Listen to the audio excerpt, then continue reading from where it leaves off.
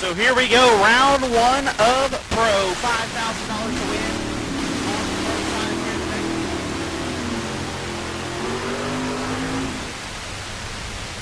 First pair out, Robert Hall left side. The Chevelle, about 678, take on Dennis Paz. Paz de El Camino, about 674. We are live on our Silver State Refrigeration Bang Shift live feed. This is Hughes Performance Saturday.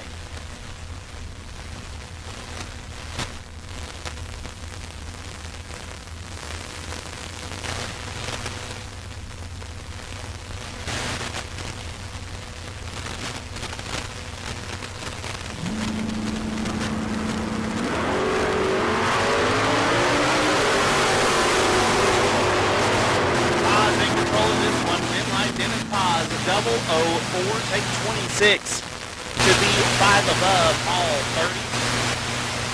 In 5 over, no good. Russell Logan left side, about 655. Magician will take on. Here's Orange Wall. Orange Wall out of the shoulder.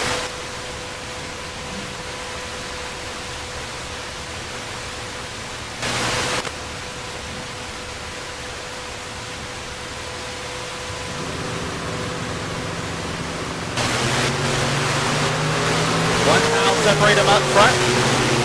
Wind light will go to Lopeman.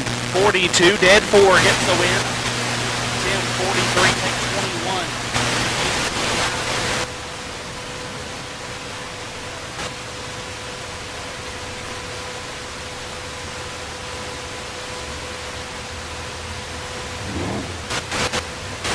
Mustang, about 652.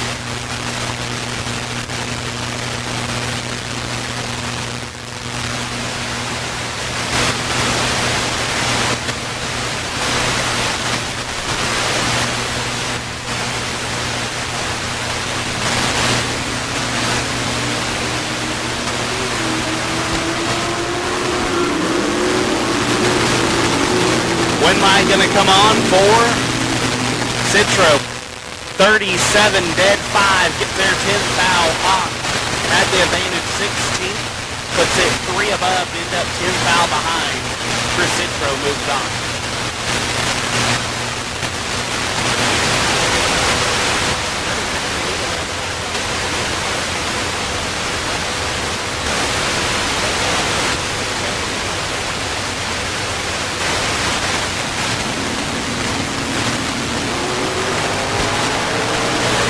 Blakey in trouble. The wind line to Curtis, 26, takes 66 to be 1 above. Down quite a bit of mile an hour. Blakey, 61, 4 above.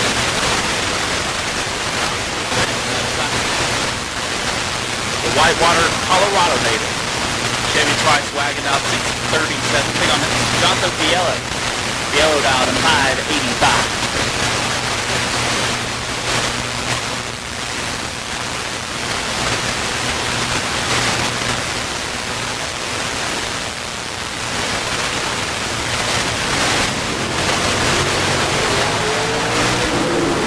Three Hun, separate them up front. Wind light will go to Cosette, 008, 1 above, 7 gets their first 15 foul. Jonathan 30.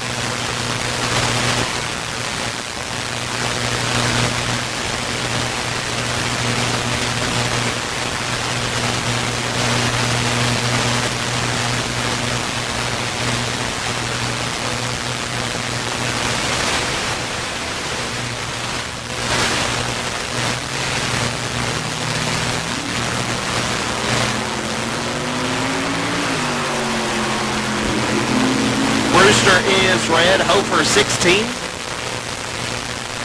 And 15 thou under. We'll get the win. Darren Taylor left side out at 561. One of the faster pro cars on the property.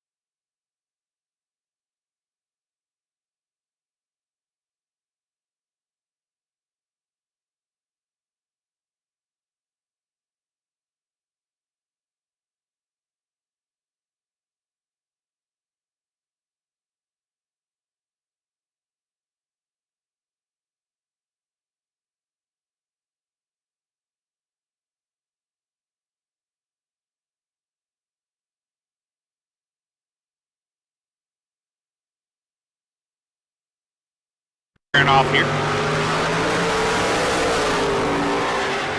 10 thou separate them, win line. Give it to Burton, 35, one above, gets there 4 thou. Wilson, 25 and 3 above. No good. Left side, Tim O'More. Tim, last year's $50K winner here at the K&N Southwest Showdown. He's dial 588. Taking on Jeff Ball. Ball in the junior comp dragster. I always saw these things growing up out on this side of the country. They really didn't take off on my side, but pretty neat little hot rod. It's out 678.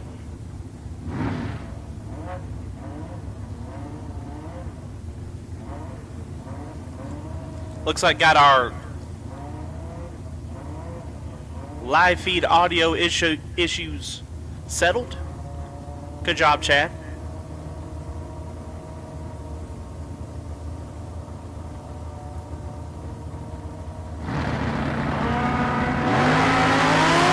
Ball is red, so Tim O'More moves on 24 and 36 thou under.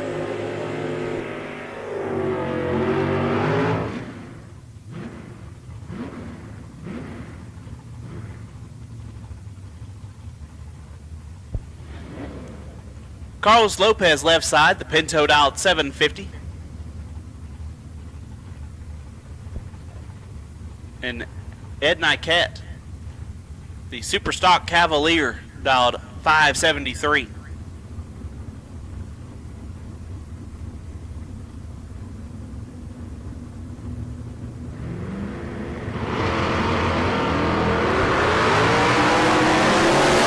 Lopez is red. Ed will move on. 003 and 5 over.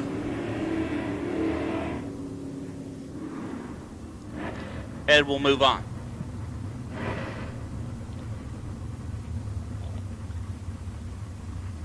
Joy Cosette left side.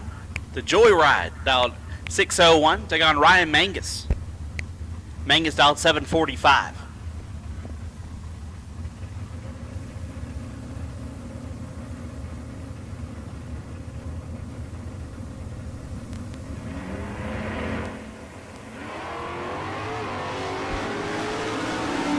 Joy is red. Mangus moves on 39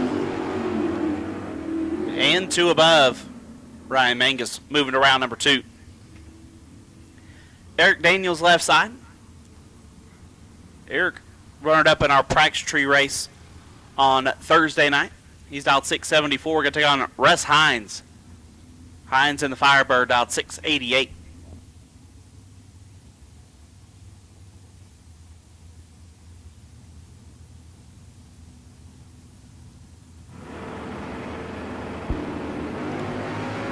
Six thou separate them up front.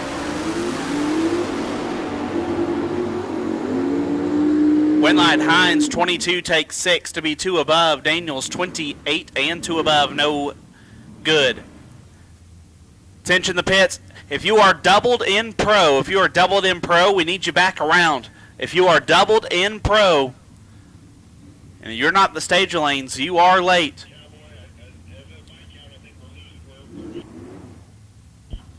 So once again, if you are doubled in pro and you have not come back around, you are late. Freddie Jackson and Robert Hall.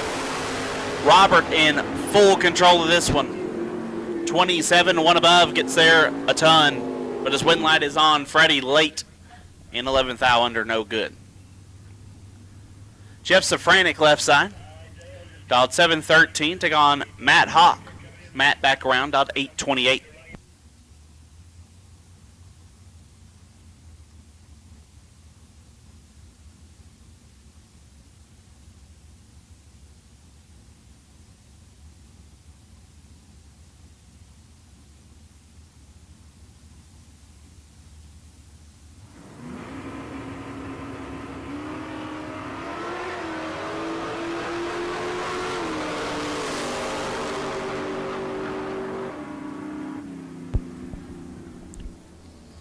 Winlight Safranik 24, dead 4, 28 total. Matt 23 takes 6. To be a thou under, had to take 5 or less. John Cassette left side, back around, dialed 639. Take a Tim Arnswald. Tim dialed 747.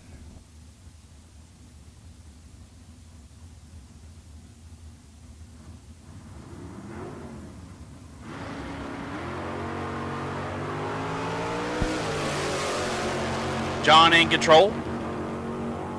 John with the win, 20. And one above gets there, 38 foul. Tim, 062 and one above, no good.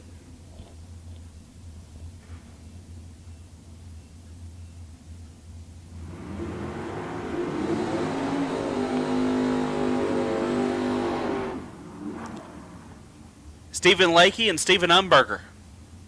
I'll put 100 on Steve. Lakey left side, dialed 679. Umberger in the right, dialed 752.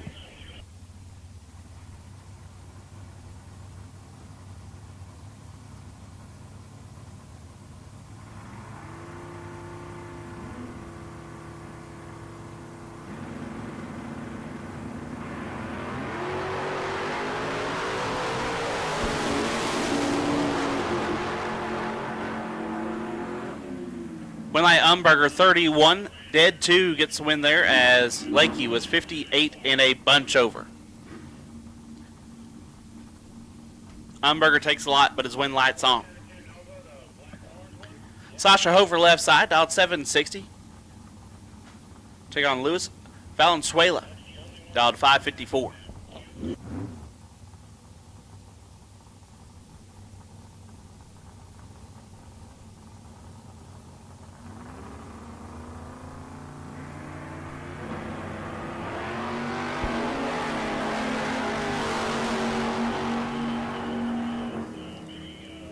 Winlight going to Lewis, 22 and 4 above. Gets there 5 thou. Sasha, 35 and 3 above. No good. Sasha might let him back around. Lewis will move on. Luis Ortiz left side, dialed 649. Take on C.W. Hofer. C.W. dialed 757.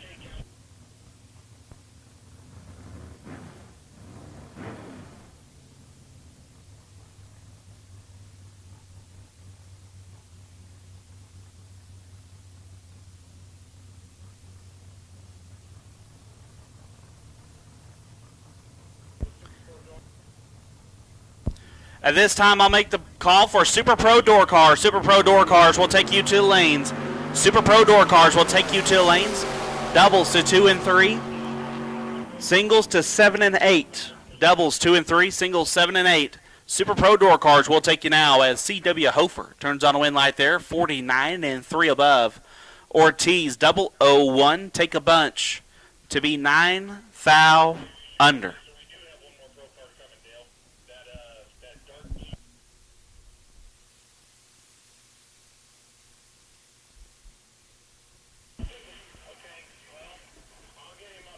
So Hofer turns on the win light there. Once again, Super Pro Door Cars will take you to the lanes. Super Pro Door Cars will take you to the lanes. Doubles to 2 and 3. Singles to 7 and 8. Wait and see buy for Super Pro. I can't believe I'm even saying this out loud. Savannah Kid. Savannah Kid, you are the wait and see buy round 1 of Super Pro. Savannah Kid on the wait and see buy.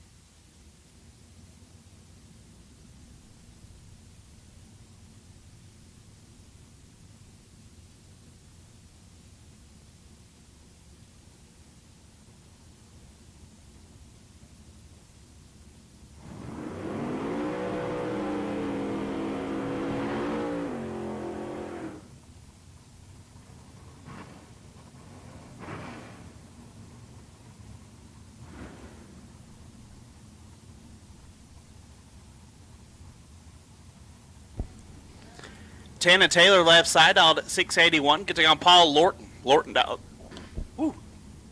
Excuse me there. Paul Lorton dialed 642.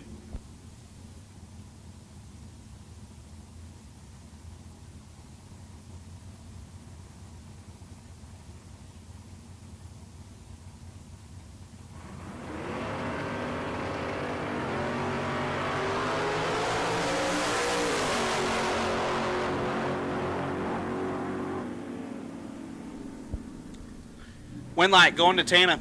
36 dead, 4 turns on the wind light. Lorton also 36. 2 above, no good. Taylor moves on. Scott Taylor dialed 687. Take on, I believe it's supposed to be Colin Joyst. Dialed 675.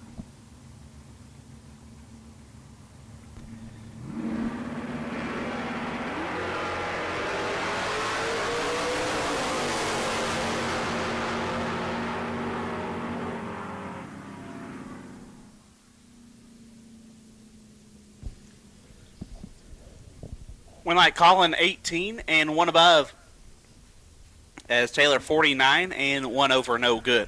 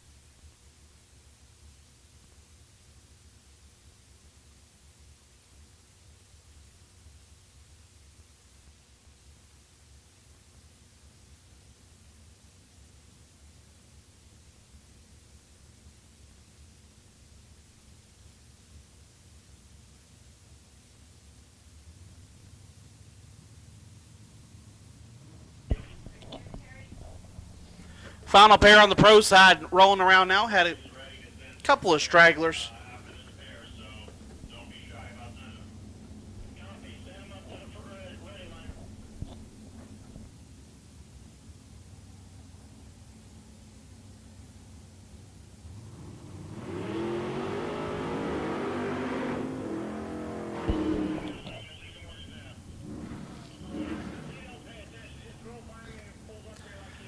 Darren Taylor dialed 563. Going to take on Steve Roars.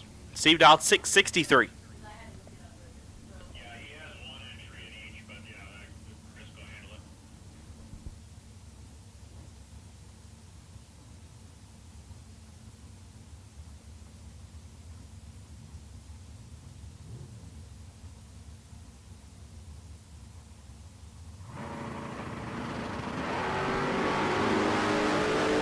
Taylor is red. Steve will move on, 041.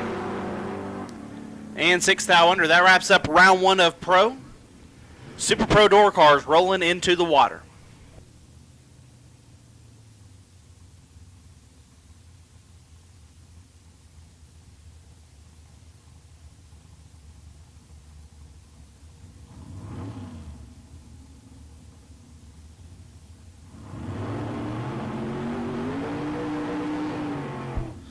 First pair of door cars, we have Mike Boehner's least favorite thing, a pair of roadsters. Rodney Snyder, left side, dialed 514. Get on Victor Spitali. Spitali dialed 604.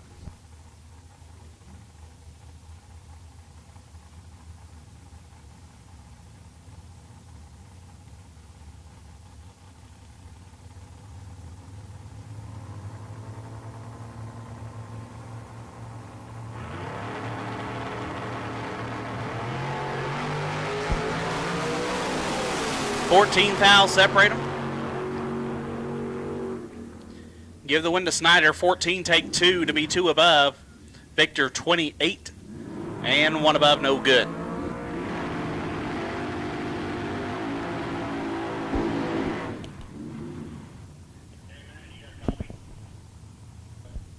Enrique Manriquez, left side, Sonora, Mexico. Dialed at 645. Take on Thomas Marlowe. Marlowe, it says Mesquite, Texas. He definitely lives in Canton. He's dialed 595.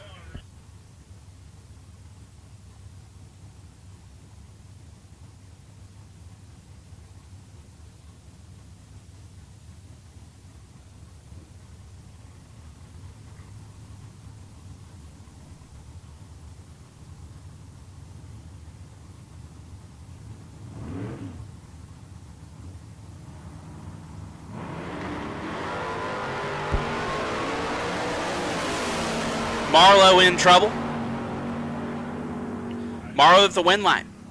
45 dead 0 gets the win as Enrique 24 take 33 to be 12 thou under.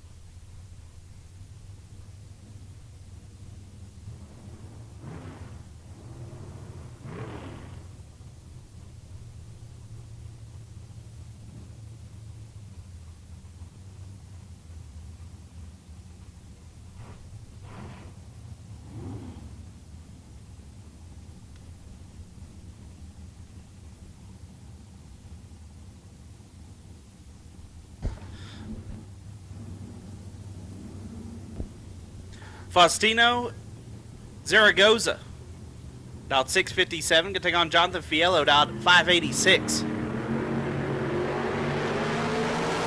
3 thou separate them. Give the win light to Zaragoza under. Sid Summers left side, dialed 582, take on Tim Wirtz. Wirtz dialed 524.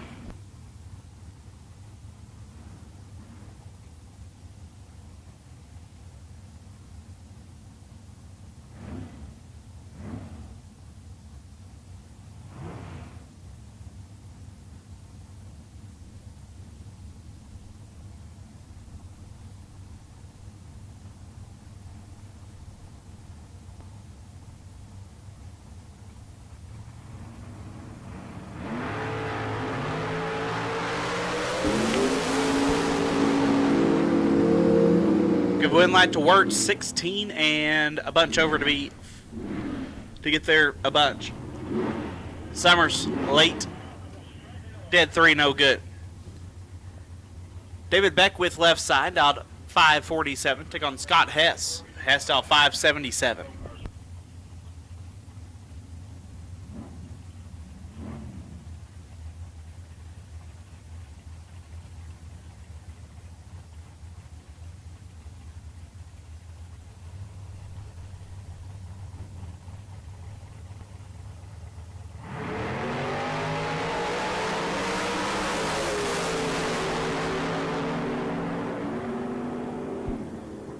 Winlight Hess, 7 dead 7, 14 total, gets there first, 21 thou.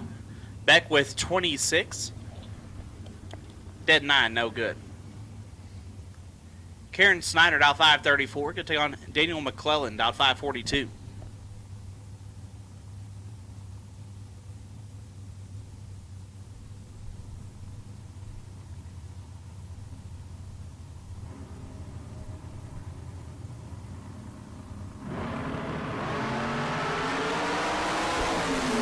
Thou separated.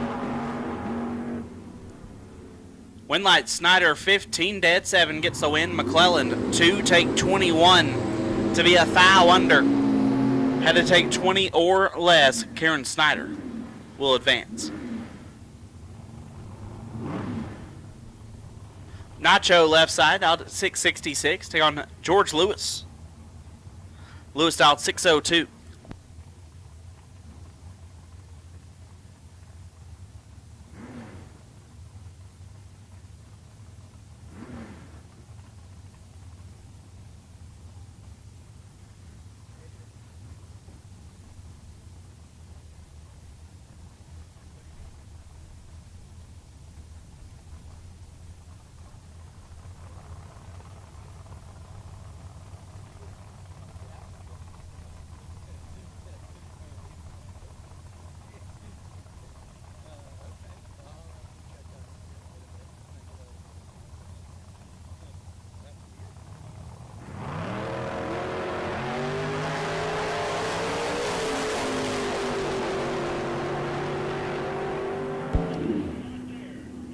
Winlight Nacho, 20 and 1 above, gets a win as George was late and 2 thou under. Dale Phillips left side, dialed 503, take on Troy Grant. Grant on the stop, dialed 787.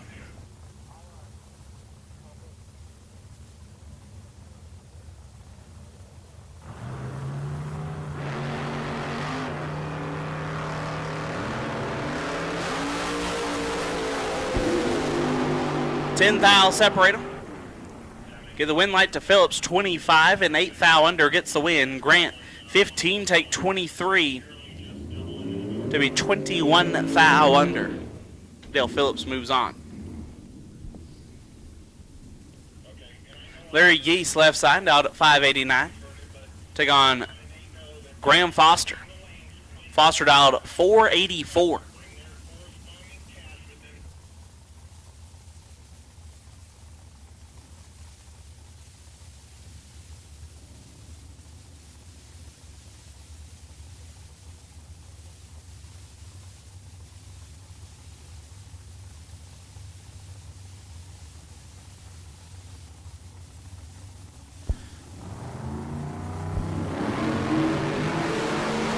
Looks like Graham forgot to put the crossover in.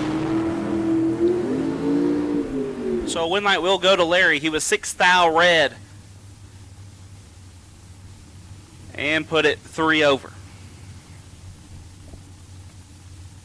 Phil Garrison left side out at 5:48. Take on Brad Pierce.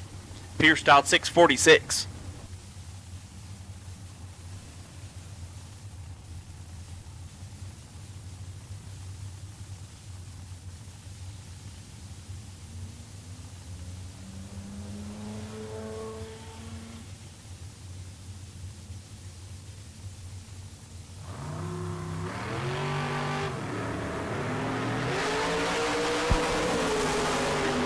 Down the track they go. Win light goes to Pierce. 13, 2 above, gets the win. Garrison, 42, take 5 to be 9 thou under. Had no chance. Brad Pierce moves on.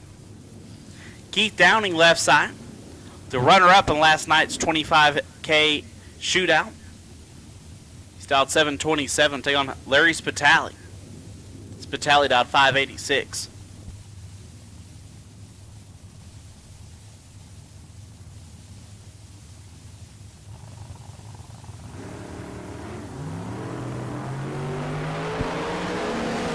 Larry 3 thou red. Keith finally missed it. 0.48 and 17 thou under.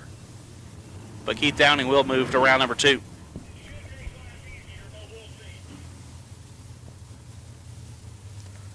Rodney Ward left side out 676. Take on Rod Taylor.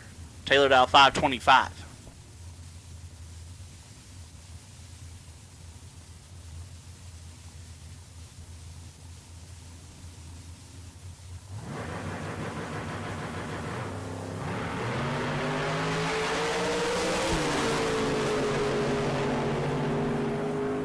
The win light to the truck. 12, 1 above, gets there a bunch as Taylor missed it just a tad and put it 4 above.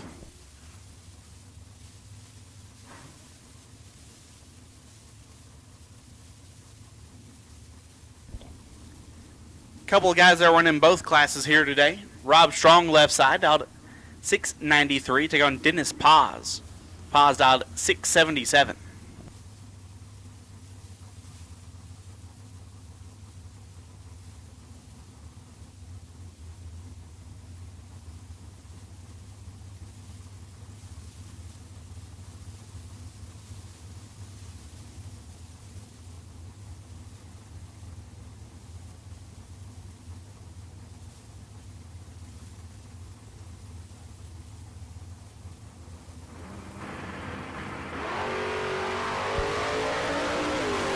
$21 thou separate them. One of them's 21.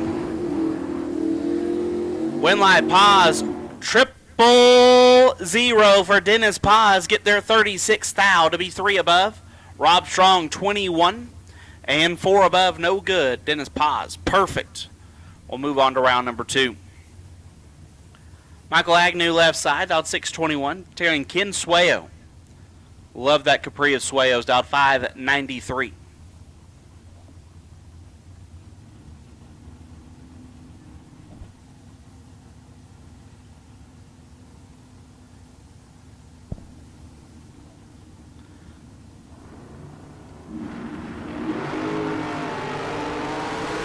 Seventh thou separate them.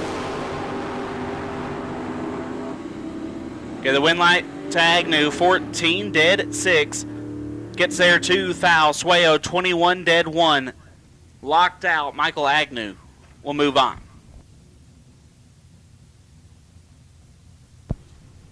Luis Andres left side, dialed 671. Right side not on file just yet, dialed 704.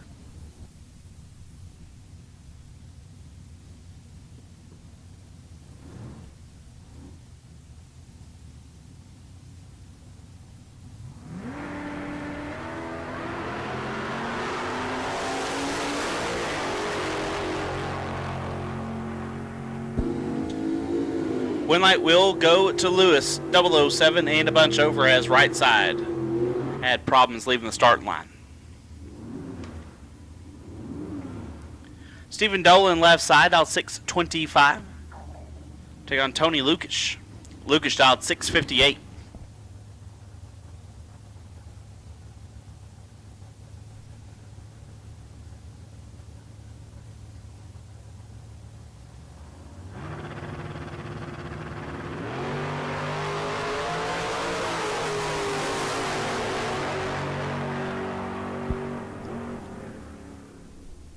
Give a win light to Dolan. 061 dead 0 gets the win as Lucas 008 take a bunch to be 21 thou under.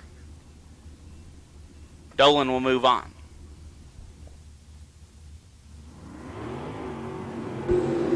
Jaime Rivera left side. Dialed 653. Take on Martin Lamas. Lamas dialed at 586. A pair of Mexico racers.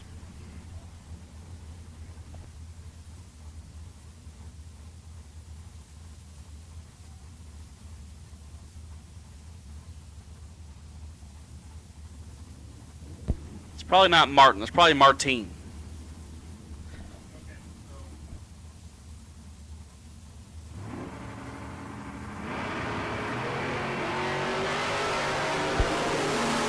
$12,000 separate them. Get the win light to Martine, 23. And a thou under gets a win. Jaime, 11 takes 17 to be 6 thou under. Martine to move on. Sean Page left side. Dialed 622. We'll take on Manuel Blee. Manuel dialed 642.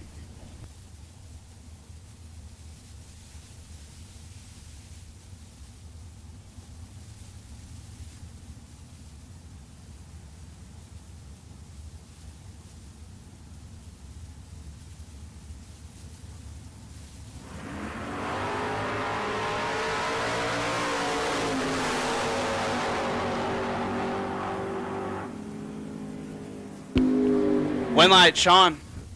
22 and 4 above gets the win. Manuel, little late, and 2 above. Ricky Duchel left side, dialed 553. Take on Lynn Adams. Adams in the Camaro dialed 589.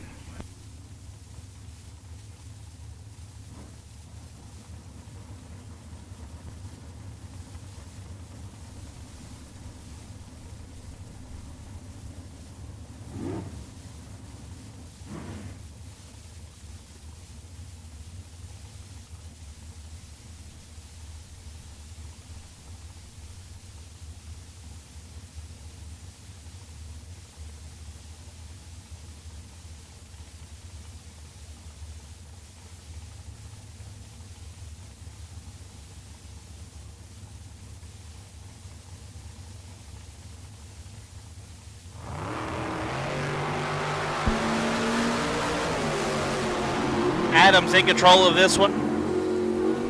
And Lynn will get the win. 002. Take 39 to be 1 above. 17 total for Lynn Adams.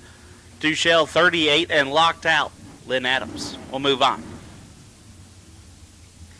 Curtis Enzaletta. Dialed 624 left side. Take on Larry Pittenger. Pittenger dialed at 652.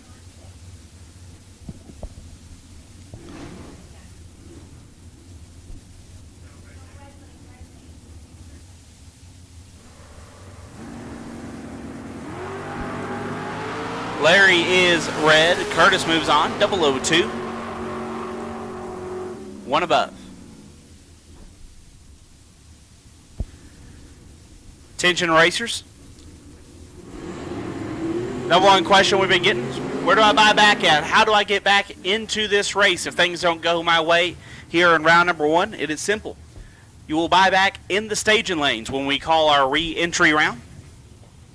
So when we call the buyback round to the lanes, bring your money with you, and you will buy back in the lanes when we call you.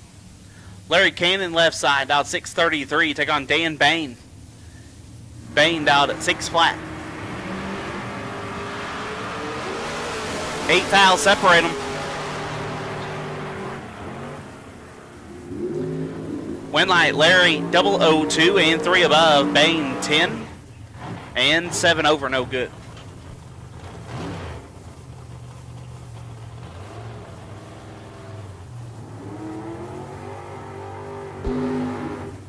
Brandon Umberger left side, dial 590.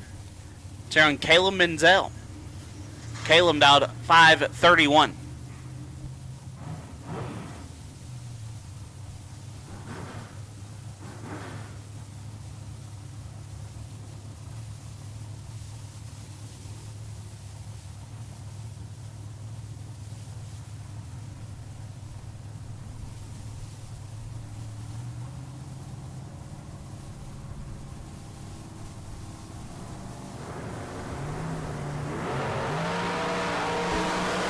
Caleb 5,000 red. Umberger is 20.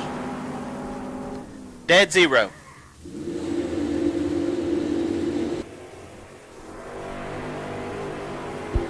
Brandon Umberger moving on.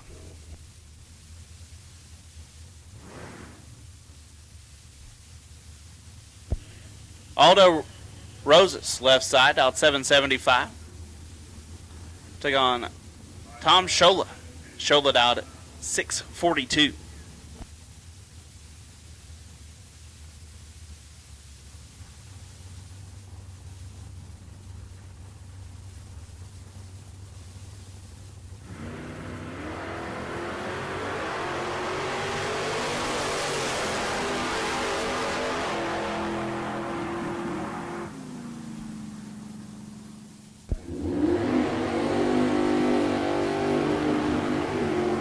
That's a West Coast lap if I've ever seen one. Aldo 004, take a ton to be a lot under. Tom, really late and 3 above.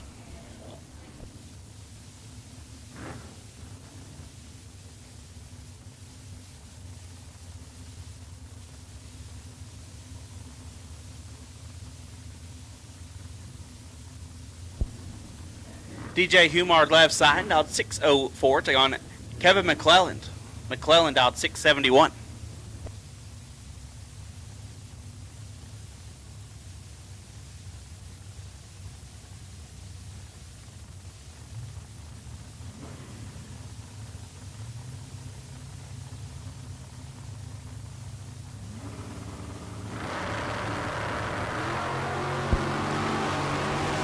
McClelland in control of this one.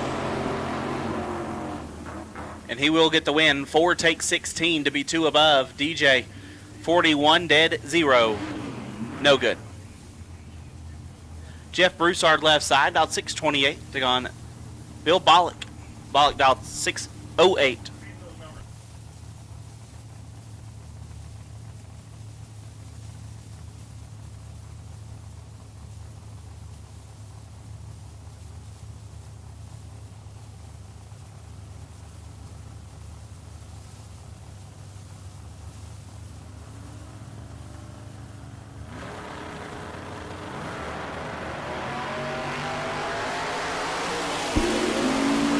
Foul separated. Give the win light to the Sonoma. 43 dead 3. Gets there first 17 foul. Bollock 56 dead 7. No good. Markel Jackson left side. Dialed 668. And Daryl Nance. Nance out 653.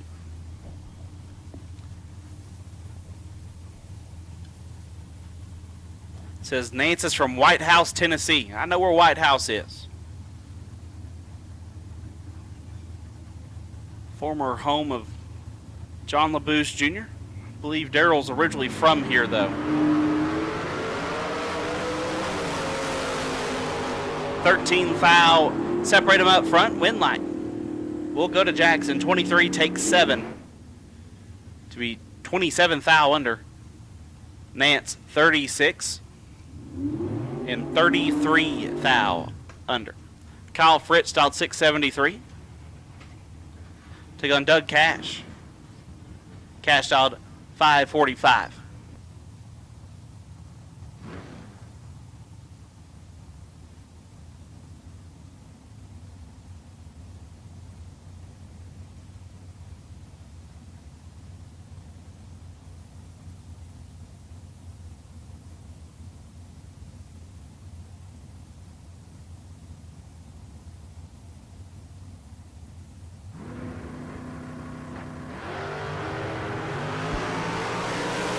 $21 foul separated.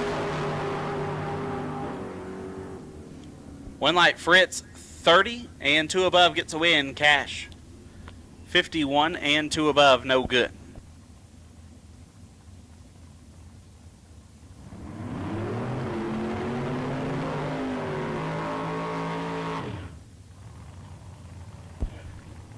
Andrew Olson left side, dialed 602. Down Kenneth Pasterkamp. Kenneth dialed 730.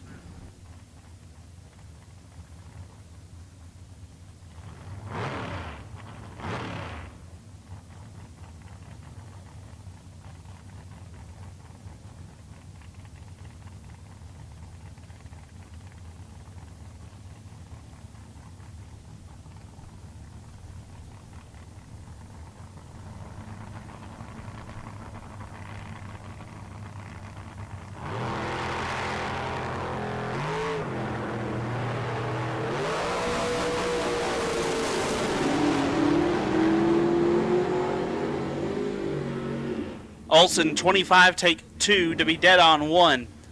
Kenneth 16, 1 above 2, no good. Andrew Olson moves on.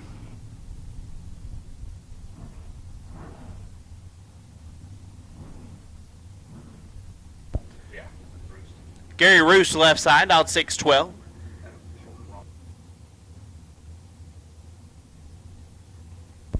Take on Steve Sherritt. Sherritt out 647.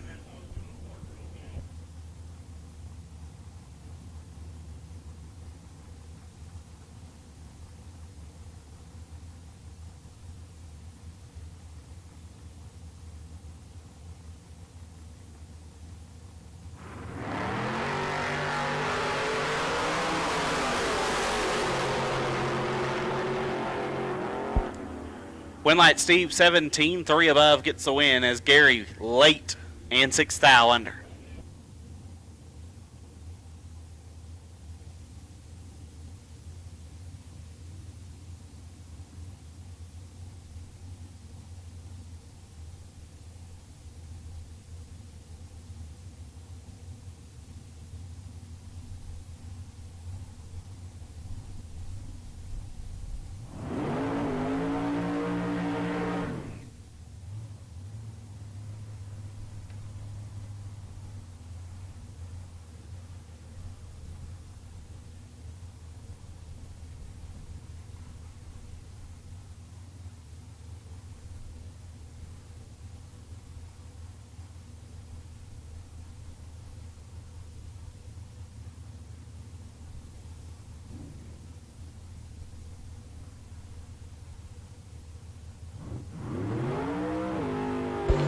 Chuck Hawk left side, dial 498.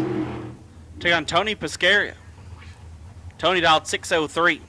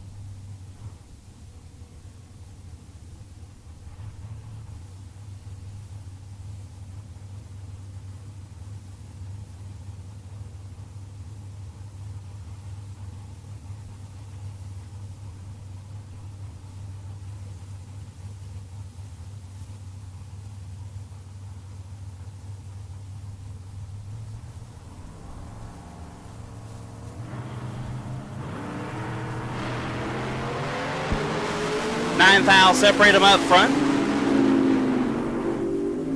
Give Winlight to Hawk 23 and 1 above gets there first 13 thou. Tony 14 and 3 over, no good.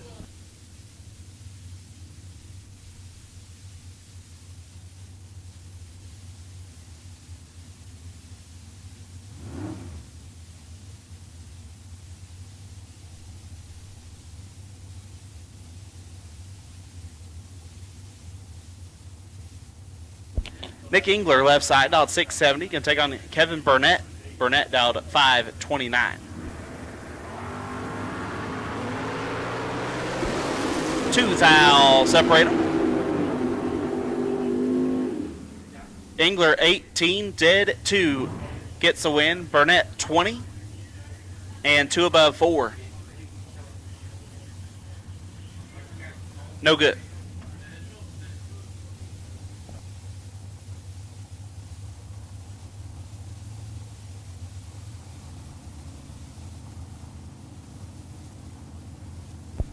Andrew Jaramillo, left side, dialed up 580. Get there on Judge Shoop. Shoop dial 538. Pair of darts.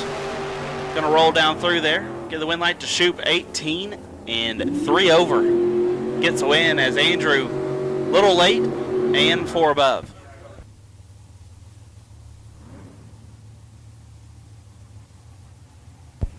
Sammy Franco III, left side, dial 573. Going to take on Kelly Scher. Kelly dialed at 736.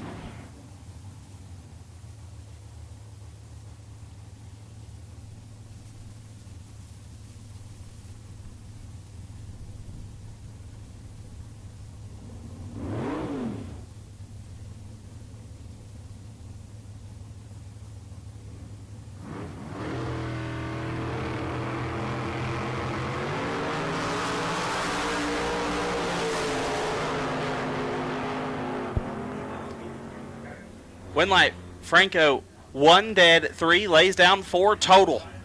Kelly 20 and had no chance. Sammy Franco 4 total, going to move on to round number 2.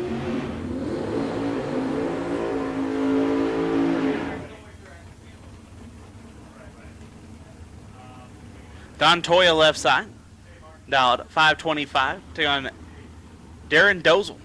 Dozel dialed 520.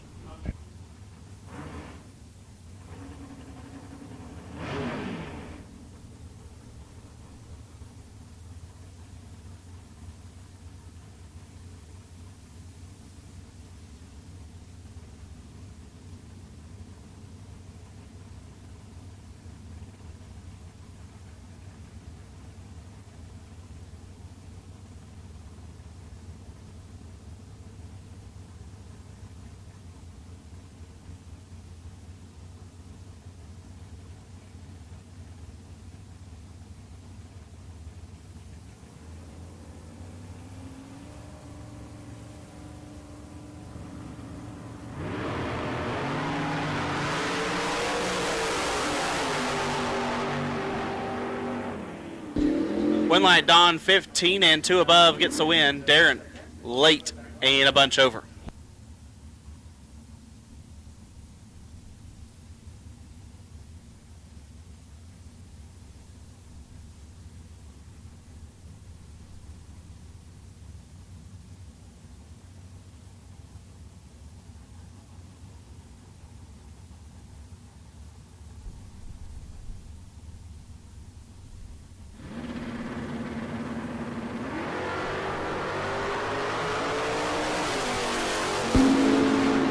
Scott Taylor, Steve Roars. Win light, Steve 9, take 13 to be 2 above. Taylor 29 and 2 over, no good.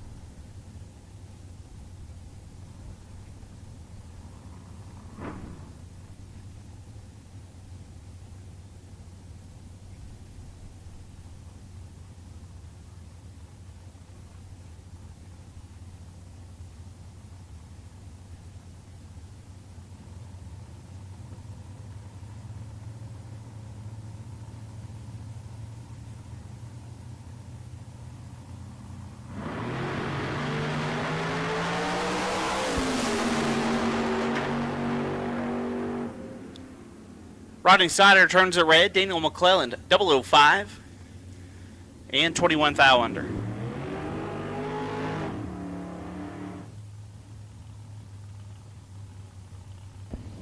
Darren Taylor dialed 564. Going to take on Brad Pierce. Pierce dialed 648.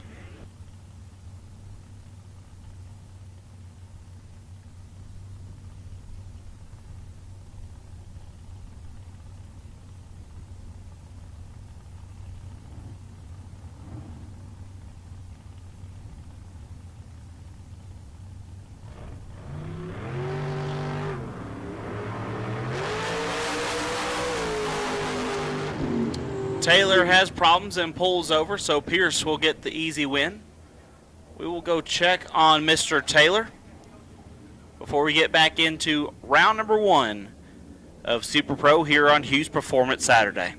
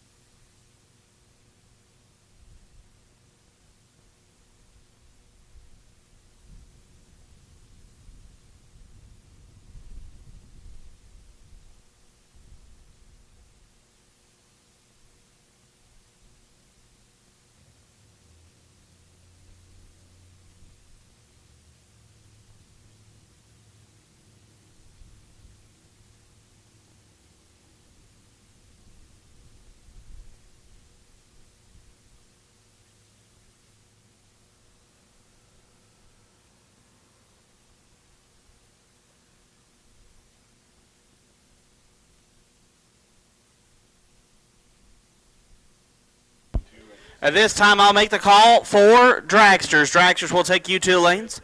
Dragsters will take you to the lanes. Doubles to 2 and 3.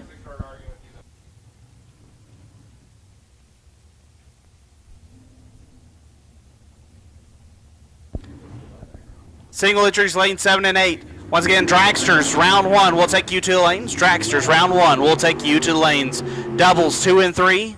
Single 7 and 8. We'll take dragsters black run sticker. Dragsters black run sticker. All doubles to 2 and 3, and we'll take black run sticker dragsters to lane 7 and 8.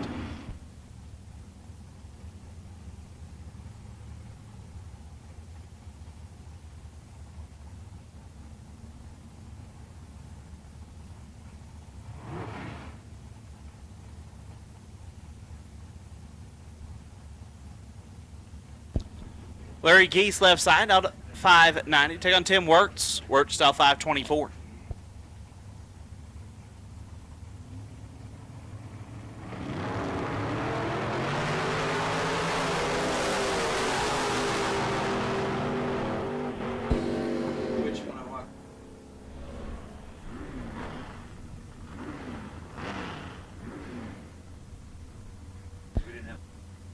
Wirtz 3, 1 above 4 gets the win. Geese 14 and 2 above. No good. Nacho Rivera, left side, dialed 667. Take on Troy Grant. Grant dialed 782.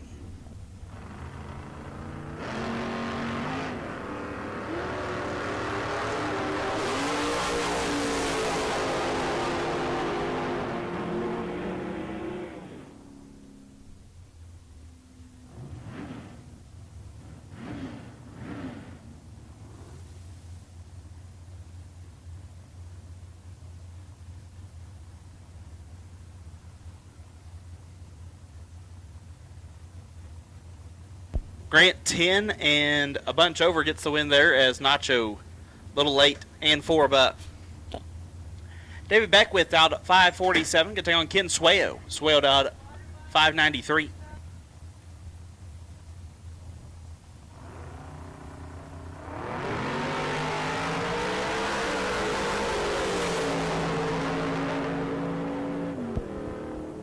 Swayo 9, take 42 to be dead 2. Lays down 11 total. Beckwith 13 and 4 above. No good. Swayo moves on.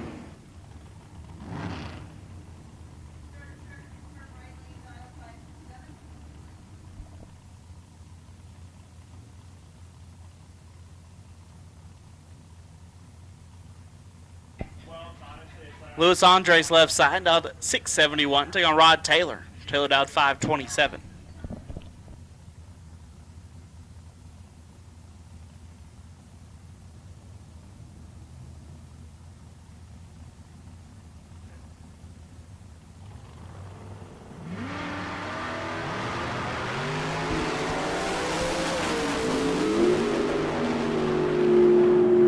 Winlight Taylor 9, take 35 to be 3 above. Lewis 42 and 3 above, no good. Keith Downing dialed 727. We'll take on Thomas Marlowe. Marlowe dialed 597.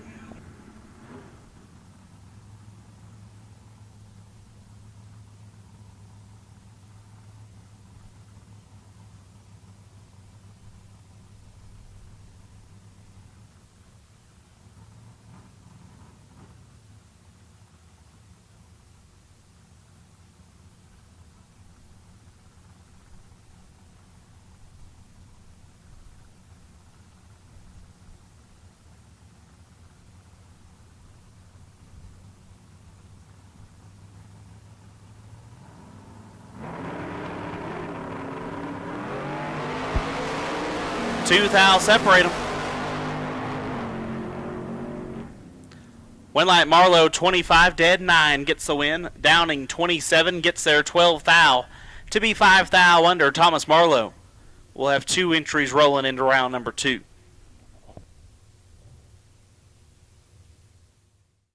Howell brand's turbine wheel, engineered specifically for fitment on the square body C10 trucks. Optimized offsets and the large wheel diameter help to fill your wheel well openings nicely. Available in 19 and 20-inch versions. To find a set of Howell brand wheels for your ride, visit us at Holley.com.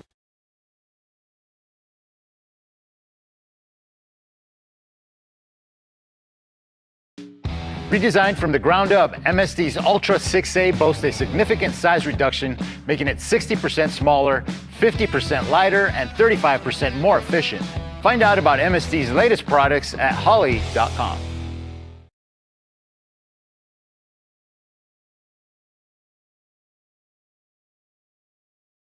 Classic car owners, make your headlights over twice as bright with Holley Retro Bright LED headlights. A plug-in replacement for those dim halogen sealed beams, Retro Bright maintains that classic look and lasts 6 times longer. Stay safe and click the link below to learn more.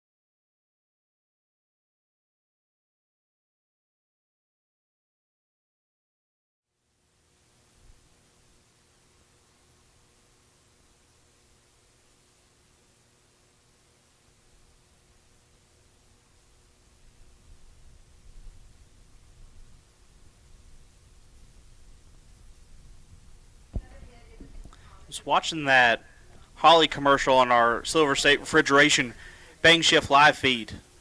That MSD Ultra 6A looks like something I might be interested in. That'd fit my car perfect.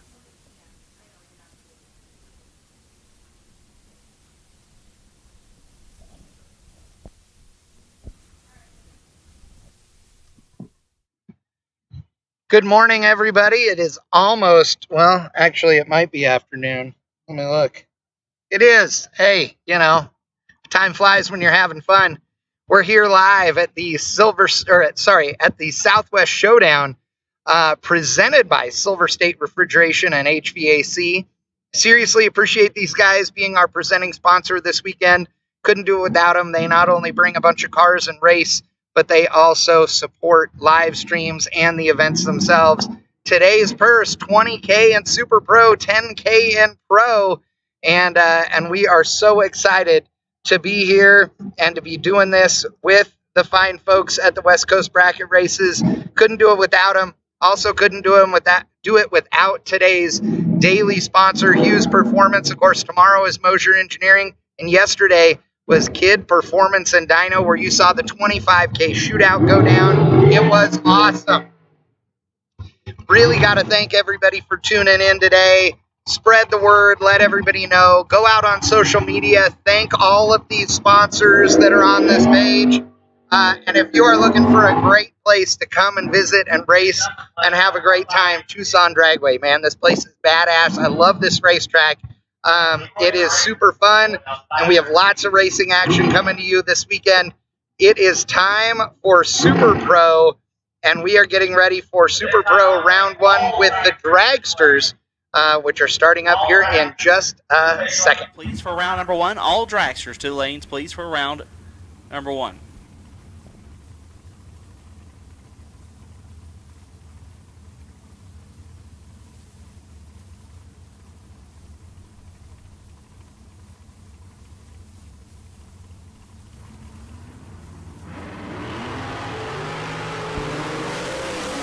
Eight fouls separate them up front. Win light will go to Summers.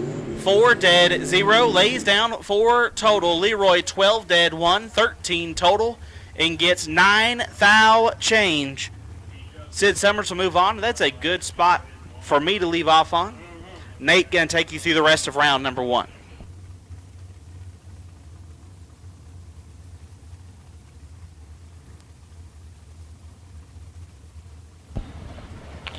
Thank you very much, Ryan, as we do get into our dragsters for round number 1 of eliminations here on a Hughes Performance Saturday. It is the K&N Southwest Showdown here at Tucson Dragway, and day number 2 is beautiful. I mean, technically it's day number 3, but we started our time trials, did our $25,000 shootout yesterday. Ended up seeing Chris Whitfield take home the 25 G's and the big trophy. Thanks to the folks at Theobald Motorsports for putting those trophies together for us this weekend. As we have got our next 2, it's going to be Jerry Hall and Greg Garrison. Garrison over to the right side, dialed in at 481. Jerry dialed at 528. Head start goes to Jerry Hall as he is trying to stay out ahead of Greg Garrison and will be able to do so.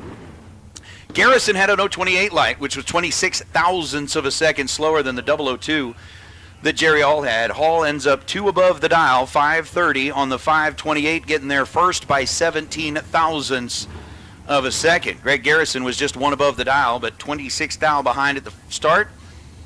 Cost him the opportunity for the win light as Dean Bush and Colton Aragon. Aragon coming down out of Grand Junction, Colorado, 483 the dial, going to be leaving first in this pair as Dean sitting behind the wheel of Jason Dawson's car. Tree drops, 2 thou separate them at this end as we are off and away. Finish line, it's going to be Dean Bush, 477 on the 476, 009 and 1 above to get there first by 4 thousandths of a second. Colton Aragon was 11 on the tree and runs 484 on the 483. So 11 thou at the tree and 14 thou above for Colton. Not going to work out. Instead, it's going to be Dean Bush, 009 and 12 thou above. To move on as we bring up Cortland Carter and Jeremy Wilson. Another contingent of the team coming down out of Colorado. Jeremy dialed in at 466, giving up the head start to Cortland's 474 dial.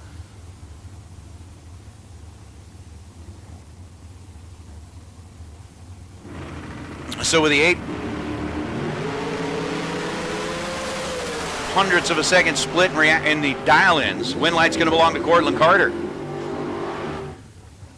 Cortland, 23 thousandths of a second better in reaction time. 0.36 and 2 above to get there first by 13 thousandths of a second. Cortland takes the Hobbs, New Mexico-based race car into the second round. Jeremy Wilson, 59 green and 1 above, goes 4.67 on the 4.66.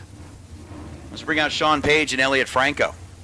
Franco over on the right side, dialed in at 511. Sean Page dialed 508. Page, the red, gray, and black dragster out of Meridian, Idaho. And Elliot Franco out of La Palma, California. Tree drops and we are green again.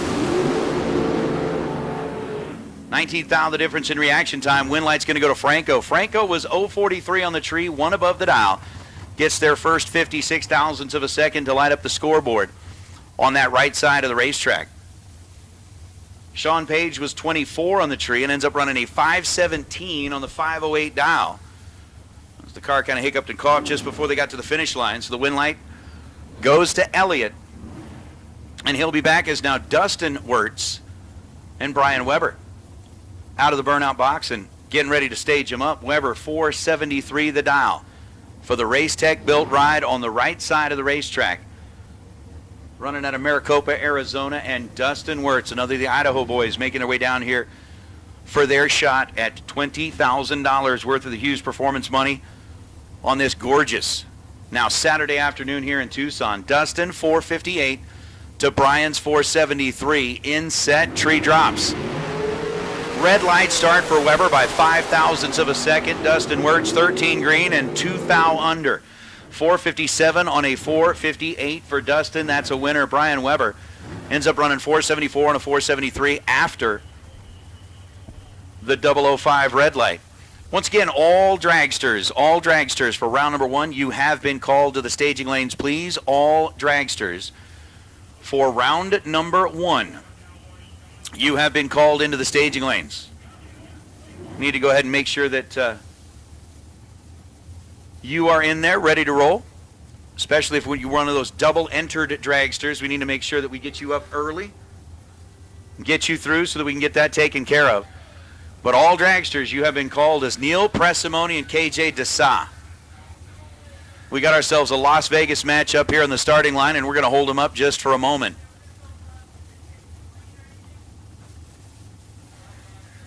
We got to double check a few things, but KJ and the LAT Oils emblazoned dragster on the right side, dialed 498. Neil on the Crossman built car, dialed in at 494. They're going to take a moment and take a look down the racetrack. So while they do that, once again, all dragsters, you have been called into the staging lanes. All dragsters, you've been called to the staging lanes for round number 1. Again, this is the K&N Southwest Showdown. It is a Hughes Performance Saturday. $20,000 is on the line in our Super Pro category. And for those of you that are watching along on the Bang Shift live feed, big thanks to the folks at Silver State Refrigeration and HVAC for sponsoring that, keeping it going. Ho-ho! Well, that's kind of interesting. We got another lost and found on it. We still got those prescription sunglasses up here that somebody had lost. So if you lost your prescription glasses, your sunglasses coming up here to the tower. And now, if you've lost your pants,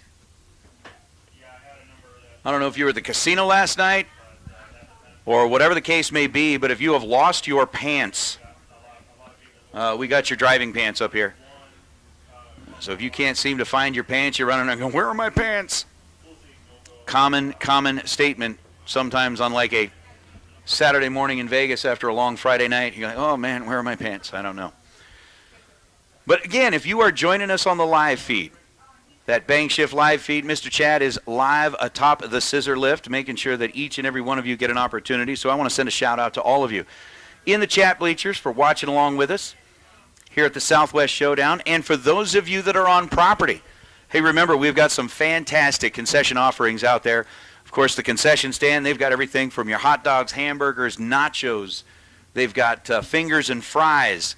They've got all kinds of great stuff there. And then a little ways farther down, they've got tacos, burritos, a lot of barbecue going on. It's really, really good. And stuck smack dab in the middle of that is the kettle corn guy. You got to go by there and see Sam. Grab yourself a bag of kettle corn, because there's nothing better that goes with sitting watching some drag racing than have a bag of kettle corn in your hand and make that kind of part of your racetrack festivities for the day.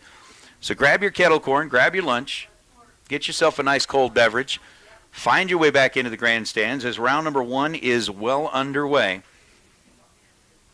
And I'm going to agree with you.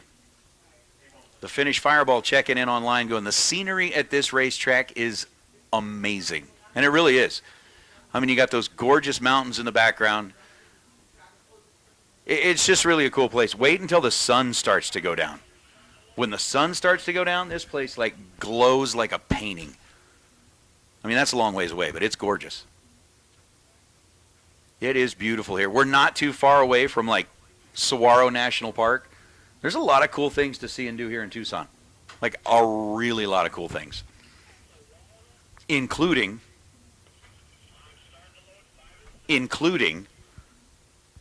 the racetrack right here.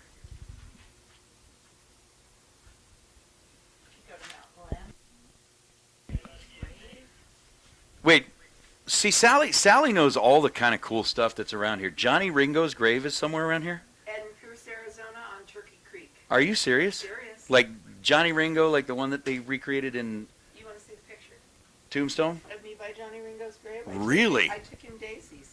Johnny, you took him You daisies? had to push up daisies. I'm your huckleberry. Johnny Ringo. That is cool.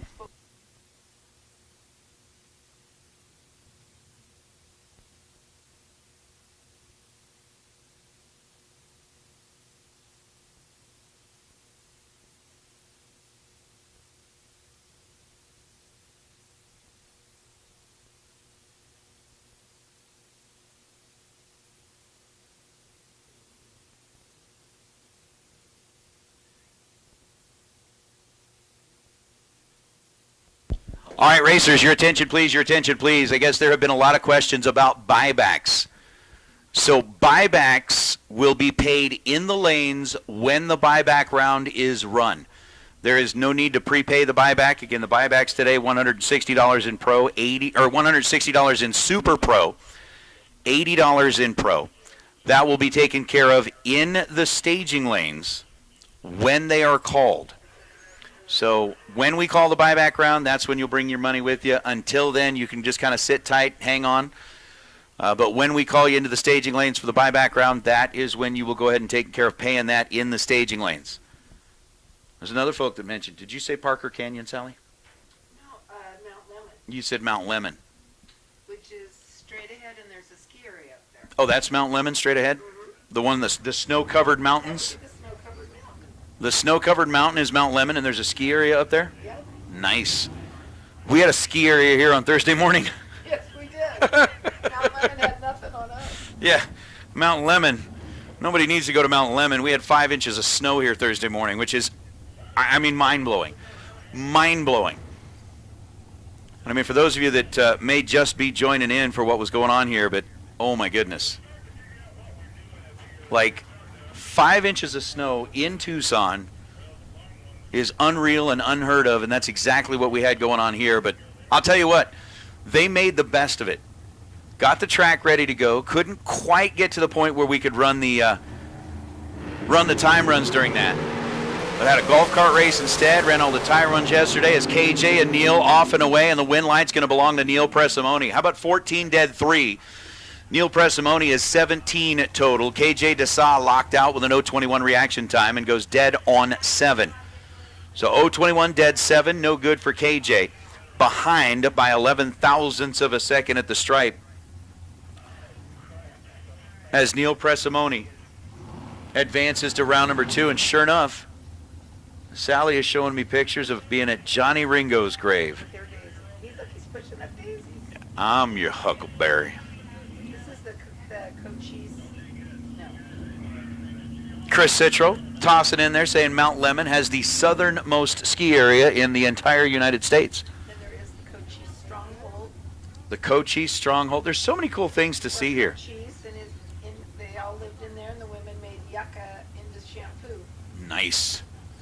Barack Yamas Acuna out of Hermosillo, Mexico. Rolling up here. And speaking of the team out of Hermosillo, Barack goes 001 red, hands the win over to Keith Goolsby. Goolsby 12 green and 475 on a 474. He's one above after he was 12 green to get the win light as Baruch, excuse me,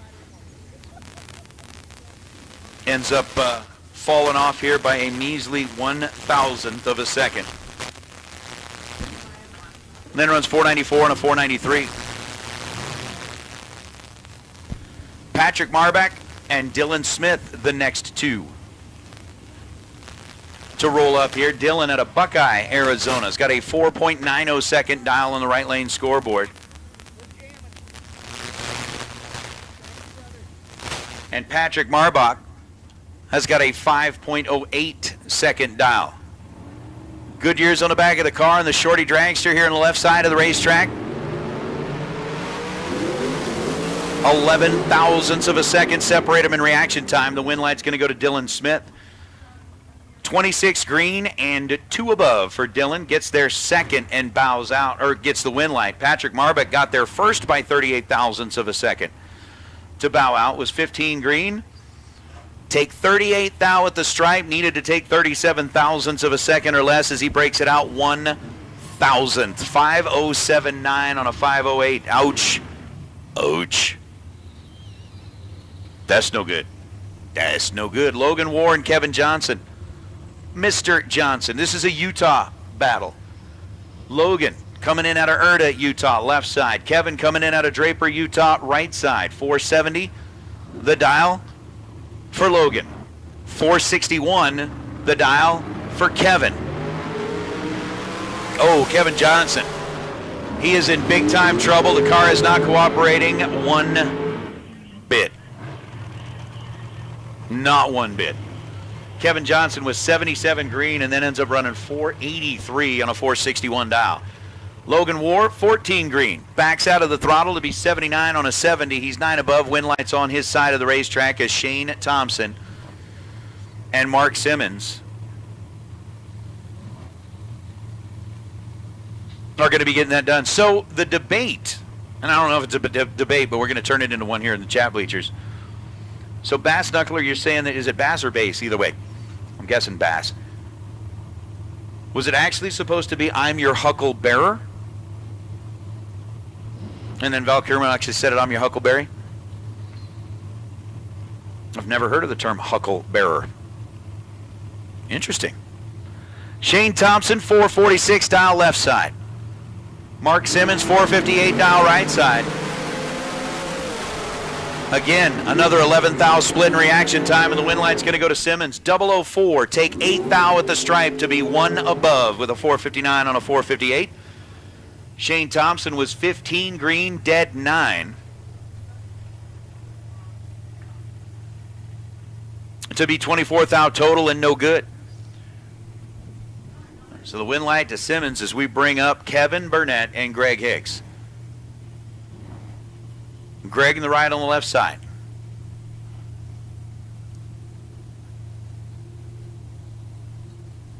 And with the stickers on the right of it,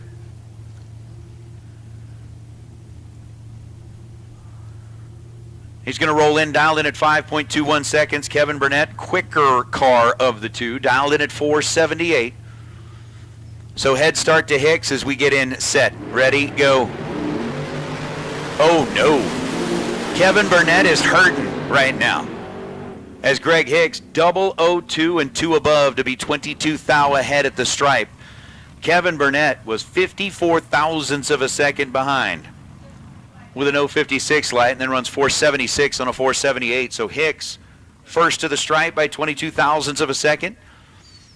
Turns on that left lane scoreboard for an advancement into round number 2 as Harshbarger, this is Mr. Zach, comes up against Mr. Marco.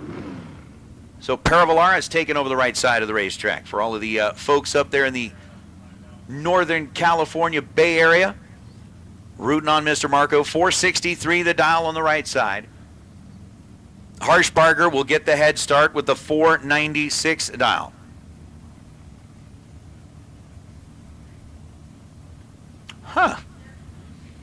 So Hucklebearer.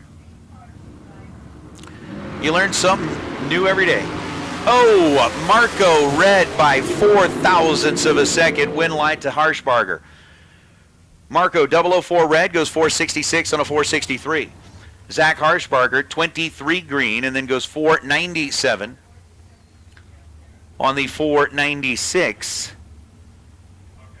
So we will see the Harshbarger car return in round number 2. Marco getting the opportunity to make his way through the buyback round as Judge Shoup and Race Kid will be our next 2. Race left side for the Kid Performance and Dyno crew. And again, big thanks to Kid Performance and Dyno. We really appreciate the fact that Mark and Race and the entire Kid Performance and Dyno crew continue to be part of our activities here at the Southwest Showdown. Judge Shoup out of Gypsum, Colorado.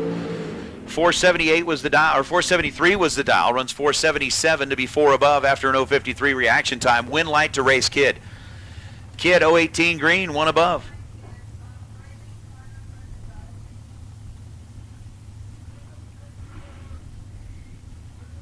To be 35 thou total, taking 61 thou at the stripe to get the win light. Shoup bows out. I'll bring out Bree Bandemir. Herman. So Bree Bandemir Herman. Kind of one of those tongue twisters for me. Out of Pueblo, West Colorado. And Phil Narum. Narum coming in out of Casa Grande, Arizona. The winged dragster on the right side. Dialed in at 467. It's a slight head start to Narum, which all but evaporated when they let go of the button.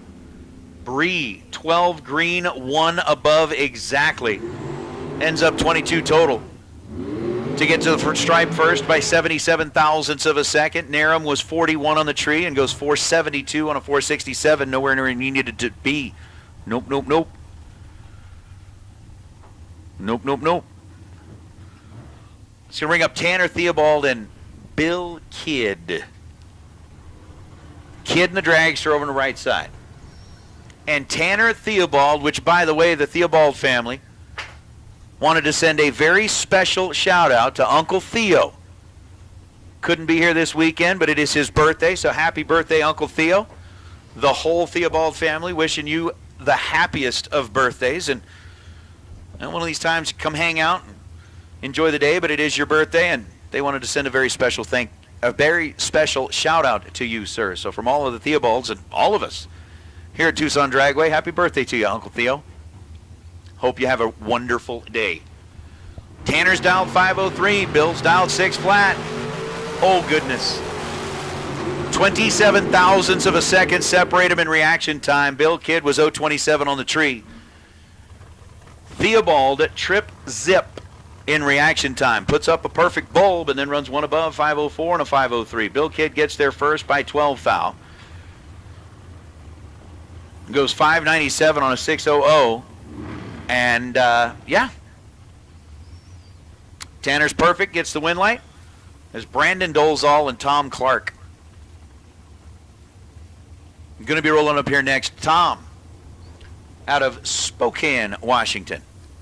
He's got the 459 dial on that right side of the racetrack. Brandon Dolezal dialed in 0.03 of a second slower with a 462. So we'll see that left side of the tree drop first. Staged, set, go. 3 thou separate him in reaction time. Advantage to Tom Clark. Win light to Tom Clark. How about 12 total for Tom, taking 16 thou at the stripe to light up his board. 11 and dead on 1 for Tom Clark. Brandon Dolezal was 14 thousandths of a second behind the green light, leaving this end and locked out. Goes 463 on a 462. No chance is now Alexis Thompson and Mark Kidd.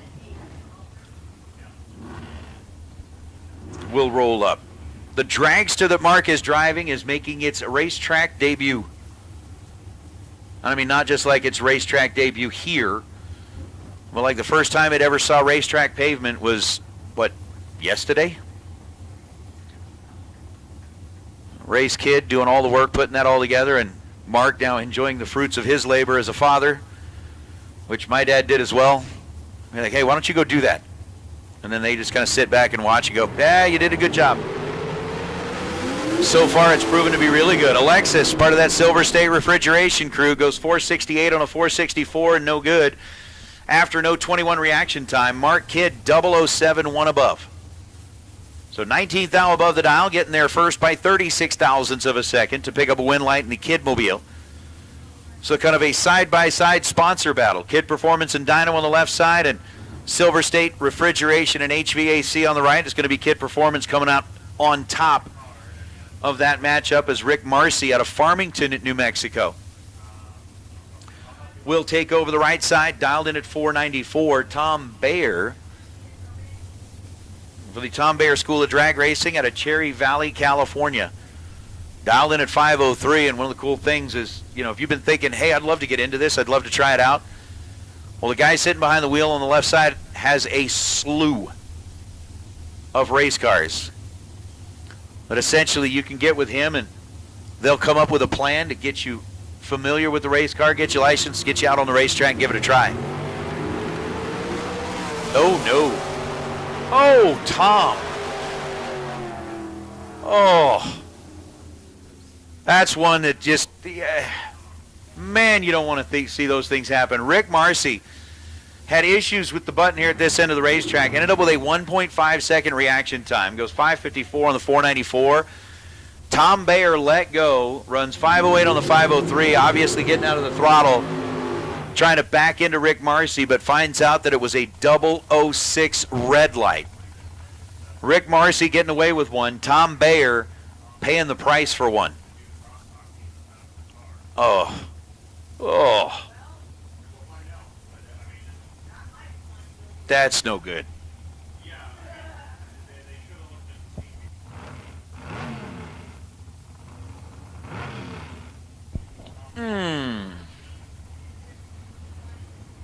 So Phil Jaramillo, who was up here yesterday morning looking for a little bit of help with the welders, got the dragster out of New Mexico, dialed in at 5:53. Beckner's dialed in at 5:06.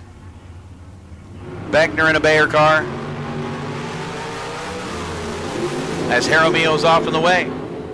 Larry Beckner, giving up 38 thousandths of a second advantage in reaction time, somehow, some way gets a win light. Ends up running 5:06 on a 5:06. He's dead on one. That was a huge help as Phil Jaramillo, taking too much at the stripe, gets there first by 57 thousandths of a second to break out by 18 thousandths of a second and bows out here in round number one. Don't worry. Be happy. I don't know why I had to, felt forced to add in the be happy, but I did. Again, racers, we are going to have buybacks available. They will be in the staging lanes. So when we call the buyback round, that is when you will bring your buyback money. You don't need to prepay. You don't have to go anywhere. We're making it as easy and convenient on you as possible. All you got to do is when we call the buybacks, you come back and bring your money then. So wait until we call the buybacks. When we do, you'll be able to bring your car up and try to purchase a little forgiveness as Neil Upchurch gets the win by 6/10,000ths of a second. 0006, the margin of victory. Upchurch 15 on the tree and 538 on a 531. Gabriel Hernandez was 28 on the tree and then goes 479 on a 473. And that one seemed like down at the finish line, he said, no, you go ahead. No, man, you go ahead and take the stripe. No, after you. After you. And then finally they both decided, okay, I'll do it. And it came down to 6/10 thou. Dan Lafferty and Robert Howard. Wendell, Idaho, home base for Dan. Albuquerque, New Mexico, home base for Robert. Dan's down 446, Robert's down 492. We're away in green. 16 thou separate, and win light goes to Lafferty. 449 on a 446. 15 takes 6.5 thousandths of a second at the stripe to end up 5 above. Robert Hauer was 2 above, but 16th thou behind at this end of the racetrack.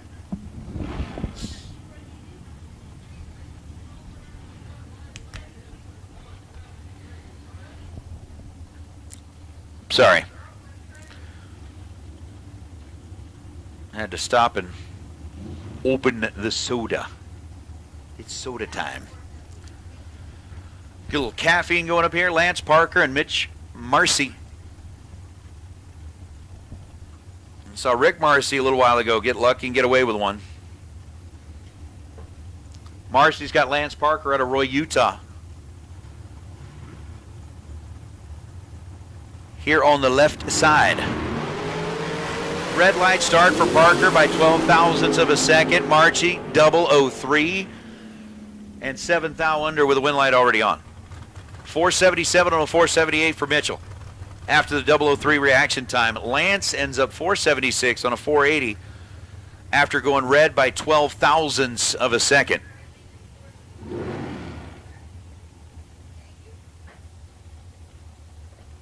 That's good. Which that's something else on a day like today. If you're sitting out there in the grandstands, you need yourself like, I don't know, me, I'm like a Coke guy. I know there's the Pepsi battle. Those that are from Texas, as I know well, has to be Dr. Pepper. Gotta have the Dr. Pepper. But they've got all of that nice soda available back at the concession stand as well. Scoop rock, rock, rock, rock. For Jeff Serra.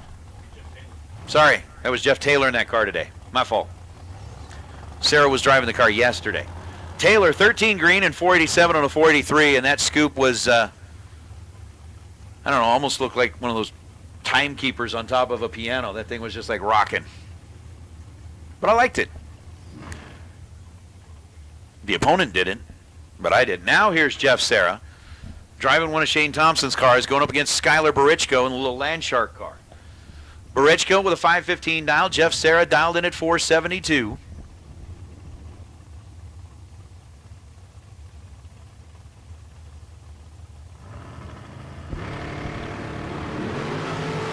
And a red light start for Serra by 5 thousandths of a second. Gives the win light over to Skylar Barichko. And we'll leave it at that for Skylar. Got a win light.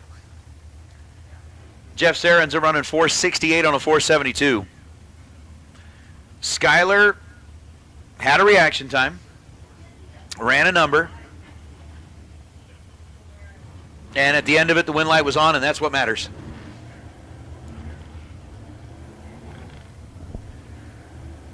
It's James Ward and Nick Downing. The Downing family had a nice little outing yesterday, racing the Dodge into the final round of the $25,000 shootout. Ended up being the door car representative in that chase for the 25 Gs. Now it's Nick behind the wheel of the dragster, dialed in at 5.10 seconds, getting the head start over James Warden. Like I'm saying, it's good to see the Warden family back out here doing a little bit of racing. For a long time, they were like at every racetrack on the West Coast. If there was even like remotely the opportunity of somebody racing that weekend, they showed up. So James is back, dialed in at 474. Nick Downing hands him a win light by going red by 3 thousandths of a second. 003 red for Nick and runs dead on 2. So the red and dead on can't feel real good. James Warden, 14 green, runs 473 on a 474. So I like it. Gabe Torres rolling back against Andrew Cortez. Cortez out of Colorado, 453 the dial. He'll be the chaser in this pair. Gabe Torres with a 471 dial. I'm just kind of thinking of like from a Vegas or a bar standpoint, right? I mean, like if you got the chaser, would that mean the one that's leaving first would be the shot? Don't you usually like do a shot and then follow it up with a chaser or something? Some people do. So Gabe is the shot, Andrew's the chaser. Hump, hump, 4th thou separate them. Gabe Torres, 29 green and 3 above, getting their first 36 thousandths of a second. Andrew Cortez was 33 on the tree. And then ends up 6 above, 459 on a 453, no good for Andrew. Goodness, goodness. Scott, nope. Tim O'More has not run yet, at least in the dragster side of things. But we now got Gabe Hernandez Jr. coming in out of Hermosillo, and Debbie Dolezal right here out of Chandler, well, the Phoenix area for Chandler. 490 the dial for Debbie, 505 the dial for Gabe, and Gabe's going to win that one as Debbie goes red by 53 thousandths of a second. So Debbie's red by 53 thou. Gabe Hernandez is 36 green and then goes 505 on a 505. Dead on 6 is now Val Torres Jr. and Chris Whitfield. So this year's shootout winner, and now a 2-time shootout winner here at the Southwest Showdown, Chris Whitfield. Over on the right side of the racetrack, taking on a former shootout winner here at Tucson, Val Jr. Torres dialed in at 471. Whitfield dialed in at 467.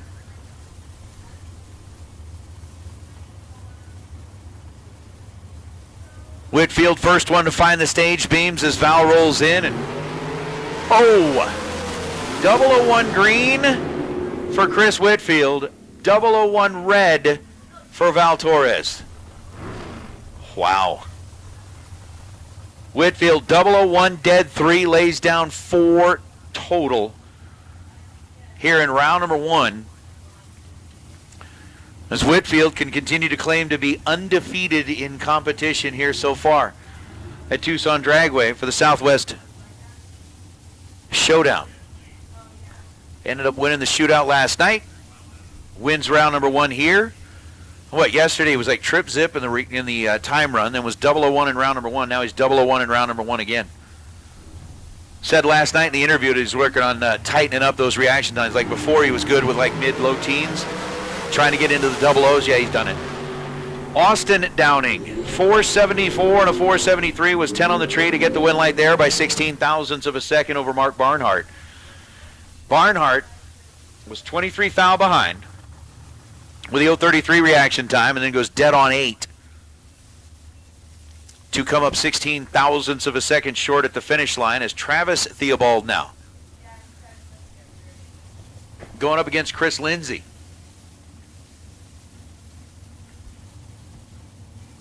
I mean, that whole Lindsay Products team, they make some of the nicest wheels, and I mean, the stuff that they put out is amazing. It's beautiful. Beautiful. For Travis Theobald, here out of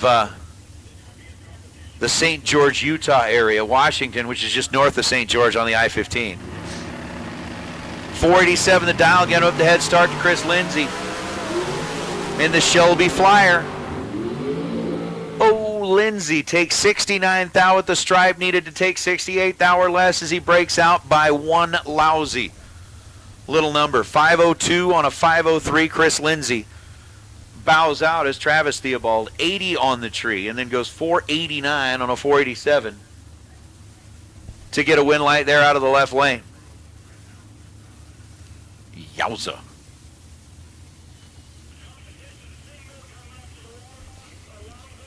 That'll bring up Sis. Lindsay Meserve.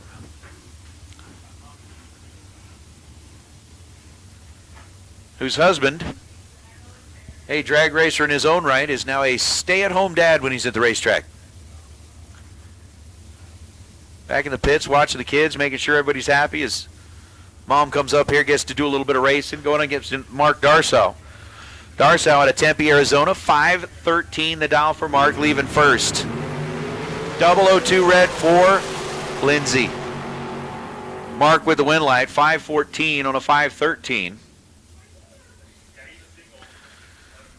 Gets to continue on in competition. Lindsay's going to have to fight her way through the buyback round. As she goes 473 on a 473, so another red and dead on. No good. Alonso Sanchez coming in out of Cananea, Mexico on the solo. This is a competition solo, was paired up. The opponent wasn't able to make it from the staging lanes to the starting line, and so that gives Alonso the solo shot. I've actually been kind of chatting back and forth with Marco Ortiz, who comes up to Vegas a lot with Team Mexico, and says he wanted to send a shout out to his boy Santiago Ortiz Chavez and Gail Ortiz Chavez. Marco, I will try to read what it is you said, but I may pronounce it wrong. So Alonso Sanchez was going to be paired up with Rizzoli, who was running Shear's dragster, but unfortunately Rizzoli and the Shear team, it broke back there in the staging lanes. Alonso's 13 green and goes 498 on a 497. So let's see here, Marco. So again, the shout out to Santiago and Gail Ortiz Chavez. This says, que están viendo el video desde Tijuana, Mexico. I have no idea if I said that right, but hopefully, Marco, I got that at least remotely close. I don't know. We'll see. We'll see. So how about a little Tucson, Arizona versus Belfair, Washington matchup? Tim O'More, big winner here at the Showdown last year. Dialed in at 498, going against Andy Taylor, who's got, I believe Andy's got the quickest dragster on property. How about a 4.30 second dial? I don't know that we've seen anything quicker than that, but a 430 dial. Oish. 18,000 separate him in reaction time, and Andy Taylor is going to get a win light. Tim has been fighting with that car this weekend. It just hasn't been happy with him. He's 003 on the tree. And on a 498 dial, ends up running a 504. Andy Taylor is 21 green. 2 above to go 432 on the 430 and get the win light. My, oh, my. Oh, my. Andy Taylor moving on to round number 2 is Val Torres and Lloyd Salveson. Salveson in that quick lane. Rick Ford sponsored car on the right side, dialed 505. Val Torres, the contractor out of California, dialed in at 480. 5,000 separated him in reaction time, and Val's going to go dead on, 480 on a 480. 13 green, dead on 6. Ends up 19 thou total. Lloyd Salveson was 008, takes 16 thou at the stripe to break out by 0.05 of a second, going 504 on the 505. So once again, Super Pro Dragsters, if you haven't made your way to the staging lanes yet. Question number 1, why not? But the resolution to that is to make sure that you are there. If you haven't run round number 1 yet, you do need to be there. Paul Lorton and Colton Aragon. Aragon coming back in the second entry, 485 the dial. For the Grand Junction base dragster and Paul Lorton. 15 thou separate him, and our second perfect reaction time of the session for dragsters goes up on the scoreboard as Paul Lorton is going to find himself a winner. Trip zip and 482 on a 480 to be 3 thou ahead at the finish line. Colton Aragon, 15 green. Looks like he may give it back a little bit. Ends up going just 486 on a 485, and the win light belongs to Lorton as Calvin Locke and to Jason Dawson.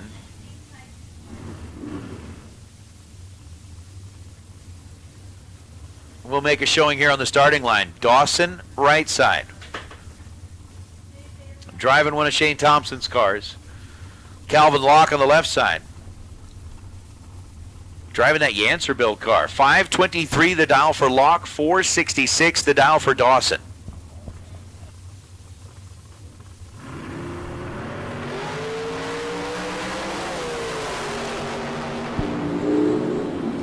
red light start for Jason by 12 thousandths of a second. 12 red for Dawson, goes 467 on a 466. Calvin Locke, 20 green, 1 above, 424 or 524 on a 523. Will be the winner. As now Brad Hawk taking over the driving duties of Dad's Dragster and Elliot Franco.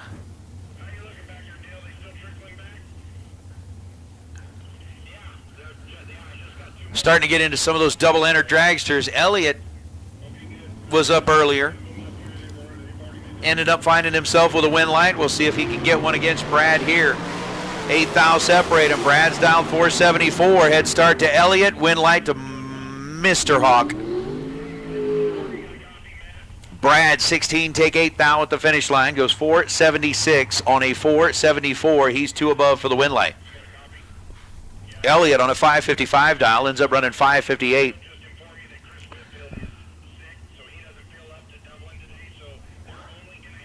After the 008 reaction time. And that'll bring up Leroy Duran.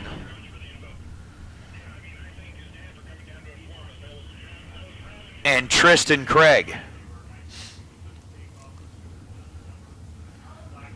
Tristan out of Las Vegas. Who's actually eventually going to end up as a lawyer. At least that's what I've been told. Trying to get the law school done stuff up there at UNLV. And Leroy Duran, who's always kind of made appearances in the later rounds. Whenever we're running down here at the Southwest Showdown.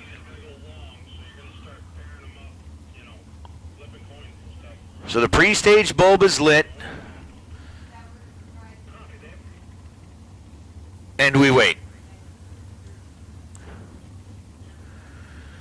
Trying to see if I can see wheels moving on either side, and it looks like both drivers are kind of just waiting it out.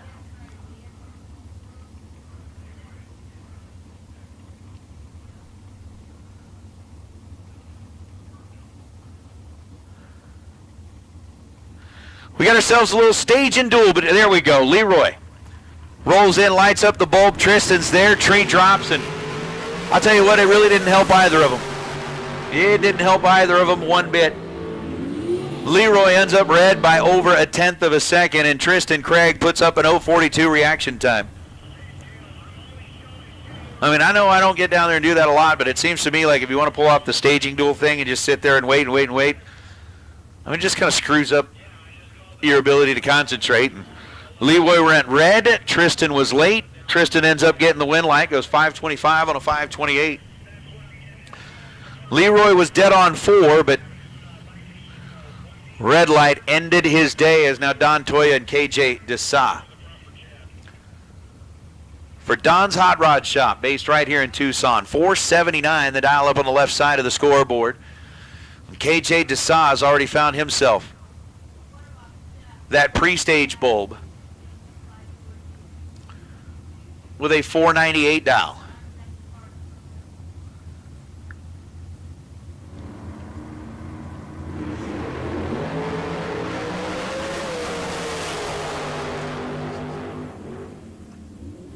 A double breakout will decide the winner. It was a 23 thou split in reaction time. Don Toya was 23 green, goes 477 on a 479 for the loss. KJ Desa was trip zip perfect in reaction time and then goes 497 on a 498 to be under by 5 thousandths of a second. KJ breaking it out 5 thou. Toya breaks out 17 thou. Win light goes to KJ. He will return as Phil Narum and Jerry Hall. Going to be our next two.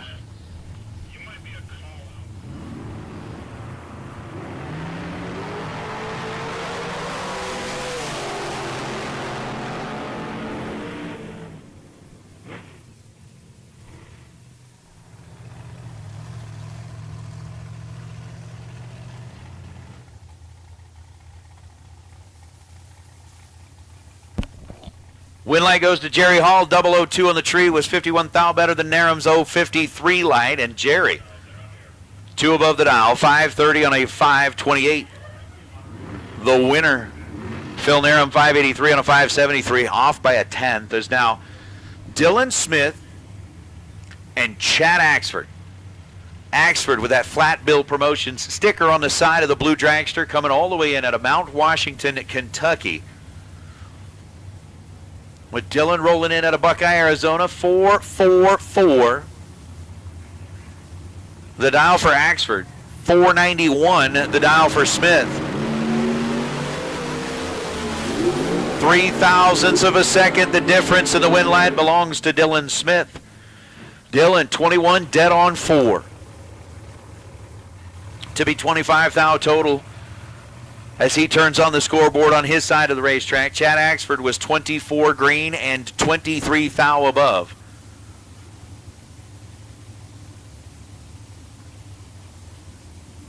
To be 47 thou total down the racetrack on that lap. So win light to Smith. I'll bring up Jeremy Cisneros and Kevin Kleinweber. KK over on the right side out of Maricopa, Arizona. 453 going to be the dial. There's Jeremy Cisneros in the American built car. Dialed in at 496.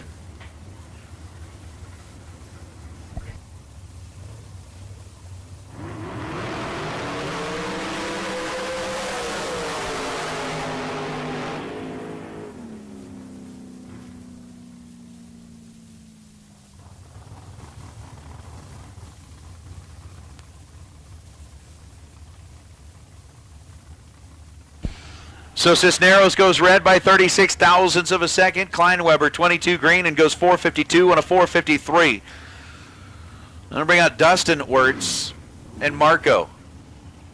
Paravolaris, he's got the right side. Wirtz has got the left side. Everybody seems to have that lane they like, right? The lane you're comfortable in, the lane you like the look of the tree in. For Marco, it's definitely a right lane type deal. Dustin, it's definitely a left lane type deal. Look left, look right. Marco with a 465 dial on the right side. Dustin with a 457 dial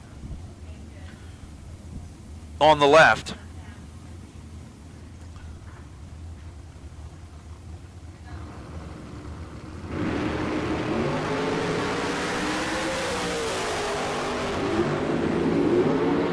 Win light's going to belong to Dustin Wirtz. 10 thou separated him in reaction time. Marco was 32 thousandths of a second behind the green light. Dustin was 22 thousandths of a second behind the green light, and Dustin goes dead 3. Marco gets to the stripe first by 8 thousandths of a second and breaks out by 15 thousandths of a second. So win light to Dustin. As we'll bring out Tyler Murrup and Tom Clark. Mr. Murrup rolling in out of Sandy, Utah. Tom Clark coming down out of Spokane, Washington.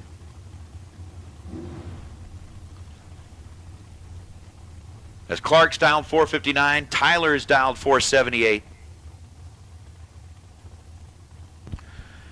We continue through round number 1 here on a Hughes Performance Saturday.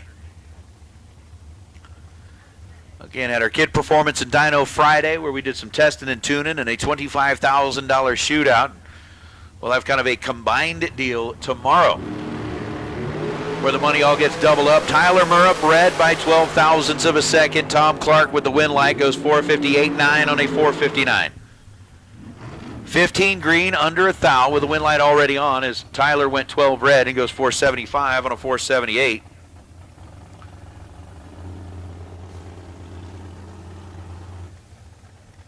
Mr. Marco Ortiz, you are welcome. I have no idea. I probably butchered the pronunciation on that whole thing.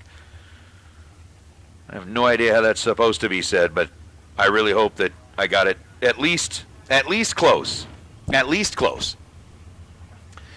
Ooh. How about a little Hermosillo, Mexico, represented here on the left side in the Venom car? That's Baruch Yamas and Jeff Serra. Coming back in the second entry, 481 the dial for Sarah.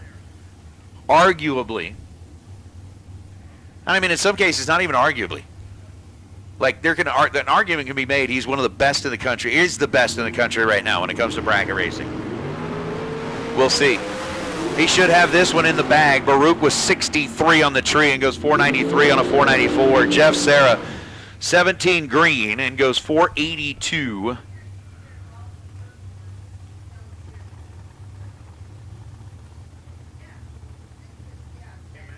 On the 481.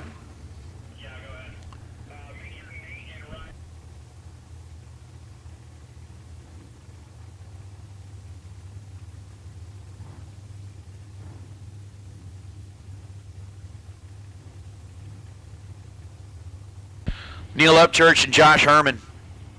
Paging Mr. Herman. Josh dialed 451. Neil dialed 535. Pre-stage bulbs are lit. The New Mexico and Colorado cars in, set, gone.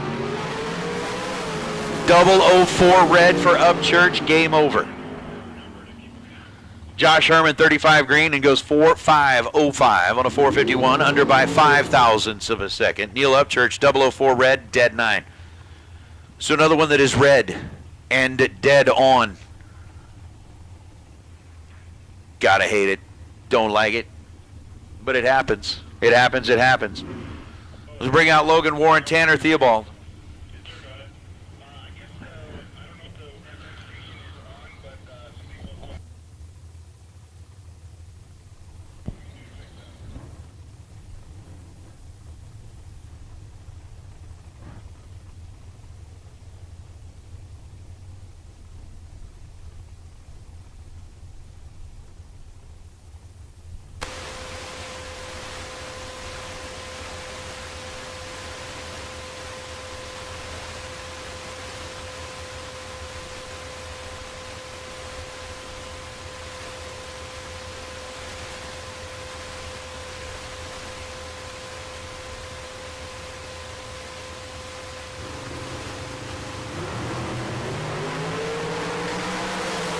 By 2 thousandths of a second.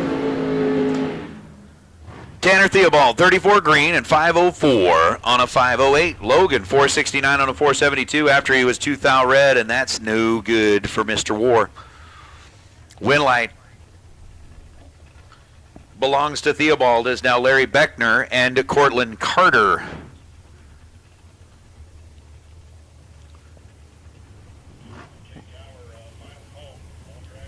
Going to be coming up now. Final call, dragsters. Round number 1.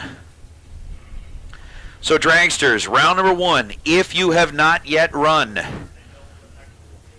if you're a double, whatever the case may be, if you have not yet completed your round number 1 runs, this is your final call. Final call, last chance. You need to be in the lanes now, please. Final call, dragsters. Uh-oh. Larry Beckner. Yep. That was a world of hurt. Cortland Carter, 005. Larry Beckner was 106 on the tree and then goes 510 on a 510. Man, the car is dialed where it needed to be, 510 on the 510, but missed the tree by a tenth at this end of the racetrack. Cortland Carter, 005, backs out of the throttle and goes 472 on the 466. Wow, wow, wow. That's going to bring out Dan Lafferty again in second entry and James Warden second entry. Dan 449 dial. James 473 dial. Head start to the right lane and Mr. Warden.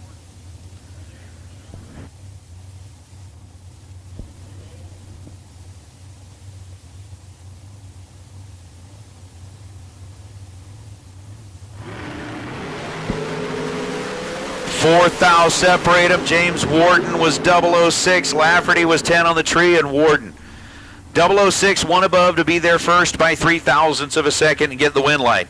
Lafferty 10 on the tree, one above to get there second and 3 thou behind. Warden gets the win light. Hey, racers, your attention please. Racers, pro, specifically pro buyback. Those are the ones we're talking to. Pro buyback. If you need to take advantage of the buyback and you are in the pro category, now is the time to start making your way to the staging lanes. Bring your $80 with you. Again, it is $80 to buy back in pro.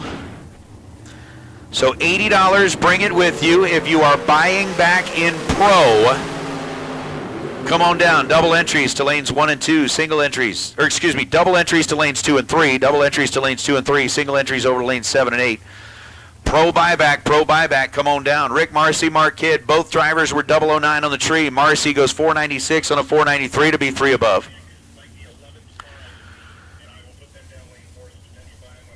Mark Kidd, 009 on the tree and 483 on a 475. Here's Jeff Taylor and Lindsey Meserve. Lindsey second entry. Jeff second entry. So again, pro buyback. If you are in need of the buyback in pro, round number 1 didn't go the way you wanted it to.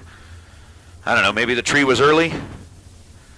Maybe the finish line got there quicker than you expected it to. Maybe somebody moved to the finish line on you. I'm not sure. Whatever it was that happened that was not your fault that caused you to lose round number 1, I get it. I get it. Lindsey, 009 on the tree, 475 on a 473, gets the win light over Jeff Taylor. Taylor was 26 green. And 1 above, Lindsey, 7 thou. Hey, dragsters, do me a favor, please. We've put out the final call for all dragsters. If you have not yet run in round number 1, the favor I'm going to ask is make sure you show up, because Chris Forsyth is getting jumpy. He's getting antsy. He's like nervous and jittery and stuff like that. So if you have not yet run in round number 1, dragsters, we do need you into the staging lanes. We do not want you to miss out. We want to make sure that you get your run. Trust me, Chris gets antsy because he wants to make sure that every one of his racers that shows up at his race is taken care of in the best way possible. I'm telling you, the guy is dead serious about making sure that he takes care of his racers, and I think that's one of the greatest things about coming out here and running in these Southwest Showdowns is how much he cares about making sure that his racers are taken care of. Barnhart gets the win light, 19 green, goes 471 on a 471. Race Kid was 36 green and 480 on a 480 by 23 thousandths of a second. The win light goes to Barnhart. But again, absolute last call, dragsters. We do not want anybody to miss out on their entry. Want to make sure that you're taken care of. Want to make sure that you get your shot at round number 1. Last chance. We do need you in the staging lanes, please. And a pro buyback. You have been called as well. Gabe Hernandez, 4th thou red. Mitchell Marcy, 11 green. Marcy goes 478 on a 476 to get the win light. Hernandez, 506 on a 505 after a 004 red light. So here we go. We are like down to just about nothing left in round number 1. Again, last chance, dragsters. If you have not run round number 1 yet, you got to be here like yesterday. So need you here, please. And pro buyback. Again, only pro, only buybacks. Go ahead and make your way. Lanes 2 and 3 for our double entered cars. Lanes 7 and 8.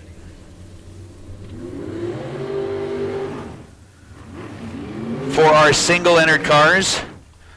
Bring your $80 with you. Pro buyback only, please.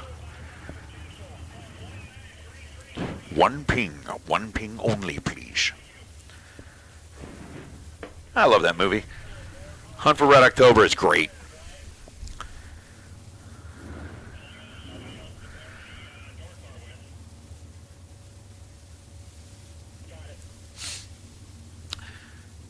So with Travis Theobald and Alonso Sanchez, Travis left side dialed 489, Alonso right side dialed 497.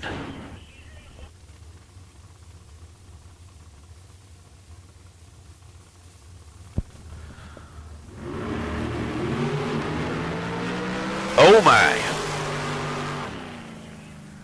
Travis Theobald jumps out of the throttle, goes 5:00 on a 4:89 after the 0:35 reaction time. Alonso Sanchez, man, it's almost like he hit the button again. That car launched and stopped. Like that trans brake re-engaged or something. 18 green, and then that car went, "Oot." Man, that thing stopped hard. So we should have our pro buyback cars headed into the staging lanes. If you need to utilize the buyback,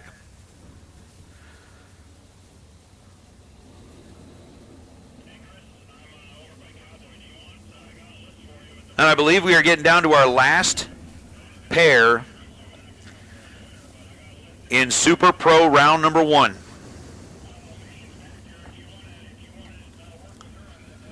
Like our last pair in Super Pro round number 1. And I know it's our last pair because our provisional buy, again, kind of based off of that reaction time earlier. I know. Many of you aren't going to believe this, but it's Savannah Kidd. Had the perfect reaction time during the time runs this morning, driving Dad's car. So the 66 Nova out of Marana, Arizona, piloted by Savannah Kidd. Rolling up here is Andrew Cortez, the dragster out of Colorado, dialed in at 4:59. We should be getting a whole lot of our pro buyback cars back into the staging lanes now. Again, this is buybacks and buybacks only. If you are a winner in pro in round number 1, the buyback round is not for you. You can kind of hang tight and wait for round number 2.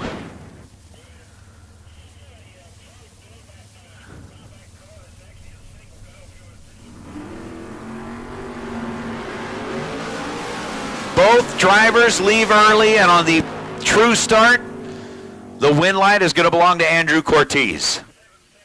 Savannah was 13 thousandths of a second red. Andrew was 5 thousandths of a second red. Win light goes to Andrew and the dragster, as he is 460 on the 459. Savannah ends up running 656 on a 657. But it came down to a true start affair. And the more offensive of the 2 red lights was Savannah with that 013 light. So that is going to wrap up round number 1 of eliminations here on a Hughes Performance. $20,000 to win Saturday at the K&N Southwest Showdown. Again, really appreciate Shane Thompson, the folks at Silver State Refrigeration and HVAC for keeping the live feed rolling this weekend. Making sure that Chad is up on his perch on the scissor lift, bringing the action to all of you watching online. We appreciate all of the folks that are joining us in the chat bleachers here. Love having each and every one of you listening in, as it is, it really is. What's the word that like Loans uses all the time? It's one of those, no, it wasn't Loans. It was, anyway, it's a Chamber of Commerce day here in Tucson. Slight breeze makes it feel like they got the air conditioner on out there. It's just a gorgeous day. Sun is shining, a little bit of a breeze. The racetrack has been perfect. So again, for Jim Hughes and the entire crew down there, those guys have once again done a spectacular job at making sure that the racers have the best facility possible. Again, with it being around 2 o'clock, maybe you're feeling a little snacky. Maybe you're feeling like you need a little something to eat. Well, there you go, folks. We're done with round number 1. And as Nate said, it is a beautiful day here. There isn't a cloud in the sky unless you look a long, long way to the west. I mean, there is none anywhere. And there are a few wispy clouds way that direction. We do have a breeze going. Nothing bad, which is great. Just enough to help cut the heat of the Arizona sun. If you are not familiar, you haven't been here before, the sun down here gets pretty intense even when the temperature isn't bad, which puts a lot of heat in the racetrack. But the air temp out here right now is only in the mid-70s, which is great. The barn has been putting up the weather conditions in the chat. So if you're watching anywhere besides on bangshift.com or directly on YouTube, you probably don't see the chat bleachers, but there's a lot of great stuff going on in there. Everybody's talking and having a good time. I pinned a message at the top of the chat as well. If you want to support the channel, we really do appreciate it. A lot of you guys send us, $5 here, $10, $20, whatever, with some of the stickers and all that in the super chat that's available. But if you'd like to get a t-shirt for your donation, you can do that now. Besides doing live streaming video of the drag races all the time, we also do several podcasts throughout the month here at bangshift.com. So we have Beards, Burnouts, and Beer, which is a podcast I do with Lyle Barnett and some special guests. We also do Power Shift, which is another Bang Shift podcast here on the channel. We do have pre-orders available for Beards, Burnouts, and Beer t-shirts, and they're awesome. The logo is super great. If you go check my Instagram out, it's My Redline Life. You will see the logo for the shirts. It's really cool. Or if you go back to one of our previous Beards, Burnouts, and Beers episodes, which are here on the channel, then you can check that out as well. Please like and subscribe. Make sure that you give us a like here on the live feed. It really does matter, and we appreciate it. Want to say thank you to Silver State Refrigeration and HVAC for having us this weekend. Couldn't do it without them. Love those guys. Also want to thank Holly, of course, and want to thank Kid Performance and Dyno, Hughes Performance, and Mosier Engineering as well. We have those t-shirts, though, available. Like I said, if you email me at beardsburnoutsandbeer@gmail.com with your sizes and quantities, the shirts range from $22 to $25. The 2X, 3X, etc. are a little extra, so those are up in the $25 range. If you email me your address, your sizes, and your quantities, we will reply to you this week to confirm your address and all of that, and give you a way to pay for those shirts. It is a pre-order, so the middle of this week we're going to get all of the numbers set, and then we are going to order those shirts and have them done, and as soon as they come in, we'll ship them to you. And we will give you a not only way to pay, but also an exact quote on shipping. We will ship most everything on USPS flat rate boxes. So the good thing is if you order a few shirts, say for you and your buddies, and just have them shipped to one of you, you'll save on shipping as well. So anyway, if you do that, we really appreciate it. Those shirts are killer. And this is the very first run of shirts. There is going to be something special. We're not going to tell you. You have to wait until you see it. That is going to let everybody know that this is an OG purchase and this is the first run. And we will never, ever put this little item on the shirt again. So you guys will be the first for sure. And this will be the start of us doing some other shirts and stuff as well. So just stay tuned. We'll be doing more and more of them as we go through the year. And we really do appreciate the support. So again, if you're interested, email me beardsburnoutsandbeer@gmail.com with your sizes, quantities, and your address, and we'll reply to you this week and get you more information on how you're going to pay. We'll get your shipping information, et cetera, et cetera. So again, thank you, everybody. I want to thank Barn for doing a great job in the chat.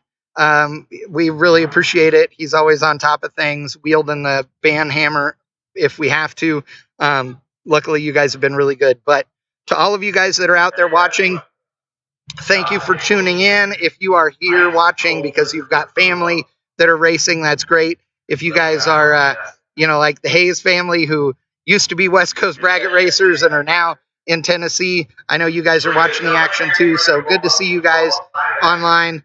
Everybody that is watching, we appreciate you enjoying a Saturday with us. And I know that a lot of you guys are in parts of the country where it's been snowing and raining and ugly as hell, and got power out at a bunch of places. I know people in Tennessee have been really suffering power outages and all that. So, I hope you guys get back up and running in a hurry. But really do appreciate it. Barn is saying in the chat that it's a good crowd this weekend. He hasn't had to swing the band hammer very much, so that's great.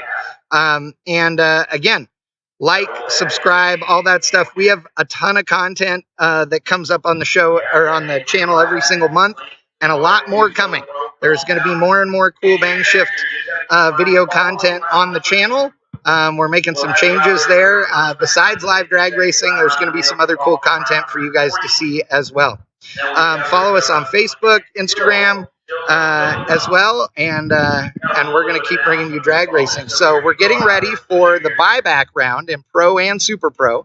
I hear cars in the lanes, so we are going to go back to racing action. But again, big thanks to Silver State Refrigeration and HVAC. If you are looking for refrigeration or any heating and air conditioning needs in Nevada, then hit them up. They are great guys. They support drag racing. They are drag racers, and we again just super thankful for all of their support.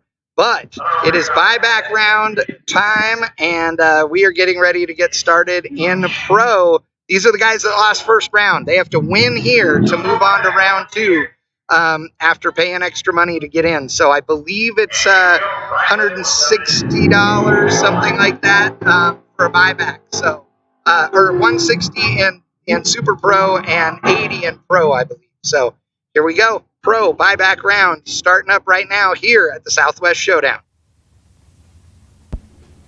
Left side, Matt Hawk, dot 829. Get to go on Steve Umberger. Umberger dot 752.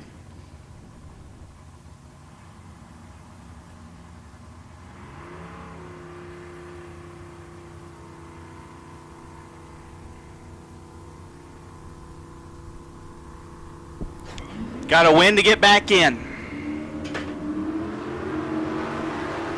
24 thou separate them.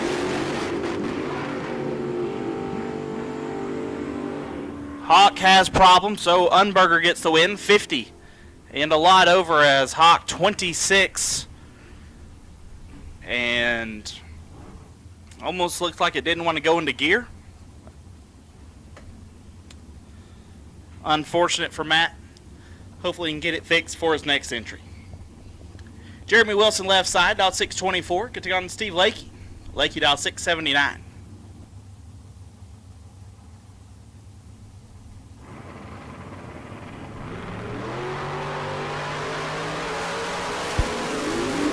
$31,000 separate them.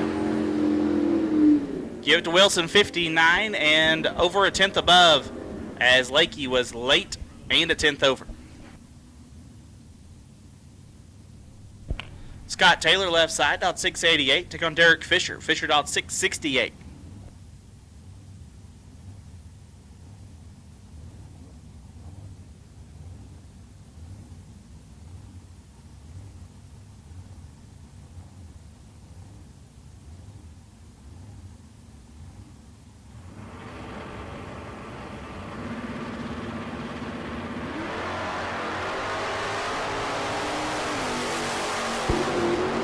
Fisher at the advantage. Fisher at the win, 18, take 2 to be 5 above. Taylor, little tardy, and 1 above.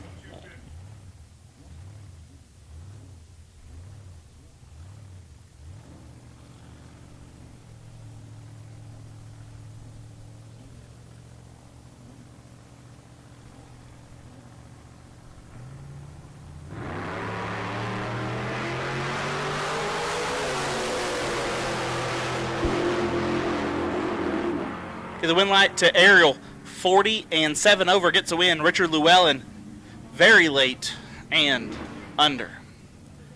Jeff Ball left side. The junior comp dragster out at 677, taking on Robert Hall. Hall out 683.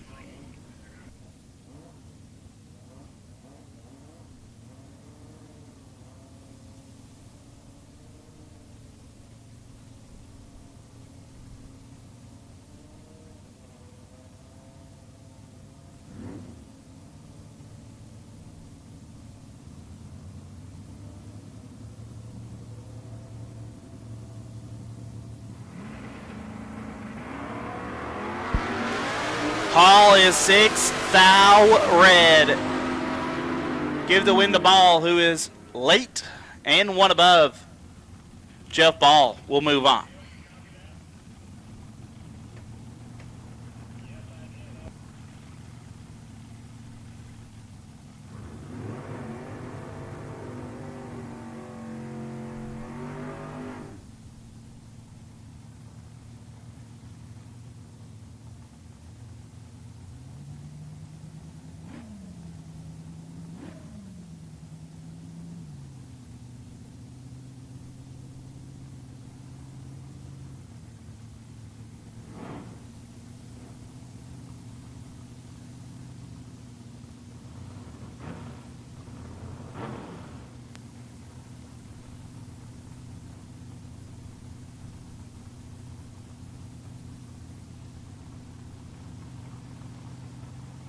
Sean Brewster and Luis Ortiz. Brewster dialed 616, Ortiz dialed 647. Brewster is red, so Ortiz will move on.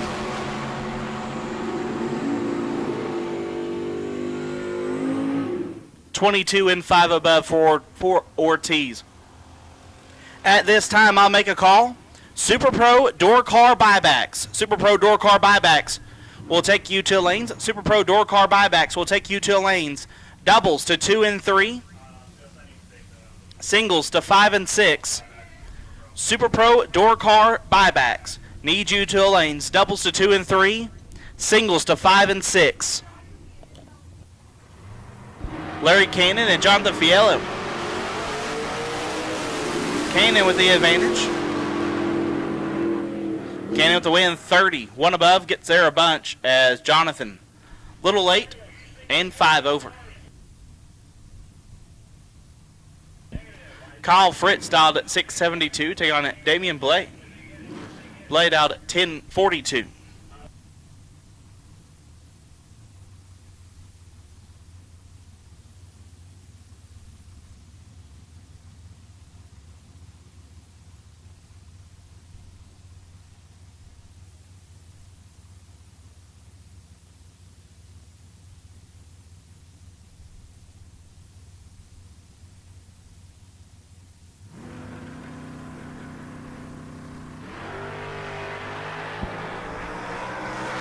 Four Hun separate them.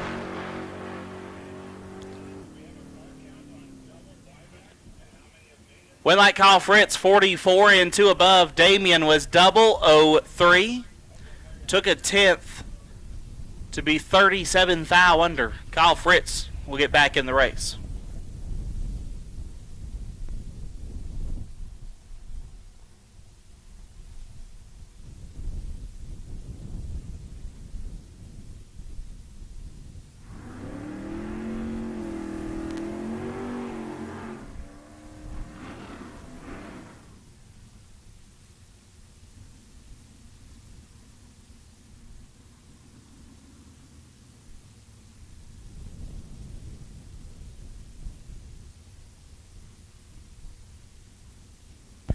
Eric Daniels left side, dialed 671. Take on Sasha Hofer. Miss Sasha dialed at 761.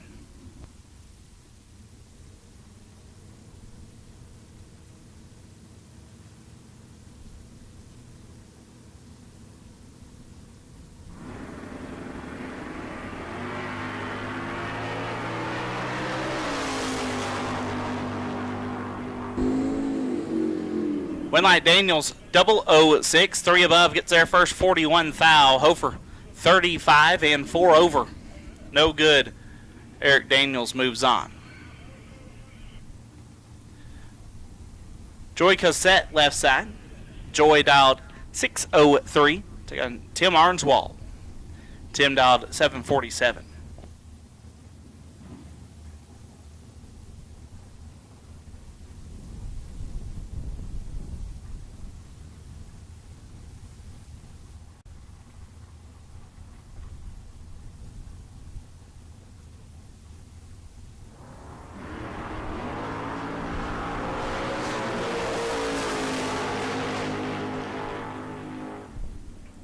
Give the win light to Tim. 000, 2 above. Lays down 20 total. Joy missed it just a tad and put it 16 thou under. Tim 000 moves on. Diane Burton left side, dialed 686.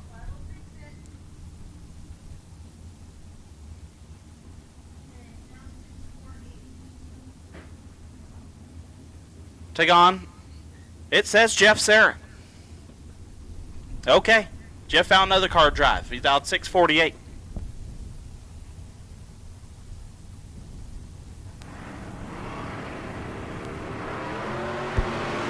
Diane is red. Young Jeffrey 16.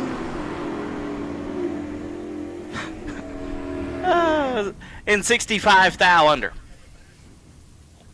Love it. So Jeff Sarah will be back in the race on the pro side. Matt Hawk back around out 8:28. Get down Kyle Rizzoli. Rizzoli out 6:52.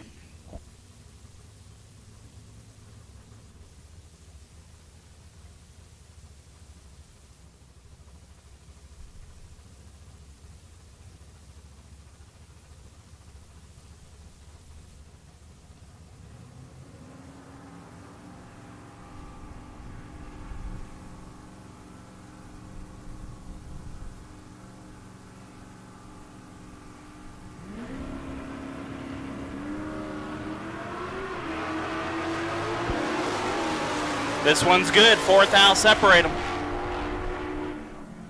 Winlight Rizzoli, 18, 3 above, gets their first 7th foul. Hawk just had no luck today, 22, and 3 above, no good. Rizzoli will roll back in to round number 2. Got a couple of stragglers back in the lanes. We'll get back into the buyback round of Pro here shortly. Once again,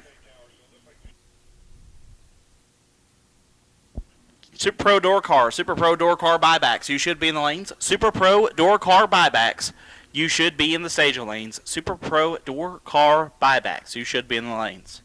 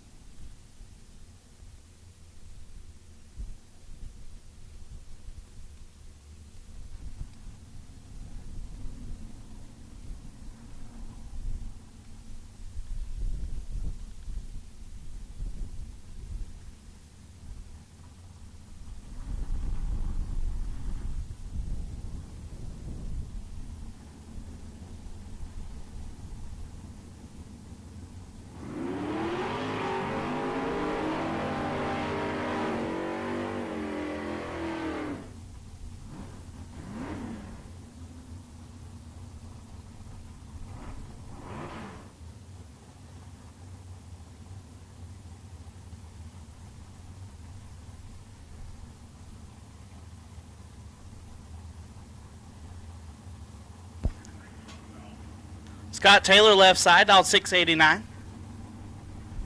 Take on Steve Lakey. Lakey dialed also 689.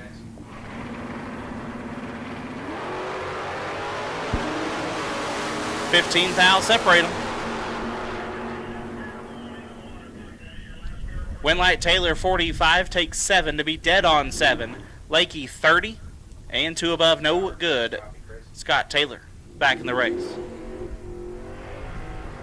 Final pair on the pro side. Be Carlos Lopez left side, out 8 flat. Getting on Luis Ortiz. Ortiz out 651.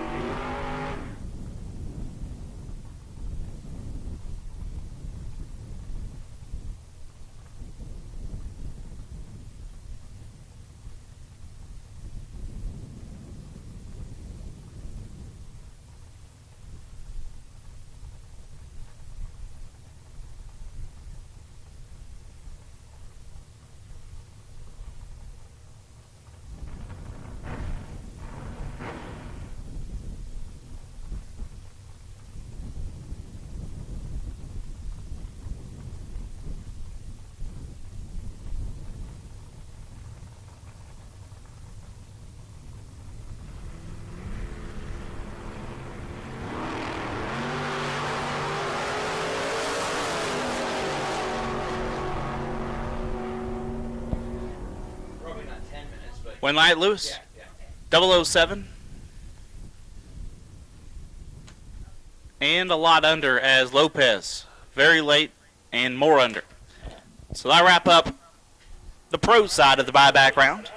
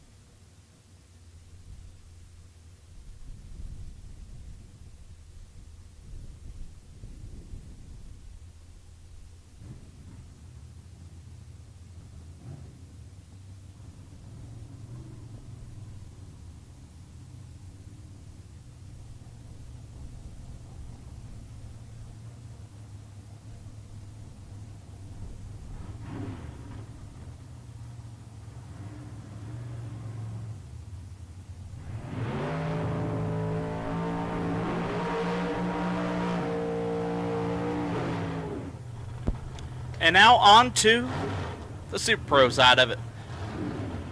We have door cars in the lanes. David Beckwith left side, dialed at 547, take on Caleb Menzel. Caleb dialed 532.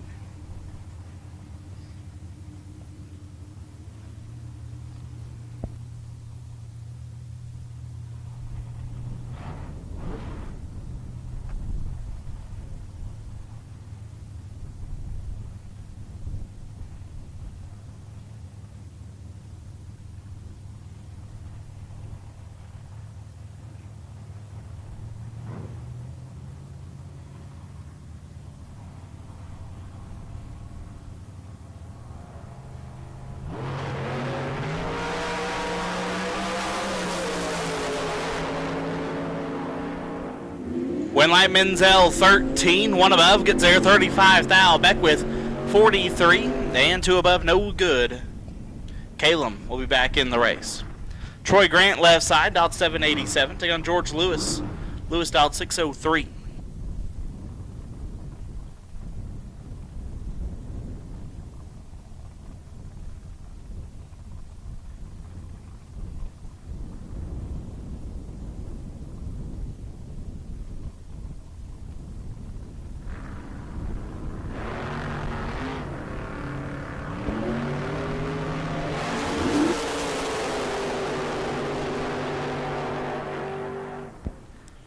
Winlight Lewis 56 and 3 above as Grant 15 take a bunch to be 16 thou under.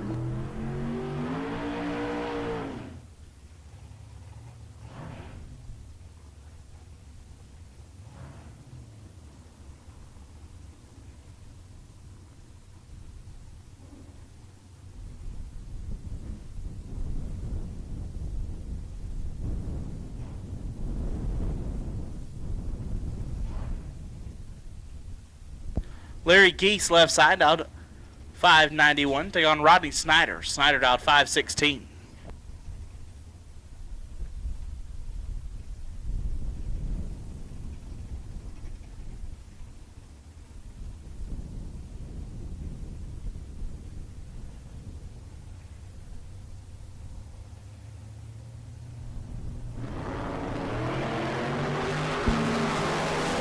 Larry is 2 thou red, Snyder 18, and 2 hun under, Rodney Snyder. We'll be back.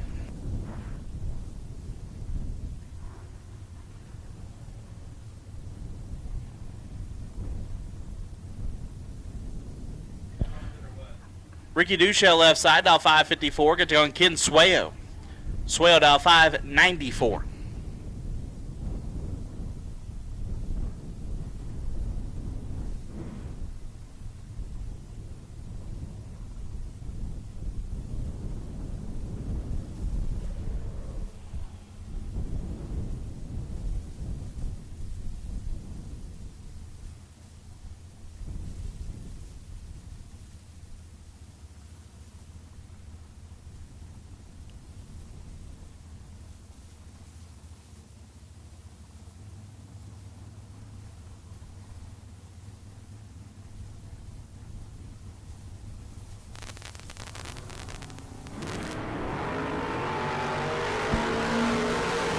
Ten thou separate them. Give the Winlight Swayo 16, take 20 to be dead on 6. Ricky 26 and one above no good. Ken Swayo moves on. Keith Downing left side, last night's runner up, dialed 727, take on Daryl Nance. Nance dialed at 653.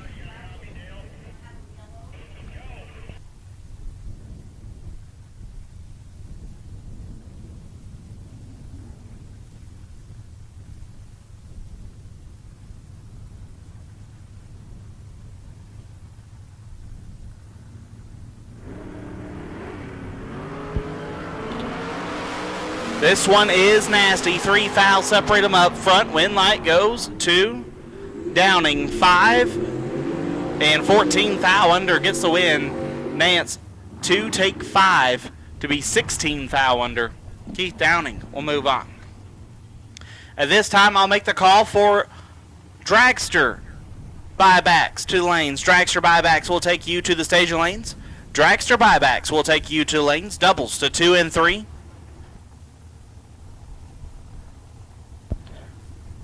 Singles to 7 and 8. Doubles 2 and 3. Singles to 7 and 8. Jaime Rivera left side, dialed 650. Take on Rod Taylor. Taylor dialed 528.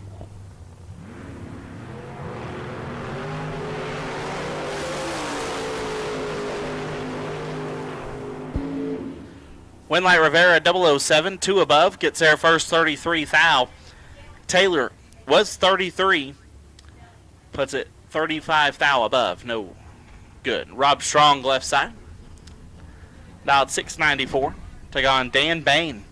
Bain dialed 606.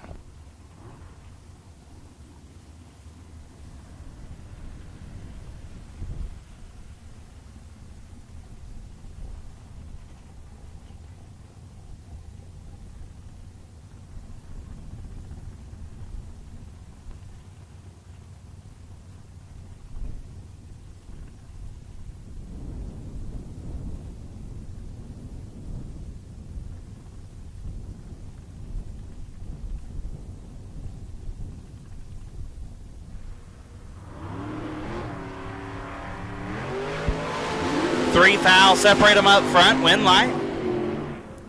Give it to Bain, 5 and 3 above, gets their first 46 thou, as Strong is 8 and 8 above, no good. Looks like the wind is really picked up out there. Might be throwing drivers for a loop on dial in, as DJ Humard dialed 604, take on Bill Bollock. Bollock dialed at 609.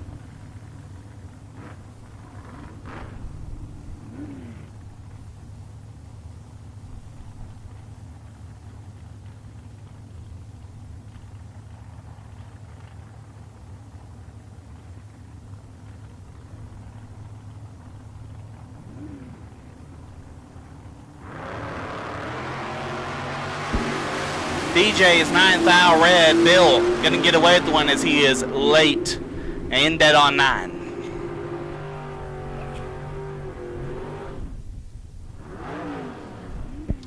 Phil Garrison left side, dialed 547. Good thing on Tony Lukish. Lukish dialed 656.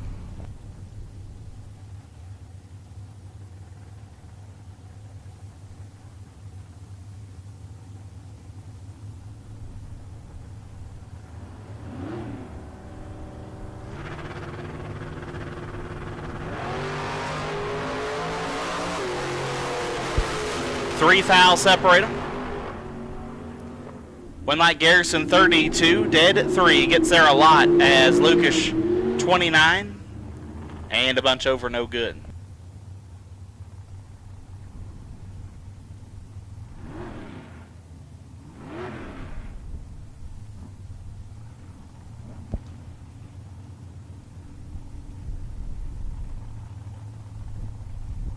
Andrew Jaramillo dialed at 580. We'll take on Graham Foster.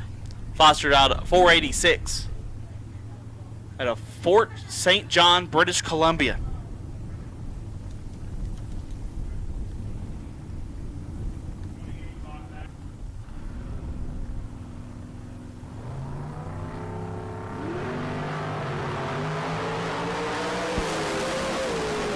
It ain't pretty, but someone has to win. It's going to be Graham Foster. Late and 2 above, gets there 42 thou. Andrew had him 4 thou up front, but puts it 6 over.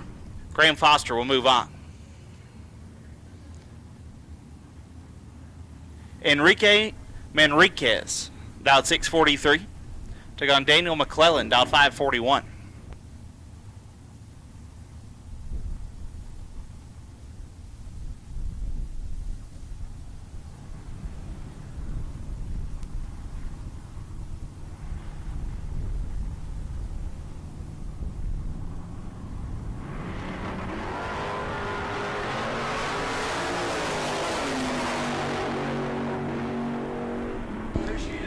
Win light Enrique, 000, 1 above 3, lays down 13 total. Daniel 19, 1 above, no good. Enrique will move on.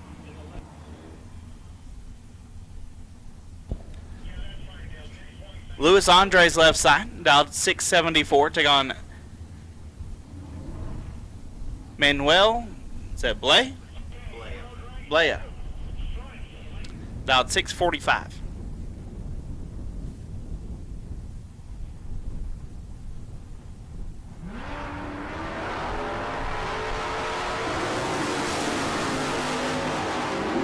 Luis foul red. Manuel will move on. 29 and 11 thou under. Nacho Rivera left side, dialed 670. Take on Victor Spitali. Spitali in the Roadster dialed 605.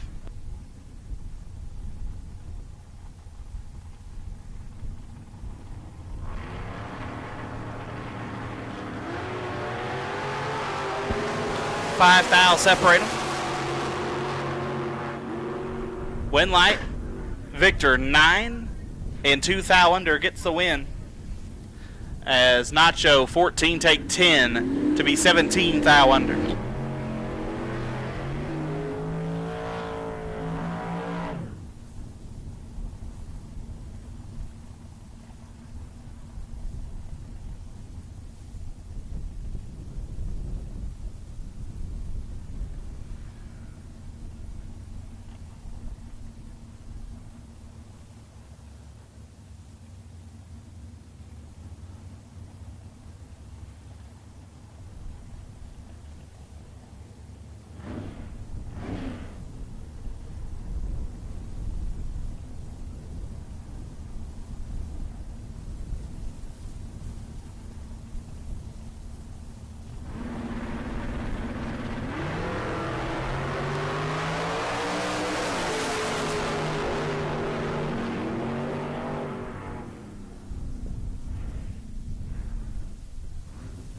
Win light, Larry Spitali, 49 and 2 above. Scott Taylor, 56 and 4 above, no good. David Beckwith left side, back around, out 551. Take on Kelly Scherer. Scherer out 730.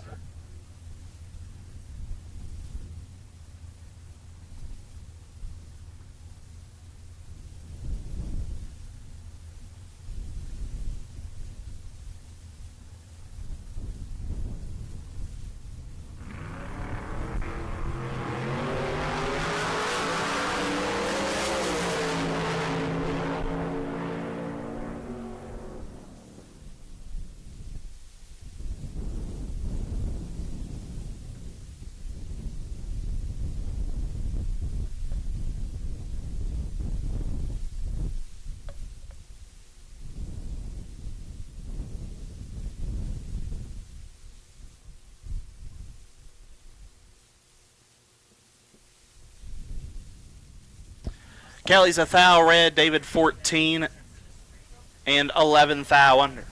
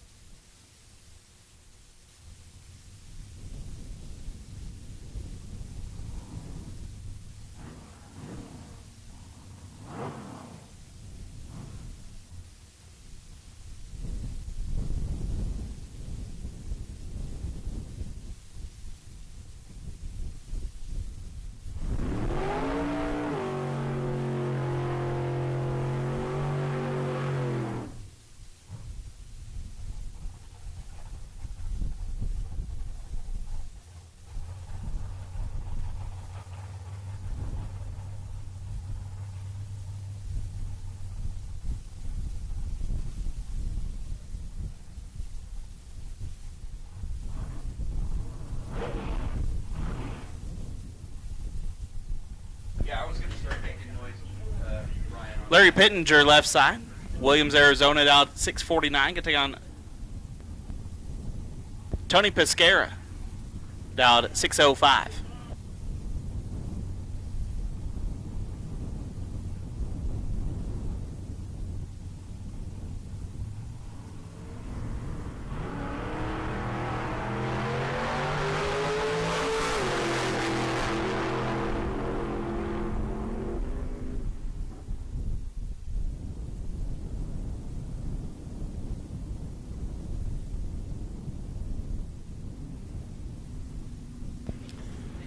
Win light goes to Tony, 57 and 5 above. Larry, 23, take a bunch to be a hunt under.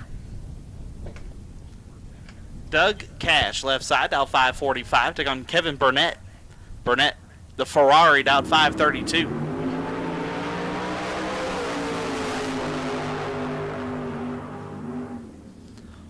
Give the win light to Kevin, 8 dead, 9. Get their first 31 thou. Doug, 33 and 1 above, no good. As we have made our transition pair.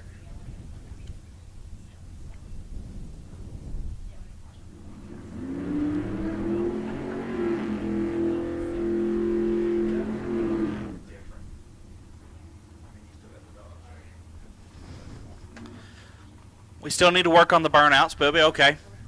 Left side. Baruch, Lamas, Acuna. Down 493. Take on Savannah Kidd. Savannah down 656.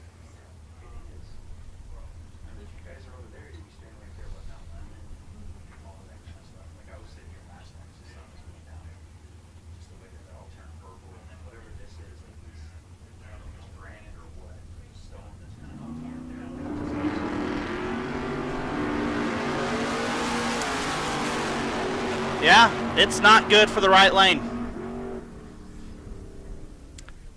Win light, left side, 17, dead at 7, gets the win. Savannah Kidd, 053. Gets their 5 thou. To be 34 thou under. Firmly convinced it's her.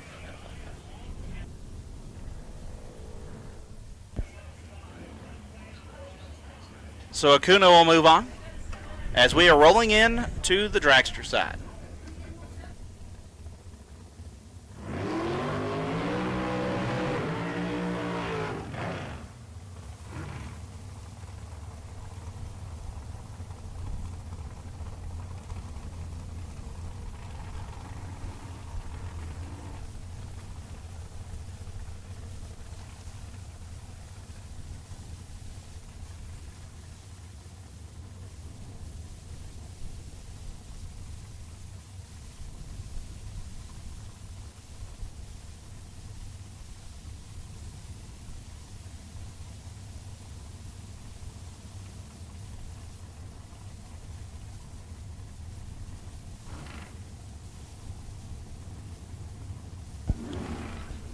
Andrew Cortez left side out at 4:59. Take on Leroy Duran. Leroy out 5:13.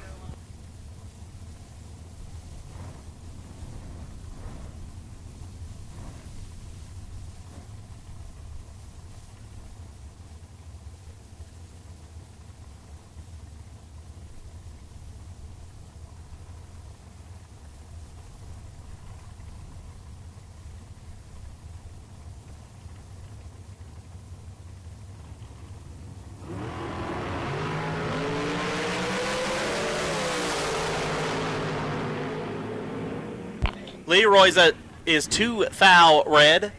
Andrew lays down 10 total, 001 dead at 9. Andrew Cortez will stay in the race. Mark Kidd left side, down to 475.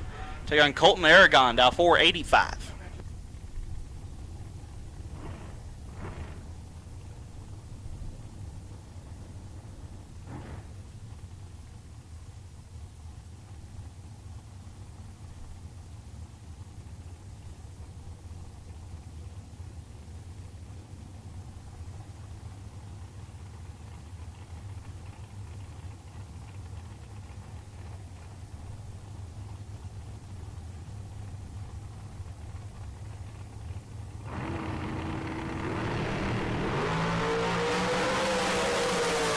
One foul, separate them up front, give the win light to Kidd. 15, take 9 to be dead on 4, 19 total.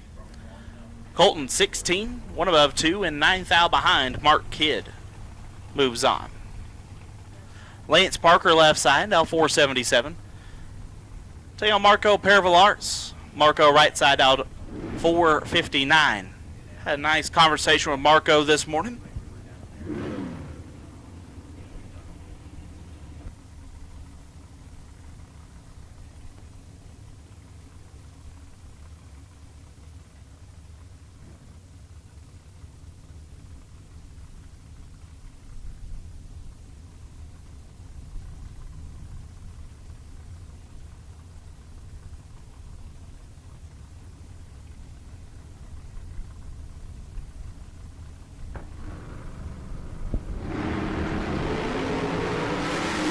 Fouls separate them. Winlight Lance 14, dead 6, gets there 40. Marco 26, and 3 above the dial, no good. Lance will move on. Larry Beckner left side, dial 510, take on KJ Desa. KJ dialed 499.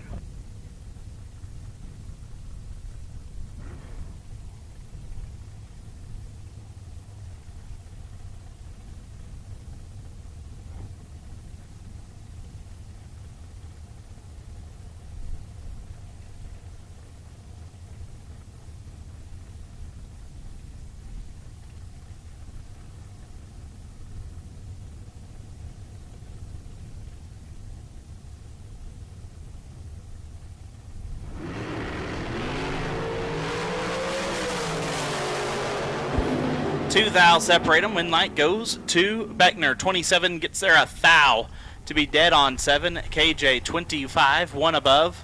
No good. KJ might have stayed behind, actually got behind a thou.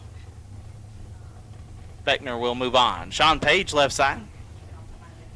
In his dragster entry, dialed 508, take on Lloyd Salveston. Lloyd dialed 504.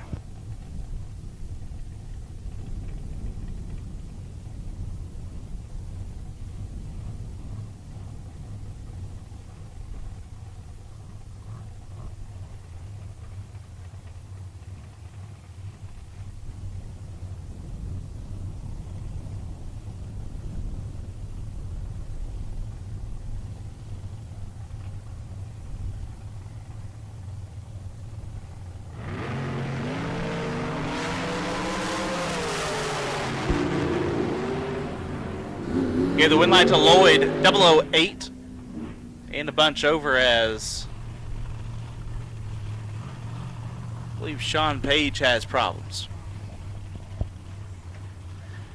Shane Thompson left side, the man behind Silver State Refrigeration, our Bang Shift live feed sponsored out 447. Take on Judge Shoop. Shoop down 478.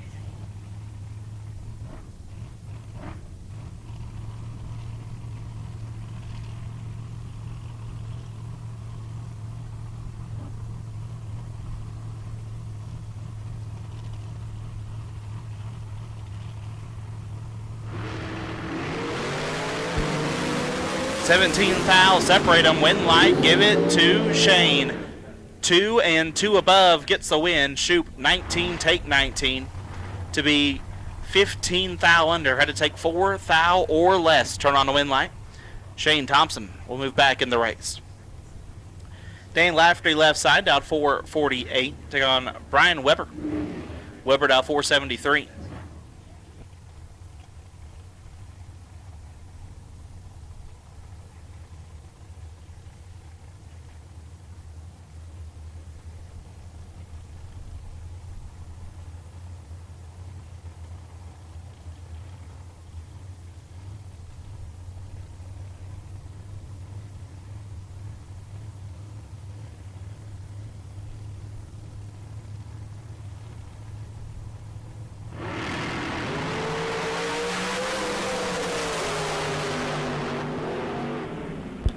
Lafferty 2 thou red gives a win to Weber, who's 11 and 2 above.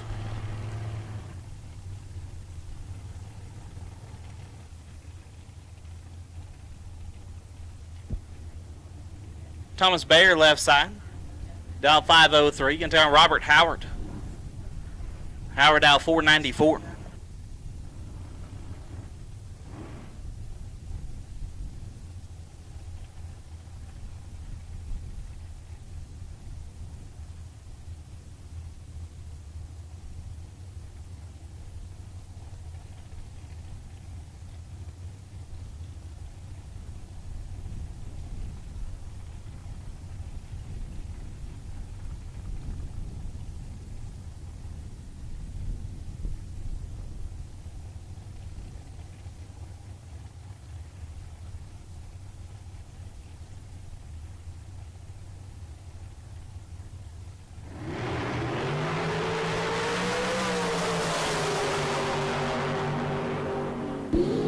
Win light, Robert Howard 22, take 8 to be dead on 7. Bayer 25 and 1 above, no good. Robert Howard will move on.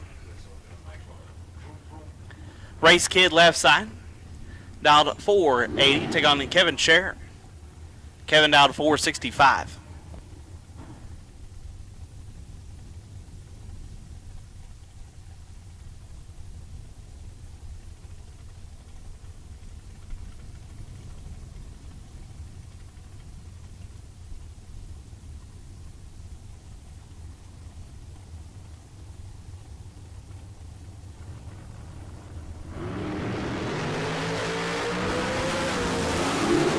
Kevin is red, race 009 and 200 under. Race Kid will move on.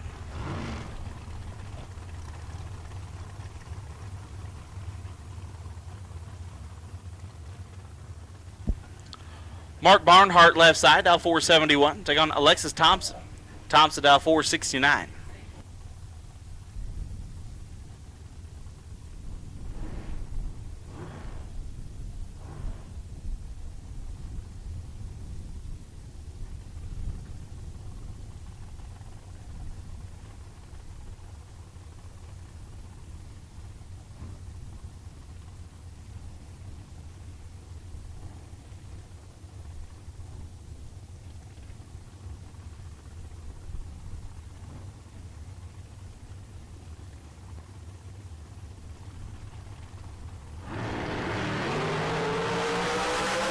Alexis 2 thou red, Mark 27, dead 5.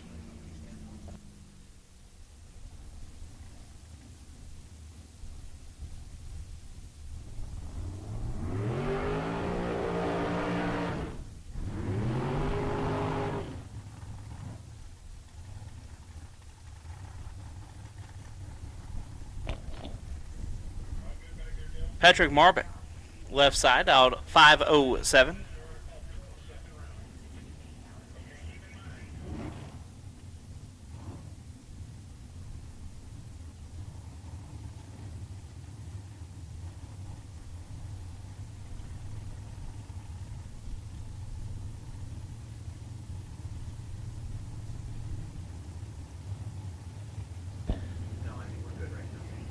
So Patrick Marbeck, Chris Lindsay, 507 and 501.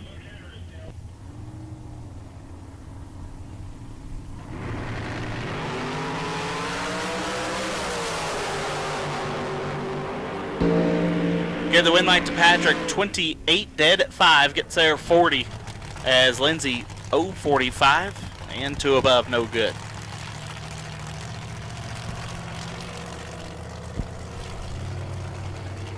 Elliot Franco left side, dial 558, gonna take on Chad Axford. Axford, originally from California, then he moved to Vegas, then he moved to Tennessee, now he lives in Mount Washington, Kentucky. The brand new M&M dialed 449.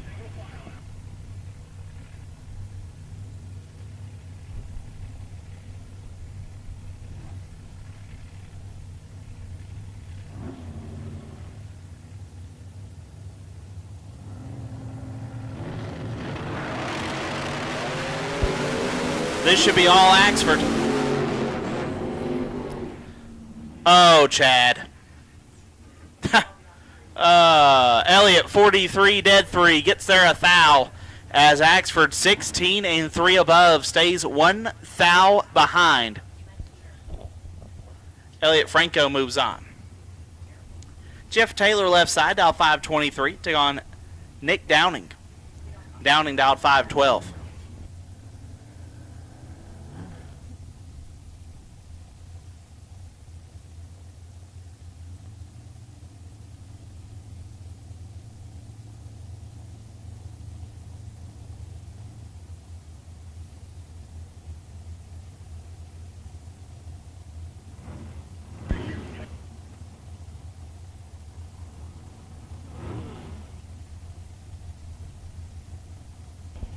At this time, I'll make the call for Pro Round 2. Pro Round 2 will take you to the lanes.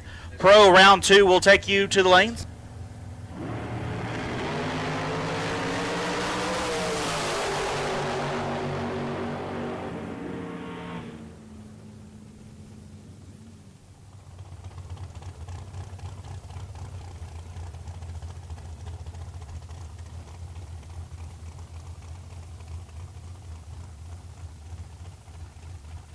Car number 77, Ed Niquette. You'll be the wait and see by in round number 2. Car number 77, Ed Niquette. You'll be the wait and see by in round number 2 of Pro. Once again, Pro needs you to the lanes. Doubles in 2 and 3. Singles in 7 and 8. Once again, Pro doubles 2 and 3. Singles 2, 7 and 8. As Jeff Taylor turned on a win light there is Tyler Murrup and Philip Harmelio Jr. Murrup, 477. Philip, 548.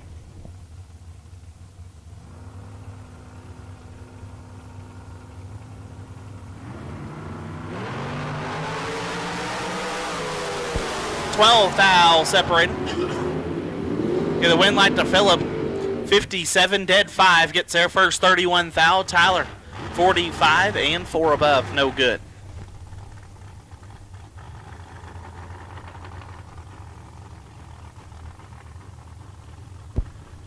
Brandon Dozel left side, dialed 463. Take on Jason Dawson.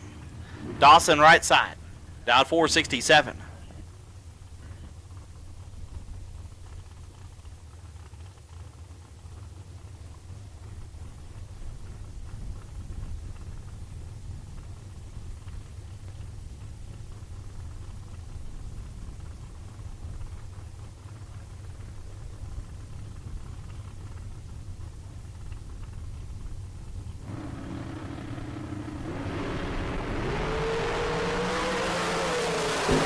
$8,000 separate them.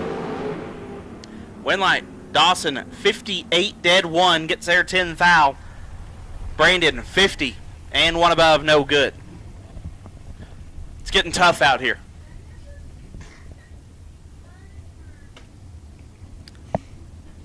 Nate, why are you laughing? I thought these were good laps out here. I'm trying to be nice. That's what I get for being generous. Logan Ward left side, dial 472. Right side, I believe that's Kyle Rizzoli, dial 491.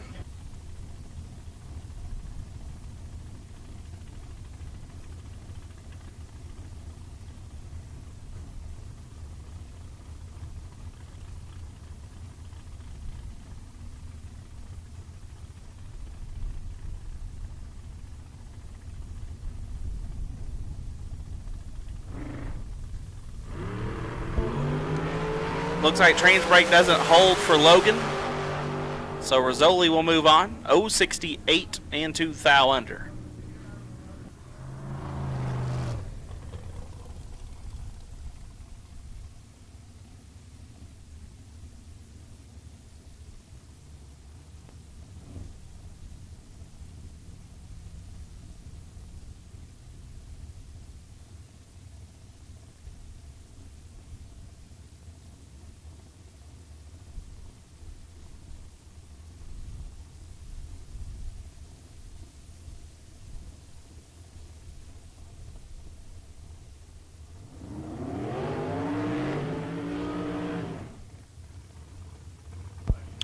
Val Torres Jr. left side. He's down 472. Take on Gregory Garrison. Garrison down 481.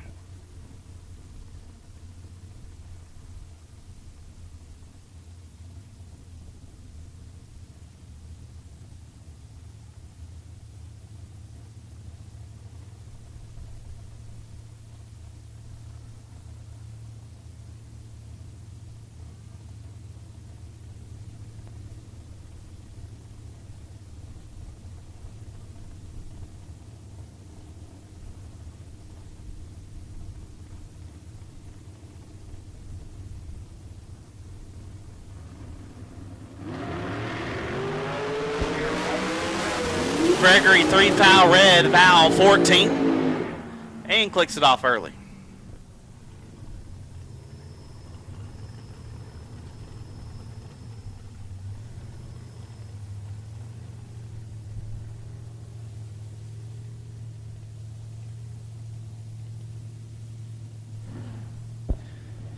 Tim O'More left side, now 498.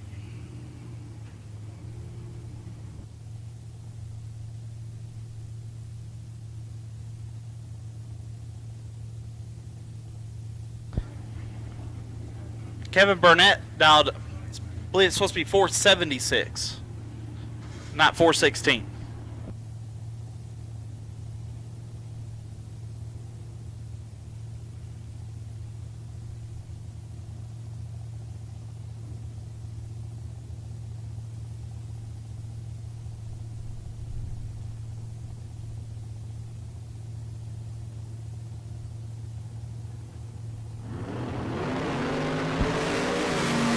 Tim O'More in control of this one.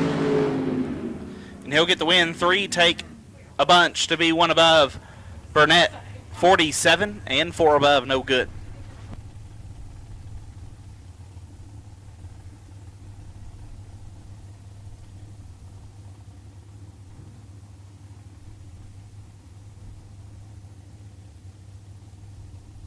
Jeremy Cincinero's left side, now 476.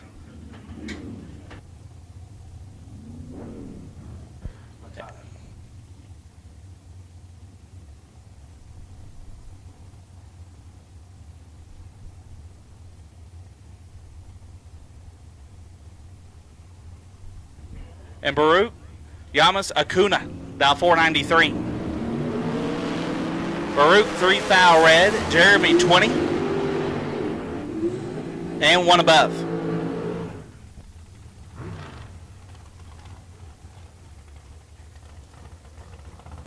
Alonzo Sanchez left side, down 497. Take on Jeff Serra.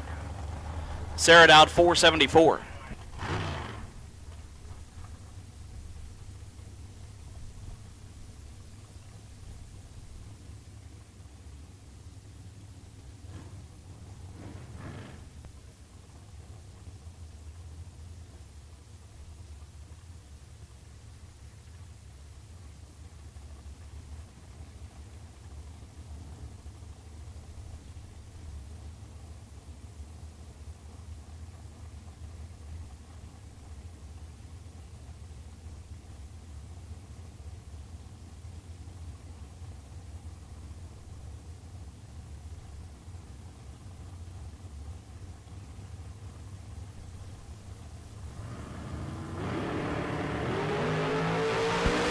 Alonzo's 1 thou red, Serra 10. Puts it 37 thou under. Jeff Serra will have that entry back in the race.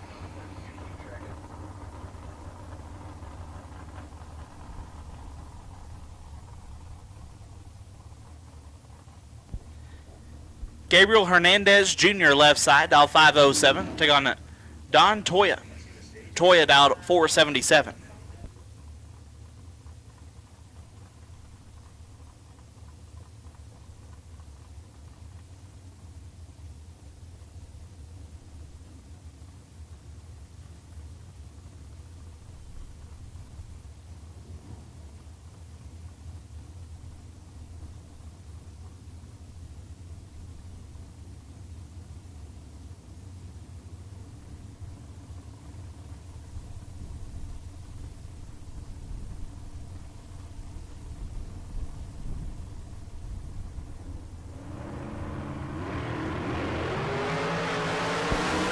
Thirteen fouls separate them. Win like Gabriel 20. Dead 8 gets their first 29 foul. Don 33. And 2 above, no good.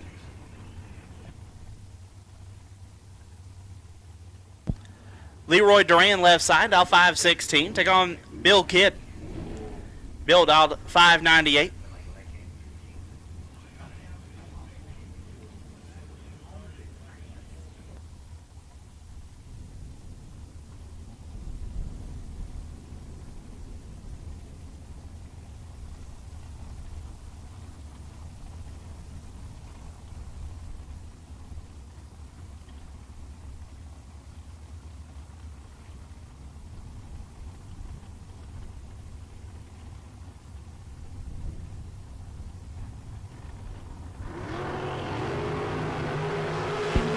Two fouls separate them. Winlight will go to Leroy, 24 in 9 foul under. Bill, 26, take 21 to be 32 foul under. Leroy will move on.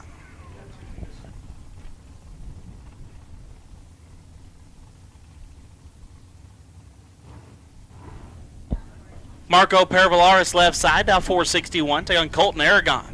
Colton dial 486.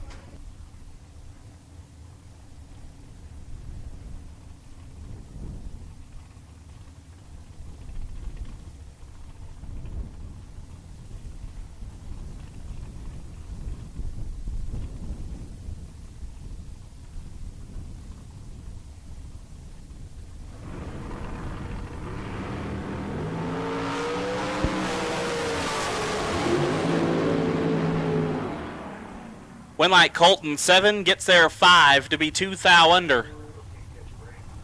Marco 22 in 12 foul under, no good. Colton will move on. And the bye car, Gabriel Hernandez.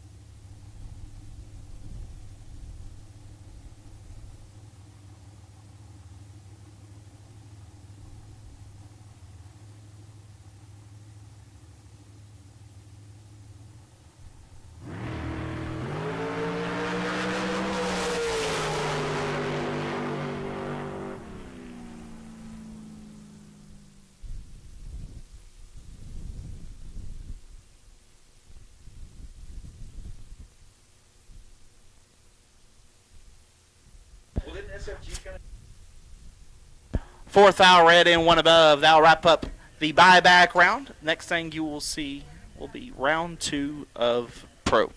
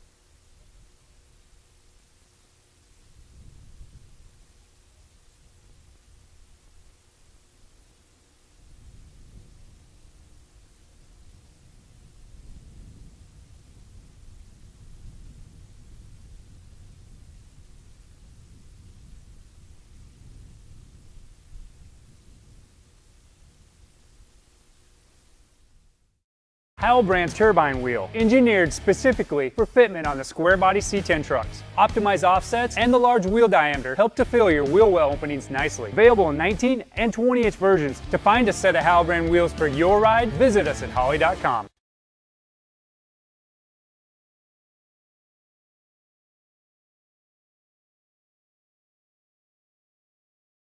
Classic car owners, make your headlights over twice as bright with Holley Retro Bright LED headlights. A plug-in replacement for those dim halogen seal beams, Retro Bright maintains that classic look and lasts 6 times longer. Stay safe and click the link below to learn more.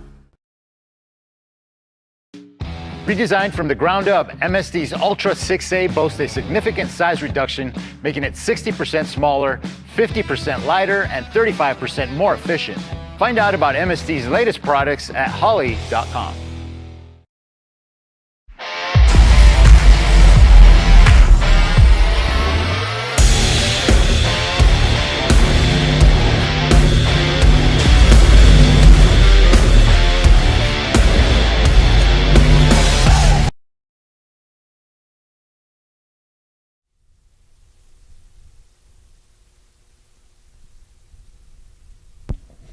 All right, well, the round number 2 already sitting back in the staging lanes for our pro cars. Ladies and gentlemen, hey, it's time. We're going to take a quick moment here, and first of all, I want to say thank you to everybody for coming out and joining us at the K&N Southwest Showdown. Again, a big thanks to the folks at Kid Performance and Dyno for being on board with us. A big thanks to Hughes Performance, our day sponsor, and Mosier Engineering. But race fans, racers, wherever you're out on property, if I could have your attention for a moment. I think one of the coolest things about being part of this drag racing family is that we are just that. We are family. Although we come from all over the country, different parts of the country, one of the really cool things about it is that being part of this, our family extends beyond our local borders, beyond our blood family.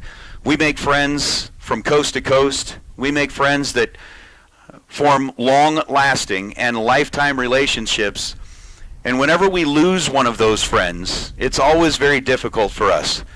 Again, kind of the blessing of being part of the drag racing world is that we gain so many members of our family. But one of the downsides of being part of the drag racing world is that we also lose a lot of members of our family. Racers, for those of you that may already know, or those of you that may not know yet, recently we lost a member of our drag racing family. Don Corsett, who was a long time, and I mean long time, member of the Lucas Oil Group and a huge supporter of bracket racing, sportsman racing, and racing in all forms across this country, had dedicated many, many years of his life to making our world better. He constantly turned around and was there to help racers, whether it be in the South, the North, the West Coast, wherever it was. And one of the things that is certainly remembered about him is whenever you saw him at the racetrack, he had a great big smile on his face. He was a very tall man. He was easy to spot. But he always had that smile, would always greet you with a big handshake, a warm hug, and wanted to know how you were doing. Recently, he was diagnosed with cancer, begun his fight with cancer, but unfortunately yesterday, he left us. We know that he will always be with us in spirit. We know that he will always be there to support us. But today, as we continue in the sport that he loved so much, that he gave so much of his time to, we'd like to ask that each and every one of you join us in a moment of silence as we remember Don Corsett and all that he did for each and every one of us as racers.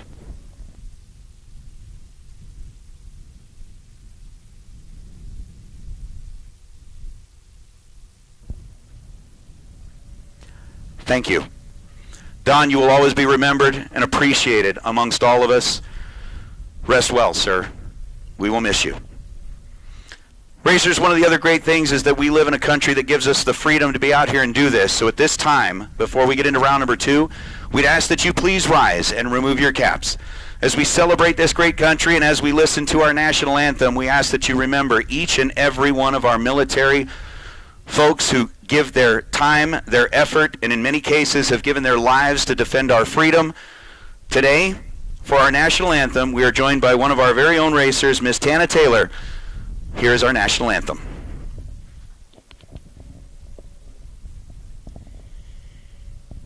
Oh, say, can you see by the dawn's early light what so proudly we hailed at the twilight's last gleaming, whose broad stripes and bright stars through the perilous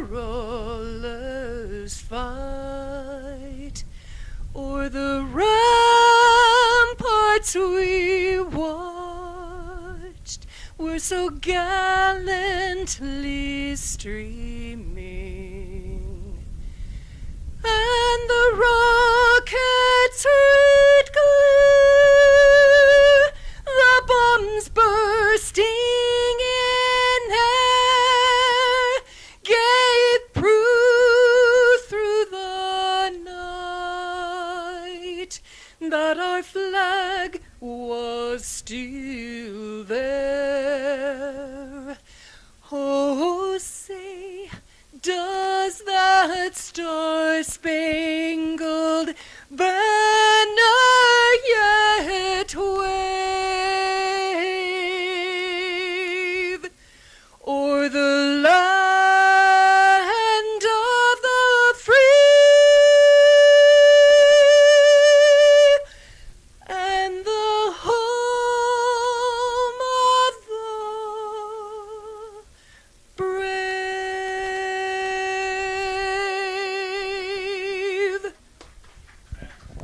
Thank you very much, Tana. We appreciate that. It's always good to have a live rendition of our national anthem that shows just how much we appreciate being part of this. And again, for each and every member of our military, if you are out here this weekend, thank you from all of us for what you do to defend this country. We certainly appreciate that. Also, while we give Tana an opportunity to get back to her car because she is still in a couple of entries in Pro, we're going to be firing up those cars here pretty quick. But again, thank you to Silver State Refrigeration and HVAC. They are the ones that are keeping Bang Shift live atop the scissor lift so that those of you who could not be here with us on property get an opportunity to see what's going on down here at the K&N Southwest Showdown. Thank you to K&N for being a sponsor from this event's inception. For many, many years, K&N has supported the world of bracket racing, and we appreciate them still being part of that.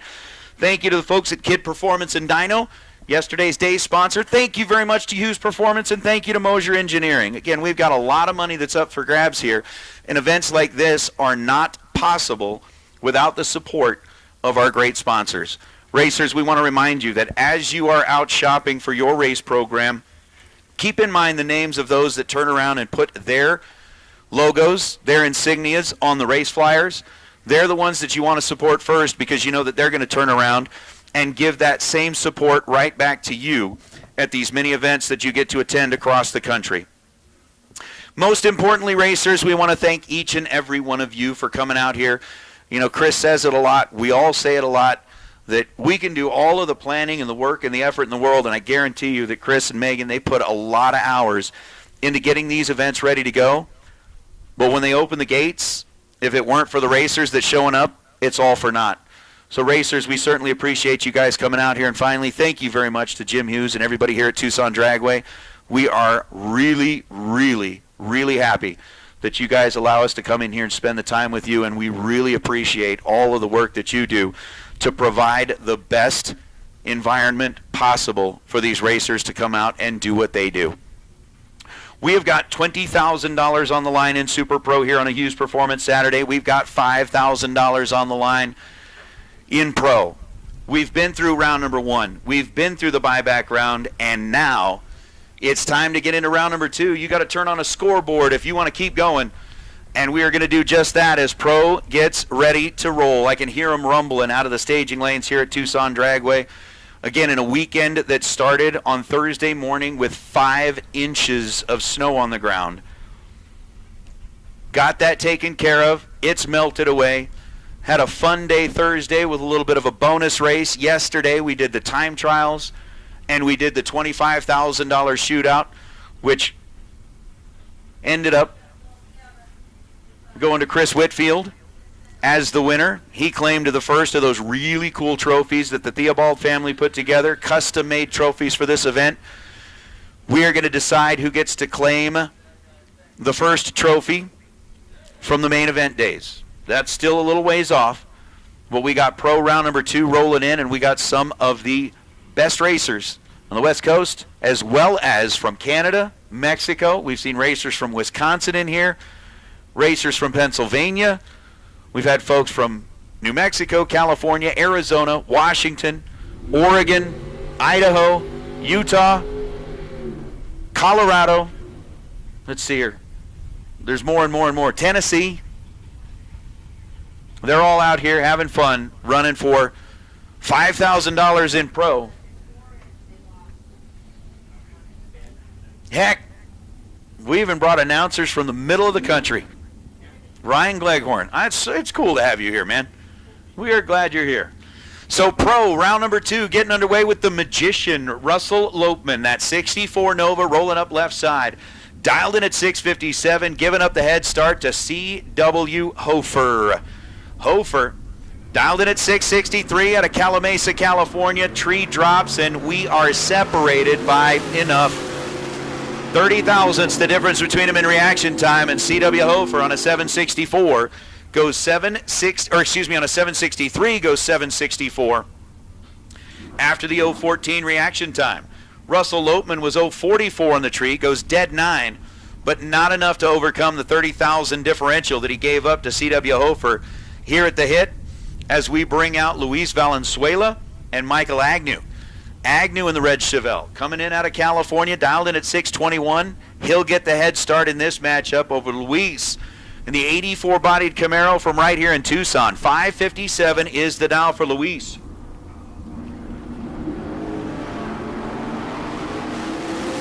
4 thousandths of a second separate him as Agnew rides right on that center line, but is going to come up short. Luis 58 green and 560 on a 557. He's 3 above the dial, comes down to a 5,000 stripe win light to Luis. Michael Agnew was 054 on the tree and 4 above, 625 on a 621. And we talked about the sponsors. We talked about everybody here on property. We talked about the live feed, but I also want to send a special shout out and a thank you to the folks in the chat bleachers who are joining along with us as well. We love having you guys out here with us, and I want to remind you to hit that like button for Bang Shift Video. There's like a bunch of people watching along, and I only see a couple of likes out here. I know I have to refresh the screen to see what it is, but we need more and more. Here's Tana Taylor, who just sung our national anthem. Is it sung or sang? Is it sang? I sounded all wrong. It's that bad influence from Texas. She just done sung that. No, I don't know. That's not Texas. 685 on a 684. Tana Taylor's going to bow out on this one. 70 on the tree, 1 above, no good. Dennis Paz in the El Camino was 22 on the tree and goes 681 on the 679 to get the win light. But Miss Tana, I think she's still alive in 2. She gets another shot at it. But again, we do want to thank her for our national anthem this morning as Eric Daniels and Luis Ortiz. Ortiz over the right side, the 68 Valiant out of Tucson. Dialed in at 648, giving up the head start to Eric Daniels and the Chandler, Arizona-based Vega. Daniels, in set, tree drops. Red light start for Eric Daniels by 4 thousandths of a second. 004, no good. Luis Ortiz, 002 and 2 above. 650 on the 648 for Luis. Lights up that right lane board. Eric ends up 673 on a 672. And I know for those in the chat bleachers, the door cars are kind of like the thing. They love them some door cars. Love them, and we are after it. Cody Robinson, Sasha Hofer. Sasha, who has found some decent success at the Southwest Showdowns before, rolling in, dialed it at 763 on that right side of the racetrack. The white Firebird going up against Cody Robinson's blue Camaro. Dialed in at 660. Sasha's off and away. Cody's off and away. Both are green, and at the finish line, it's going to be Miss Hofer. How about dead on 4? 37 green, dead 4 for Sasha to get the win light. Sasha Better on the tree as Cody Robinson had the 085 and then goes 18 thou above the dial.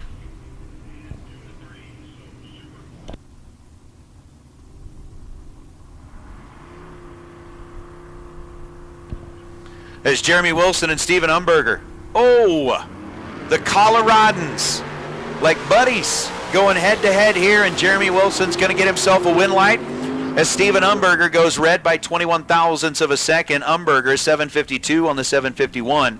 Wilson green 032 and then goes 623 on a 625. Hey, racers, your attention, please. Racers, attention in the pits. Super Pro door cars. Super Pro door car. Round number 2. Let's get our double-entered cars headed into lanes 2 and 3. Super Pro door cars, double-entered cars to lanes 2 and 3. Single-entered Super Pro door cars to lanes 5 and 6, please. So Super Pro door cars, single-entered cars to lanes 5 and 6. Double-entered cars, let's get you headed to lanes 2 and 3. As John Cazette gets a red light by 5 thousandths of a second, he fouls it away and goes 638 on a 640. Tim Arnswald, 748 on a 748. He's dead on the dial. 053 on the tree. And advancing. So we're going to ring up Robert Hall. The 66 Chevelle out of Pueblo West, Colorado. 685 is the dial. He's got Paul Lorton across the way in that gorgeous little 76 Vega. I was actually talking to him back in the staging lanes. Was talking about when he got that car, it was pretty much half wrecked. I wondered, like, how do you have something that's half wrecked? It'd be like half pregnant. You can't be half pregnant. Either it's wrecked or it's not. That's just the way that it is. Robert Hall, 085 green, goes 686 on a 685. That gets him a win light. Paul Lorton left early by 23 thousandths of a second and then goes 637 on a 648. But he ended up, like, basically back half in the car, putting it all back together, had a local guy paint it up, and that's a beautiful little Vega now. Here's Kyle Fritz and Derek Fisher. Fisher's 80-bodied Fairmont. So this is something I was thinking about earlier. I was waiting for, the online broadcast to be there so we could throw it out there to the chat bleachers. In just a second, we'll do that. Kyle Fritz in the Firebird, Fisher in the Fairmont, 31 thou separate them in reaction time, and Derek Fisher, trip zip perfect on the tree, takes too much at the stripe and bows out. Kyle Fritz was 31 green, goes 675 on a 674 to get the win light. But Fisher, getting to the stripe first by 63 thousandths of a second, ends up breaking out by 13 thousandths. Well, what I noticed on Fisher's car was it looks like that 1980 Fairmont still has a hood ornament on it. I mean, when was like the last year that a car actually had a hood ornament? One that like actually sticks up off of the body. I mean, I remember like the old Chryslers having the little crystal Pentastar, and like Dodges had the ram head on it. Cadillacs, of course, had their deal. Mercedes had their. Like, when is the last time you ever remember seeing a hood ornament on a car that was actually still intact? I don't know. Rob Strong and Scott Burton. Burton right side in the Firebird. 008 on the tree and 614 on a 610. Still taking 14 thou at the stripe to get the win light. Strong was 30 on the tree. Giving up 22 thousandths of a second advantage and runs 4 above to be 7,000 down the racetrack. 7 seconds flat, no good. Scott Burton moving on as Chris Citro and Jeremy Plyer are going to be our next two. Jeremy, the orange Nova with the Yanko stripe on it, dialed in at 608. Chris Citro, the black Mustang, running a home game here, dialed in at 653. Tree drops and a red light start for Plyer. By 33 thousandths of a second, Jeremy fouls it away. Chris Citro goes 654 on a 653 after an 064 reaction time. So Citro moving into round number 3 as we are in round number 2 of Pro.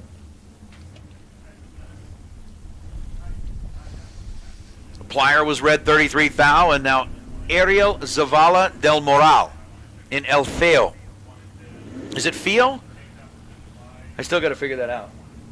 Whatever it is, somebody told me it translates to the ugly. Aaron McCammond in the El Camino. I guarantee you he thought the red light was ugly.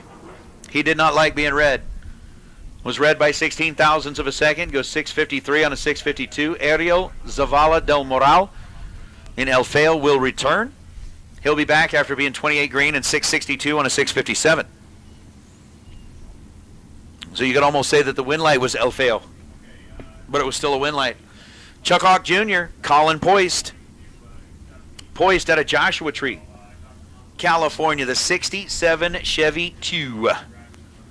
I like that. 677. Chuck Hawk, 676, separated by 100th in the dial.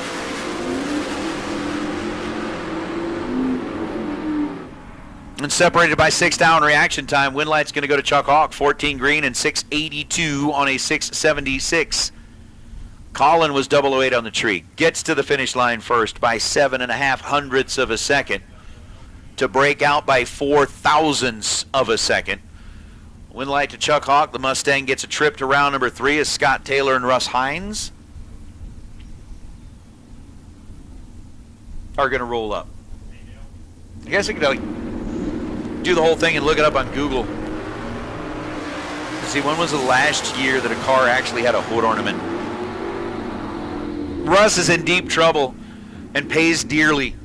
088 on the tree for Hines, goes 688 on a 690, trying to track down Scott Taylor but couldn't get there. The Columbus Falls, Montana-based Chevelle, 004 on the tree and 690 on a 689 will turn on a scoreboard as Curtis Zinzalita and Steven Shearer. Shearer in the Camaro that he and Rizzoli are kind of swapping spots in. 650 going to be the dial in over on the right side of the racetrack. And Curtis in the Roadrunner out of Flagstaff, Arizona. 626. The dial for Curtis.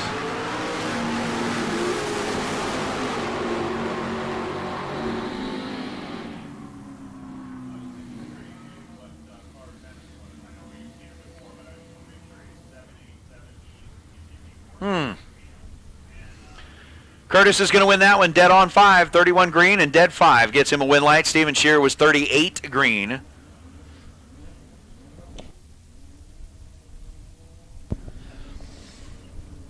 And not going to work out is Larry Cannon and Steve Roars. Roars out of Wisconsin. Is it Wisconsin? Frenick?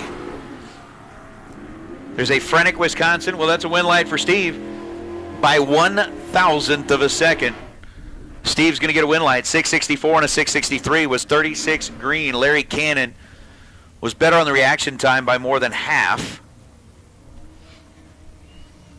And then goes 637 on a 634. So 15 and 3 above, no good for Larry Cannon. As we'll bring out Jeff Ball and Ryan Mangus.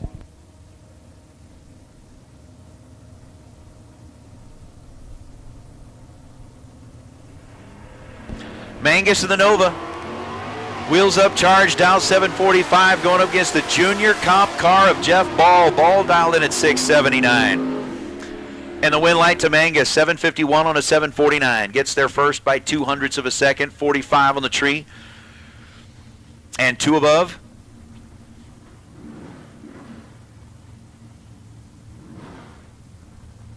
As Jeff Ball was 680 on the 679 after an 081 reaction time. As now Brandon Umberger and Kyle Rizzoli. Kyle the Camaro. Beautiful car. Going up against Brandon Umberger's Jelly Bean Chevette. I dig the Chevette. 594 the dial for the Chevette.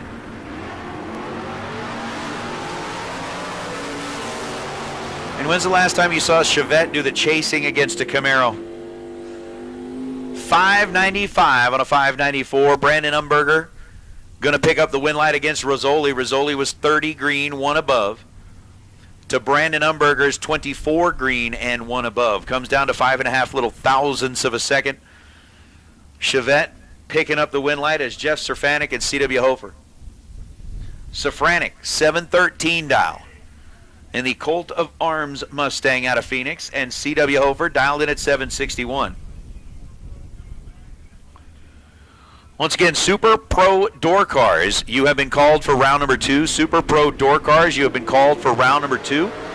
We should have our double-entered Super Pro Door Cars in lanes 2 and 3.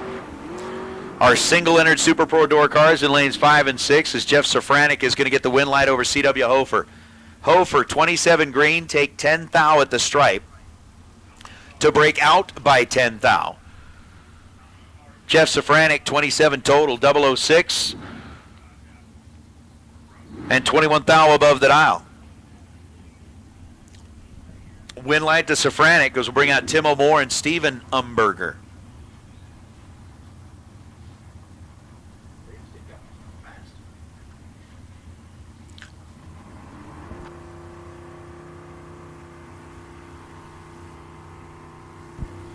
Umberger dialed 751. O'More dialed 588. That's a big head start for that Nova. Let's just say it got shaved down a little bit. 30 thou separate them in reaction time. Tim O'More with a quick jab of the brakes down at the finish line goes 592 on a 588, ends up 4 above after an 11 reaction time, tightening up the stripe to 11 ten-thousandths of a second. To get the win light is Umberger, 41 green and 11 thou above to be 52 total. And bowing out here, so O'More stays alive as John Cazzetti and Luis Ortiz. So saying, I think the last time that a car had a hood ornament on it was... Really? Like, I would have thought it would have been before that, like 2008? On the DeVille? I don't know. I thought they would have disappeared long before that, but maybe. I certainly don't know for sure. Luis Ortiz, 23 green. John Cazzetti was 3 thou better with a 020 reaction time, and Cazzetti goes 39 on a 39. He's dead on 7. To be 27 total. 29 total in the opposite side for Ortiz, and the Valiant will check out as Luis Valenzuela going to come up here in the Camaro out of Tucson, Arizona. And a whomp whomp, win light goes to the Mustang right side. 51 green and dead on 9. We'll get the win light. Again, we are looking at some of our double-entried pro cars making their way back around.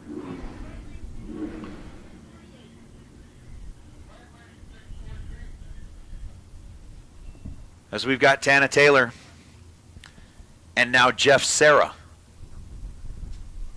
Jeff, who's kind of doubling up with Paul Lorton here in the Vega.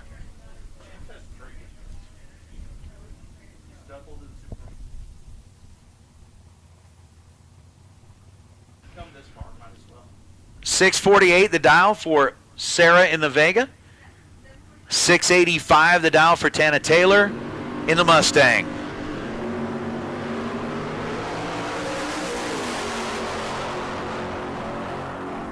Well, the win light's going to turn on for Jeff Serra. 005 and 1 above gets him a win light over Tana Taylor. Taylor was 31 green, getting 3,000. 3 thou with a stripe, and yeah, both of them at 100 miles an hour. I don't know that I've ever seen that. Exactly 100 miles an hour, especially when you're calculating out to like the 100th of a mile an hour. Oh, dude. We totally need to. Oh, Tana needs one too. Oh, that's awesome. Yeah, Tana and Jeff, since you both went exactly 100 miles an hour, we're going to give you a 100 mile an hour club sticker from Tucson Dragway. You got to have that. You got to have that. Ed Niquette here, the bye run here in pro round number 1. Niquette the Cavalier, 5.780, 119 miles an hour. But oh boy, oh boy. So Niquette gets the solo shot. We've got Super Pro Door Cars getting ready to make their way out of the staging lanes and headed up this direction. Again, for those of you that are here on property, remember, we got some fantastic Concession stand stuff out here. Hot dogs, hamburgers, nachos, fingers and fries, tri-tip sandwiches, tacos, burritos. Are you getting hungry yet? I am. Okay, maybe not totally, but soon. They got the kettle corn out here. Fantastic treats. Of course, we've got all of the Southwest Showdown apparel available at Club Nitro, or the Nitro Club, whatever they're calling it.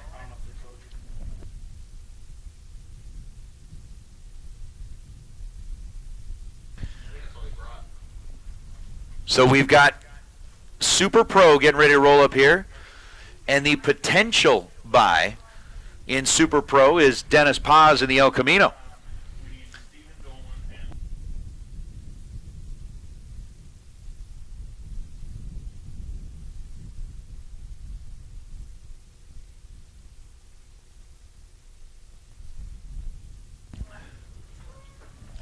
So while we get our Super Pro cars all squared away,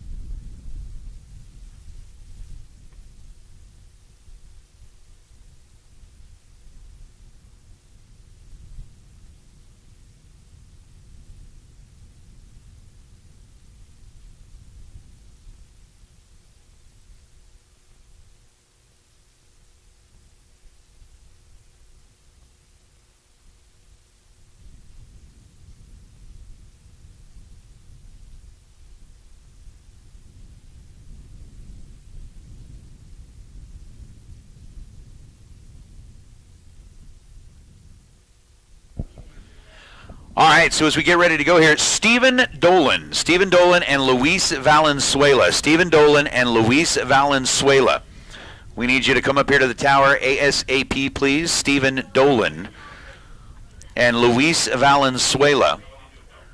We need you to come up here to the tower, please, please, please. So Stephen Dolan, Luis Valenzuela, come to the tower now, please. We appreciate that. Thank you very much. So with the door cars on the Super Pro side,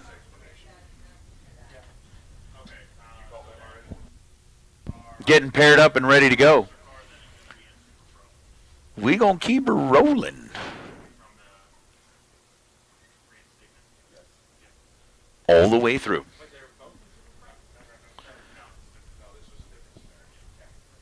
So while we get a few things taken care of.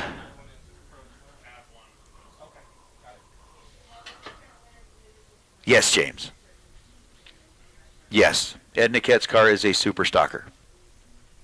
If that was the question that you were asking, I know that was a couple of minutes ago, but James asking if I'm assuming you were talking about Ed Niquette's car, the buy run there in pro category. Yep, that was he runs that in super stock.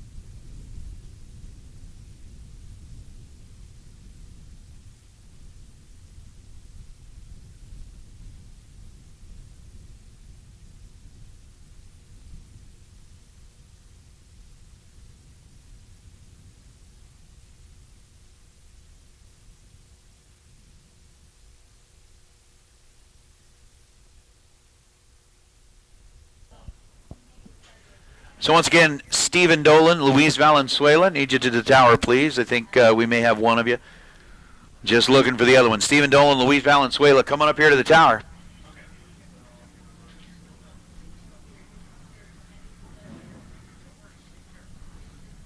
Huh.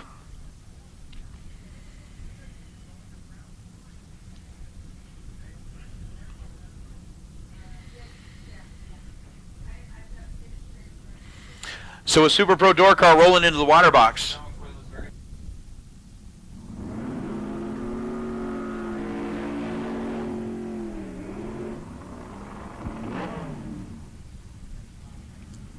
All right, so one more time, Stephen Dolan. Stephen Dolan, if you could come up here to the tower and see Chris, please. Stephen Dolan. Need you to come up here to the tower and see Chris as we start things off with last night's finalist, or one of last night's finalists, in the $25,000 shootout, Keith Downing in the Arrow, the Bustin' Loose Ride. Shows up here dialed at pretty much where they've been. 7.27 seconds. Lurches, leaves, and Daniel McClelland is now on the chase in the Roadster. Wind light's going to turn on for Keith Downing. 31 green, 3 above, 730 on the 727 to get the wind light.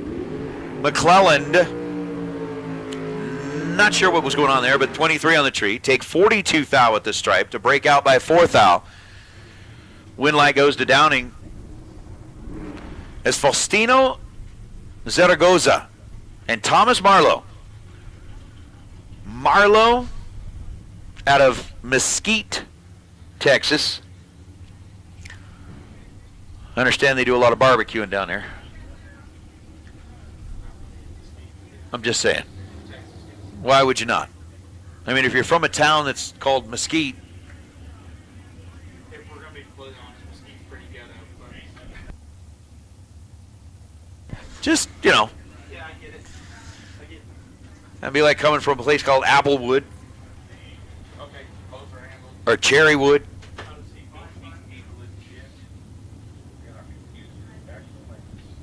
But Faustino Zaratoga out of Zaragoza, dialed in at 656. Marlowe dialed 597. Marlowe's on the chase, trying to get around the Vega and will get around him, but will not get a wind light. Marlowe, take 2 thou at the stripe, ends up 596 and a 597, breaks it out 3 thousandths of a second. Faustino 659 on a 656 after an 014 reaction time. We'll bring up David Beckwith and Brad Pierce. Pierce in the Corvette, dialed in at 650. Beckwith in the Nova, dialed in at 550.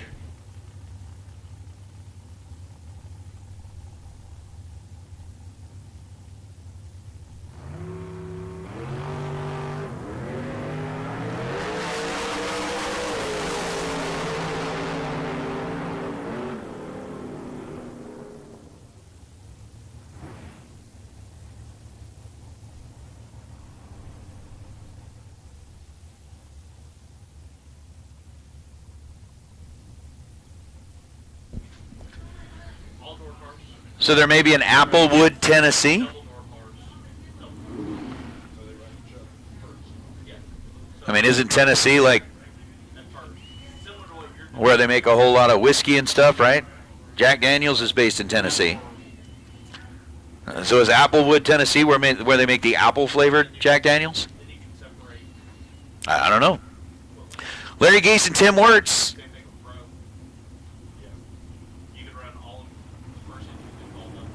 Wirtz in the Snowball Roadster. Larry Geese in the white Daytona. Geese, Wirtz, 8 thou separated. Wind light goes to Larry. It is a double breakout scenario. Tim Wirtz was 18 green. Larry was 10 green. So Larry better off the bull, but by 8 thousandths of a second. Gets to the finish line first by 8 thousandths of a second.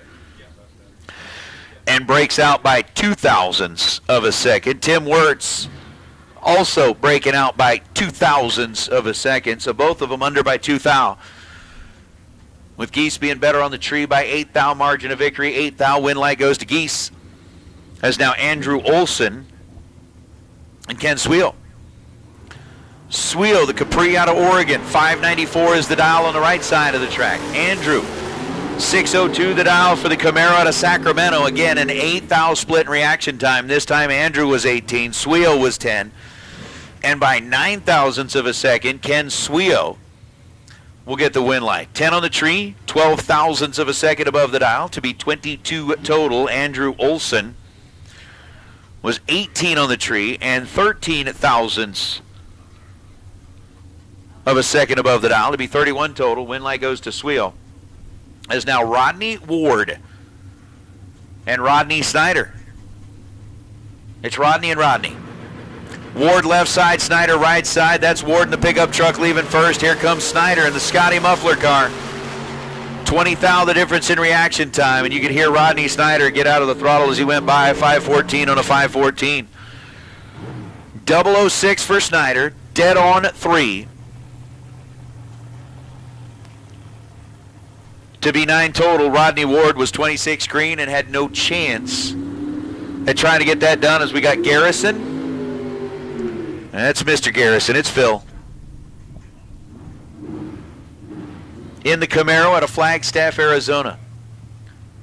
Garrison's used to come up and run with us in Vegas all the time. We miss having him around, but totally understand that life is doing what it's doing. And Caleb Mazzell.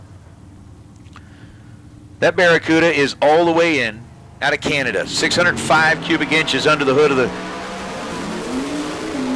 Barracuda. 533 is the dial, and Caleb goes 032 on the tree and 534 on the 533. Wins it by 11 thousandths of a second. There's Phil Garrison, 35 green and 1 above to be 547 on a 546. So win light to Menzel is Sean Page and Kevin McClellan. K-Mac over on the right side. The station wagon going up against Sean Page's GTO. 623 the dial for the GTO, 675 the dial for the station wagon, and guess what? Guess what? True Start strikes. Kevin McClellan, the slower of the two cars, left early by 2 thousandths of a second. Sean Page, the quicker of the two cars, left early by 30 thousandths of a second. And with True Start in effect, Kevin McClellan will get the win light. Sean Page will pay the price and will bow out. Page, by the way, went 622 on the 623. He was under by a thou. Kevin McClellan, 672 on a 68, or excuse me, that's already changed. So McClellan gets the win light thanks to True Start, as Sid Summers and Scott Hess will be the next ones up. Sid red by 6 thousandths of a second. Scott Hess out of Vegas getting a win light and goes dead on 6. 27 green, dead 6 for Scott Hess. Sid Summers runs 586 on a 582 dial, but missed it by 6 thousandths of a second at this end of the racetrack, and that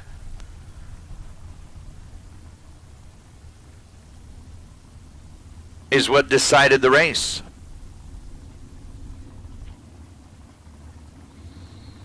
Tom Scola and George Lewis. Scola in the Mustang left side out of Goodyear, Arizona. 634 is the dial, gets the win light by going green.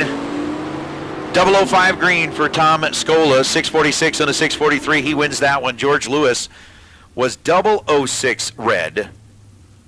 And then 604 on a 604. It's bad enough to be red and dead on. And then you go red and dead 1.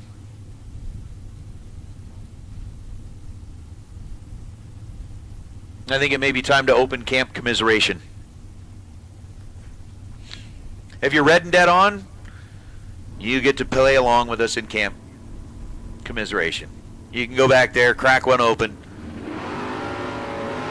By the time it's all over, we'll decide who's like the camp director. You know, whoever got like, I was this close to winning but didn't. Manuel Blea getting the win light over Karen Snyder. Snyder 16 green and goes 539 on a 535, ends up 4 above and behind by 300ths at the stripe. Manuel Blea 001 and 2 above to get the win light. As now Luis Andres and Bill Bollock. I think Luis You talk about a truck that looks like the closest to just something you'd see rolling around on the street.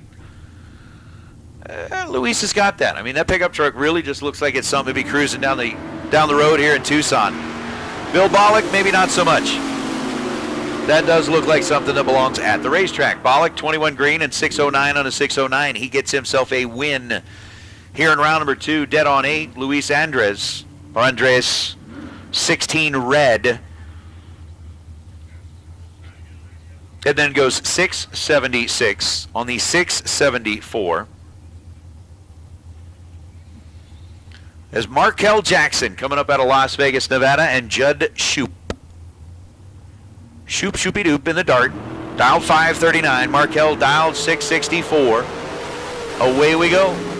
8th thou the split in reaction time. Advantage goes to Judd Shoop. He picks up the win light. 542 on a 539 dial. 25 green. And 3 above gets a win light. Markel 679 on a 664. After the 033. You know, Rod, we may need to. We may need to open up a swear jar up here. Because there are a lot of people down in this part of the world that are swearing. Well, let's say for Dale Phillips and Lynn Adams, both of them have 2 zeros and a 2 in their reaction time. Dave Phillips put the 2 zeros first, goes 002 on the tree and dead on 3 to be 5 total.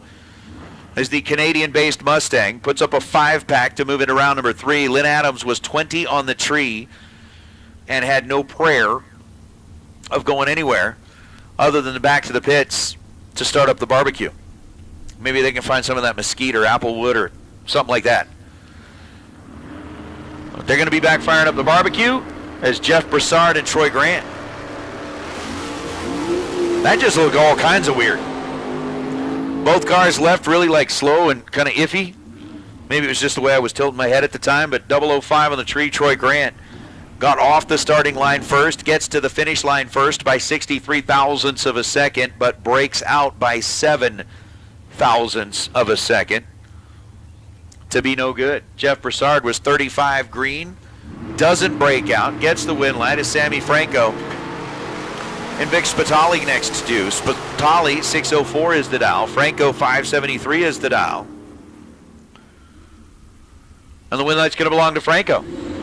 004 to Vic Spitali's 025, so a 21,000 split in reaction time as Franco goes 578 on the 573 and gets to the finish line first.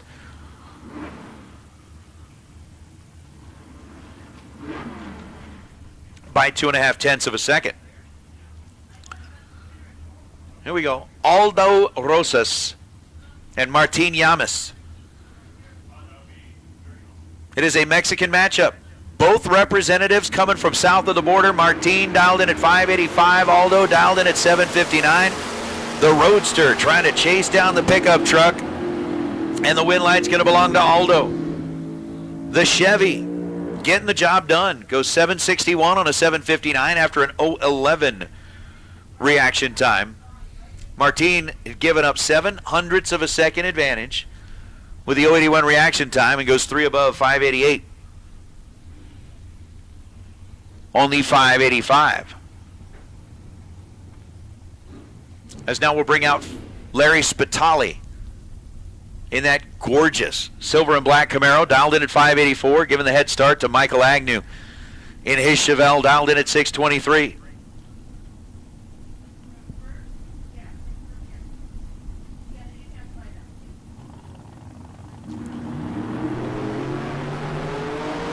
Two thousandths of a second separate him in reaction time. Win light belongs to Michael Agnew.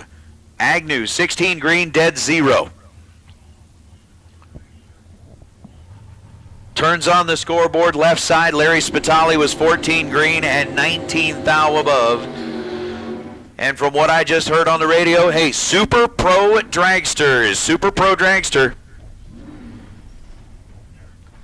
Gonna get you headed this direction, please.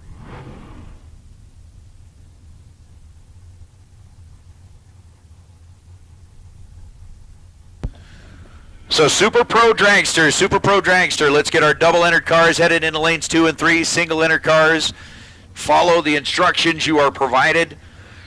But Super Pro Dragsters, round number 2. Let's get all y'all headed this way, please. Super Pro Dragster, round number 2. Come on down. Nacho Rivera Jr., 669. Hello, what is it? Couldn't read exactly what it said. Like Tatina's Spirit, something like that. Going up against Tony Pescara. Pescara, 6'11 on a 6'10. He's 61 on the tree and 16 thou above. No bueno. Nacho Rivera, muy bueno. 671 on a 669 after being 025 on the tree. He is moving on. As Team Mexico puts another one into round number 3. I'm going to bring up Kevin Burnett in the Ferrari and Graham Foster in the Top Sportsman look-alike. I mean, it is a Top Sportsman car, but that Camaro dialed in at 489. Uh-oh. 51 thou the difference in reaction time. Kevin Burnett capitalizes on the advantage he had on the starting line at 27 green, 14 thou above for Burnett. Gives him a win light.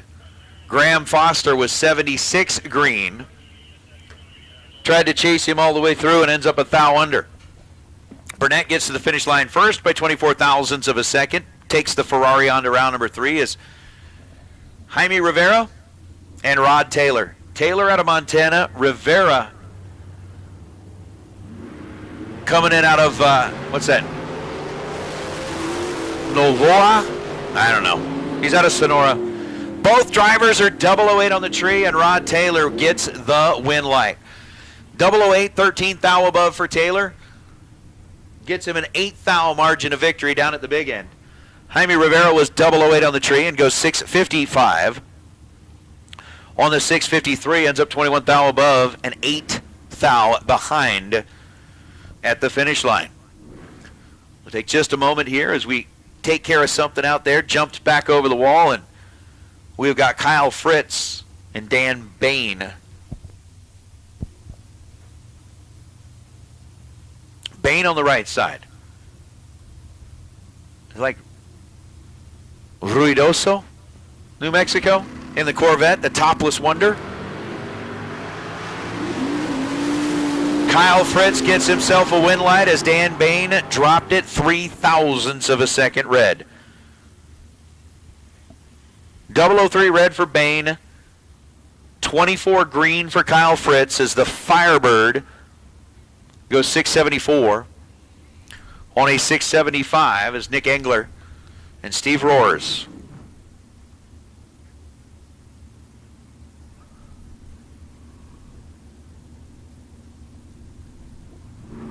Roars in the Camaro dialed 664. Nick Engler, the Vega, dialed 672. 1 thou separate them in reaction time, and the win light's going to belong to Roars. 007, and a double breakout ensues at the top end. He's under by 2 thousandths of a second. Gets there second, breakout 2 thou. Nick Engler, 008, get there first by 3 thou and breakout by 6 thou. So Engler exits in round number 2. Roars will roll into round number 3 as Steve Shearer and Enrique Manriquez? Enrique Manriquez. Something like that. Another win light for another one of our Mexican competitors. Steve Shearer, red by 22 thousandths of a second, goes 654 on a 648. But Enrique, 005 in reaction time, and then 647 on a 643.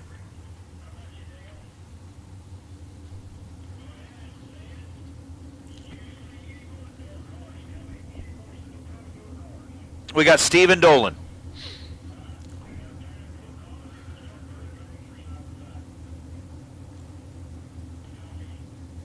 In the Mustang out of Tucson, and Chuck Hawk Jr. This is like a hometown showdown. Hawk on the left side, dialed 498. Steven on the right side, dialed 625.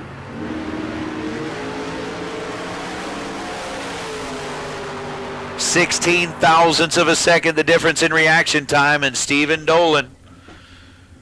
004 to be there first by 17 thousandths of a second and ends up 12 thou above. 16 total gets the win light for Stephen Dolan. Chuck Hawk was 20 on the tree and had nowhere to go with that 499.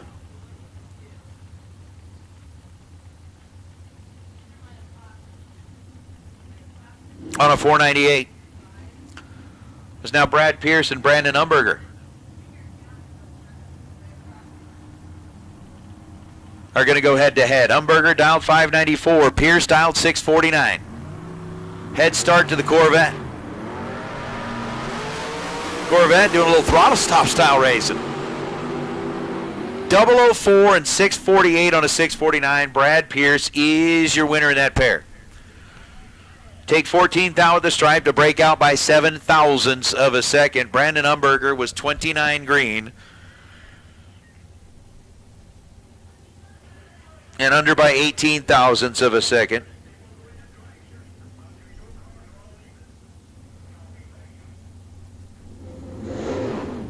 As again, Super Pro Dragster. Super Pro Dragster, we have called you into the staging lanes. All of you. Like all of you. Should have our double Leonards up there. Should have our single Leonards up there as Curtis Enzalita gets himself a win light by 4 thousandths of a second. It was 1 thou difference in reaction time. 38 for Larry Cannon, 39 for Curtis Enzalita. Enzalita 21 thou above, taking 4 thou at the stripe to get the win light. Larry Cannon was 38 green and 26 thou above to get no love, no win light.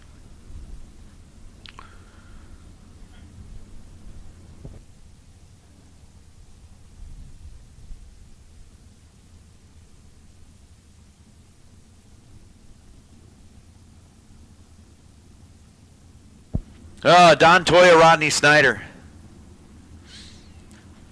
Snyder, that rear Morrison built, 583 cubic inch power plant. And 514 is the dial. Don Toya is dialed in 1/10 of a second slower than that with a 524.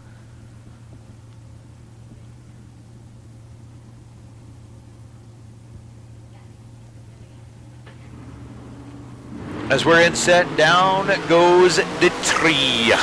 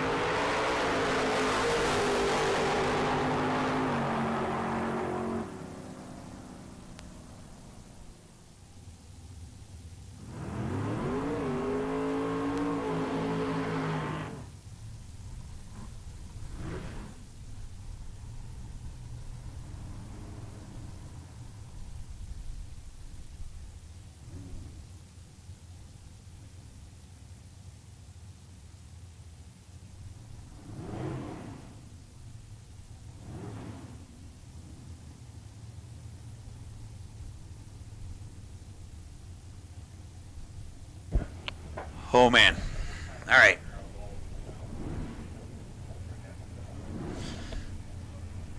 Back at it, Tim Wirtz and Thomas Marlowe. Marlowe. He's got the Nova dialed in at 593. Wirtz has got the Roadster dialed in at 524.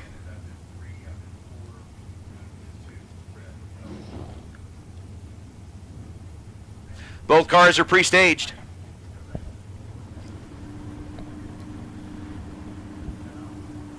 going to go ahead and kick him loose. 20 thou separate him in reaction time. 005 and 2 above for Thomas Marlowe. Taking 8 thou at the stripe will get him a win light. 595 on a 593 for Marlowe. Tim Wirtz goes 25 on the tree and 11 thou above to come up a little short against Marlowe. That'll bring out Greg Hicks and Brian Weber as we switch from the Super Pro door cars to the Super Pro dragsters and continue to roll through round number 2.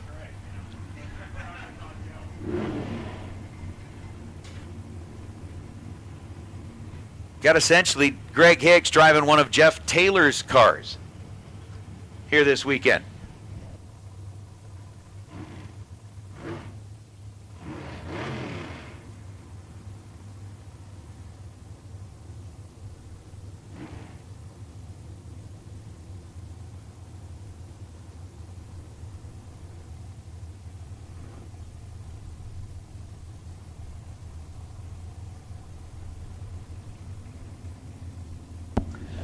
So Brian with a 475 dial, Greg Hicks with a 522 dial.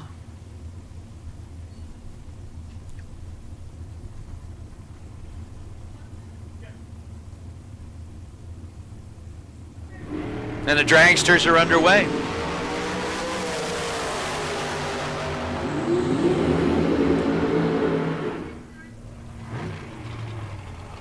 Brian Weber bowing out here in round number 2 is Greg Hicks, 13 green and 1 above the dial. 523 on a 522.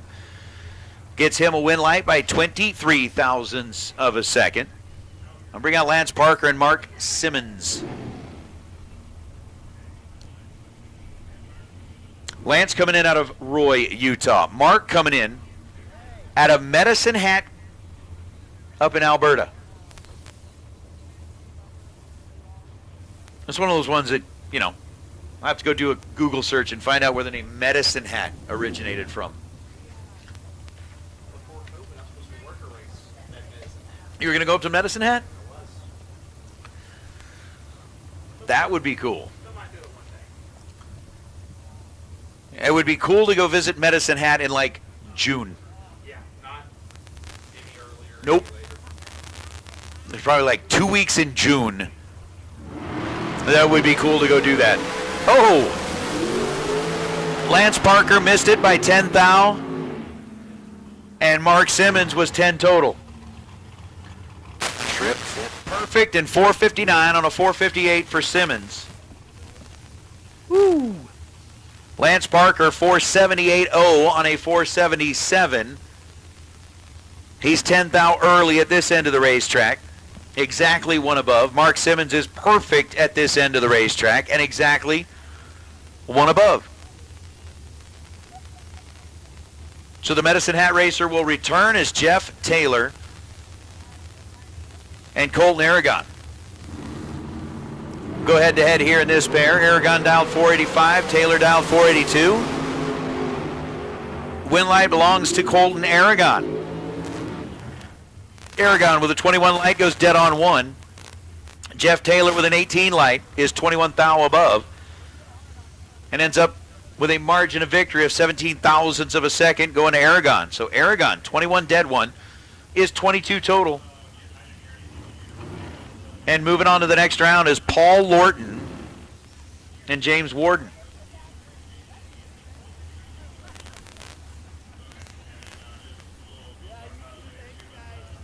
So Lorton, the American-built ride left side, dialed 4.80 seconds. James Warden is dialed in 0.04 of a second quicker than that.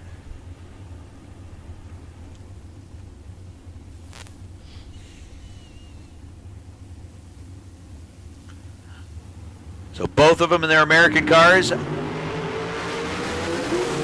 Nothing between them in reaction time. And James Warden will win that matchup. Both drivers were 17 thousandths of a second behind the green light when they left the starting line. Warden ends up 1 above. Lorton ends up 3 above, and that will give the win light to James Warden as Jerry Hall and Lindsey Meserve going to be the next two. Miss Lindsay, the Race Tech car, dialed 476. Jerry Hall dialed in at 529.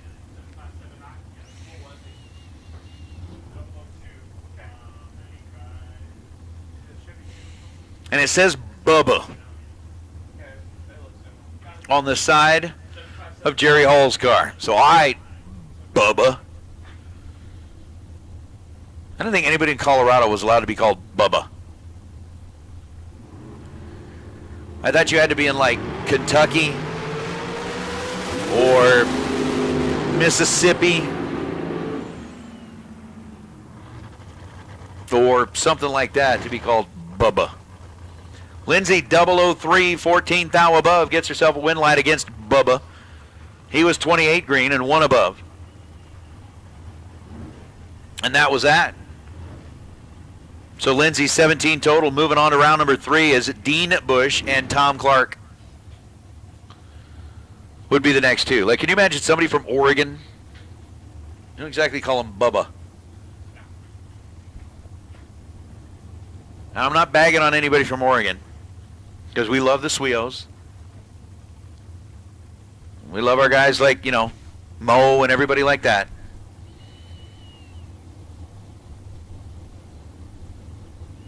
You know, I don't know if Mo's listening in, but just absolutely adore our people from Oregon. But I just don't see anybody named Bubba being from Colorado. I don't know why. Tom Clark, 4th thou red. And then 461 on a 460. Win light to Dean Bush. 007, dead on 4 for Dean. That will light up the scoreboard on the left side. Tom Clark exits. And we'll bring up Mark Kidd and Lloyd Salveson. Salveson out of Rio Rancho, New Mexico, dialed 505. Mark in the brand new Kidd family dragster, dialed 475.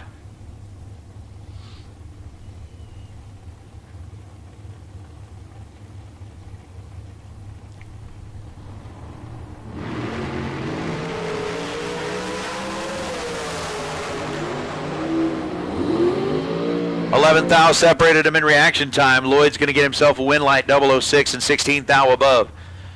Comes down to a 2.5 thousandths of a second stripe. Lloyd gets there first. Moves into round number 3. Mark Kidd was 17 on the tree. And didn't quite get there, and I guess I'm going to have to learn to talk faster because the way this timing system is working, as soon as somebody crosses, it switches whether I hit the button or not, so it's touchy. Well, the button's finicky, but like even here, a lot of times it'll keep the screen up a little bit longer so you can look back, and anyway, it's disappearing fast. So Dan Lafferty and Rick Marcy. Marcy, right side, 495 is the dial. Lafferty's got the 449 on his side. We got a red light start for Marcy by 1 thousandths of a second. Lafferty 18 green and goes 3 thou under the dial, 448 on a 449. Marcy ends up dead on, red and dead on. So Rick will join the camp commiseration. I don't know where they're setting it up, but essentially you go red and dead on. Like I said, you can go grab yourself a cold one or a hot toddy, whatever it is you feel like you need to get. Go in there, talk about what could have been, what should have been, and then what happened. Because we know talking about it is the way to get through it, right? You have to talk through it, accept what happened, understand that you've either A, been defeated, or B, defeated yourself, one of the two. You just got to deal with it. You just got to live with it. Robert Howard and Ray's Kidd. Howard's dialed 494 on the right side out of New Mexico. Ray's Kidd dialed in at 480. 10 thousandths of a second, the difference in reaction time. Win light's going to go to Race. Comes down to 14 10,000ths of a second at the finish line. Win light for the Kidd. 14 green and 21 thou above the dial. To end up 35 thou total. Robert Howard is 36 thou total, as he's 24 green and 15 thou above the dial.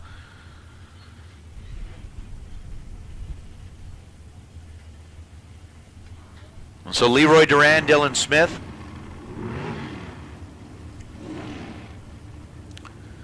Dylan over on the right side out of Buckeye, Arizona. I thought that was an Ohio thing.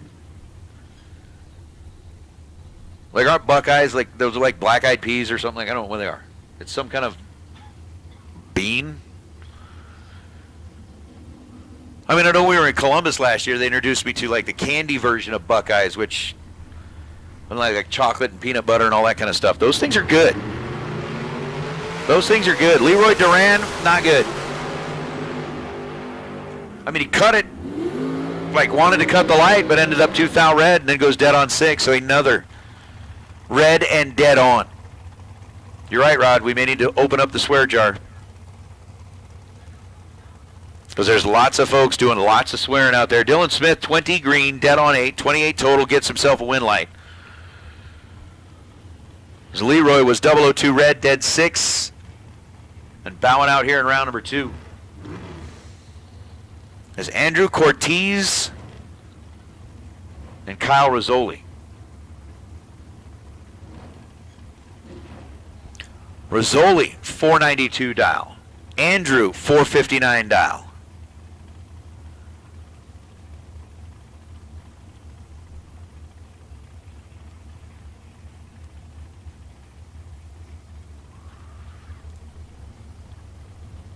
We think about it for a minute. Andrew Cortez starting to bump his way towards the stage beams. Rizzoli rolls in, and there you go. Uh-oh. 002 and 1 above. Kyle Rizzoli is 10 total. Taking 44 thou at the stripe. Andrew Cortez was 50 on the tree and dead on 6.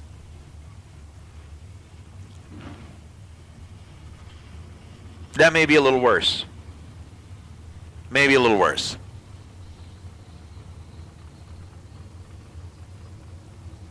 So I will toss that out to the chat bleachers. Again, we'll go with kind of that old Saturday Night Live deal. Coffee talk. I think that was from the 90s, wasn't it? That was a Myers deal. Late 80s or early 90s. Where they do the coffee talk and they throw out a thing that they go, okay, discuss, right? So, for the chat bleachers, while you guys are out there watching along, as Skylar Barichko and Cortland Carter are going after it. Barichko trying to hold off the charge of Cortland and won't be able to do so. Cortland 476 on a 475 after he was 023 on the tree. Skylar was 14 green, and then at 3 above, make that 4 above, as Mark Barnhart and Shane Thompson roll up here. So for the chat bleachers, discuss this. Would you rather be red and dead on or late and dead on? And why? Late dead on have a chance. All right, Brian answered that one pretty quick. Let me clarify this, because you're right. Late and dead on, you still have a chance. But if you end up losing, which would red and dead on, I mean, you don't want to lose. I get it. But which one's easier to take? Red and dead on or late and dead on?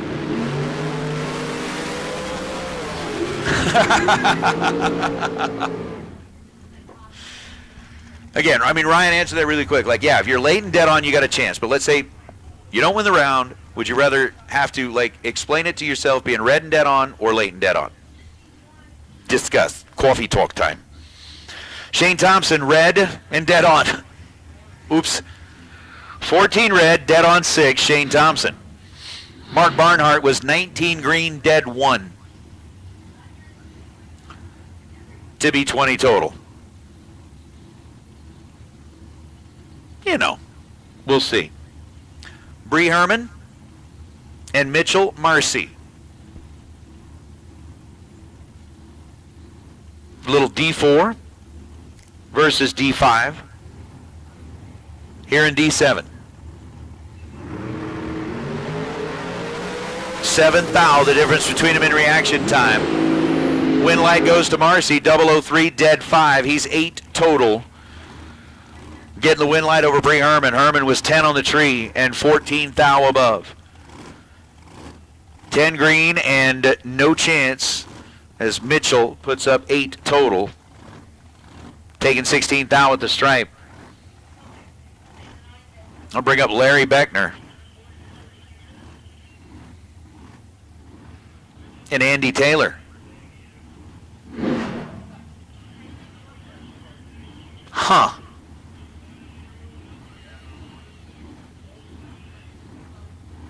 I don't know if it's like nap time out there or what. It is Saturday afternoon, 4:30. Some people may be still taking a nap.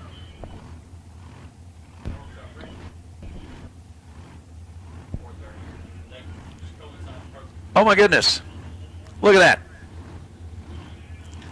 I mean, technically it says it's 4:28, but it's 4:30. Andy Taylor is dialed 4:30. As Larry Beckner is dialed in at 5:07.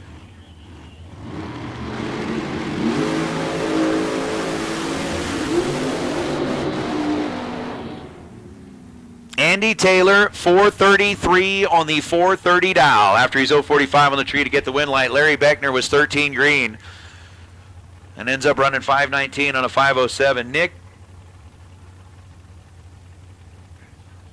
I mean, I'm not quite sure what you're getting at. Nate would like trip 0 and dead on. I'd love to be trip 0 and dead on. I think a lot of people would love that. Oh no. Oh no.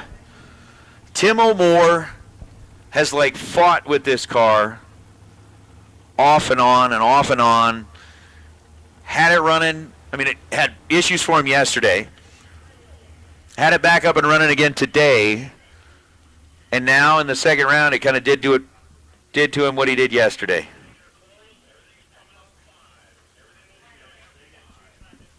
Which that's just like not cool.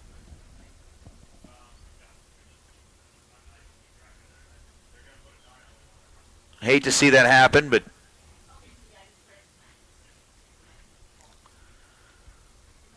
unfortunately it does. Elliot Franco.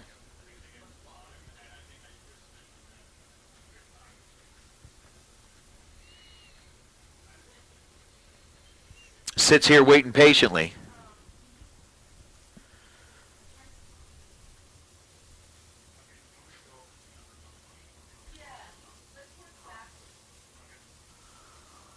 All right. So I heard that somebody would rather be red and dead on, meaning the aggressive, it was set up aggressively both ways, and you at least got it. Maybe got a little more of it on the starting line than you wanted to, but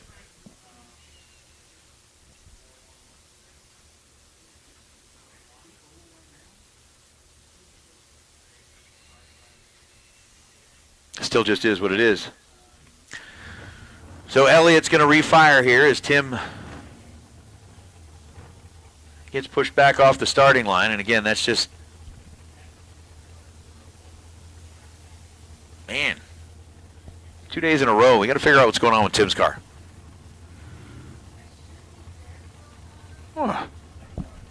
Meh. Meh. I don't like it. So Elliott going on the solo shot, 5:13 is the dial, and goes 5:13 with a 2. Left a little early at this end of the racetrack by like 0.06 of a second, but still.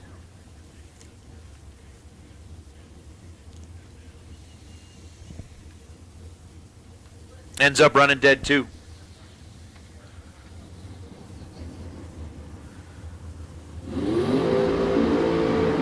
Looks like we're going to be bringing up Dustin Wirtz and Jason Dawson.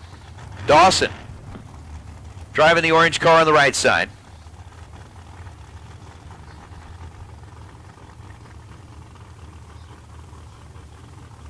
For the folks at Silver State, refrigeration and HVAC, and Dustin Wirtz, who's rolling up here in Nampa, Idaho. Guessing what are we getting like near the end of round number 2? Are we? Let's say I think we still have more to go. But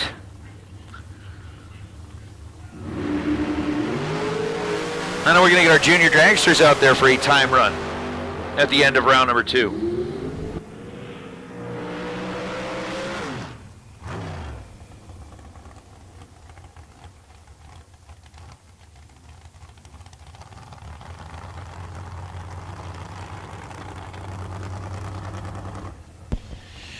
Win light's going to belong to Wirtz. He's 005 and 2 above, 460 on a 458. Jason Dawson was 21 thou behind at the hit with an 026 reaction time, and then goes dead on 1, 467 on a 467.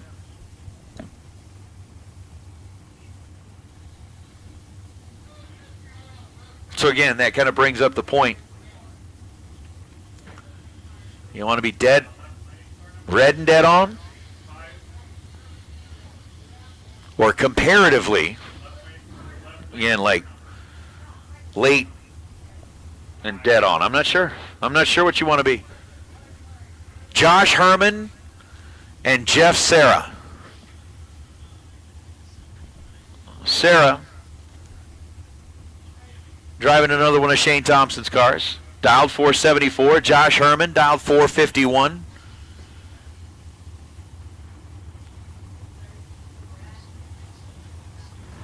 In the Herman Racing machine. 12 thousandths of a second, the difference in reaction time, and Josh Herman is going to come up with a win light here. Jeff Serra 008 to Josh's 020 light. As Serra goes 19 thou above, 475 on a 474. Josh Herman dead 2. Take 5 thou at the stripe. Could have been given 5 thou, but either way. 451 on a 451. Herman 20 dead 2. 22 total, gets a win light. Over Jeff Serra as Gabriel Hernandez and Mark Darsow.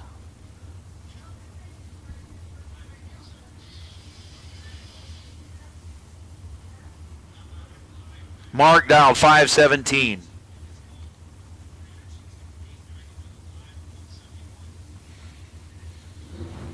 Gabriel Hernandez dialed in at 506.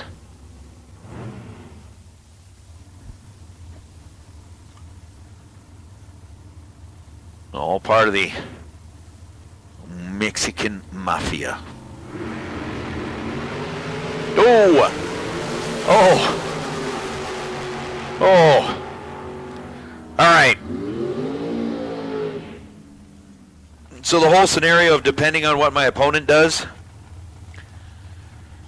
well, Gabriel Hernandez turned it loose 9 thousandths of a second early, and Mark had a reaction time that started with a 3.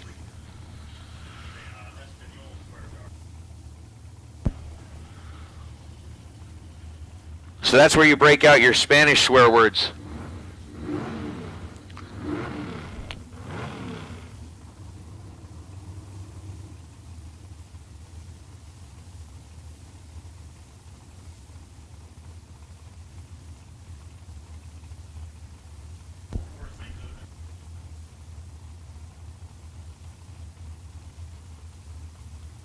Oh, man. So apparently we are going to have quite a few pesos in the swear jar as well. As Phil Jaramillo and Tanner Theobald are going to go side by side. Tanner 007 green, Phil 007 red. Theobald on the 501. Legs are on out, or excuse me, on the 504, legs it out to be 501. Down the racetrack, Jaramillo, after being 007 red, runs 544 on the 547. And bring out Calvin Locke.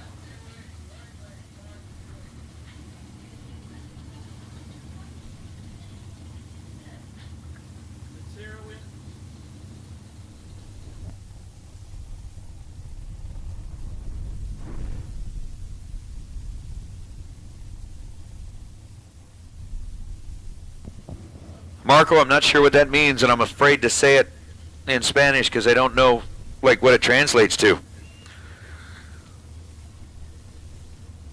Ja, ja, ja, ja? Like Ja, ja, Gabor? Oh, that's Spanish laughing? Oh, got me. 001 red for Travis Theobald and 487 on a 489. Calvin Locke, 19 green, goes 528. I hear it. I see it now. For a second you started typing it out there and I'm like, what the hell does Zsa Zsa Gabor have to do with anything? Maybe I was thinking it was like, I don't know, like a German thing where they're going, yeah, yeah, yeah, yeah.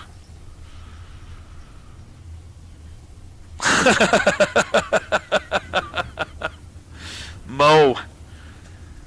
Is that what you're saying? You want to change your middle name to Bubba? I thought we just got through the whole argument about people from Oregon cannot be called Bubba. We might be able to call you like Flower. Or, I don't know, what were other hippie names?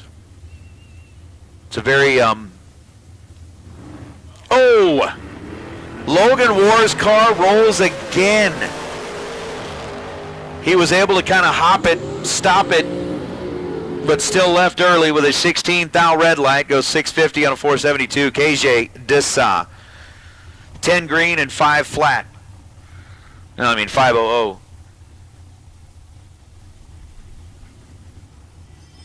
On 135 miles an hour.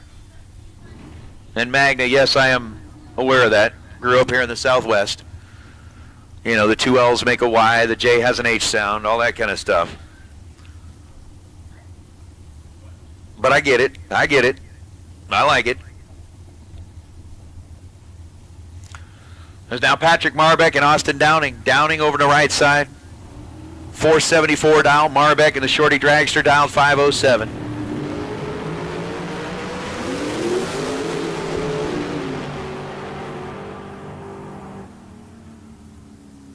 I do think it's kind of cool. It'll be like Mo Bubba money. 5090 for Patrick Marbeck after no 24 reaction time results in not advancing to round number 3. Austin Downing 009 on the tree, 2 above. Gets the opportunity to move on. As Keith Goolsby out of Branson, Missouri. Add another state to the list of racers coming in here to run in the Southwest Showdown. Val Torres, 473 the dial.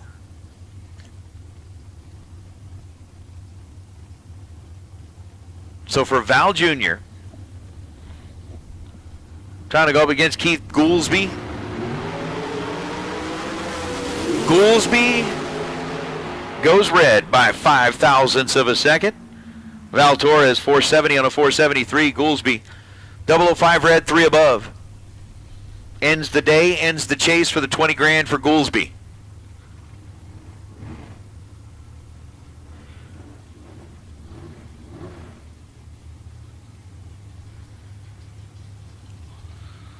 Gabe Torres now and Neil Upchurch.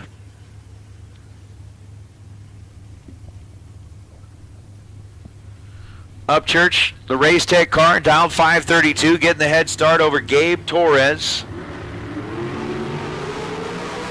And the win light's going to belong to Torres. Upchurch dropped it red by 9 thousandths of a second. And then gets out of the throttle to do that frustrated roll down the racetrack. 7010 for Upchurch after the 009 red light. Gabe Torres was on it. 002. And then 470 on a 471 ends up 5 thou under. We got James Warden. We got Val Torres. And we got more dragsters battling it out for their opportunity to get into round number 3. Again, just a reminder, junior dragsters, we are going to be running your first time run of the weekend following round number 2. So again, looking at kind of the schedule, the Junior Invitational first time run of the weekend is going to be taking place following round number 2, and we are getting closer and closer to that time, so just wanted to make sure you had remembered. Y'all remembered. No, we'll be reaching out to you pretty soon. 483 on a 481, Val Torres, 043 green. So the Torres family go 3 up and 3 advance. James Warden, 15 green, takes 63 thousandths of a second at the stripe to break out by 7 thousandths of a second.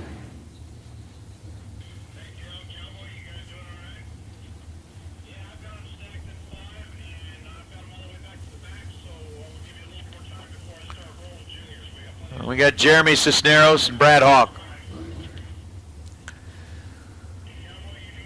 Brad, the dragster on the right side. 472 is the dial. Jeremy Cisneros, the American-built car. Over on the left side with a 476, and the win line's going to belong to Cisneros as Brad Hawk let go 9 thousandths of a second too soon. Cisneros, 25 green and dead 5. Ends up 30 down the racetrack as Alonso Sanchez and Neil Presimoni.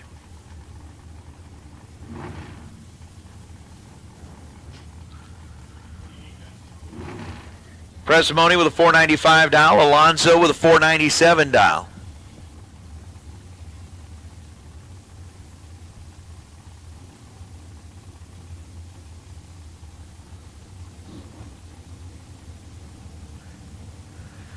We must be getting down towards the end of Dragster.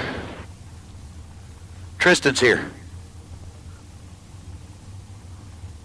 I love that dude. Neil, Alonso. Set, go.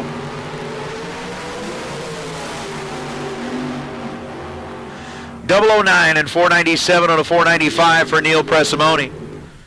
Taking 19th thou at the stripe gives him a win light.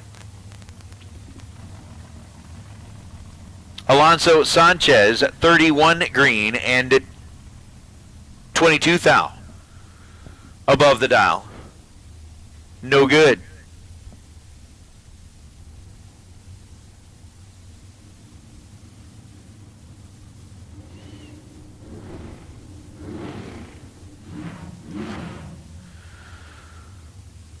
That run was a little dirty for Sanchez as Tristan Craig and Harshbarger come rolling up.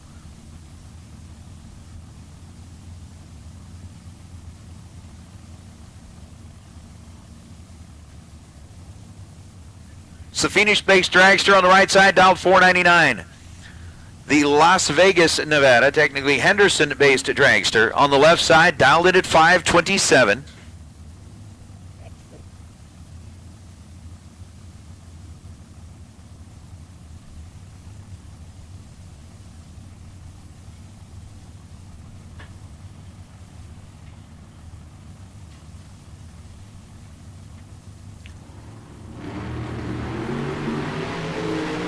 Oh no. Well, Tristan wasn't as good as he usually was on the tree, but it was enough to get the job done.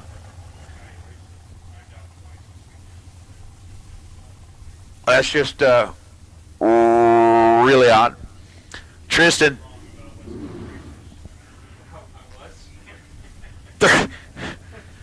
Whew. Harshbarger, yeah. This was used as an experiment to change my opinion. It hasn't worked. So. Not quite there. I already knew Winfield was good. Right. So Baruch, Yamas Acuna, and Gabriel Hernandez. Another one of the Mexican matchups. We're looking at this as a group, the combined group.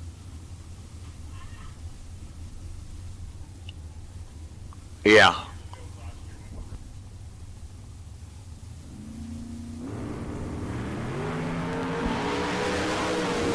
Unfortunately, Baruch is going to turn it red by 1,000th of a second. We'll go 494.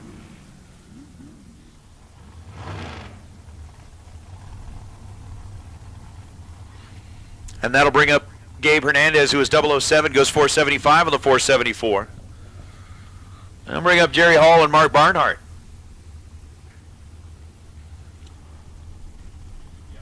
Welcome into the chat bleachers, Mr. Devin Peck. It's glad to have you joining us here.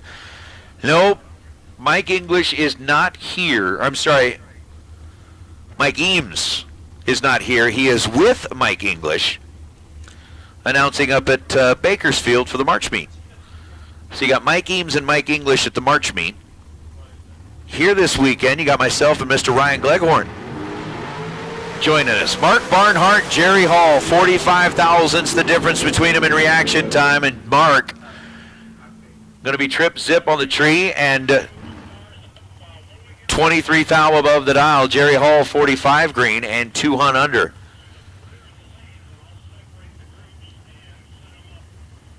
Well, that's kind of a oops. Oops. Junior dragsters, your attention, please. Junior dragsters, let's get you headed into the staging lanes. Lanes 2 and 3, please. Junior dragsters, for your time run, we need you to make your way to lanes 2 and 3. So again, junior dragsters, you are going to be following round number 2. And it is time. Let's get you headed to lanes 2 and 3. Junior dragsters. Go ahead and make your way to lanes 2 and 3. Tom Clark. Voices Chris Whitfield. 7 thousandths of a second, the difference in reaction time. Whitfield. Are you kidding me? Chris Whitfield at 004 and dead on 0. 4 total. Tom Clark was 11 green.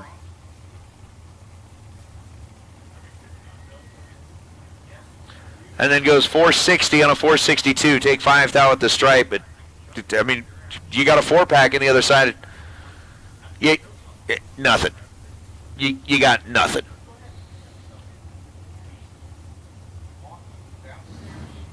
So Chris, 004, dead 0. Last night's 25K winner.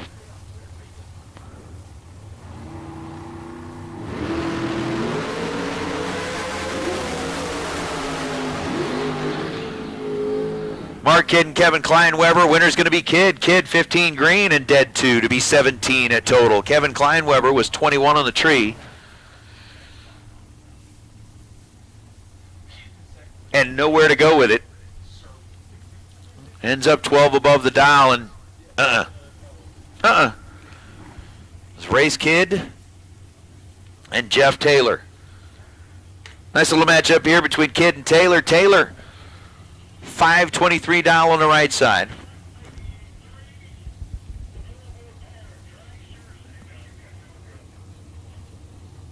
Race Kidd dialed 478 on the left side.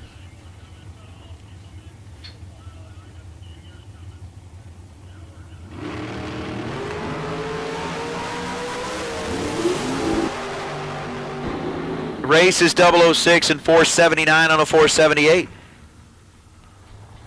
There you go. Jeff Taylor, 524 on a 523, was 025 on the tree and ends up 12 thou behind. Once again, junior dragsters.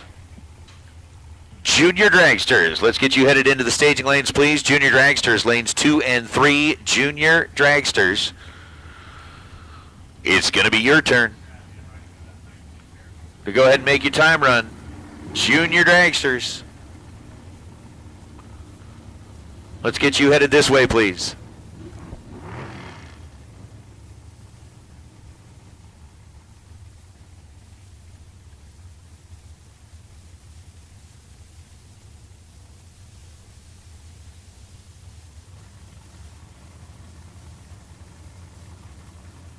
Dylan Smith, Larry Beckner. Beckner left side, dialed 510. Dylan right side, dialed 492. 1 thou the difference in reaction time. Win light's going to belong to Dylan Smith, 33 on the tree.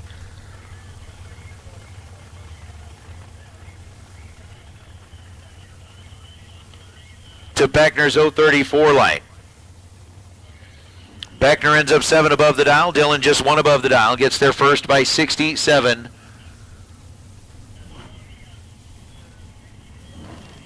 thousandths of a second is Andrew Cortez and Cortland Carter.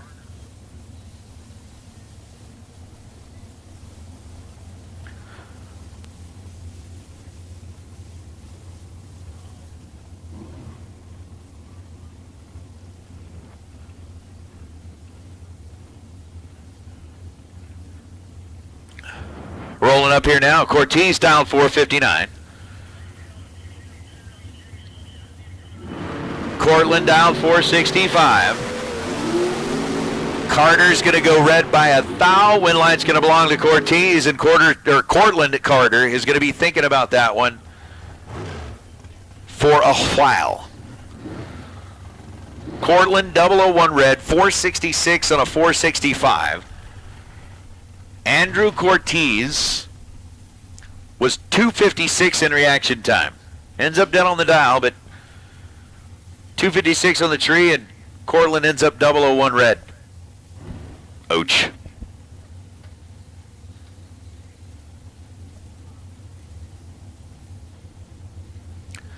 That's one that's going to be a little challenging. Jeff, Sarah, Elliot, Franco.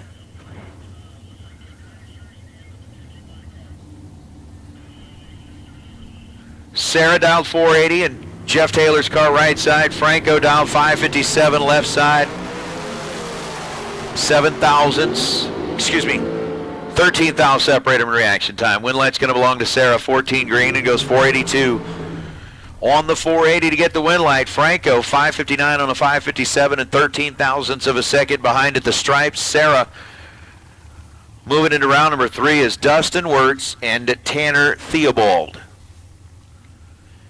Again, made the shout out a little bit earlier in the day. But certainly hope that Uncle Theo's having a great birthday. If he happens to be watching along as the Theobald family's down here in Tucson. Trying to see if maybe they can win back one of the trophies that they made. So with a 504 dial for Tanner, a 458 dial for Dustin.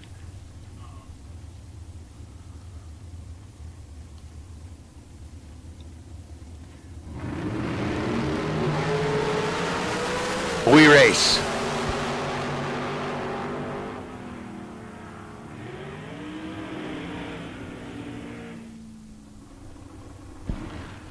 Tanner's 002 red. Dustin is 002 red. Win light goes to Tanner Theobald. Both of them leaving early.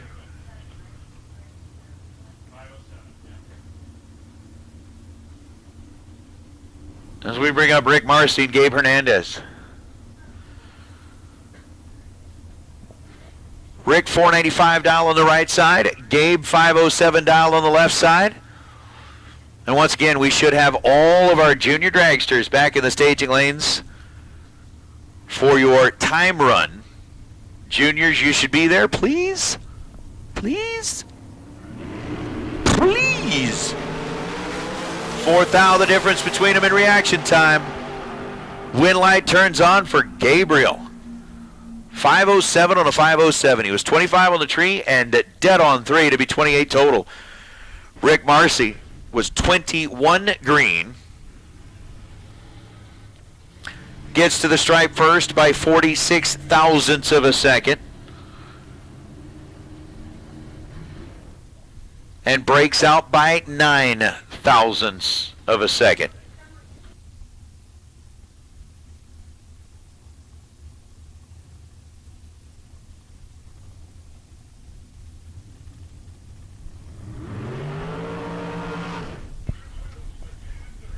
That's Mitchell Marcy.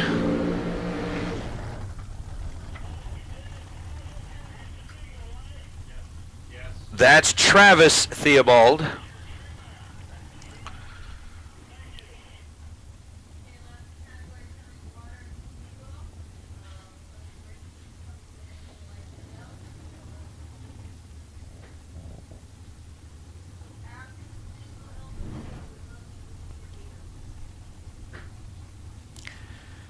And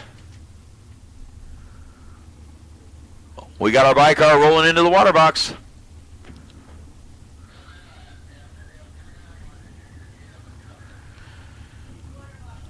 So we should have all of our juniors back in the lanes. This will be a final call for junior dragsters. My goodness. Okay. Well. So Mitchell Marcy was 39 on the tree. Had dialed 478. Takes 43 thou at the stripe and goes 477.9. Down at the big end. Travis Theobald gets a win light. Goes 491 on a 490. After the 064 reaction time. I'm just going to say this. For all of my West Coast racers that are out here, you guys are well aware that Ryan Gleghorn is here. You guys are well aware what he's been saying about West Coast racers. I'm just saying, you know, it's not easy on me up here with what we're kind of doing. Just saying, it's not easy.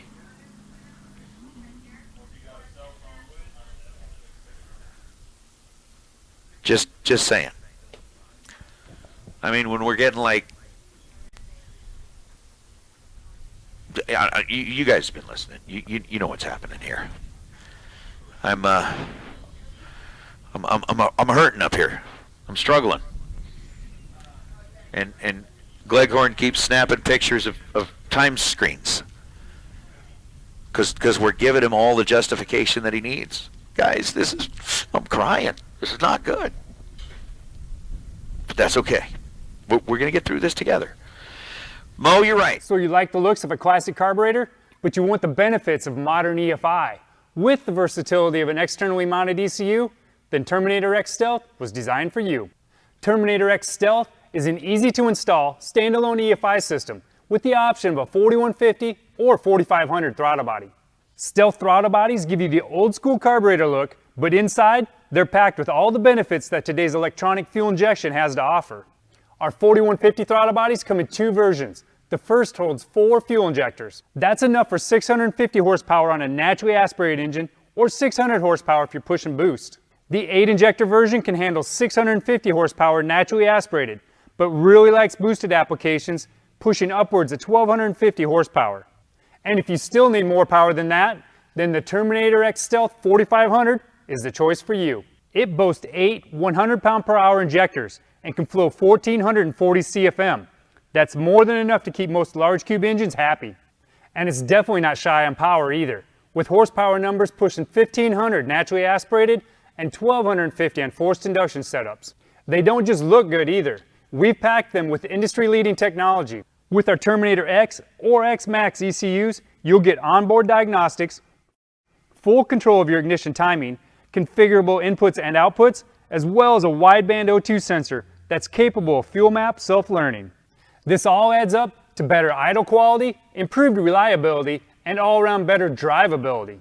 And in our 4150 throttle bodies, you'll find kickdown provisions for GM's TH350 and 400, as well as the 200R4 and 700R4 transmissions. It's also set up for handling Ford's C4 and C6 applications.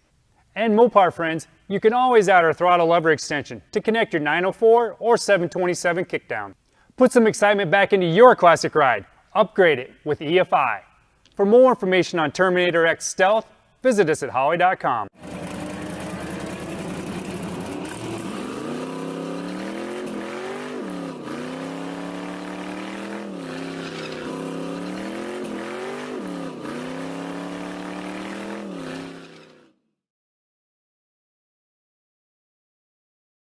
It is 5 o'clock, which means that dinner time is rolling around. Concessions are available. Hot dogs, hamburgers, tacos, burritos, barbecue sandwiches.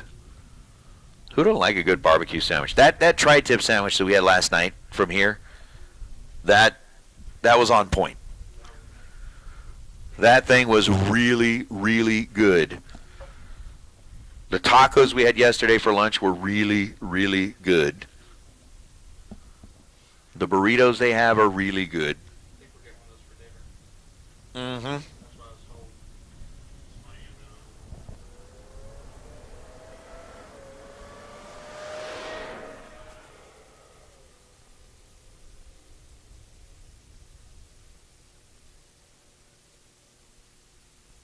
Okay, well, hey, let me just say this. If you are going to be hunting for like a sweatshirt here in a minute, you got to wait till after the juniors because Mama Megan is going down to do what mamas do and, like,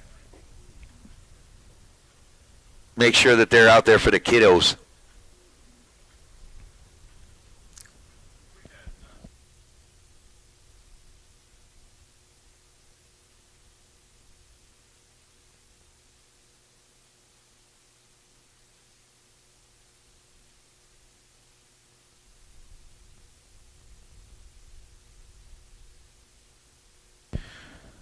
Okay.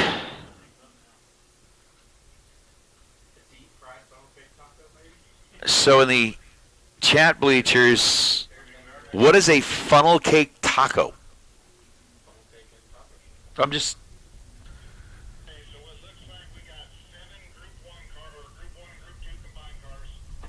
That's kind of interesting.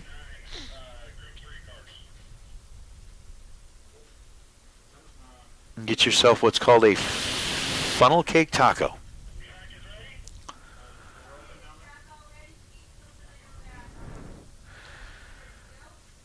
Interesting.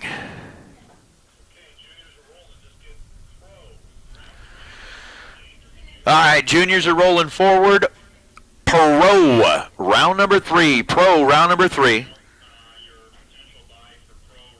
Let's go ahead and get you headed this direction, please. Pro, round number 3. We'll get our double entered cars to 2 and 3. Single entered cars over to lanes 7 and 8. Pro, round 3.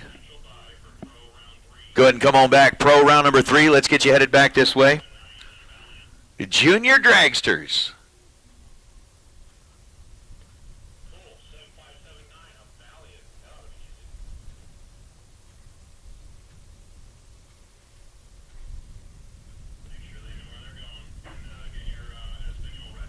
Making their way up here.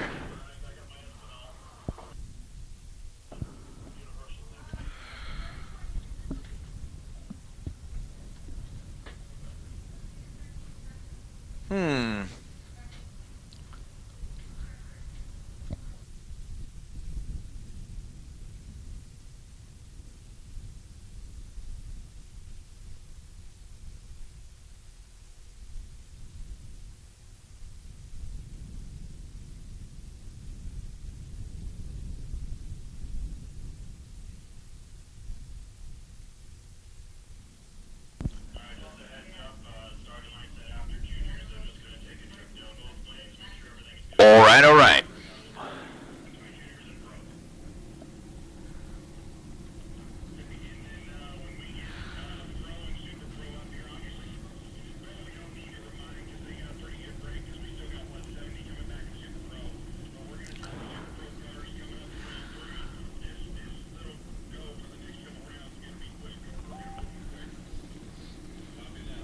So as we continue to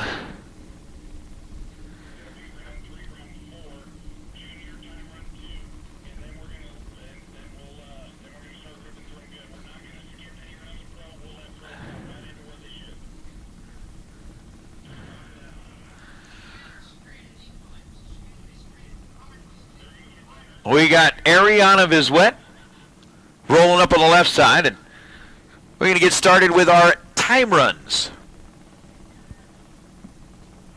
for the junior dragsters. First one, I think we got Group 1 and Group 2 combined.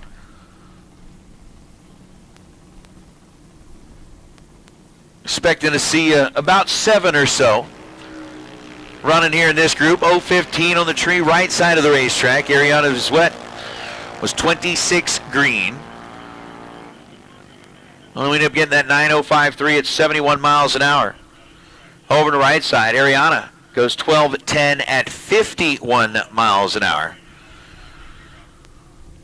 And we should have our next two already fired up and making their way into the stage beams. We're going to get them down there, let them make the turn off the big end of the racetrack. And remember, for our junior dragsters, we've still got some really cool, like, bonus stuff that we're going to be talking about that's going to be coming up here pretty soon. I think just before we start bringing you up for your next time run, which is going to be right after round number 3. So again, juniors, remember that when you make your way back into the staging, or after the run, you make your way back into your pit, you're going to need to get kind of turned around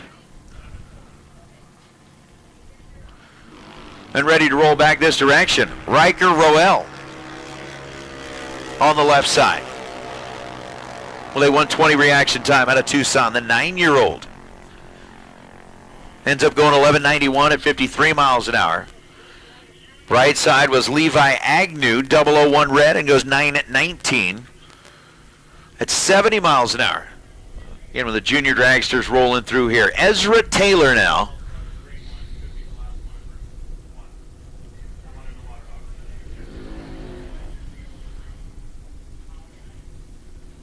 And I do believe that is Dane Peralta.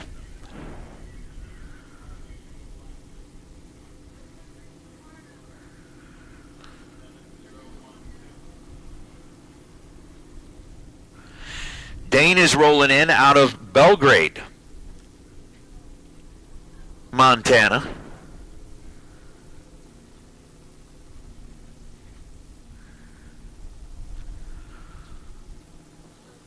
Running in that 12-year-old category, and Ezra Taylor out of Belfair, Washington. Got Andy, who's been running his car out here in like the 430 range. Ezra rolling up here, the young man, all of 8 years old.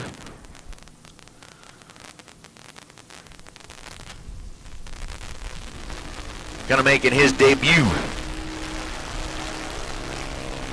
here at the Southwest Showdown in the Junior Invitational. 22 green for Dane. 146 the reaction time for Ezra, as Dane's going to go 902 at 71 miles an hour. Ezra puts up a 1255.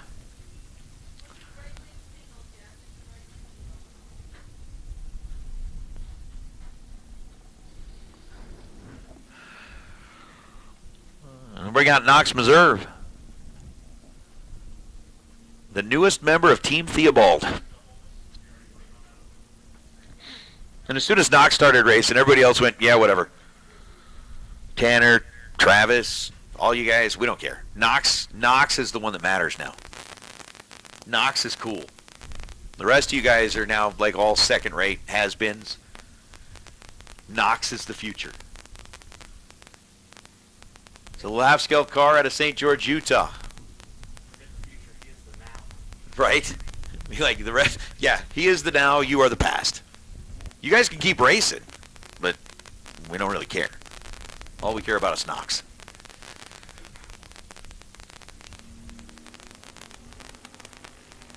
And all the other juniors that are out here. Knox with a 262 reaction time. Goes 14:05 at 43 miles an hour. I'm going to move out of our Group 1 and Group 2 cars into our Group 3 cars. Again, we sent our 7 down the racetrack as Garrett Agnew, Dylan Shearer. Going to be our first 2 representatives here. Again, pro round number 3. You should be back in the staging lanes. And I do appreciate the explanation from the chat bleachers of what a funnel cake taco is. Apparently the definition from them out there is you wrap a funnel cake around a chocolate-covered banana. Sounds very tasty. Sounds extremely diabetic.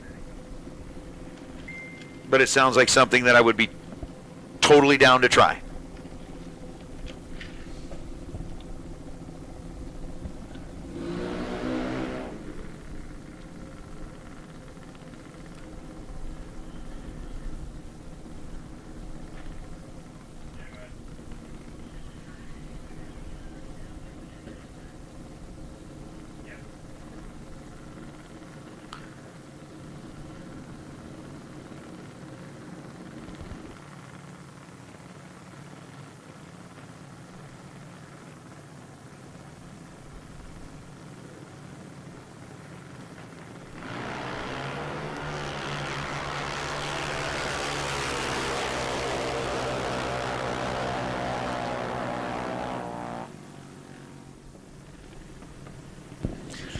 So Dylan Shearer, 164 on the tree, goes 8:33 at 77 miles an hour.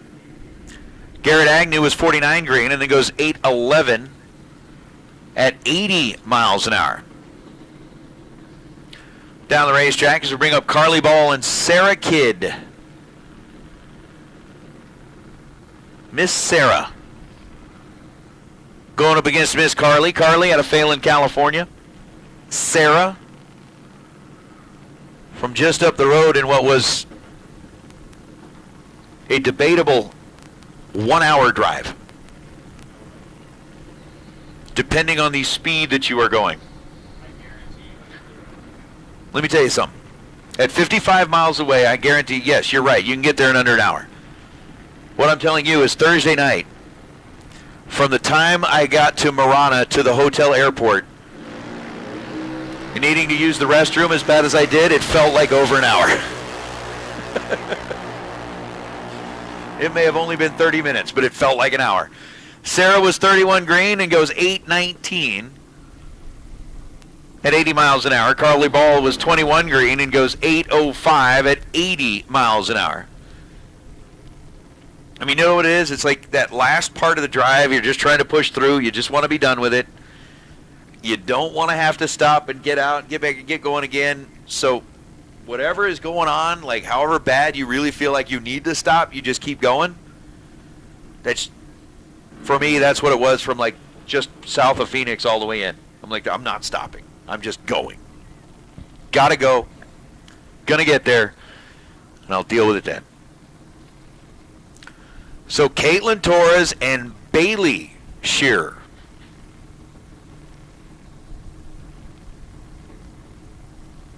Shearer over on the right side, Caitlin on the left side. We'll toss that out there. So again, if we talked about like state fair foods or carnival foods that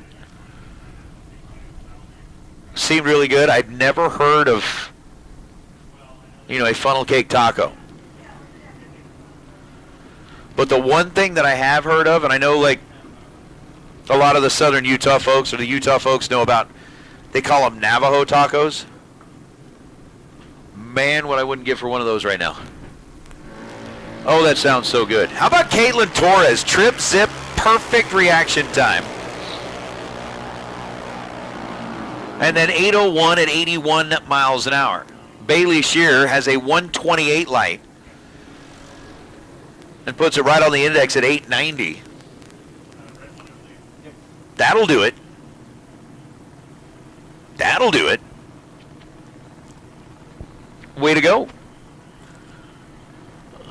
Got a couple more juniors to go here before we get into our pro category for round number 3.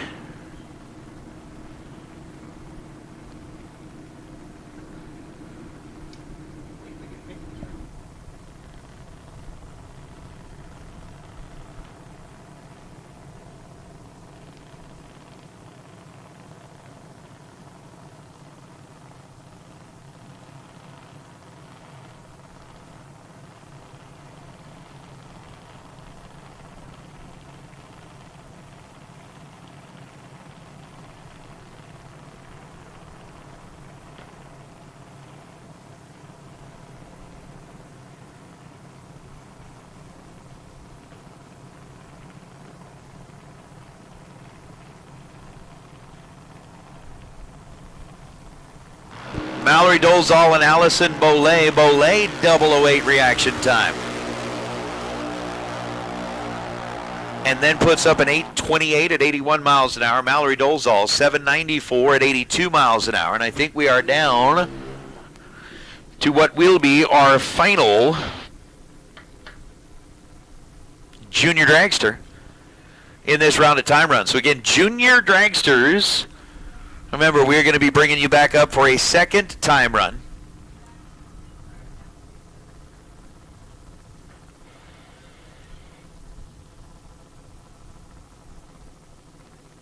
Following round number 3, we've called pro round number 3 into the staging lanes. So again, pro round number 3. Got you headed this way. How about Bo Peralta 004? and then 8:00 at 81 miles an hour. So that'll put a wrap on the first time run for the junior dragsters.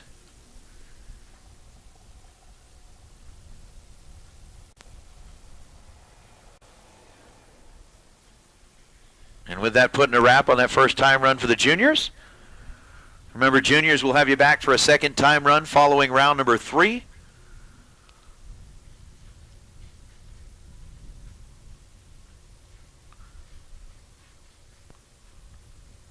And then we'll get you back for a run for the money following round number 5.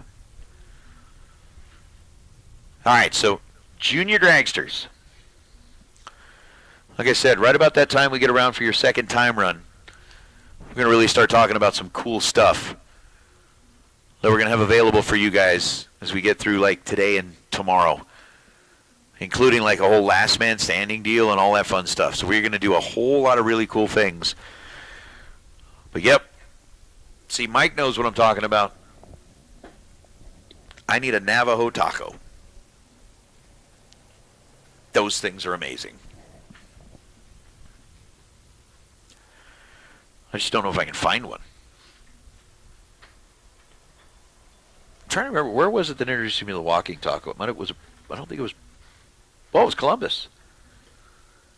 Columbus, Ohio was the first place I got introduced to the walking taco, and I was like, what is that? And essentially they just opened up a bag of Doritos and tossed a bunch of taco meat and lettuce and stuff into it, and I was like, okay, this works. They're awesome. They are awesome. They're simple. But those things are good. Look, we are getting ready to go into pro round number 3, and I'm going to step away from the microphone here for a little while. Ryan Gleghorn. Yes. Yes, Chad, that's exactly what they are. They've got that soft, puffy taco shell that's like, basically it's Navajo. It's like Navajo fry bread. You take the Navajo fry bread and you create a taco out of it, and those things are like amazing. Anyway, Ryan Gleghorn's taking over here. And I'm going to go wish that I could find a Navajo taco somewhere.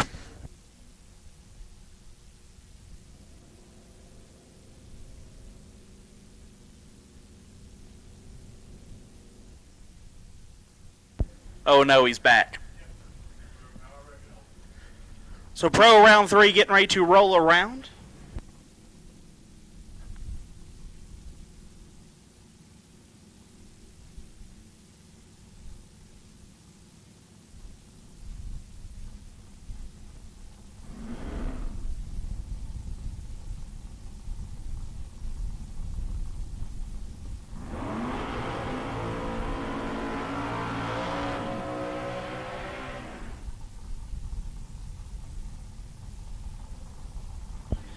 And if you're still in on the pro side, you got a check coming. Chuck Hawk left side, dial 676. Take on Luis Valenzuela, dial 556.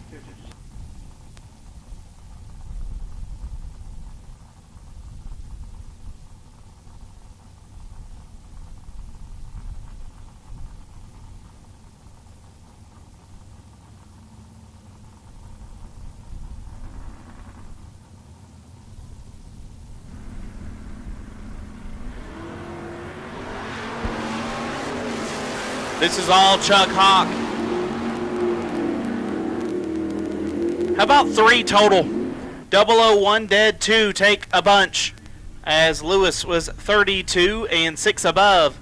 Chuck Hawk, 3 total, moves on. Kyle Fritz left side. Dialed 674, taking on Robert Hall. Robert dialed 683.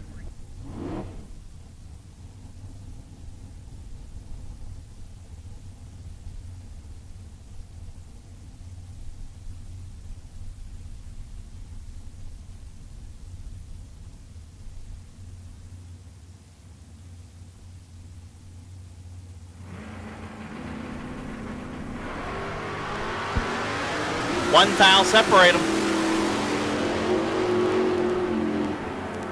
Give the win light to Fritz. 10, 1 above, gets there, 3 foul. Hall 009, 2 above, and 3 thou behind. Kyle Fritz. We'll move on. Curtis Zinsalita left side, dialed 627. Take on C.W. Hofer. Hofer dialed 760.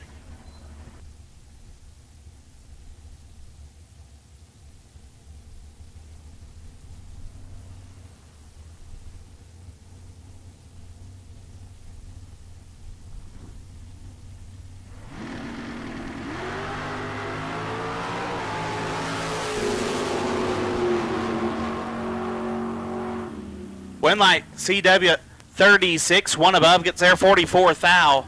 Curtis was late and 1 above. Jeremy Wilson dialed 623 left side, take on Steve Roars. Roars dialed 664.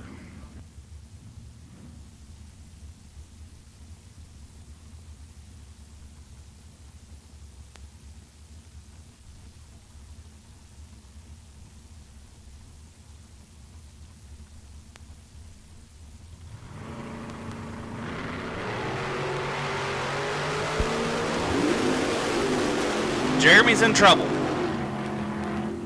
And Steve will get the win, 19 and 6 above. Jeremy had problems. And he will exit the program. If you lose this round of pro, you got money coming to you. Tim O'More, dial 587, getting on Chris Citro. Citro dialed 655.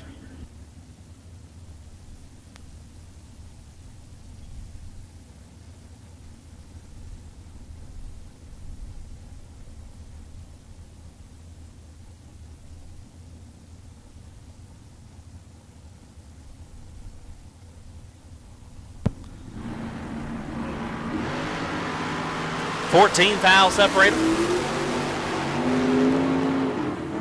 Get the wind light to O'More, 16, take 15 to be 1 above. Citro, 30 and 1 above, no good. Tim O'More will move on. Tim been having problems with the dragster. The Camaro has no problems at all. So he rolls through another round of pro. Brandon Umberger left side, dial 592. Taking on Ryan Mangus. It's a good matchup here. Mangus dialed 750. Umberger came to Texas one time. He runnered up all 3 days in no box. Like, impressive. But also, like, you couldn't turn on one final round wind light. And he misses a wind light here, he's going to be sick. Mangus 11, 2 above, gets there a thou. Umberger 006, 3 above, and 1 thou behind. Ryan Mangus, 752 at 79. He'll move on. John Cosette left side, dialed 639. Take on Sasha Hofer. Miss Sasha dialed 761.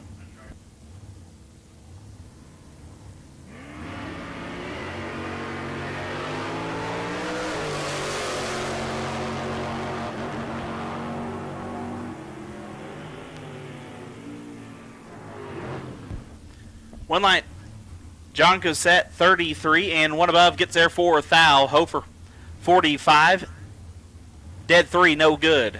Cosette moves on. Ariel Zavala Del Moral, dialed 655. Take on Scott Burton. A much easier name to say, dialed 610.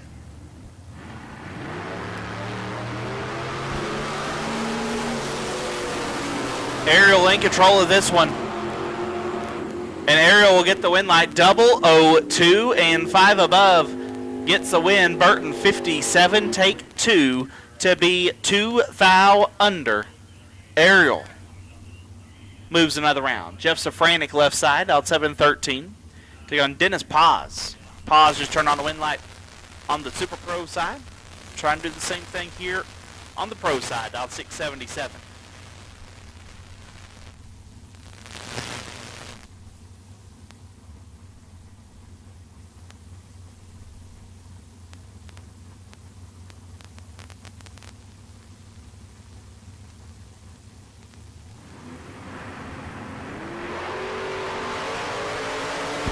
Paz with the advantage.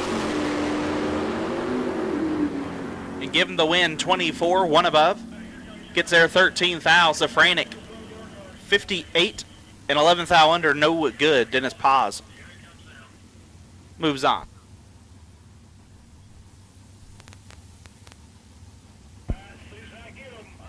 At this time, I will take Super Pro Door Cars. Super Pro Door Cars will take you to the lanes. Super Pro Door Cars will take you to the lanes.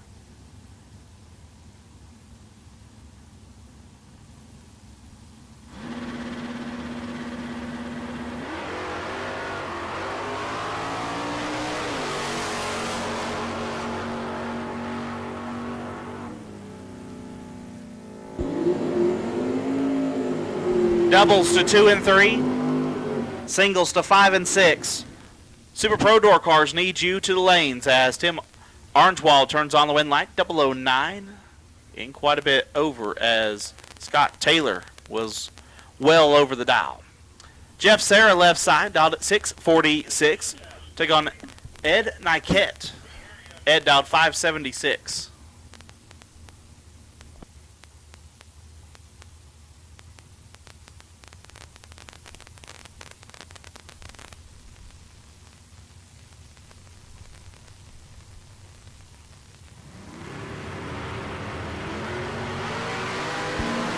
Sarah is 1 thou red.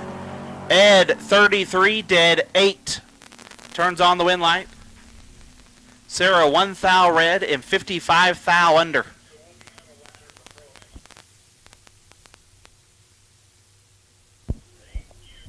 So we'll be on the ladder next round for Pro. Do believe we might have another pair or two stuck back in the lanes.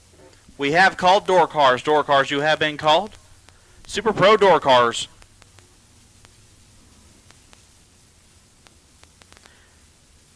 We need you in the lanes. Doubles to 2 and 3. Singles to 5 and 6.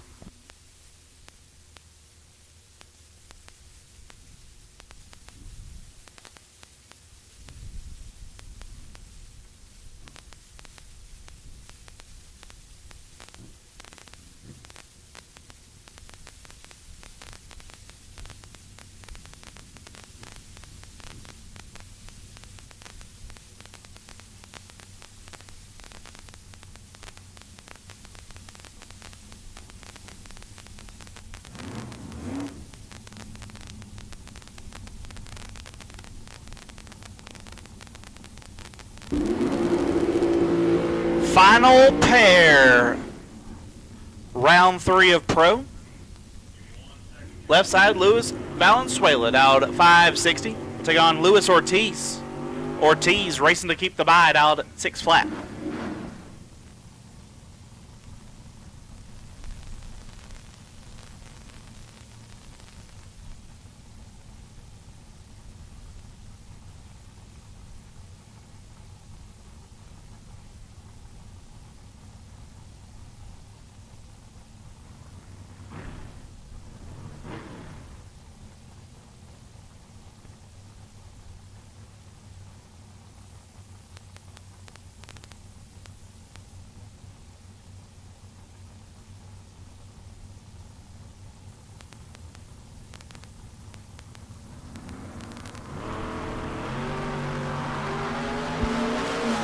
Valenzuela, 7th thou red. Ortiz, 008 and 8th thou under, making it look perfect. Luis Ortiz will move on, and that'll wrap up round 3 of Pro. When Pro comes back around, you will be on the ladder, as there will be, I do believe, there'll be 12 cars left. Super Pro Door Cars be next thing to hit the racetrack.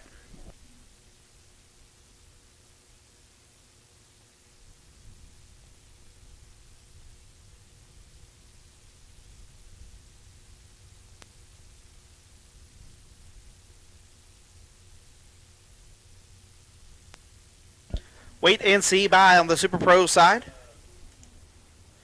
Be Mark Simmons. Mark Simmons, you're the wait and see by. 646M. Mark Simmons, you are the wait and see by.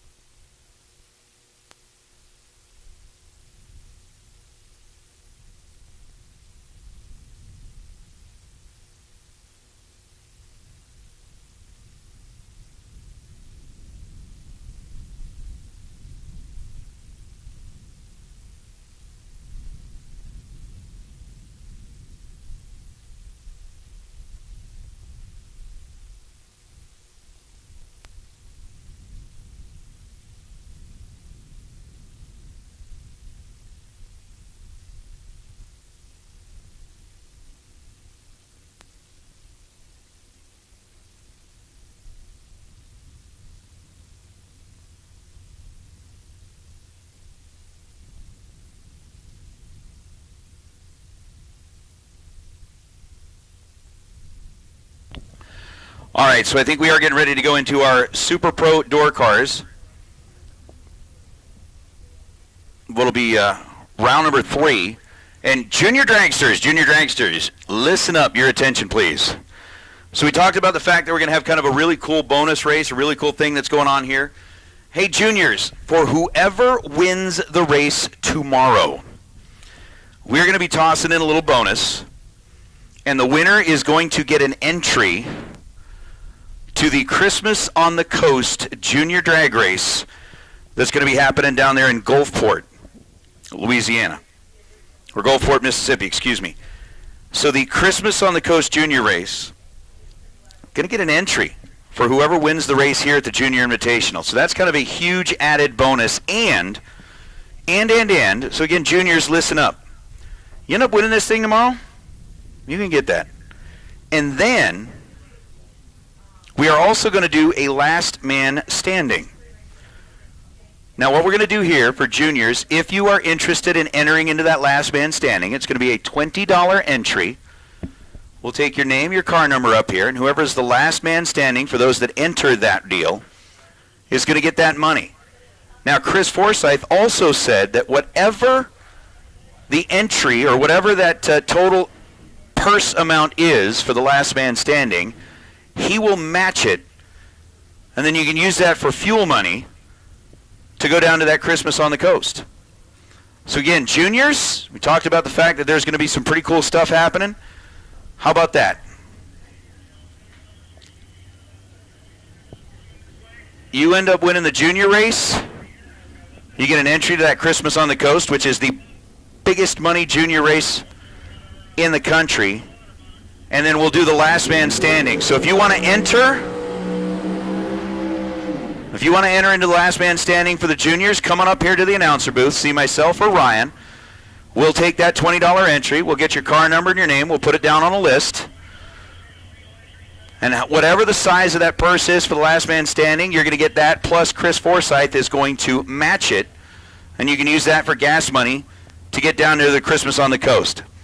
So if you want to start coming up here, we'll start taking those entries if you want to enter into the last man standing. And we got Super Pro door cars coming back, and Ryan's going to roll you back through the rest of this in round number 3.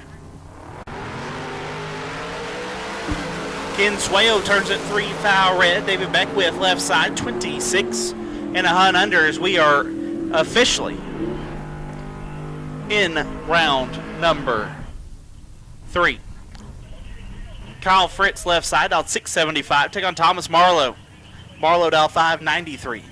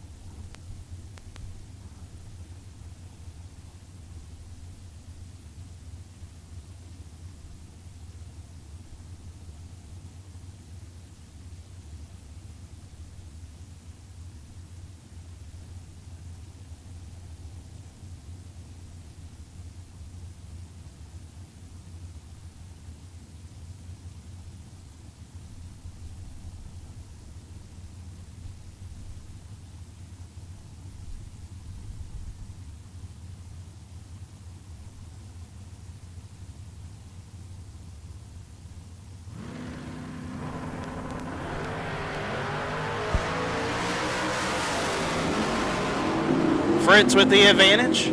Fritz with the win line. How about 2 total? 2 dead, 0 for Kyle Fritz. Gets their first 22 thou. Marlowe locked out, was dirty 30 and 6 thou under. Kyle Fritz will move on. Michael Agnew left side, dialed 623. Take on Scott Hess. Hess dialed 579.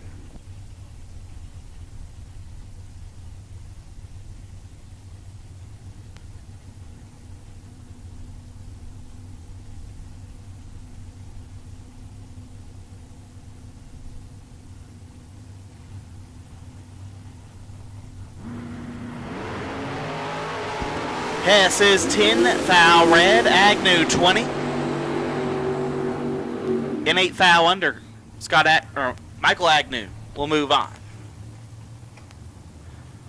Sammy Franco the third left side, L573. Take on Bill Bollock. Bollock dialed 609.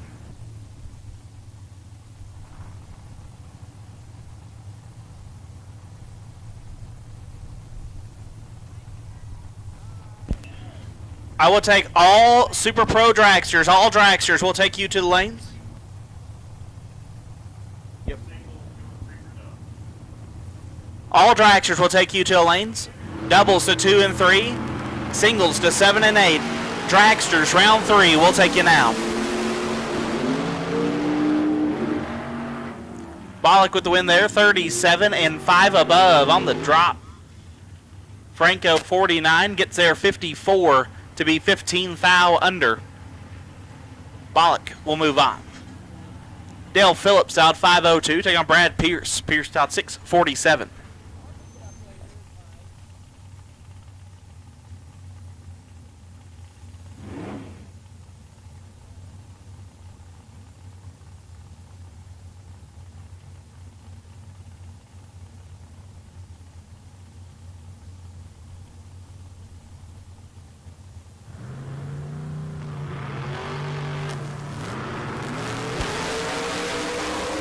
Phillips in full control.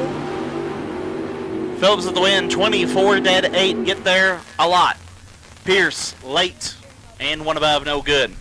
Once again, dragsters need you to lanes. Round 3, dragsters need you to lanes. Doubles to 2 and 3. Singles to 7 and 8. Round 3, doubles need you to lanes.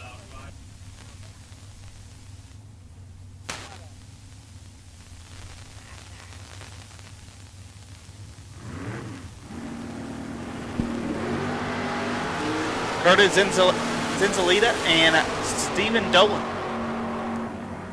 Give the win light to Curtis, 22, 1 above, gets the win. Dolan, 48 and 1 above, no good.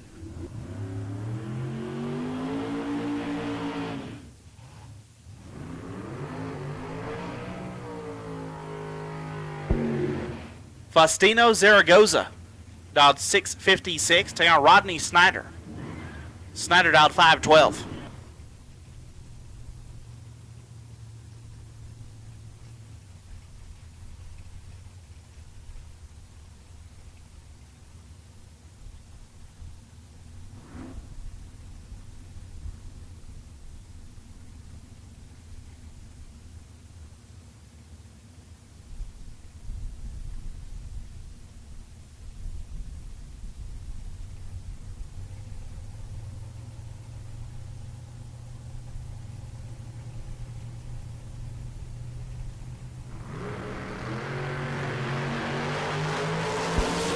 Three thou separate them.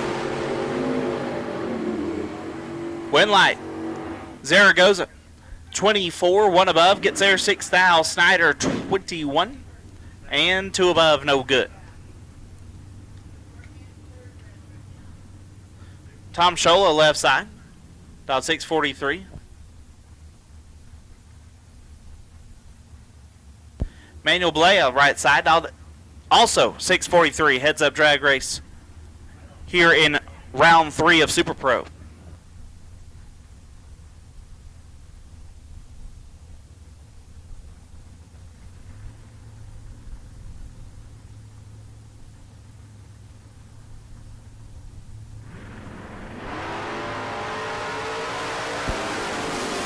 Shola 8 thou red gives a win to Manuel, who is 058 and 4 above.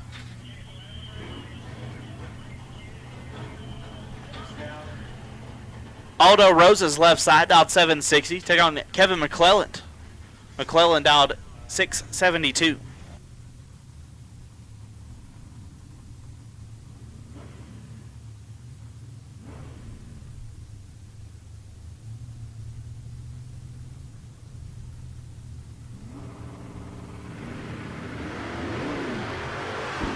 McClellan 7 thou red. Rosas will move on, 001 and 9 thou under.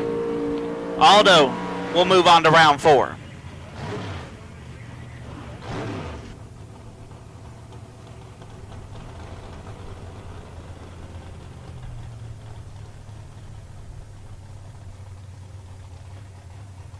Don Toya left side, dial 525. Take on Caleb Menzel. Caleb dial 533.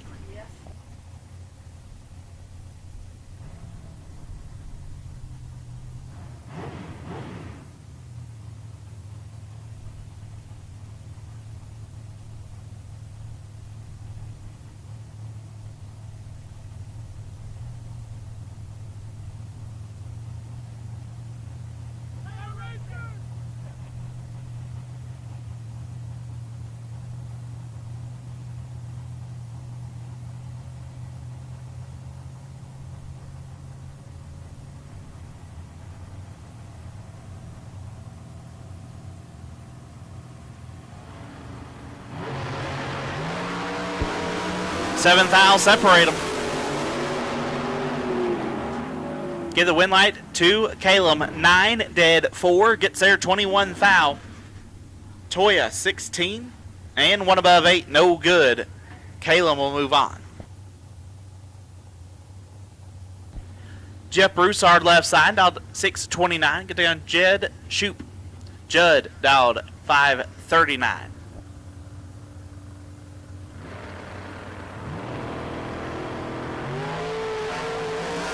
Judd is 4th thou red. Jeff 047 and 1 above. Broussard will move on. Nacho Rivera left side. Dialed 667. Take on Rod Taylor. Taylor dialed 528. How far is Sonora, Mexico from Kalispell, Montana?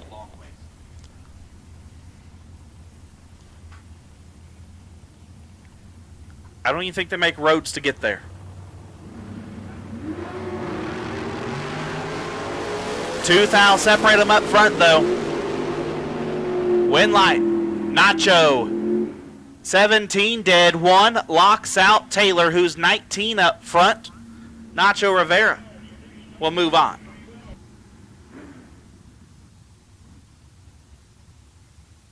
So Kalispell is essentially Canada. It's 20 hours and 28 minutes from here. What's the mileage on that? 1438. 1438. And then if we change that. Keith Downing and Steve Roars. Give the win light to Keith. 10 and 2 above gets the win. Steve 33 and 1 above. Oh, that was from here. That wasn't even Sonora. What's the mileage on that? Sonora's, so it'd be 1,690 miles total. 1,690 miles from Sonora, Mexico to Kalispell, Montana. Big drive. Enrique Manriquez left side, dialed at 645. Gets on Kevin Burnett. The Ferrari dialed 530.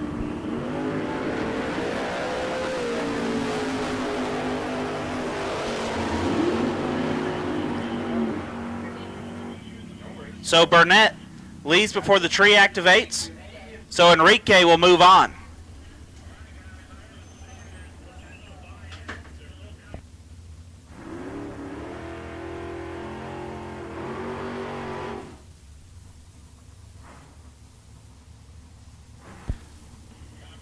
Larry Geese left side, out 590. Take on Dennis Paz. Paz still in on the pro side, out 676.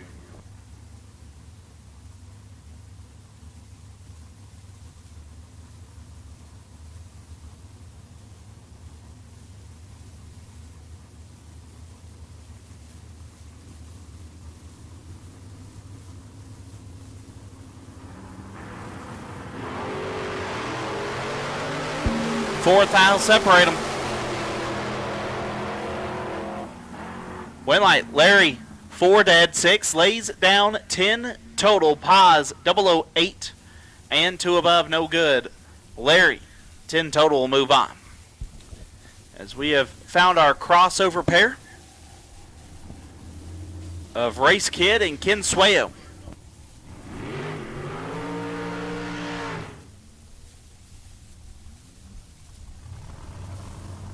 Race left side, dial 477. Ken in the Capri right side, dial 592. Ken came in, doubled. Dropped his first entry. trying to survive with one. Race comes in the round, doubled as well.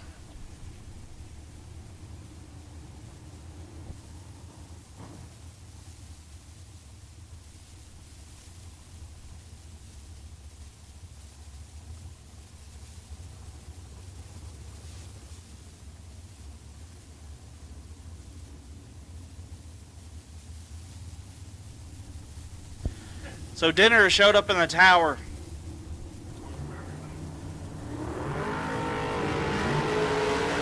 And we have bacon wrapped burritos.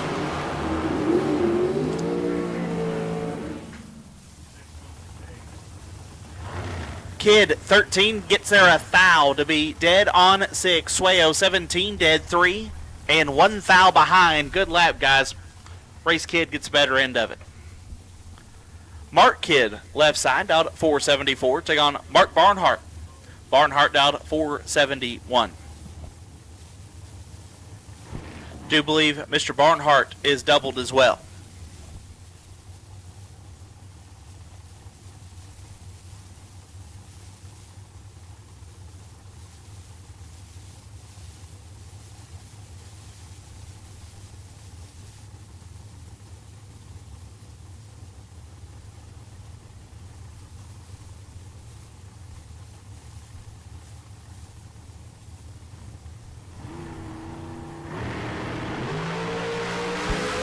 Five thou separate them. Win light, give it to Kid. 12 dead, 0. Gets there, 5 thou. Barnhart, 7, 1 above, 0. 17 total, no good. Mark Kid will advance.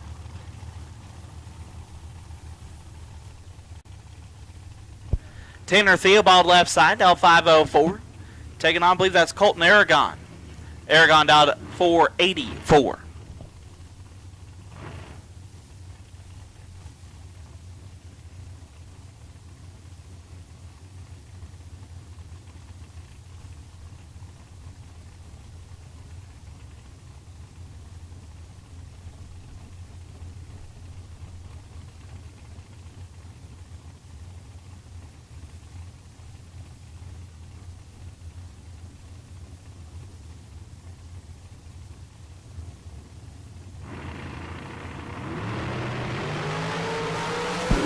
Twelve thou separate them. Give the win light to Theobald. 11 take 10 to be 1 above. Colton 23 dead at 9, no good. Theobald moving on. Val Torres Jr. left side down 471. Take on Dylan Smith. Smith out of Buckeye, Arizona.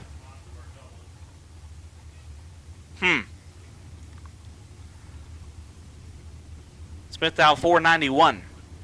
Buckeye, Arizona. It's like mixing Ohio and the West, my two least favorite things. You guys think I talk bad about y'all? Don't get me started on Ohio.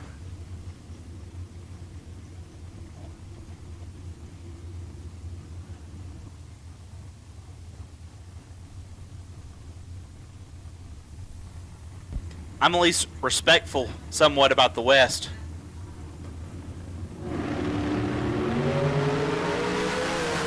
Torres, 2 thou red. Dylan 004 dead at 7. 11 total. We'll move on. Torres 2 thou red and 2 thou under. We'll advance Dylan Smith into the next round. Val Torres Sr. Dow 481 in the left side. Take on James Warden. Warden down 475.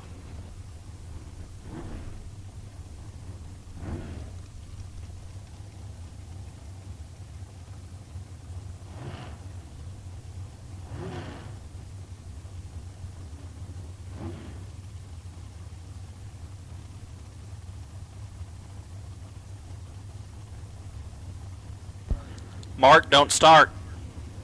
I see your question. We can't do this on a public forum.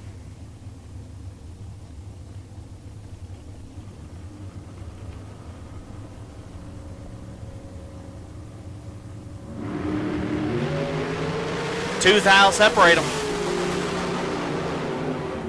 Give the win light to Warden. 9, dead 6. 15 total. Torres, 7, take 12. Puts him 4 thou under. Had to take 8 thou or less. Warden will move on.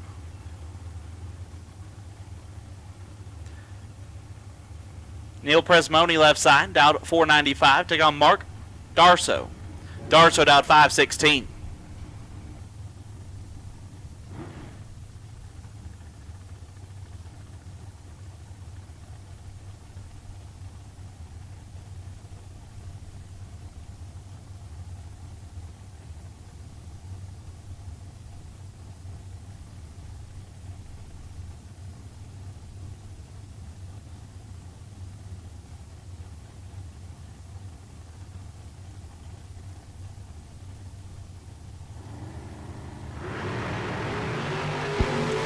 Neil going to get away with one as Mark is a thou red. 22 and 28 thou under. Neil will move on.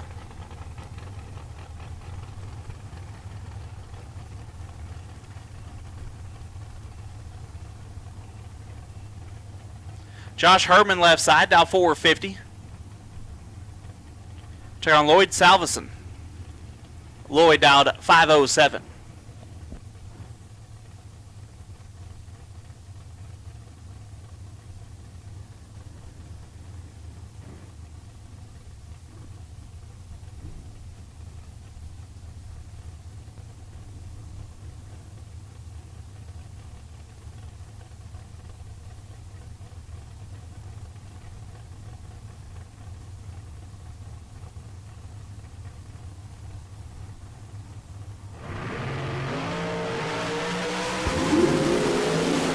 Lloyd 5 thou red. Herman 041 dead 8.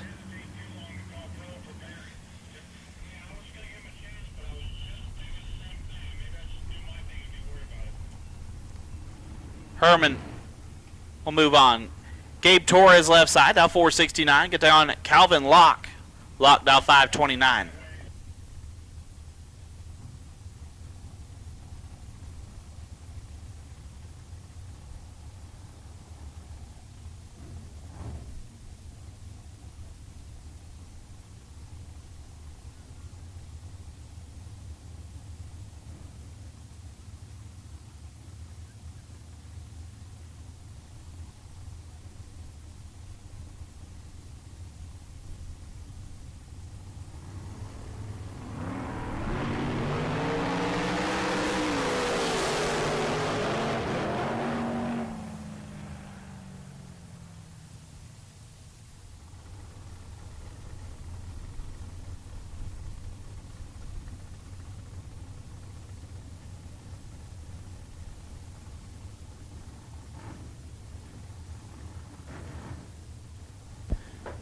Gabe Torres gets a win, 7 and 2 above.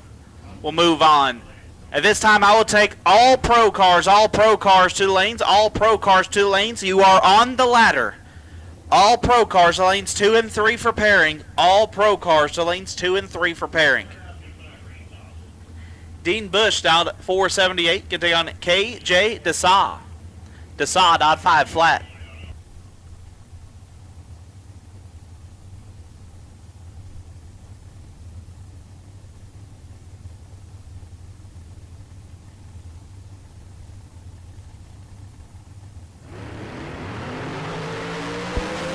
$16 thou, separate them up front. Win light, give it to KJ. 3 dead 6, lays down 9 total. Bush 19, stops to be 4 above, no good. KJ 9 total, moves on. Tristan Craig left side, down 527. Take on Elliot Franco. Franco down 513.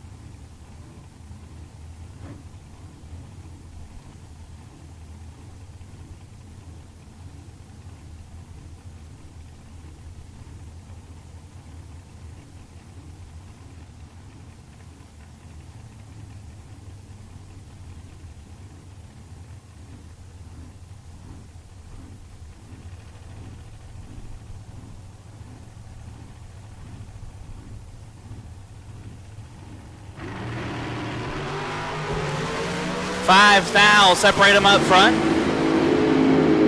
Give the win light to Tristan. 15, take 8 to be 1 above 6. Elliott 10 and 2 above, no good. Tristan Craig moves on. Dan Lafferty down 449. Get on Andy Taylor. Taylor down 429.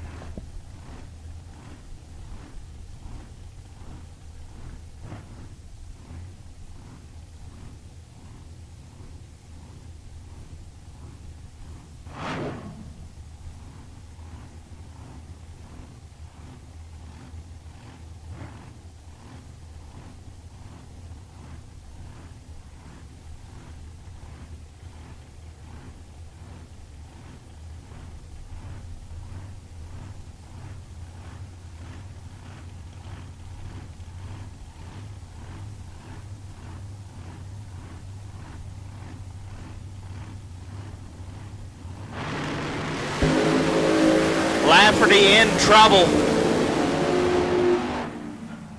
Oh, but he gets away with it. 40, dead 4, gets there 0, 0, 0, 2. By 2 10,000ths of a second, Dan Lafferty gets a win. Andy Taylor 005, 3 above 9, and 2 10 thou behind sends Lafferty into the next round.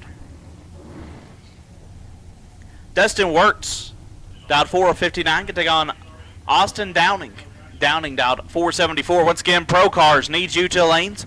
Pro, you are on the ladder. We need you to the lanes. Pro, you are on the ladder, and we need you to the lanes.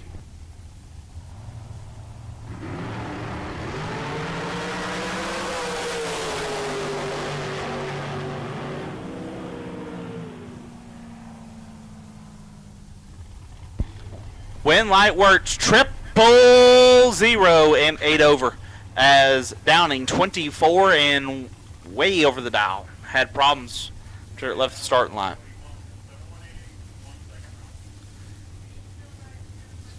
Jeremy Cisneros dialed 474, took on Kyle Rizzoli. Rizzoli dialed at 491.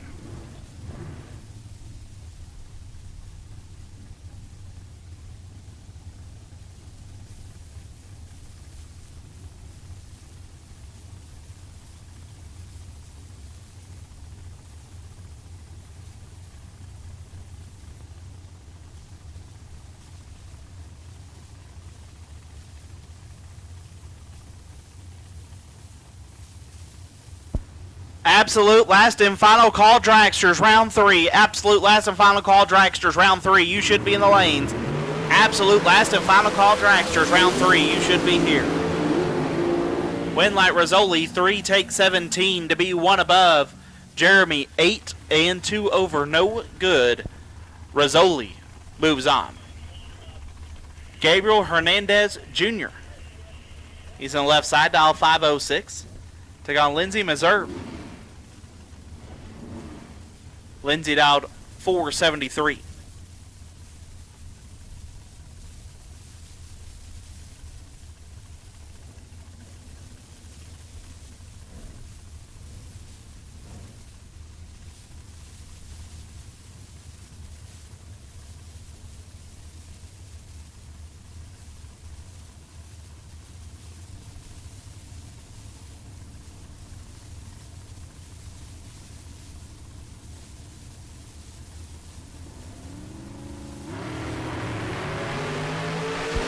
Lindsay is red.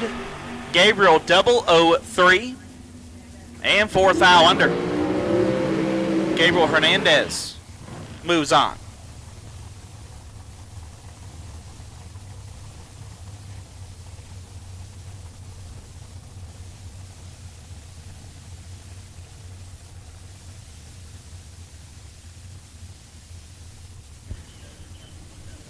Andrew Cortez down 459. We'll take on Chris Whitfield. Whitfield down 467.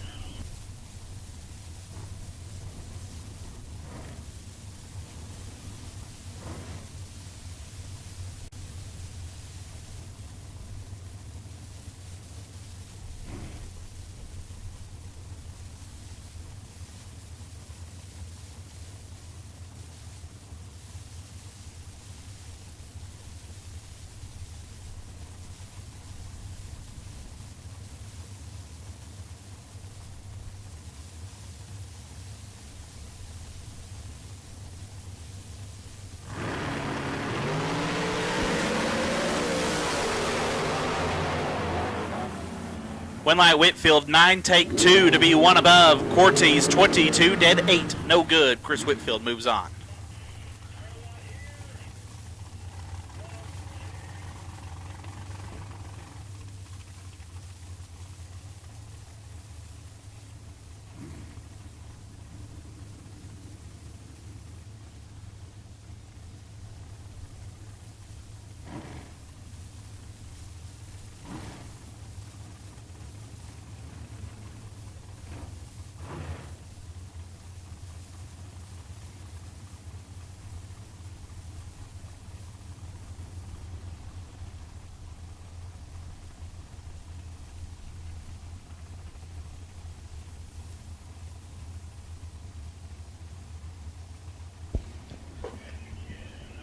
Greg Hicks, dial 522, take on Travis Theobald. Theobald, dial 490.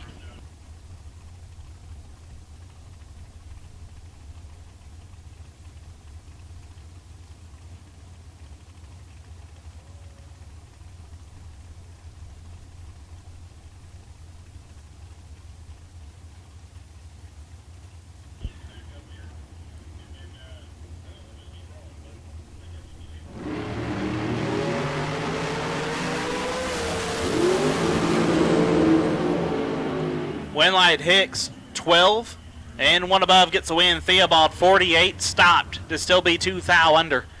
Greg Hicks moves on. Mitchell Marcy left side, dial 477. Take on Cortland Carter. Carter dialed 474.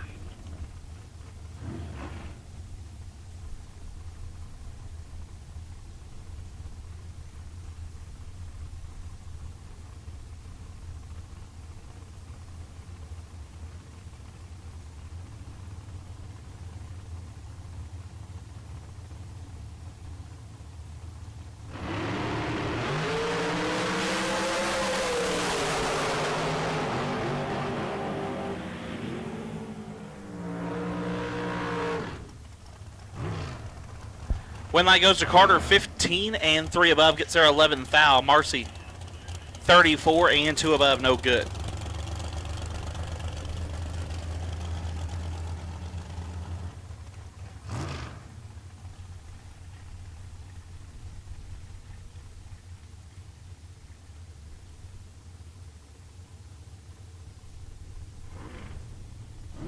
Jeff Sarah left side, dial 480. Can take on Mark Barnhart. Barnhart on second entry, dial 472.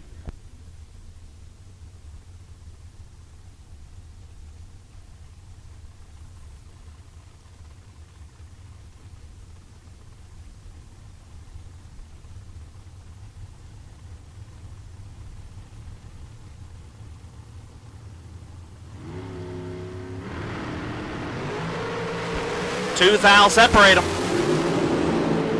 Winlight, Sarah, 10 and 3 thou under, gets the win. Barnhart, 8, gets their first 11 thou to be 12 thou under. Jeff Sarah will move on.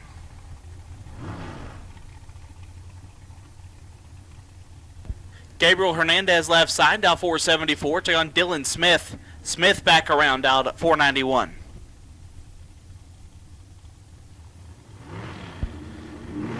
Mark, I haven't got to try it yet.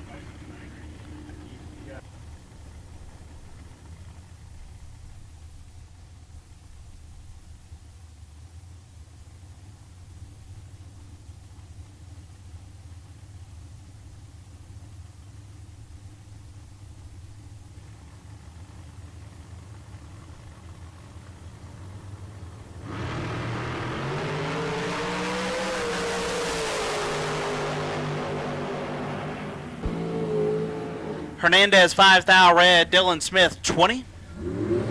And 4 thou under, Dylan Smith moves on. Race Kid left side. Dialed 478. Take on Tanner Theobald, dialed 503.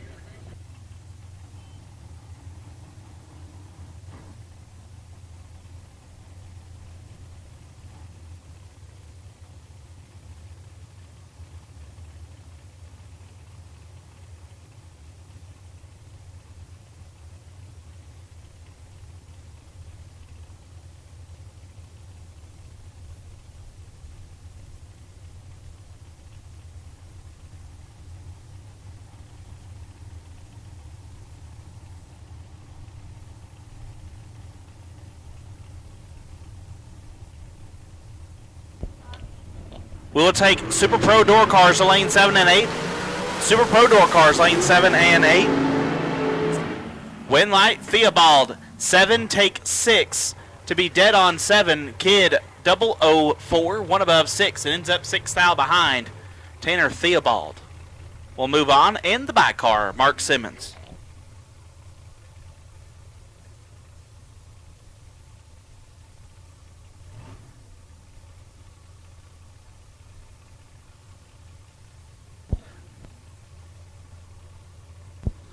We have a parts call. We have a racer in need. Kayla Menzel is in need of 114. Cool, thank you guys. You're welcome.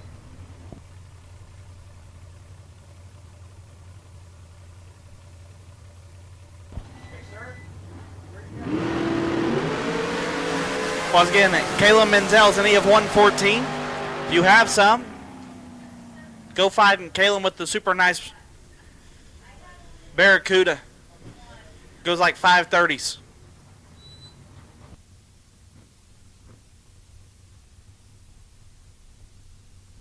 They're like 4 pits away from the Goodyear trailer. Once again, Caleb Menzel in need of 114. He's like 4 trailers off the Goodyear trailer, and we are on the ladder on the pro side.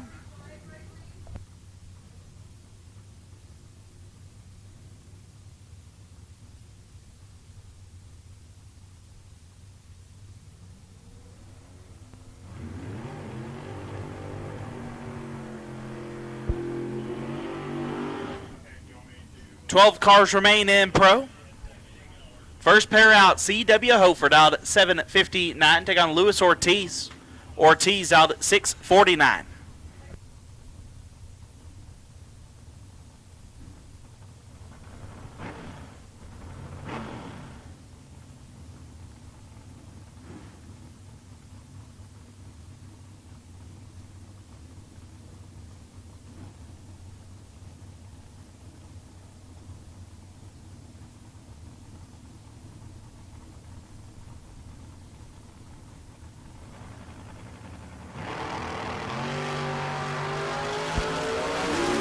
Ortiz, 9 thou red, gives a win to Hofer, who's 29. And 5 thou under. CW will move on. Dennis Paz dialed 676, taking on Tim Arnswald. Arnswald dialed 747.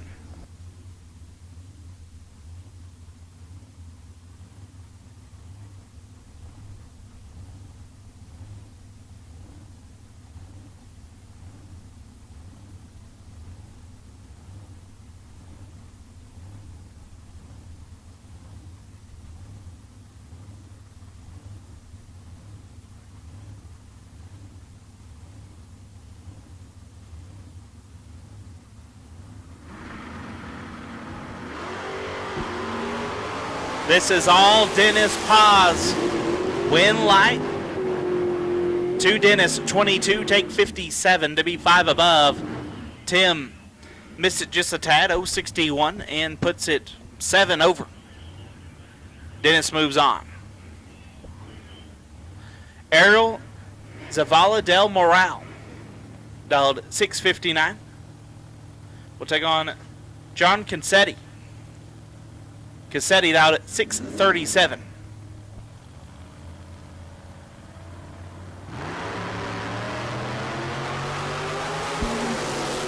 $12 thou separate them.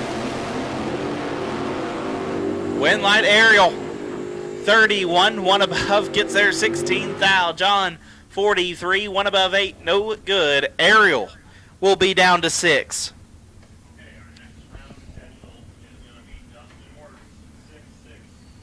Chuck Hawk left side, dialed 675. We'll take on Ed Niket. Niket dialed 574.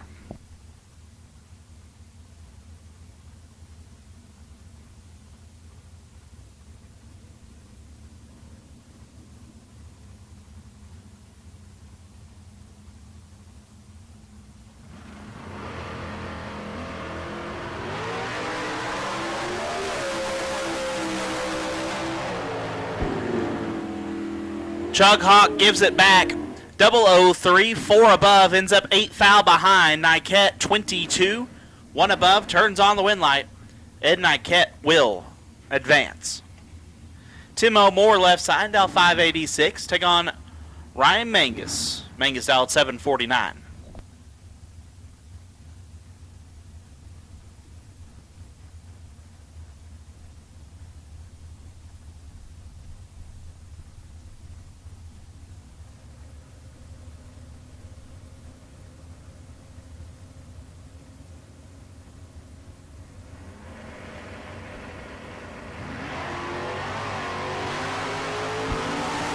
They're both red, but O'More is the lesser of the two, and he will advance 8 thou red and one above. Mangus 15 thou red and 58 thou under.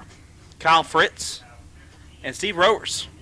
Fritz dialed 674, Rowers dialed at 665.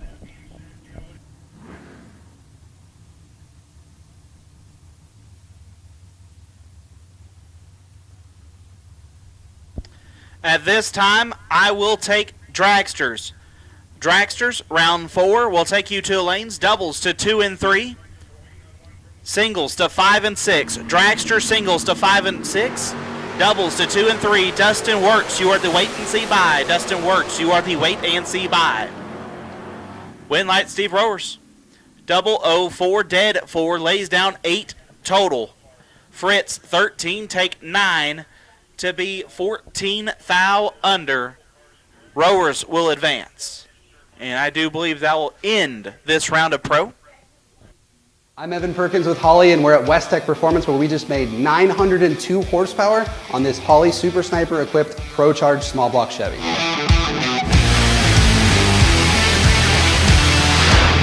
The mule for this test is a Pro Charger F1A94 equipped Blueprint Engines small block Chevy block that's got a fully forged rotating assembly. It's about 9.5 to 1 compression, aluminum heads, a hydraulic roller camshaft, a Holley strip dominator intake, and it's topped with an 8-injector Super Sniper EFI system. The Super Sniper is really cool because it's got 8 100-pound injectors and a 2.5 bar map sensor, which means it can support 21.5 psi of boost or 1,250 horsepower. Like the base Sniper, the Holley Super Sniper is completely self-learning capable, which means it can tune the engine while you drive. However, if you're running really big boost or making a lot of power, the best practice is to always have a good calibrator tune the engine on the chassis dyno or the engine dyno using a laptop. For this test, we used 3 different pulleys: a large pulley, a medium pulley, and a small pulley. The large pulley spun the supercharger a little bit slower, and it gave us some time to make sure that the tune was finessed and that everything was working well. Then we dropped down to a medium pulley, and then finally to a small pulley, which upped the blower speed to the fastest that we were able to achieve today. The first pulley made 777 horsepower, the second made 840, and once we had the small pulley on the engine, we made 902 horsepower.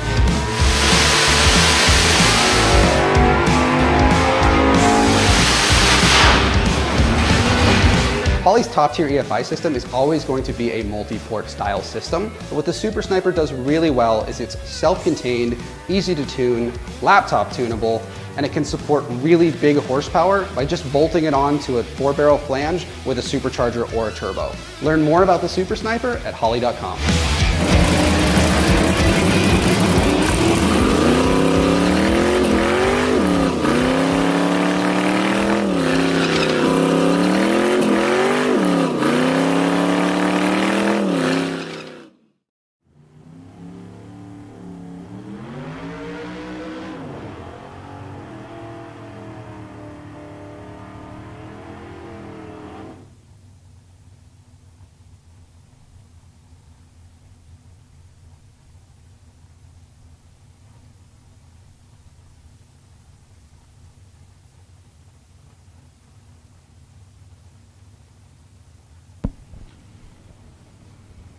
All right, so we are wasting no time getting after the Super Pro Tour car, and to answer the question of how was the bacon wrapped burrito, it was heavenly. It was heavenly. We'll talk more about that here in a minute. But Dale Phillips and Manny Blea. Blea over on the right side. The 71 Nova dialed 644, getting the head start over Phillips. Coming in out of Canada. Dialed in at 5 flat. The winner's going to be Phillips, 517 on the 5:00. Manny just flat out missed it at this end of the racetrack. Reaction time started with a 5, and that is just absolutely painful. Dale, 20 on the tree. Gets out of the throttle and crosses the stripe at just 127 miles an hour.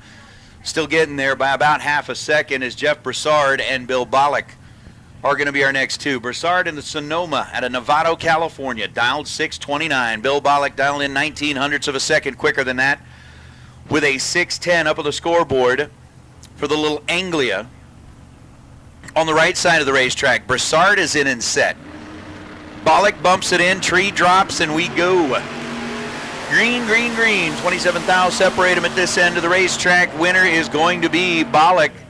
You could hear him doing the womp womp, and it comes down to a 1,000th of a second stripe as Bill was off the throttle for a while, jumped back into it, and goes 6:14 on the 6:10 after the 009 reaction time. Jeff Broussard won above 6:30 on a 6:29, but was 0:38 at this end of the racetrack. Bollock almost, and I mean almost, gave it back, but was able to hold on for the win light as now Curtis Inzalita and Calum Menzel. Calum, that's the racer in need. They're looking for a little 114 race fuel. If you've got something that can help them out, they'll be back in the pits here in a little while and will most likely need a refill as the Barracuda out of Edmonton is dialed in at 5:33. Going up against the Roadrunner out of Flagstaff, Arizona. Curtis comes up and runs regularly at the Strip at Las Vegas Motor Speedway, runs down here as well. But we dig seeing that big old yellow Plymouth. Every time Curtis shows up, we'll see if it's going to be Flagstaff or it's going to be Edmonton. Walking away with a win light here in round number 4. And I agree with you, Mark. You could put bacon on an old shoe and make it taste decent. Curtis is green. Calum is green. Calum's doing the chase, and Curtis trying to hold on, and it's going to be Calum Menzel. Curtis looks like he may give it back. Little wisps of smoke out from underneath of the Roadrunner. Looked like he might have done a little braking down there, but Calum, oh yeah, he done a lot of braking down there. That thing went and still ends up too quick. 6:25 on a 6:28. Calum also a little bit quick. Curtis was 008 to Calum's 036, but Menzel holds on. Now he's really going to need some fuel. So if you can help him out, they need 114 down there. They do. Oh, the pro ladder for the 6th remain is now in our hot hands. Well, it's in my hot hands because Ryan Gleghorn has got his hot hands wrapped around a bacon-wrapped burrito. That thing's got steak and rice and cheese and bacon. Bacon. Nacho gets the win light over David Beckwith. Nacho is green, 18 thou, and on a 6:66 goes 6:661. Woo! David Beckwith, red by 67 thousandths of a second, goes 5:48. On a 5:49, once again, Super Pro Dragsters. We do need to make sure that you are back in the lanes for round number 4, Super Pro Dragsters. Need you back in the lanes here, please.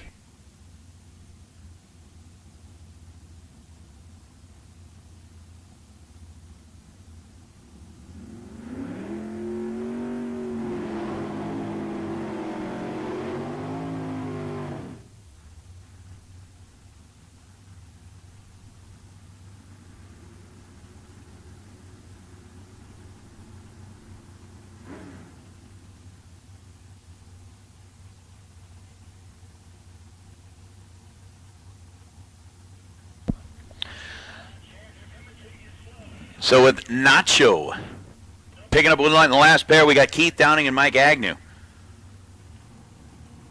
Keith, who is rolling up here, dialed in at the ever-familiar 7.27 seconds for the Dodge in the Arrow. Going against Agnew's Chevelle, 6:21 the dial for Agnew. And a red light start for Michael Agnew by 14 thousandths of a second. So Keith Downing, who has won all but one round of competition that he's been in that little arrow, came up just a little short in the final last night for the 25 Gs, but continues to roll through. Let's see how Team Mexico does here, as we've got a whole bunch of them still in competition, and in this pair, it's going to be a little Sonora versus Sonora. Enrique Manriquez got a 645 dial on the Malibu on the right side of the racetrack, and Aldo Rosas on the 91 pickup truck. That full-size, full-bodied pickup truck rolling in here, dialed at 7.58 seconds. We'll get the head start. And we'll see which one gets to represent the team in the next go-round. Oh, Enrique is in trouble. Ay, no es bueno. And somehow pulls off a win line. Aldo Rosas was 10 on the tree and takes a 10th at the stripe to bow out. 0-1-0 the reaction time for Aldo, goes 7:55 on a 7:58. But the win light belongs to Enriquez. Enriquez was basically done. Had an 0.66 reaction time to the 10 light of Aldo. But Enrique, 2 above the dial, 6:47 on the 6:45, and that is going to propel the Malibu into the next go-round. So we got a couple of doubles and a few things that we're taking care of back in the staging lanes to get them paired up, send them this way for the continuation of round number 4 on a Hughes performance Saturday here at Tucson Dragway. The sun has dipped behind the horizon. The lights are on here, and it's getting chillier out there. So the air is getting colder. But the racing is not. So we got Super Pro dragsters back in the lanes. Going to wrap up things with Super Pro door car.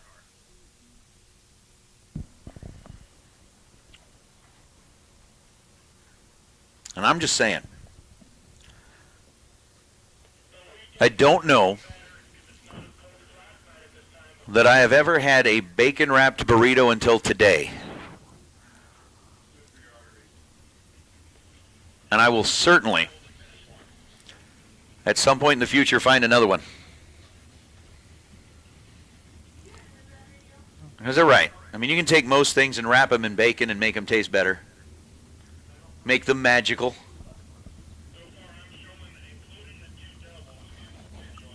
Because that's what you do with bacon. Bacon is meat candy.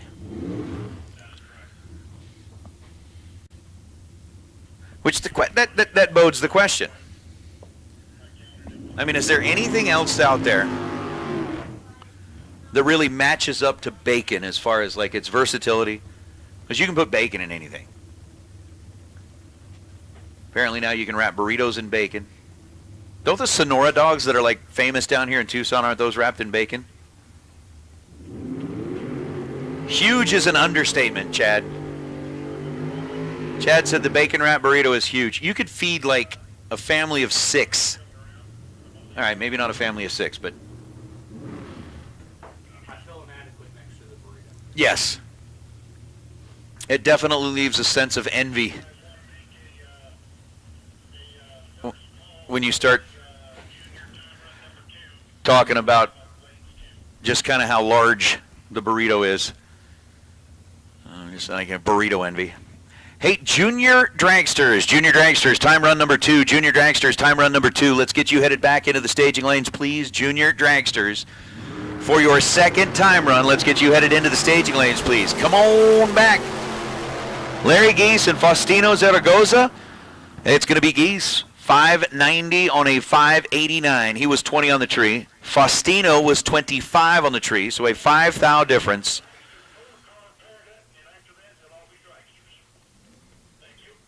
In the reaction time, Faustino taking 20 thou at the stripe, breaks out by 10 thou. Larry Geese, one above, gets the win light. So again, Junior Dragster, second time run. Junior Dragster, second time run. Go ahead and make your way into the staging lanes. Come on down, Junior Dragsters, for your second time run. But yes, bacon is its own food group. But I mean, is there anything else that compares to bacon? Like, is sausage the same? Like breakfast sausage, you can put it in a lot of stuff. Now, shrimp doesn't add the same flavor profile as bacon. But I mean, anybody who's ever seen the movie Forrest Gump knows that you can put shrimp in anything. I mean, you can do shrimp, deep fried shrimp, boiled shrimp, barbecued shrimp, shrimp etouffee.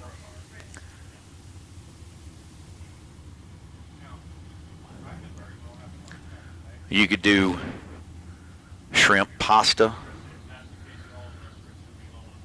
Just, you know, you've seen the movie. You know, you can do shrimp and grits.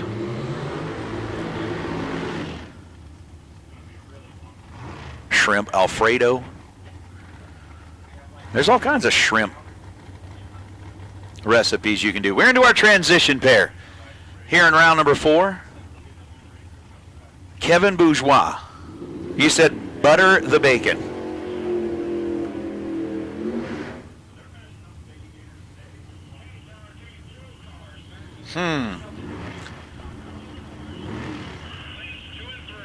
All right, we'll also take our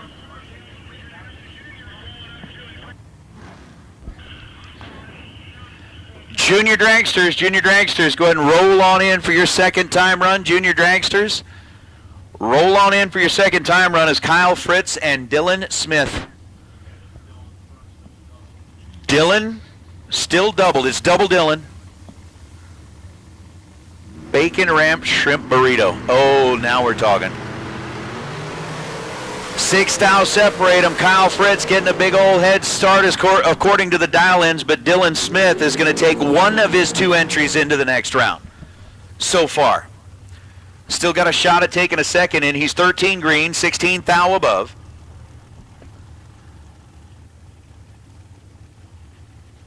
As Kyle Fritz was 19 green, take 15 thou at the stripe to be 5 thou under.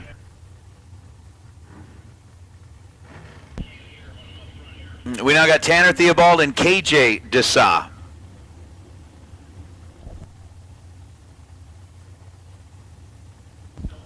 So basically, Dylan Smith and Tanner Theobald, the 2 racers that still have 2 entries alive and well.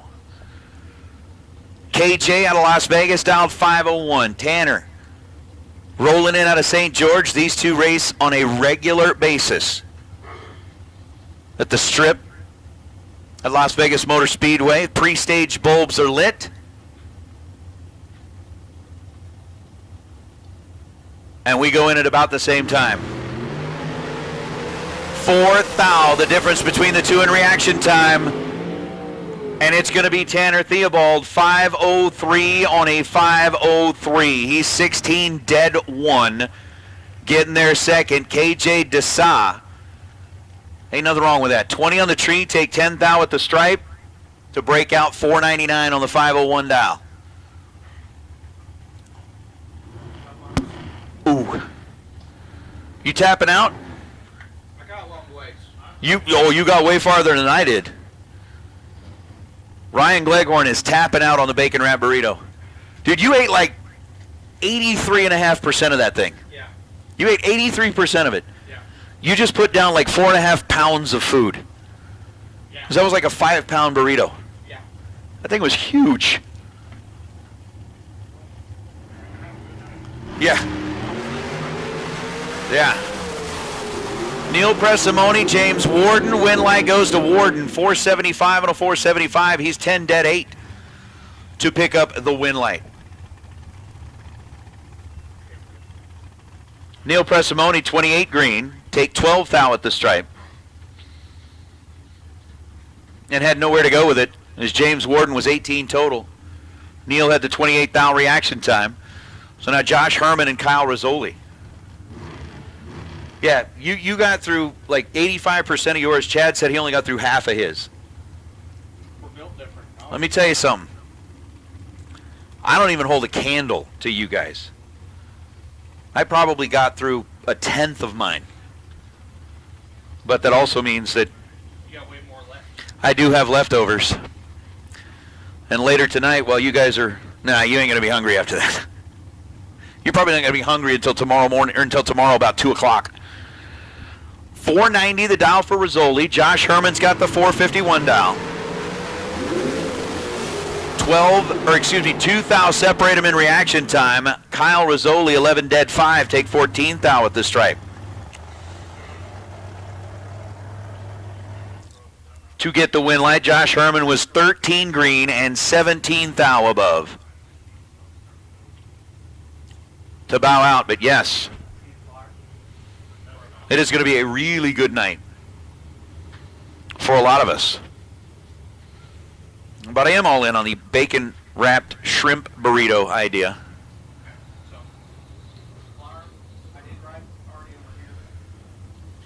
You know, I know Team Mexico last night was making a whole bunch of, like, shrimp ceviche and stuff like that. I wonder if you could do crumbled shrimp and shrimp ceviche.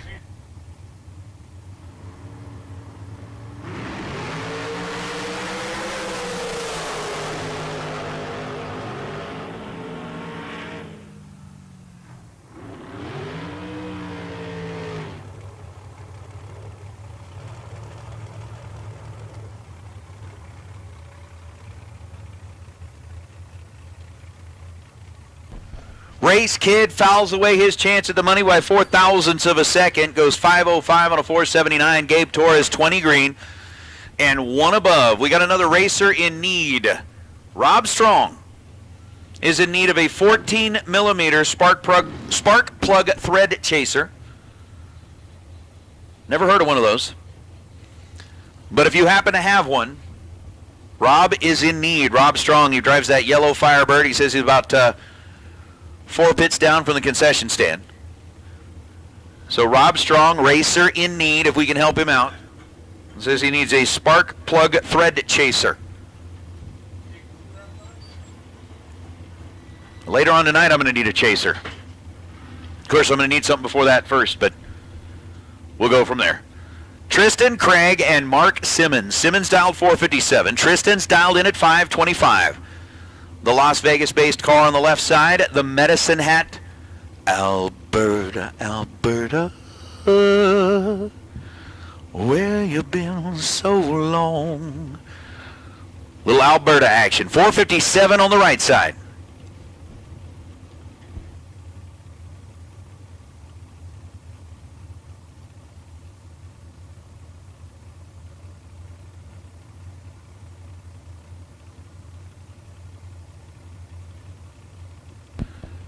Taking a little extra time to get them staged up here as Mark's got the pre-stage bulb lit. Tristan rolls in to join him. I'm just thinking about it. Now I'm thinking about like crumbled bacon and shrimp ceviche. Of course, you can put bacon in it. Bacon.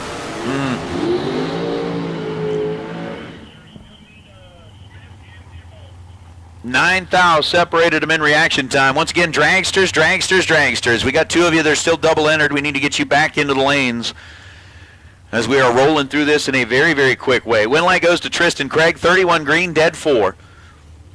Ends up 35 total. Mark Simmons was 22 green and 26 thou above the dial. Bowing out here in this go-round is Chris Whitfield and Dan Lafferty. Whitfield remaining undefeated through competition here as he won every round of the shootout last night to go home with the $25,000. Dan Lafferty.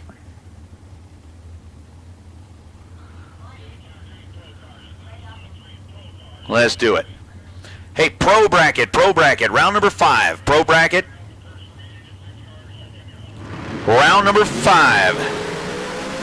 Let's get you headed into the staging lanes, please. Pro bracket, round number 5. 4 thou the difference in reaction time, and it comes down to a double breakout. Whitfield 5 thou under. Dan Lafferty was 14 thou under.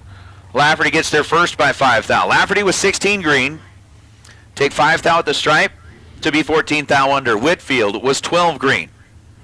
Behind 5 thou at the stripe to be 5 thou under. Win light goes to Whitfield and remains undefeated as Mark Kidd and Greg Hicks. I'm going to roll up as our next two. Hicks driving one of Jeff Taylor's cars. 522 dial up on the scoreboard. And Mark Kidd in that brand new Race Tech ride.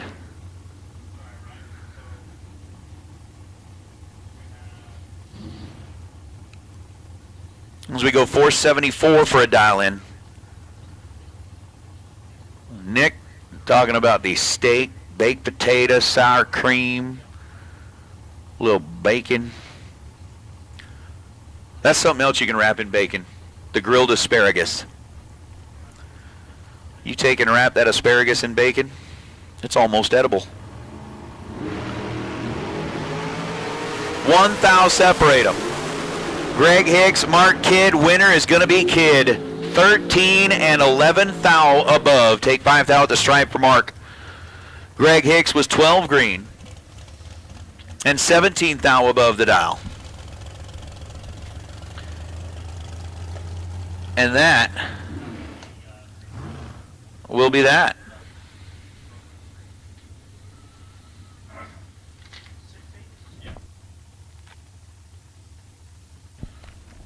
So with Kidd picking up a win and moving on, Jeff Serra now and Gabe Hernandez.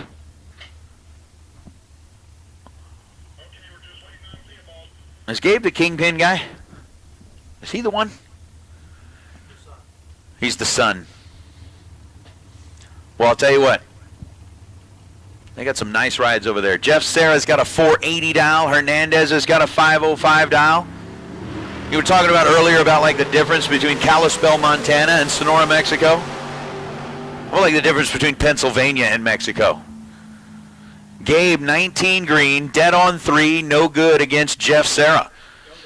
Serra, 005 and 11 thou above to be 16 total.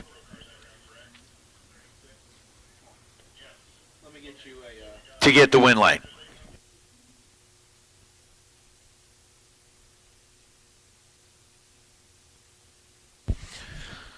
So we are doing a quick little check on maps. Adamstown, Pennsylvania to Hermosillo, Mexico. Okay, we're looking it up.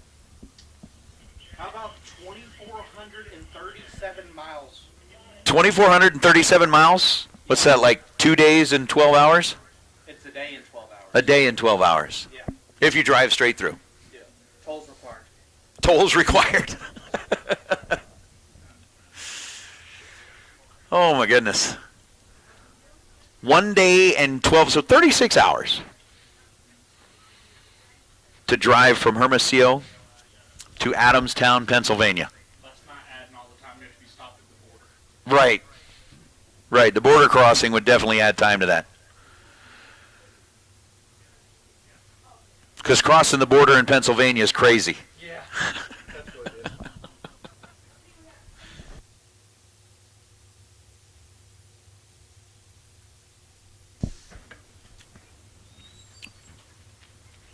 Hey, again, while it's quiet, on a Hughes Performance Saturday here at the K&N Southwest Showdown. I know we got our juniors all back in the staging lanes. Juniors, remember, we are going to do that last man standing. We've had several of you that have already come up and paid your $20 to get into the game. But tomorrow, the last man standing, winner of the last man standing, going to get all of that money to go with them for the gas to try and go down to that Christmas on the coast, that huge money junior race, where they're paying like the same that we're paying here for this. For a junior race. That's a cool deal.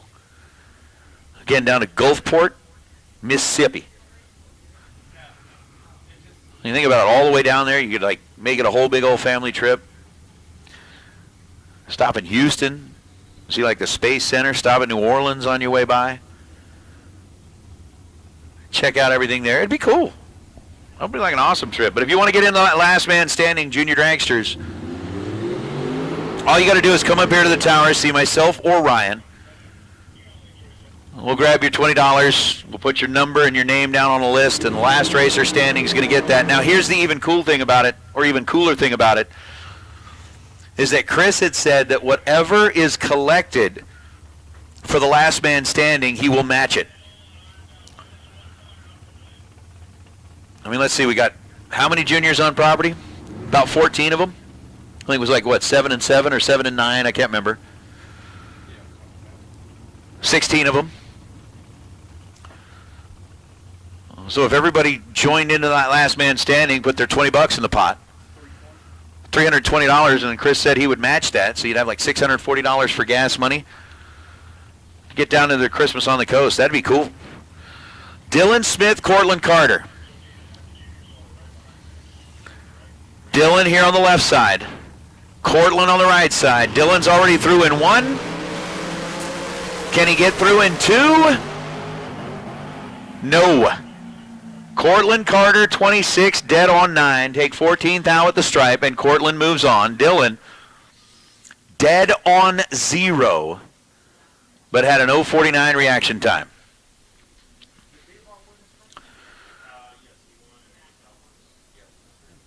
So we have a 4,900 on a 490 dial, but the 0:49 reaction time cost him, Cortland Carter, 26 green.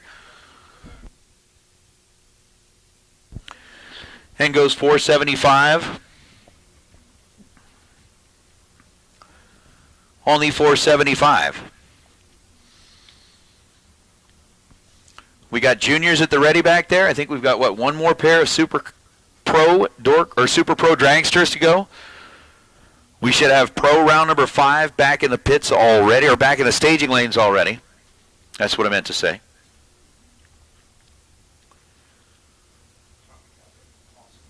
Everybody's got, at least all of us have bellies full of bacon-wrapped burrito. You too could have a belly full of bacon-wrapped burrito should you stop by the concession stand. As they've got them up there.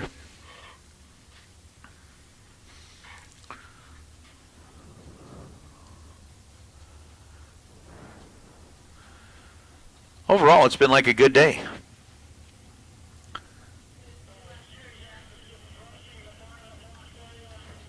And we've still got a lot more of the good day to go.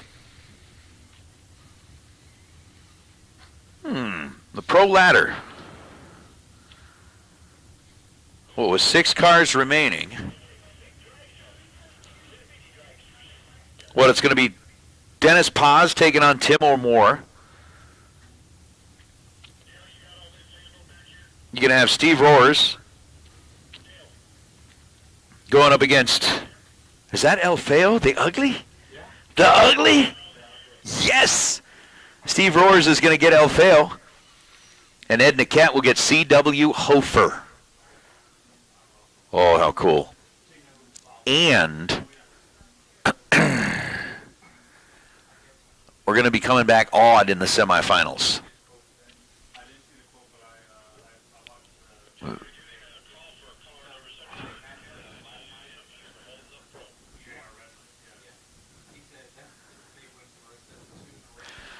All right, once again, final call Pro. We are just missing one of you.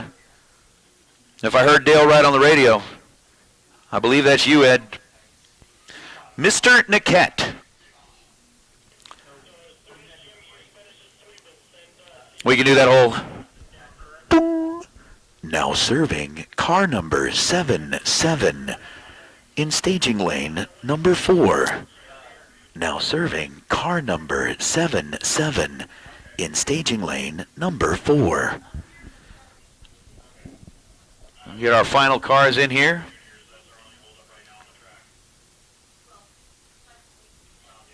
The closed captioning on the live feed interpreted one of the statements as the police had their belly full.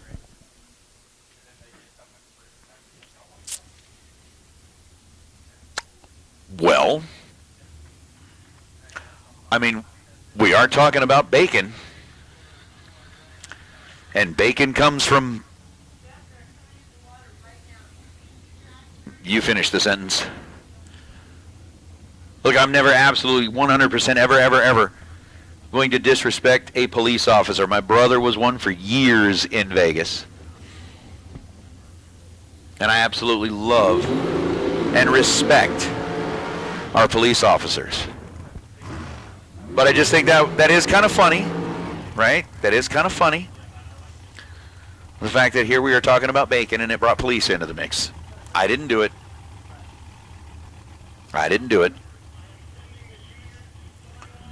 The closed captioning did. All right. So Dustin Wirtz going up against Tanner Theobald, and with Dylan Smith bowing out in one of his entries, it is just Tanner who remains as the double here.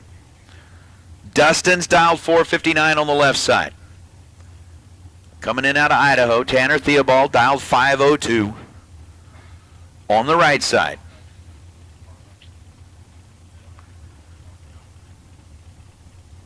Dustin's got the pre-stage bulbs lit. Final pair. Otis Super Pro. And we'll run juniors. We'll get into pro round number 5. Number 5.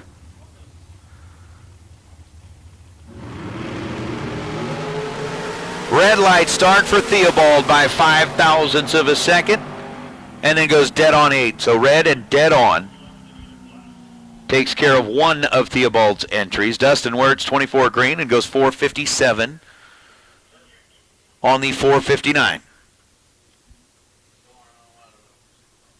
So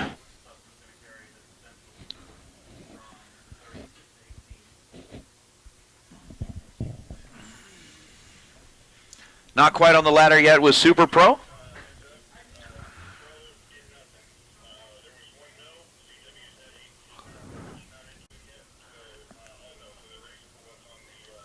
And that is going to bring out the junior dragsters.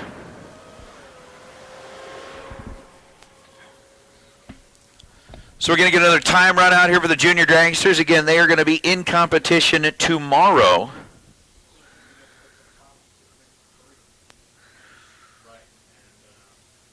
Today, doing a little time runs. A little bit later on, we will be doing a run for the money with the juniors, but I do see like Riker Roel and Ariel Vizuet out there getting ready to take their trips down the racetrack. Then we'll get into pro round number 5 on a Hughes Performance Saturday here at the K&N Southwest Showdown. Again, for those of you that are watching on the live feed, be sure to send a special thanks out to Silver State Refrigeration and HVAC. And if you live in the southwestern part of the United States, when you do need a little help with your air conditioning or something like that, they're going to be the first people that you're going to turn to, right? Right. If you're in Arizona, if you're in like Nevada, California, now Utah, you're going to want to make sure that they are the people that you call first, because they are going to turn around and use that to continue to support the drag racing out here. Of course, Hughes Performance, today's day sponsor. Kid Performance and Dyno, yesterday's day sponsor. It's all pretty cool stuff. So juniors come to life here on the racetrack.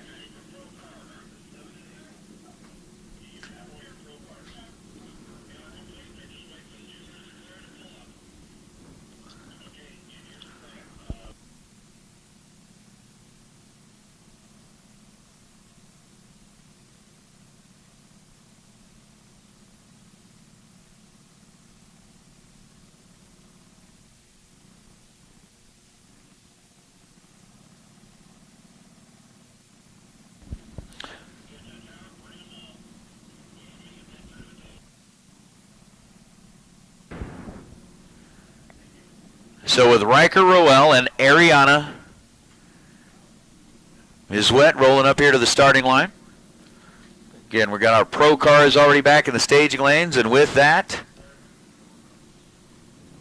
we're going to go ahead and start calling Super Pro.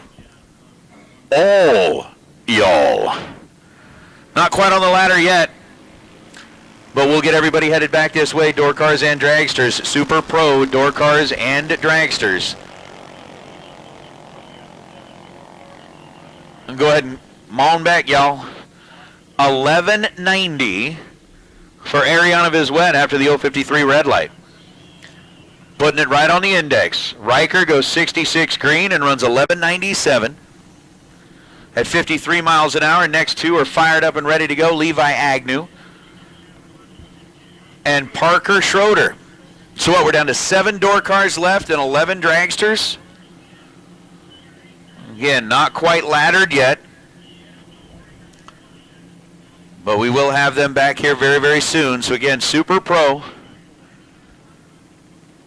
It's pretty much that time of the night. We are going to start like hot lapping. As we draw closer and closer to picking up that $20,000 payday in Super Pro, we're just, 3 rounds away from deciding our $5,000 winner in Pro?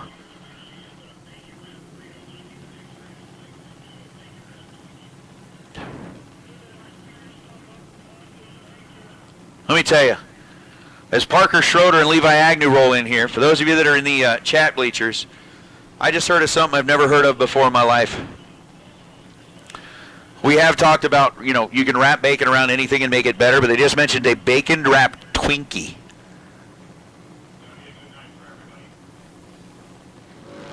Is there such a thing as a bacon-wrapped Twinkie? There is, yeah, on a stick. You put it deep fried on a stick.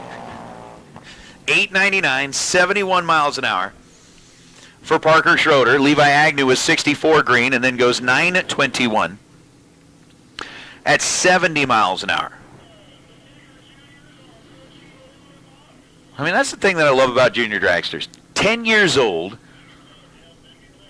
going as fast as you're going on the freeway out there, 70 miles an hour, and handle it like a champ. Dane Peralta and Ezra Taylor. The two up on the line right now. Dane over on the left side. Ezra on the right side. Ezra, 8 years old, coming all the way down out of Belfair, Washington. And Dane, 12 years old, coming all the way out of Belgrade, Montana.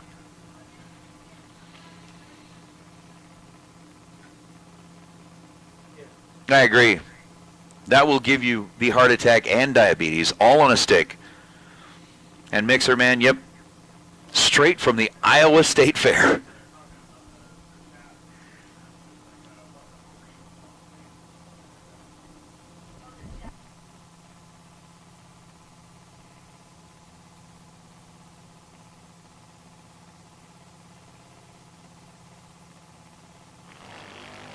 Yeah. Oh, we are going to have quite the adventure. Quite the adventure. Dane 189 on the tree and goes 912 at 71 miles an hour. Ezra 163 on the tree and goes 1251 at 50 miles an hour. And that's going to bring up Knox Meserve. Going to be our final car in the combined Group 1 and Group 2 category.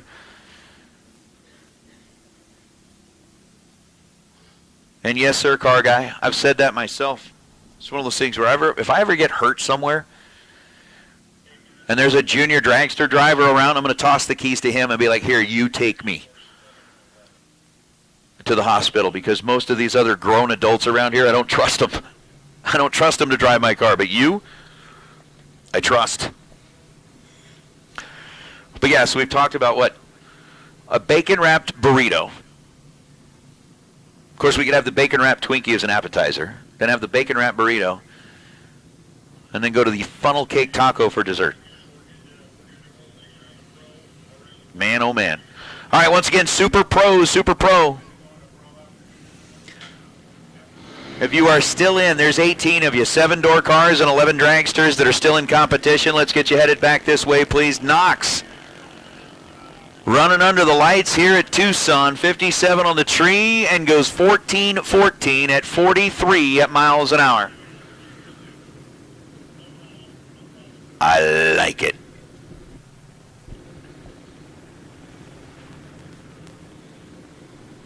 I like it a lot.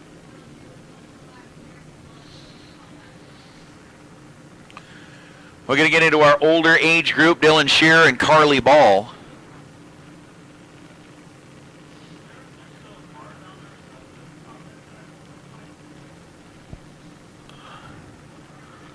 We're going to go ahead and get ready to roll. Carly, 14-year-old out of Phelan, California, and Dylan, the 13-year-old out of Belfair, Washington.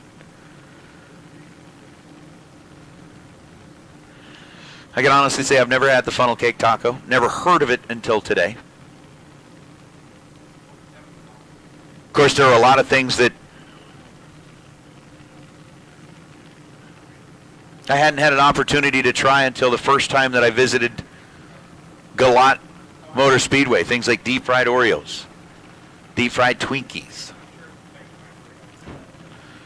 Which, by the way, if you are part of our chat bleachers,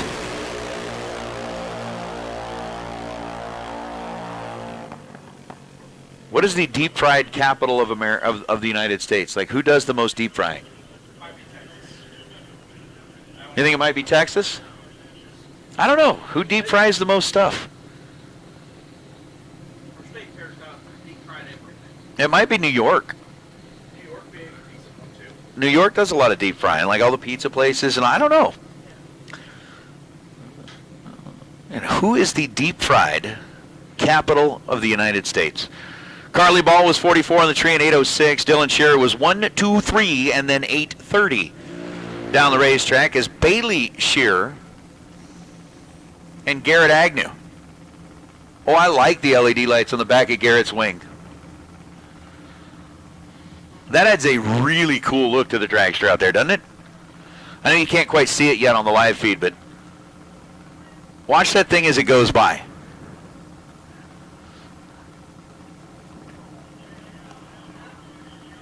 That is really cool.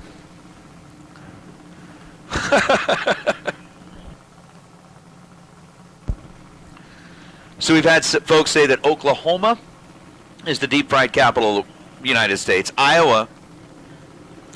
And then Mark says Georgia. They deep fry sticks of butter. How do you deep fry a stick of butter without it just like completely, I don't know.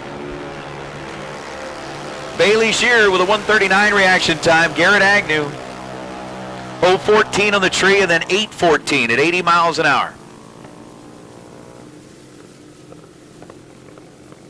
Terry saying Louisiana or Oklahoma. Well, it could be. Could be. Bailey Shearer goes 8:87, 73 miles an hour. As Bo Peralta and Allison Boley. Going to be our next two. I do really like the lights on the back of Garrett Agnew's car because that makes that thing so easy to see. You know exactly where that car is, especially when it disappears up into the darkness. So if you're running juniors at night, parents take note. For those of us that are track operators or run, junior programs, we love to see that. Allison from right here in Tucson.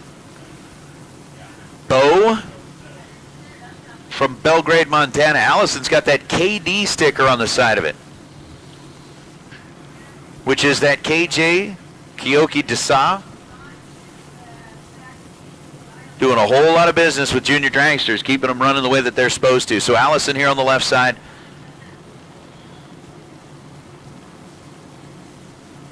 I'm saying that Gordonsville, Virginia is the deep fried capital of the United States. Huh. Bo is 16 red, Allison 17 green. And Allison Boley will run 8:18 at 82 miles an hour. Bo will go 8:06 at 80 miles an hour. Got another one of those KD sticker cars on Sarah Kidd's ride. Here on the left side.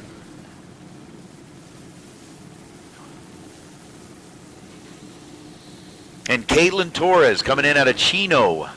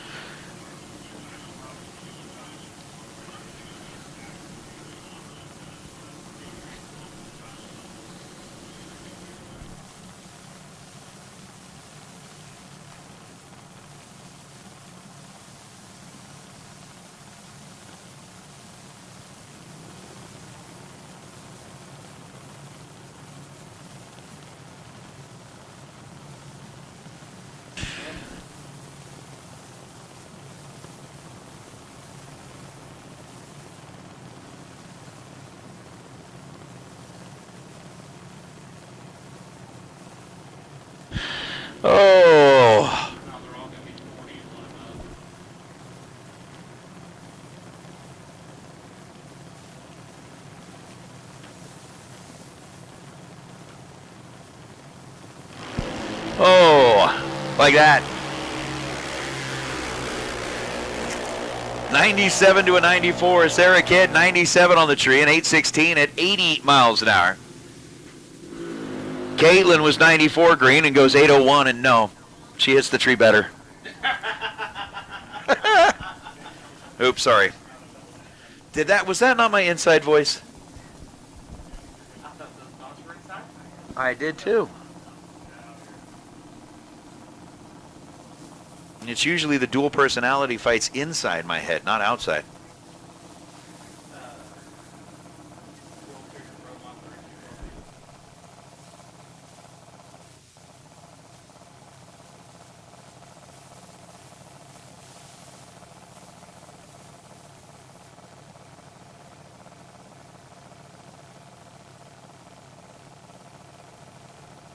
Oh my goodness. Ho, ho, ho, ho. Yes, toss a little evil laugh in there. Mallory Dolezal. Again, another one of those tail light setups that if you were running juniors at night, if I were a track operator, I would make them mandatory. Because you can see that thing.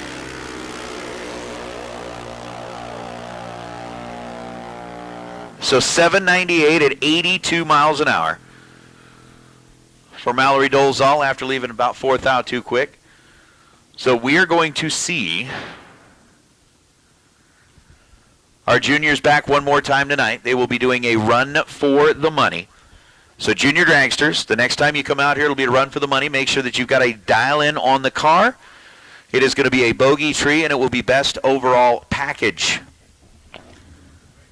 Chris Forsyth apparently deciding that we needed to do more math in the tower.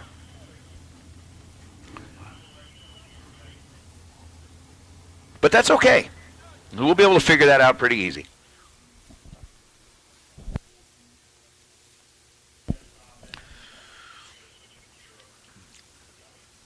So we're going to get things switched around here real quick. We've got Pro, 6 left in Pro.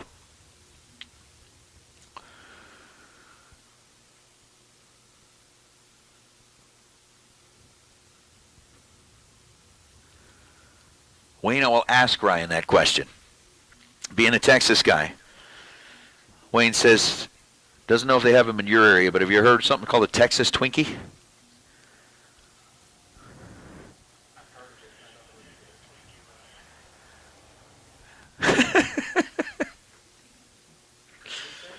I don't know what he said about that, but the Texas Twinkie is apparently a bacon-wrapped jalapeno stuffed with ham, cheese, and essentially, like, that just sounds good in and of itself. No, it sounds really good right now. Yeah, because you didn't eat 3 I quarters c- of the burrito. Right? I think I got that 3/4 mark myself. I'm the one that realized that even as good as that bacon-wrapped burrito tasted, I stopped when I got full. You don't stop when you're full, you stop when you're miserable, man. That's how it works. We're in America, okay? Be like, you are not allowed to stop there. You must be miserable like the rest of us. But yeah, apparently the Texas Twinkie is bacon-wrapped jalapeno peppers stuffed with ham, cheese, cornmeal, and then fried.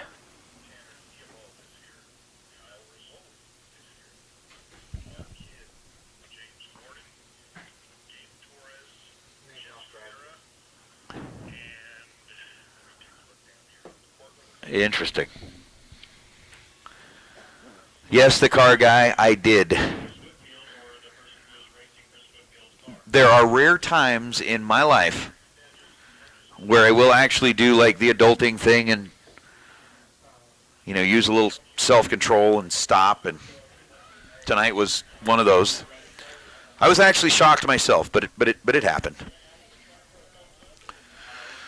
As soon as we get the go-ahead from the track, we've got, I believe, all of our super pro cars back there as well. I know we've got all 6 of our pro cars here ready to go, including Steve Rohrs coming in out of Wisconsin and Ariel Zavala del Moral.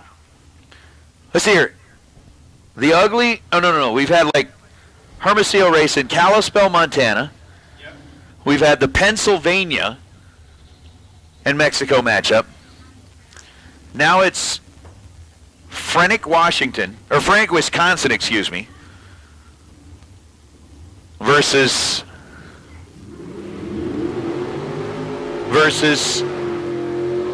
Hermosillo, Mexico. We'll see how ugly this one gets. Like in Street Fighter? Dude, I love that video game. It's kind of like drag racing. We use Street Fighter terms all the time when we're calling a race up and ready, fight.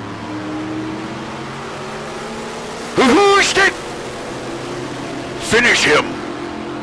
This one's over. 665 on a 665. Steve Roars is rolling on. 54 on the tree. And yes, this is round number 5. Ready, fight. Steve Roars, 54 green, and goes 665 on a 665. Ariel Del Moral had a 105 reaction time, and the ugly, unfortunately, goes 200 under. And El Feo is El Finito for the evening. It's going to be Steve Roars rolling into round 3, and I don't think Steve's going to be like really thrilled with the 054 when you're coming back odd.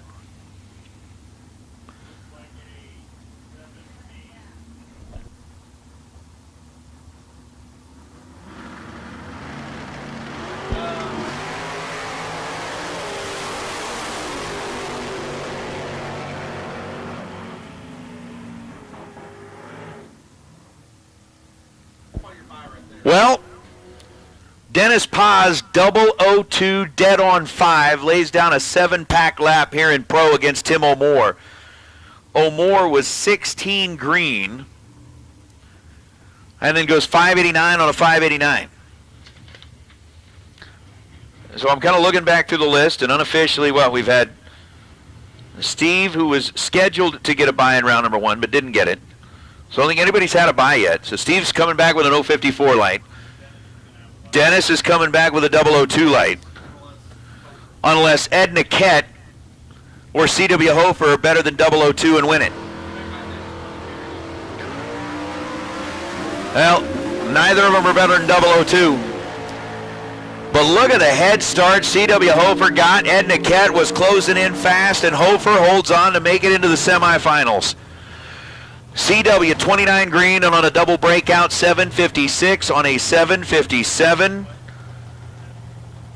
Wow. That's right. Guile, thank you. Or Guile, I can't remember what it is. That's right, that was Mortal Kombat, not Street Fighter. Woo. So Hofer, Paz, and Roars are coming back with Dennis Paz, thanks to a 002 reaction time, punching his ticket to the final round as Larry Geese and Caleb Menzel. As we get into our Super Pro door cars, 7 are left. And Caleb Menzel's in trouble. He was in trouble last time and somehow won it. This time he won't. Ends up 530 on a 530, but was 44 thousandths of a second.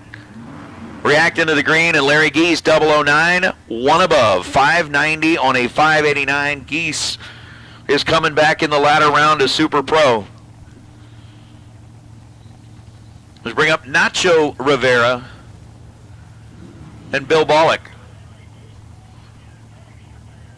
Oh, now we're going to get a Mexico and Canada matchup?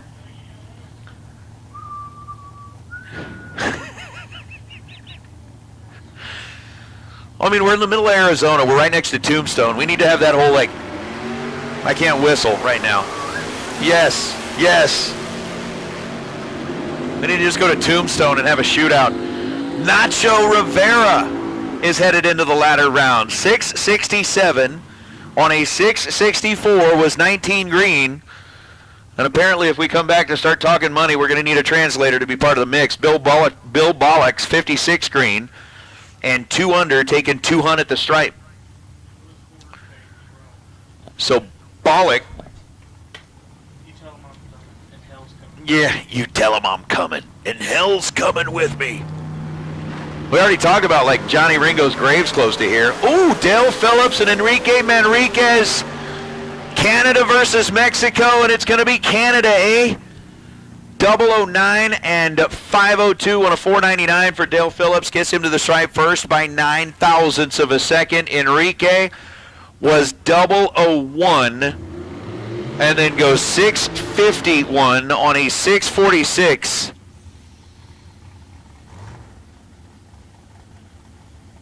My goodness.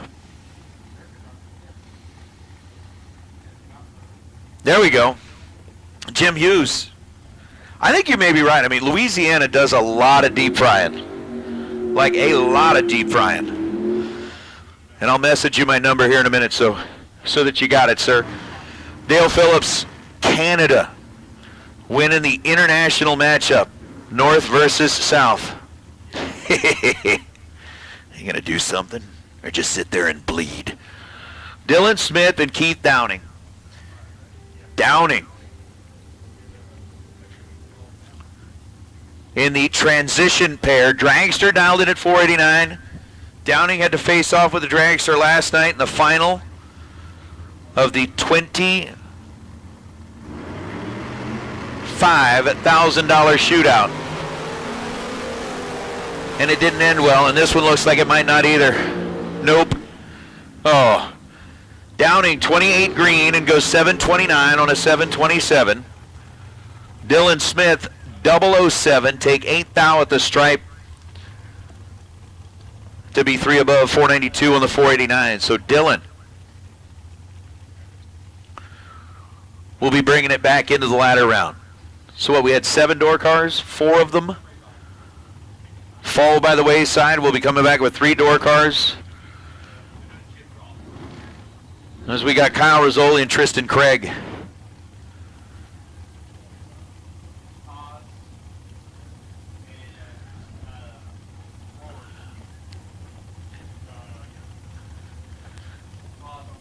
Kyle with a 489 dial on the right side.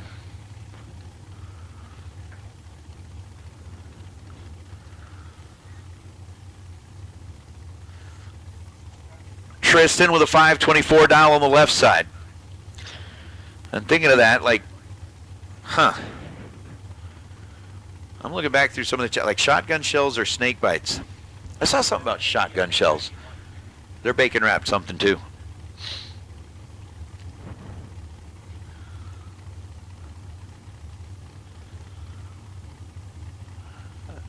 So we wait. I can see Rizzoli's car kind of rolling forward a little bit.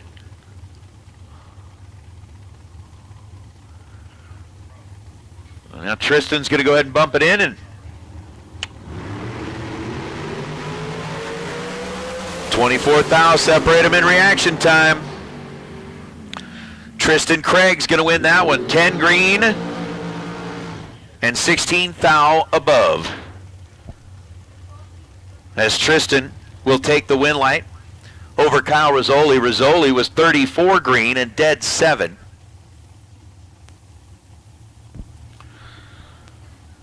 So had it dialed right, but just missed it at this end of the racetrack, comparatively speaking, as Tristan was 10 on the tree. Is now James Warden and Tanner Theobald. Going to be the next ones to roll up here. Again, remember, we are in round 5. R5. And it is now official as the ladder has been handed over. Paz will have the bye run in pro, and it'll be C.W. Hofer versus Steve Rohrs when we get back with pro.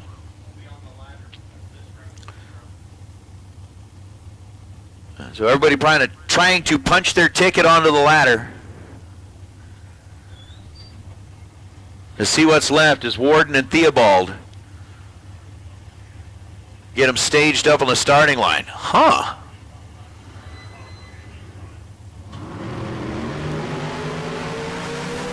Ooh. James is in trouble. Yep. James Warden Was 62 thou behind at the hit with the 077 reaction time. Tanner Theobald, 15 green, goes 5:05. On the 5:03. As he gets that done, Chris Whitfield and Mark Kidd. Again, racers, remember, we're pretty much at that, like turn and burn, cool them and fuel them, gas and go.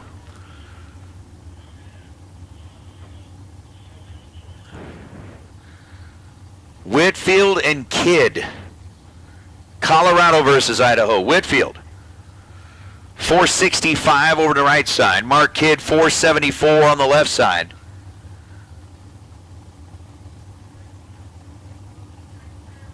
Kidd's going to go in first. Oh, Mark. That's not good. Nope. Mark Kidd, 043 on the tree. Chris Whitfield was 005 again. And then goes 466 on a 465. Whitfield remains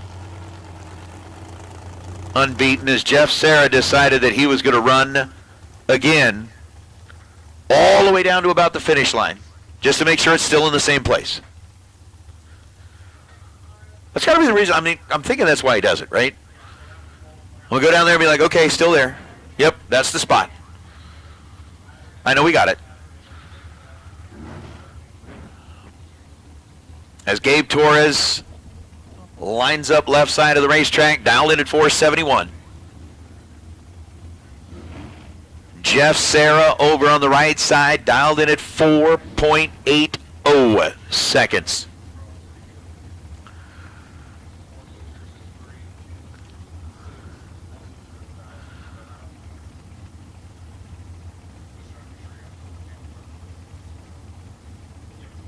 Gabe's pre-staged, Sarah's pre-staged.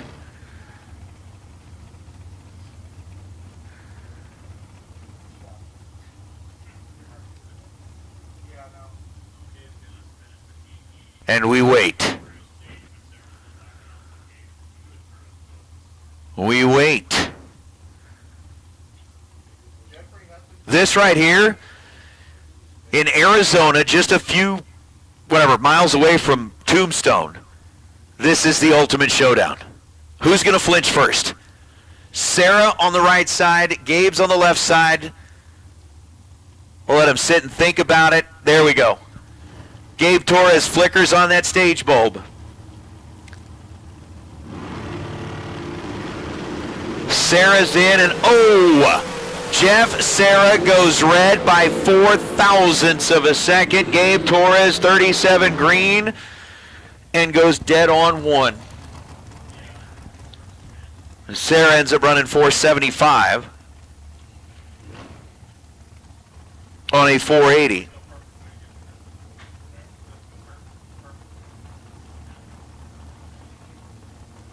And man, oh man. That was really tense. Like, I was worried for a minute or two. It was just nerve-wracking. I'm going to go need to find, like, a therapist to help me get over that. Dustin Wirtz, Cortland Carter. Carter's dialed 473. Wirtz is dialed 457. Give that one to Dustin. 458 on a 457. 002 on the tree. And one above, taking 0.06 of a second down at the finish line. Cortland was 17 green and dead on 4. But, Super Pro comes to a close.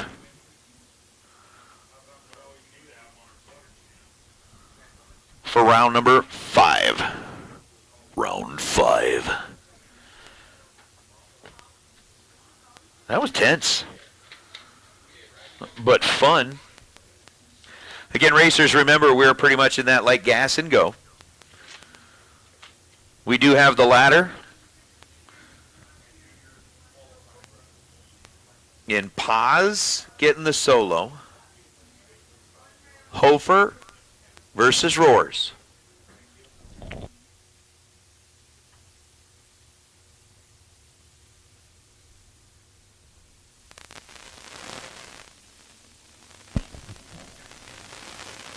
All right, so Junior run for the money. Junior run for the money. Get those dial-ins on your cars. Remember, we told you that after round number 5, we were going to have you up here for the run for the money. We do need you, please. Junior Dragsters, run for the money. Let's get you headed this direction. Make sure you got a dial-in on the car. Again, it's going to be best overall package in the run for the money for the juniors. And again, remember, if you are interested in jumping into the last man standing, again, all of that pot's going to be collected up and will be handed over to essentially the last man standing in there for that chance at the Christmas of the Coast, a little fuel money to go along with it. If you are interested in getting in, come on up here and see us. Ryan will talk to you. He's a nice guy. Most days. Today's a good day. He took his meds. He's already had a bacon wrap burrito. He'll be having a siesta soon.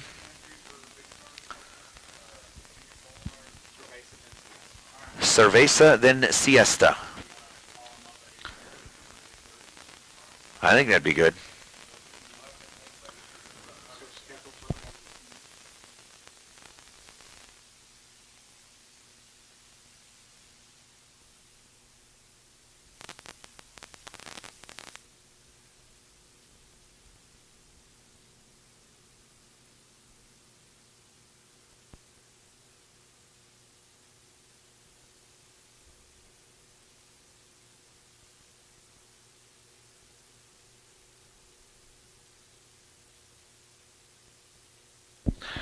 All right, so racers, as we get our junior dragsters back into the staging lanes for their run for the money,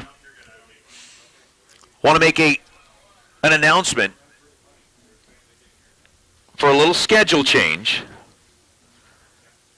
tomorrow morning.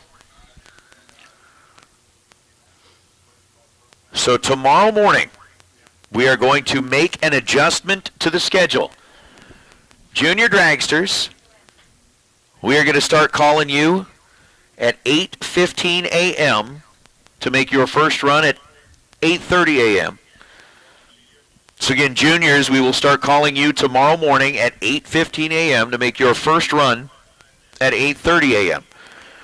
We will also start calling any new entries. So if there are going to be any new entries tomorrow morning, we will start calling them at 8:15 a.m. And essentially, they'll run right behind the juniors.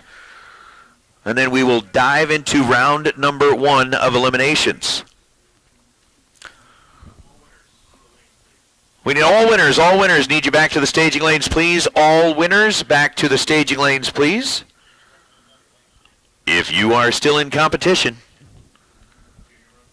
I need all winners back to the staging lanes. We've got our junior run for the money headed into the staging lanes.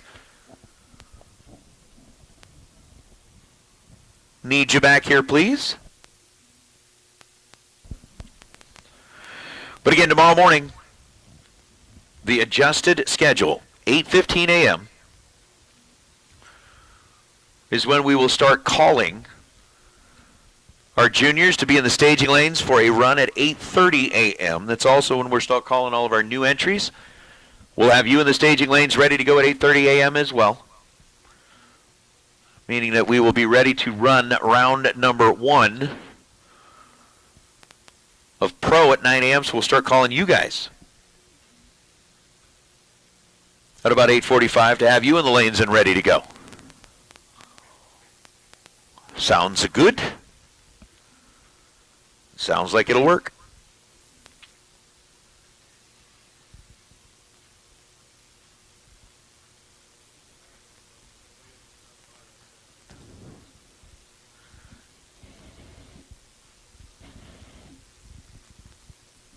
So what do we got? Our Super Pro ladder has been set. We got our 3 coming back in Pro. Paz has this solo. Here's what Super Pro looks like. We're going to have Larry Geese taking on Tanner Theobald. We're going to have Dylan Smith going up against Nacho Rivera. Chris Whitfield is going to get Gabe Torres. Dale Phillips will get Tristan Craig, and Dustin Wirtz will get the solo shot. With 9 of them coming back.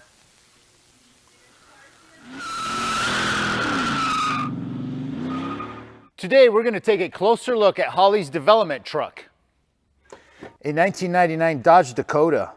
Let's find out what makes it special. Yep, you can't even tell, but underneath the hood sits a Scat Pack 392 cubic inch Hemi, which packs a solid 485 horsepower. The engine fitment looks factory installed. What a sleeper. A Terminator X Max manages the engine, including the VVT and SRV controls, while a built Hughes 46RE transmission also takes cues from the Terminator X Max. A huge Holley Pro Dash keeps the driver informed. Aside from the custom badging, you'd never assume what lurks under the hood. Holley has taken the guesswork out of installing a Hemi in your Dakota. First, start off by choosing engine and transmission mounts. Our engine mounts are designed to eliminate firewall and brake booster clearance issues while maintaining proper weight distribution. Our transmission cross members are modular, meaning that they will work with all the popular transmissions just by using the right transmission adapter and the recommended mount. Step 2 is choosing an exhaust system. Our Tri-Y headers are designed to work with Hooker Blackheart engine and transmission mounts, giving you maximum clearance and allow left and right-hand starter installations. Our 304 stainless steel headers not only add additional power, but will last a lifetime. Step 3 is choosing an accessory drive. To clear the frame on our Dakota, we've relocated the alternator with our factory style bracket and pulley, which positions the alternator as low and inboard as possible. It fits our one-wire style alternators. If you're using the stock OEM alternator, use this relocation bracket, which works on VVT and non-VVT accessory drives. Step 4 is choosing a flex plate. You'll only need one if you're using an older transmission. Our dish-designed flex plate allows these older transmissions to mate with Gen 3 Hemi engines. Step 5 is choosing your fuel system. Upgrade your stock fuel pump to handle the increased power of your Gen 3 Hemi. Or choose from a 255 or 450 liter per hour drop-in fuel pump module. We even have a return style or returnless options and fuel rail kits available. Take control of your Gen 3 Hemi with our Terminator X and Terminator X Max EFI systems. Plug and play right out of the box, or take control of your VVT and SRV with Holley EFI software. Terminator X Max also takes control of your 46RE transmission, so you know you're set with a complete turnkey system. The proven performance from Holley EFI systems means less time in the garage and more time in the driver's seat. With our Pro Dash lineup, you'll have all the vitals at a glance on your Dakota. And it doesn't stop there. There's also universal air intake systems, intakes, valve covers, and custom Gen 3 parts. You can be sure to find what you're looking for. From mild to wild, our entire portfolio of brands has the parts you need for your Mopar. Holley has everything you need to get your project going from start to finish. So head on over to holley.com and start planning your Hemi swap.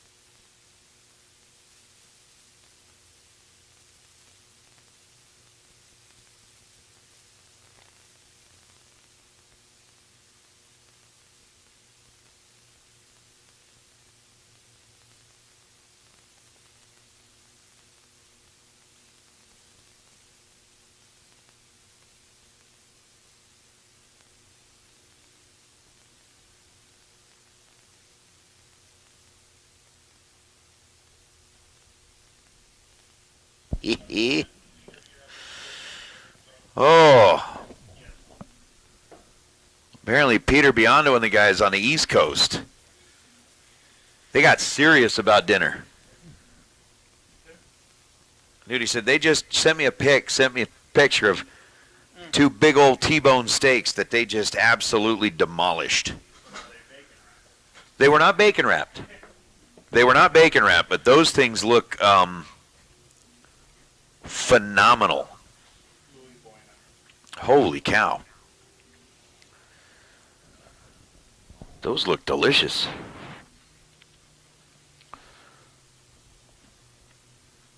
I don't know if you're still listening in, Pete, but, kind of looking at those. They look really good. I'll tell you what. Here in a couple of weeks when we're in Vegas at the Fling, you can make those again. I'll be happy to try them out there. You can absolutely make those again. We'll try those. Those look good.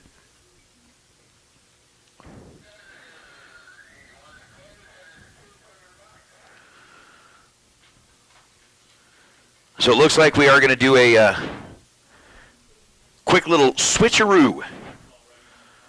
I think we've got Pro coming up first. Then we'll do the Junior run for the money. So the Pro semifinal coming up right now. 3 of them are left. Dennis Paz has got the solo, and it's going to be between C.W. Hofer and Steve Rohrs to fight it out amongst themselves. Then we'll have the Junior run for the money. Then we'll get into the Super Pro.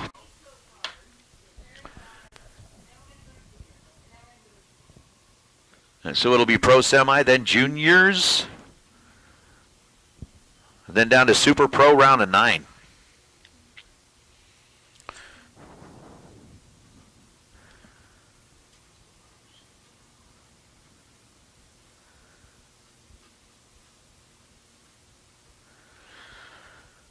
Oh.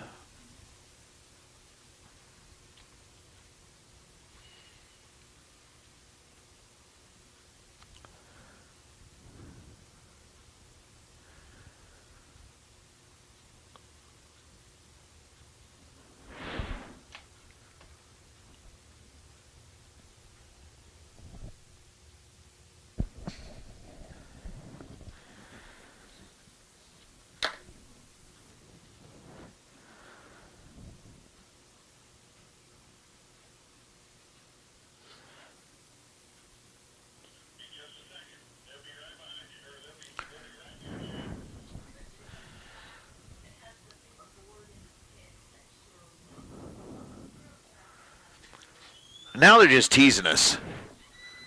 They keep saying over and over that, oh, Pro will be right there. Oh, Pro will be right there. They're just teasing us. They're building the anticipation. What are we going to do? No, they're going to run Pro first.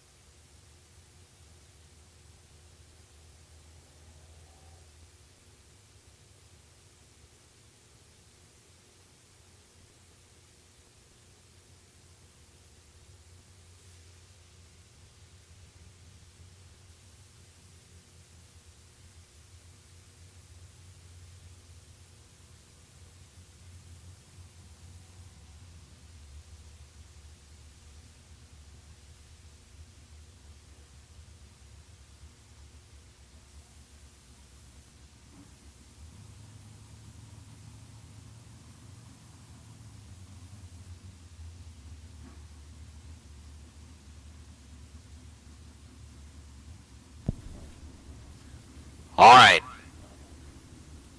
So 3 are left in Pro. $5,000 on a Hughes Performance Saturday night here in the desert. And we've got a 7.56 dial-in for the California-based car of C.W. Hofer.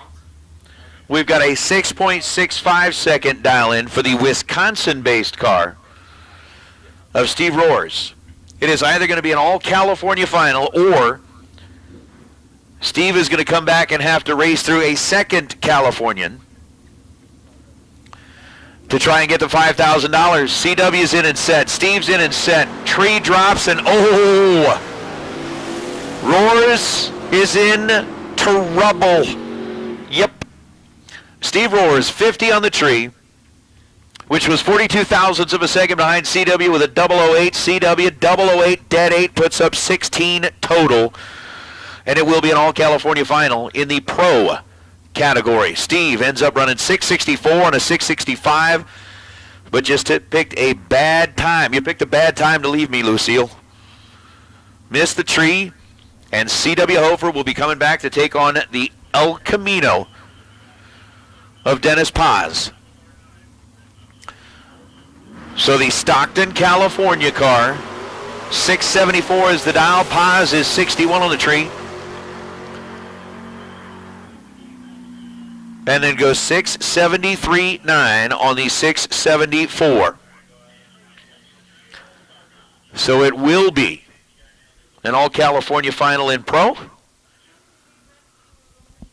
I think we are still waiting on a few of our Super Pro cars to get back there. They've got just long enough for us to run a run for the money in juniors.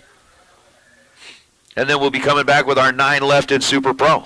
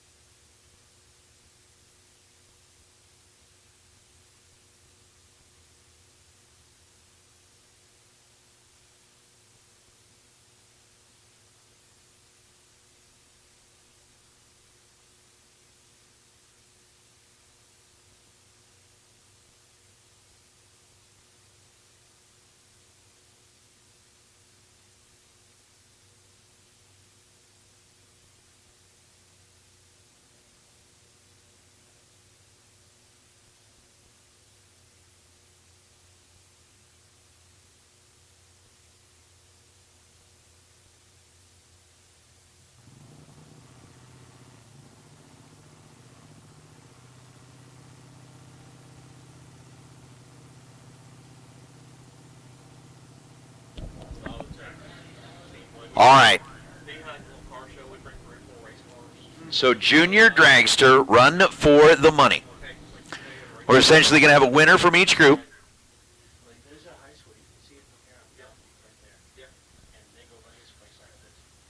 Okay, maybe.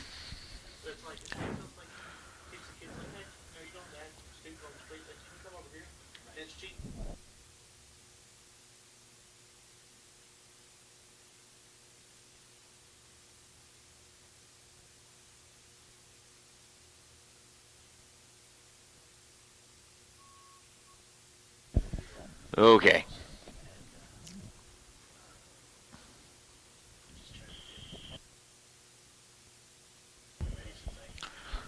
Well, it sounds like we're down to just 3 missing in Super Pro.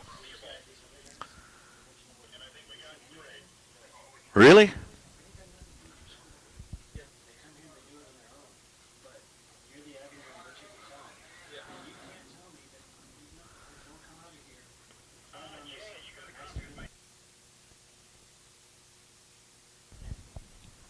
Now we get the okay to fire them up.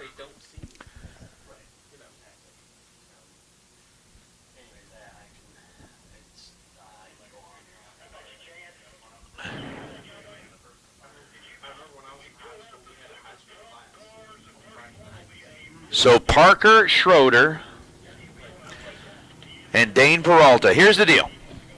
On the run for the money, we basically Going to be looking at best overall package.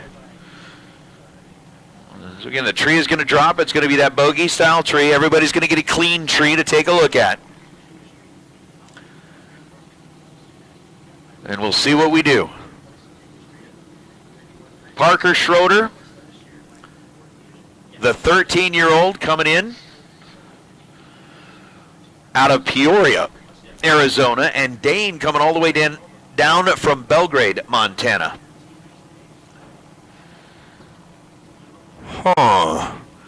910, the dial for Dane. 896 is the dial for Parker Schroeder. And this is one of the things where it's time to be ready to do math.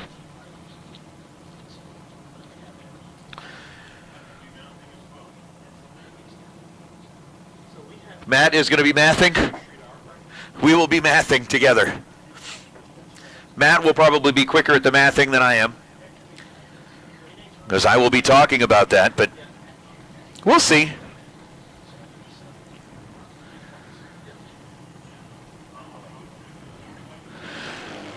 Down and away we go. Parker Schroeder fires things off with an 0:29 reaction time, and on that 896 dial goes 896.3. Thank you, Parker Schroeder. I love you, dude. Gonna get us to a nice little 032 package. 29 dead 3 for Parker Schroeder. Ooh. Dane Peralta had a 169 reaction time, and then it's run a 907 on a 910 dial. But Parker in group 1 and 2 fires off a 32 total package right off the bat. This isn't only going to go, oh, there's money on the line? Oh. Well, alrighty then. We're going to play for reals. Levi Agnew. Now rolling up on the right side out of Oak Hills, California. For that team, LAT and Extreme Powder Coating. Campaigning the half-scale dragster. The 10-year-old dialed in at 922 on the right side, and Ezra Taylor, 8 years old, coming in out of Belfair, Washington. How bad do you want the money? 22 on the tree for Levi Agnew. He's got a shot at getting inside of that 032 package. He goes 923 on the 922, 18th thou off the dial. Oh, that 022 opened the door. Ends up running one above. Couldn't quite get inside of that 032 as Ezra Taylor had the 107 reaction time, and he goes 12:47 on a 12:50. So Parker Schroeder, so far so good for Parker is Riker Roel and Ariana Vizuet. Ariana on the right side. For Coleman Trucking and for Team Scrappers. Rolling up with an 1192 up on the board. Riker, the 9-year-old racer from right here in Tucson. Both Ariana and Riker representing the Tucson crew. So again, we'll keep an eye on that reaction time. If we can do better than the 032, we're going to have a chance. We're going to have a good shot at it.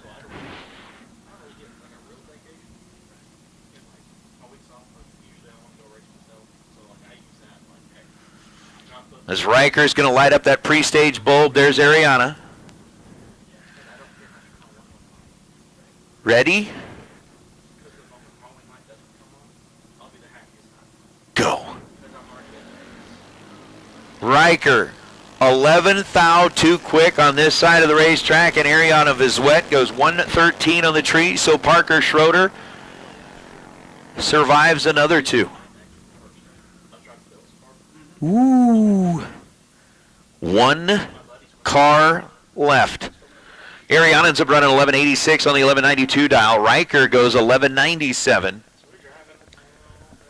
on the 1199. As Knox Meserve And that turned into, we had talked the blackjack into letting us set up the live feed. rolls up That way we knew when we had to leave. with a 1415 dial.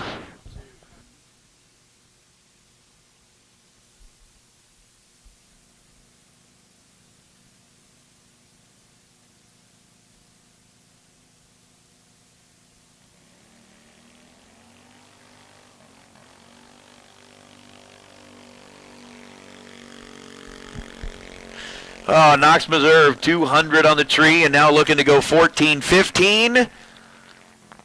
Goes 1423. So with that, Parker Schroeder, first car down the racetrack, puts up 32 total. And unofficially in the younger group, that's what we got. They'll double check the math, but I'm pretty sure that, thankfully it was easy. We only need to worry about 3 digits.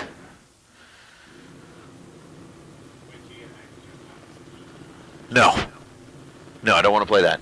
3 digits all the time. Don't want to play that. Nope. Sorry, 4 digits. So we're going to get into the older age group. Let's see if they're just as nice to us as Parker was. Parker, I appreciate it, man. That was really nice of you. You know it's late.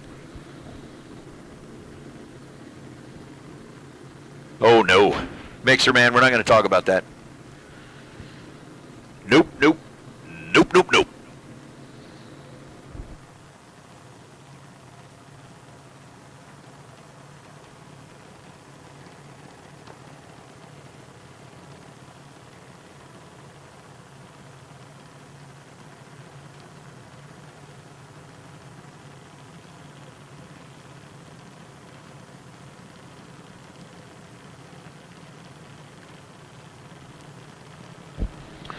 So now we got Bo Peralta.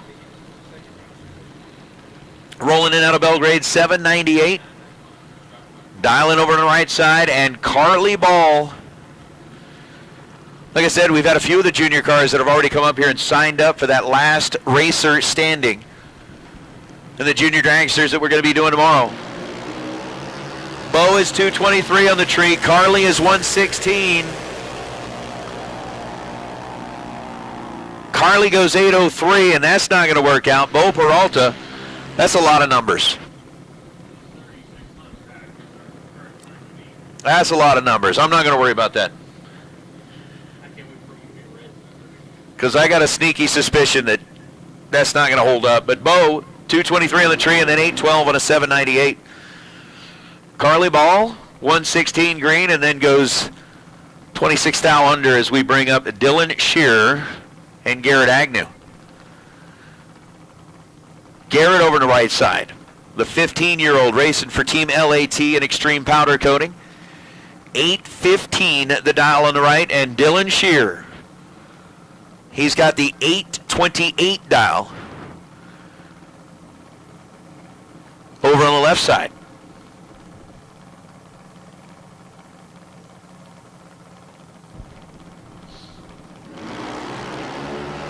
Dylan's 75 on the tree. Garrett's 92 on the tree.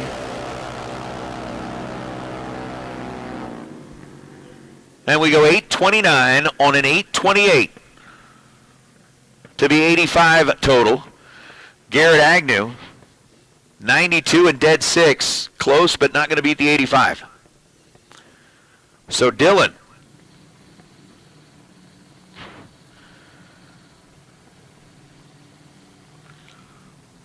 $75 and 10 thou above.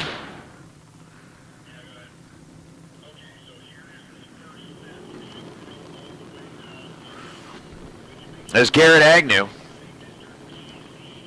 ended up 98 total. He was 92 and dead 6. And so Dylan Shearer will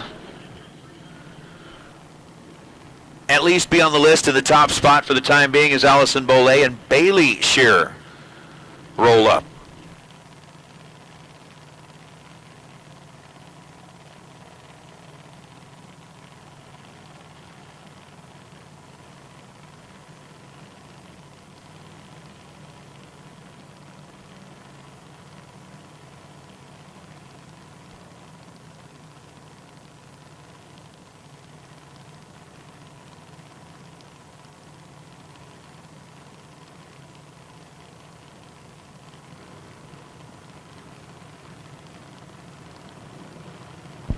So Bailey dialed in at 885. Allison dialed in at 818.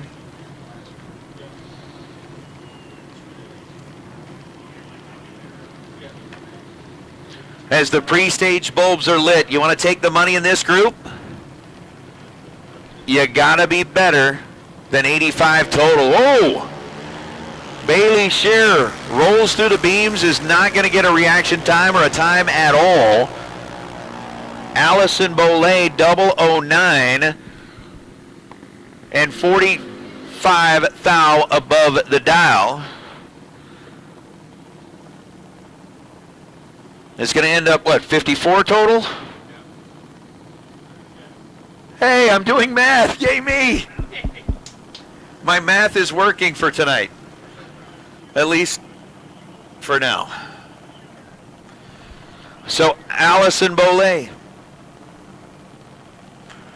54 total, gets around Dylan Shear to hopefully pick up the cash. We still got to survive one more pair here. And a single. We got Mallory Dolezal, we got Sarah Kidd on the left side, Mallory on the right side. Miss Kidd out of Marana, Arizona. And Mallory Dolezal out of Queen Creek, Arizona. The Race for Home Realty, an auto imagery sponsored car for Mallory. Dialed in at 799.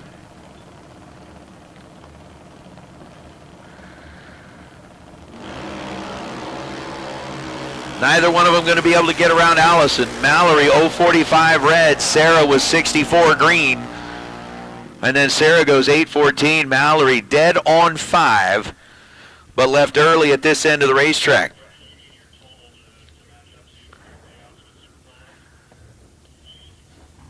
So one car remains. It should be and is Caitlin Torres. Got an 801 dial-in up on the board.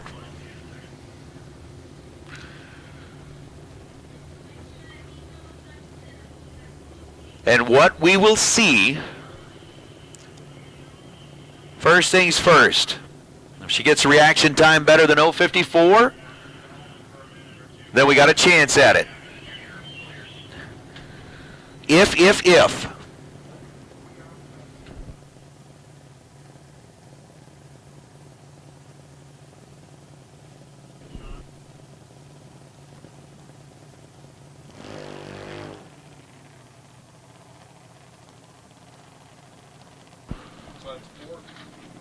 So Caitlin in her half scale. Allison waits to find out. Parker Schroeder is going to get the money in Group 1 and 2.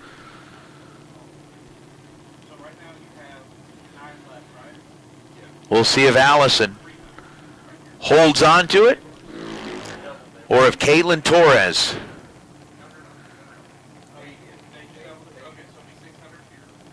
is able to sneak inside of that 54,000 package. First piece of it, cut the light. That's better than 054.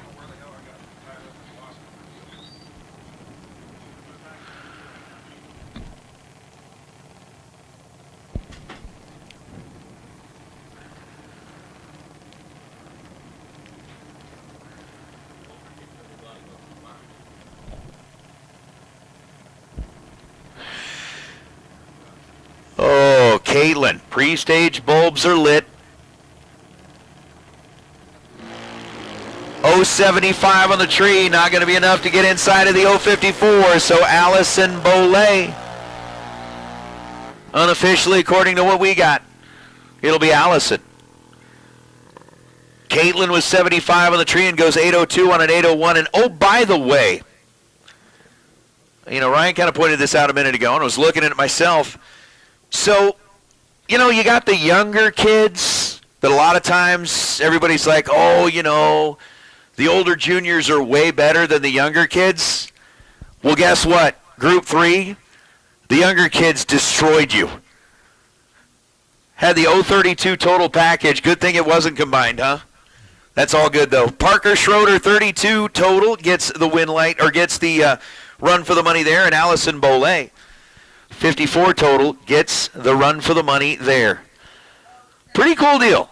I love watching the juniors do their thing on the racetrack.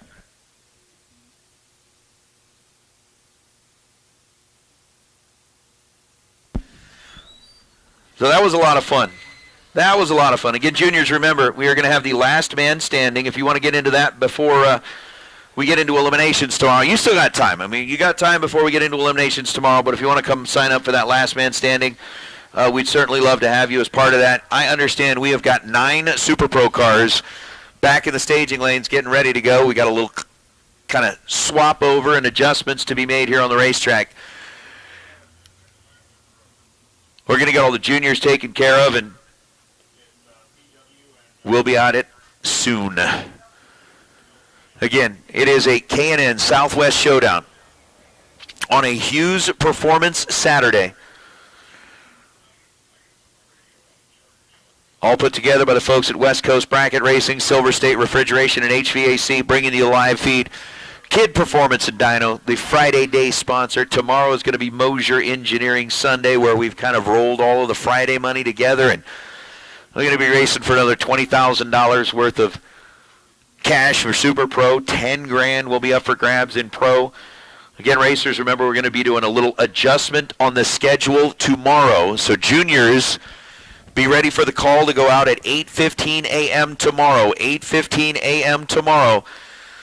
We'll have you on track at 8:30. New entries, we're going to be calling you in at the same time to have you on track right after the juniors. And Pro, we will be calling you into the staging lanes to have you on track right at 9 a.m. Be ready for that. With that, I'm going to take a little break. Ryan Gleghorn's going to take back over on the mic. And, man, we're down to just 9 left in Super Pro and down to a final in Pro. It's going to be fun.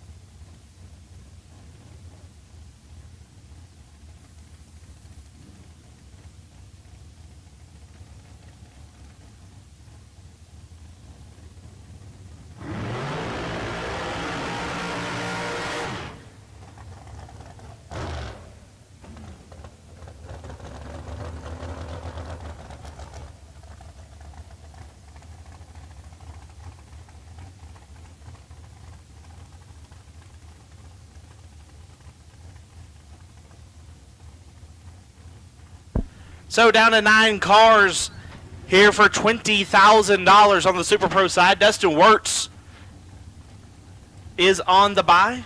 He's like, you know what? I'll just go first. Get this knocked out. He has 470 on the dial-in board.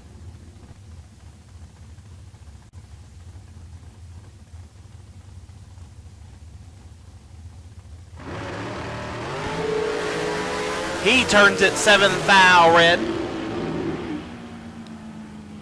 And he lets off to a 479 at 115.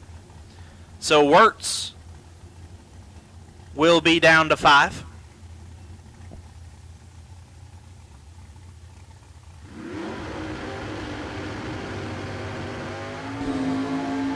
In our first door car dragster matchup, left side, Nacho Rivera. Nacho dialed at 664. Take on Dylan Smith. Smith right side. The dragster dialed at 489.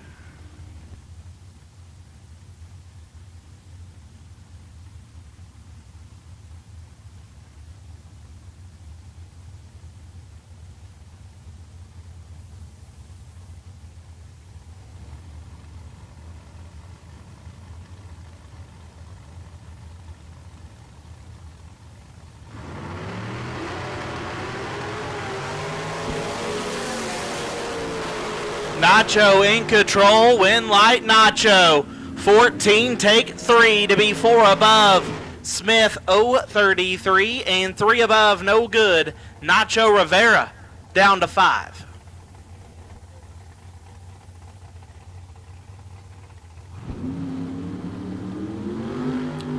Dale Phillips left side out of British Columbia. He's dialed 5 flat. Take on Tristan Craig. Tristan, the chicken nugget connoisseur, dialed at 524.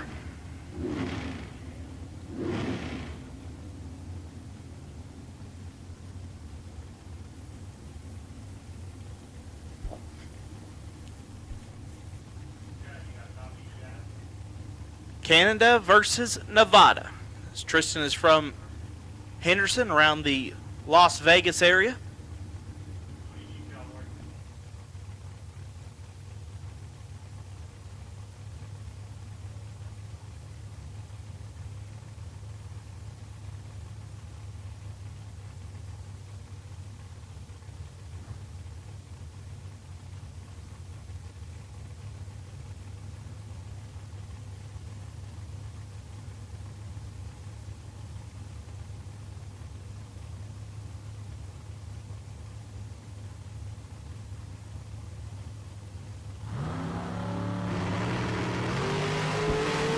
Oh, Tristan's gonna be sick.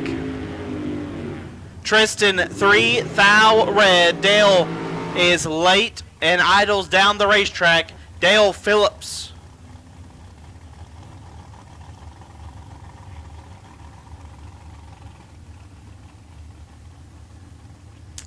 Will be down to 5. Larry Geese left side. Redwood Valley, California. The 95 Daytona dialed at 589. Take on Tanner Theobald. Theobald dialed at 502.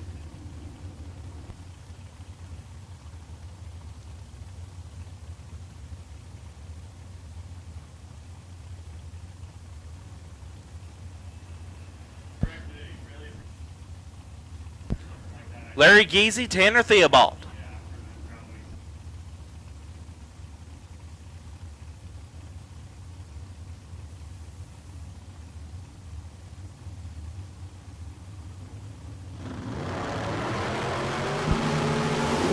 Larry in trouble.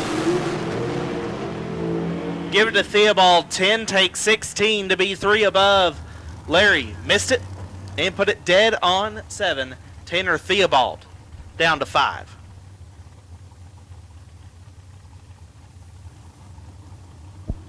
Final pair. Gabe Torres left side, now 473. Take on last night's winner, Chris Whitfield. Whitfield out at 465.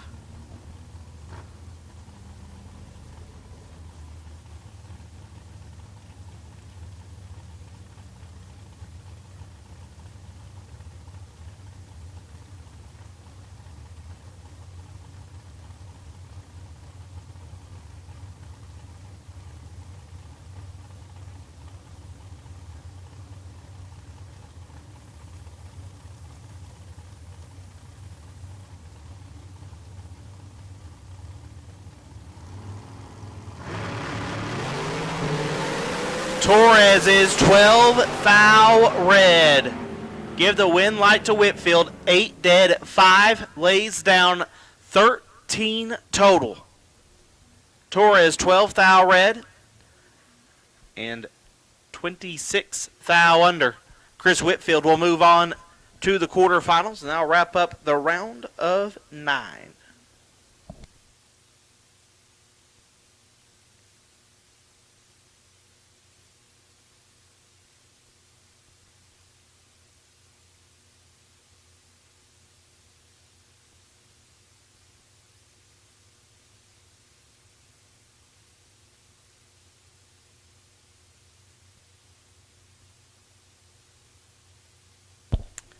Bill Kidd, check your phone.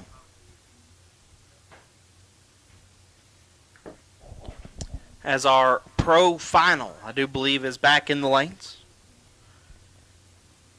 C.W. Hofer and Dennis Posk going to battle it out for $5,000. Don't forget, tomorrow, if you are staring at our flyer, everything is doubled.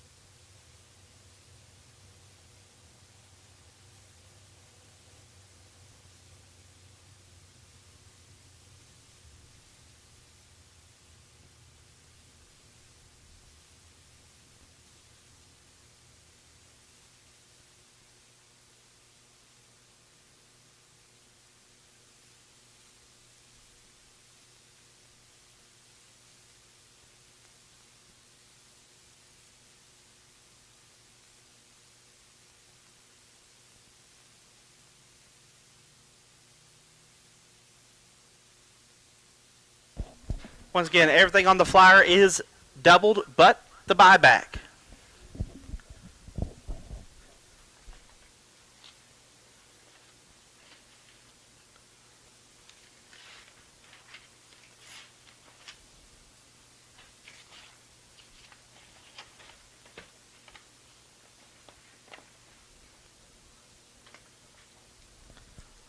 So tomorrow will be $20,000 to win in Super Pro, $10,000 to win in Pro.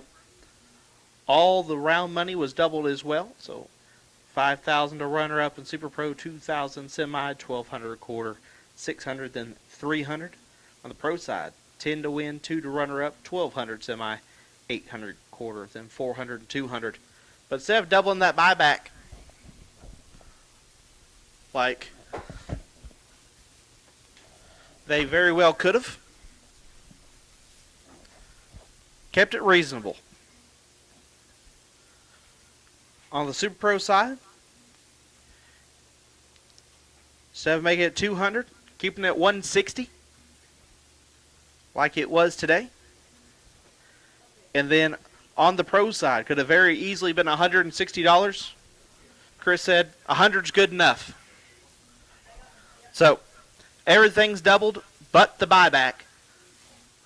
Could be a great day of racing here at Tucson Dragway for the K&N Southwest Showdown as we will put a bow on the weekend. We're about to put a bow on Pro here shortly. I do believe I hear some hot rods maybe coming around. Super Pro guys, cool them, fuel them, bring them back. We'll take the quarterfinal round to the lanes. And I have a ladder in my hands.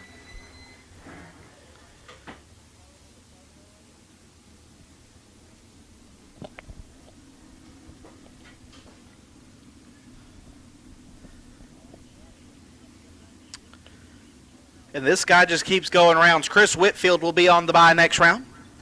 Nacho Rivera, lane choice over Mr. Phillips. And then Theobald, lane choice over Wirtz. So it'll be Whitfield on the bye. Rivera, lane choice over Phillips. Theobald, lane choice over Wirtz. So our 2 door cars will square up, and 2 of our dragsters will square off.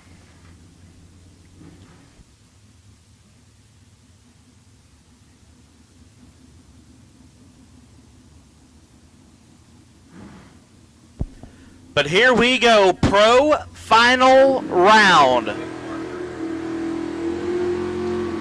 Getting ready to come at you left-hand side.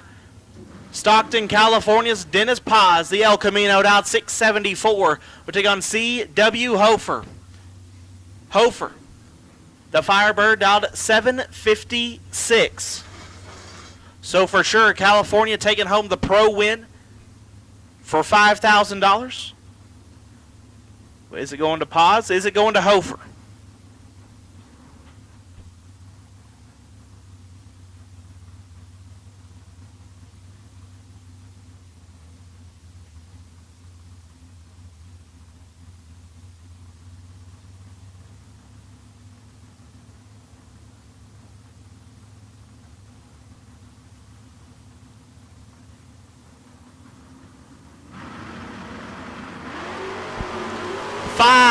Foul, separate them up front.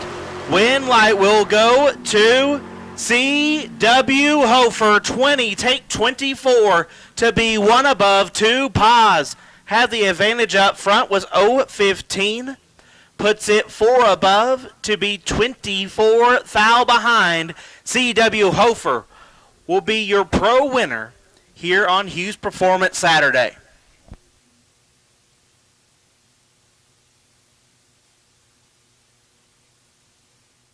Are you looking to add an in-tank fuel pump to your ride, but you're afraid it's a little too complicated to do on your own? Well, Holley has a solution for you. It's our universal retrofit fuel pump modules. Follow along, and I'll show you how to make the switch to EFI with a retrofit fuel pump module from Holley. With pumps capable of flowing 255, 450, all the way up to 525 liters per hour, Holley's sure to have a fuel pump for your EFI needs. Now you can convert your factory tank or fuel cell to an EFI-style in-tank fuel system with return or returnless setups. The first thing we need to do is to determine the best location to mount our fuel pump module in our fuel cell or fuel tank. To mount the module, you'll need to cut a 3¼ inch hole with a hole saw similar to this. Identify things like where the vehicle's fuel tank straps and frame rails will contact your fuel tank. That way we can avoid these areas. Now evaluate the position of your fuel level sender float. Removing the existing unit, if yours has one, will help you determine the float arm path. That way you can cut your new hole without interfering with it. Be sure to look for and avoid any bowls or baffles internally in the tank as well. You'll also want to look and determine the best routing position for any supply, return, and vent hoses may be required for your unit. Once you've determined the best possible location for your pump module, drill the 3¼ inch diameter hole in the tank with your hole saw. Remember, gas burns but fumes explode, so don't become a statistic. If you plan to reuse a fuel tank, make sure that all the fuel has been removed and consult with a professional about degassing the tank before cutting or drilling. Once you have the hole cut, use a file or some emery cloth to deburr the edge of your cut. The thick foam gasket supplied with your fuel pump module can compensate for ribs up to 1/4 inch thick in the fuel tank surface.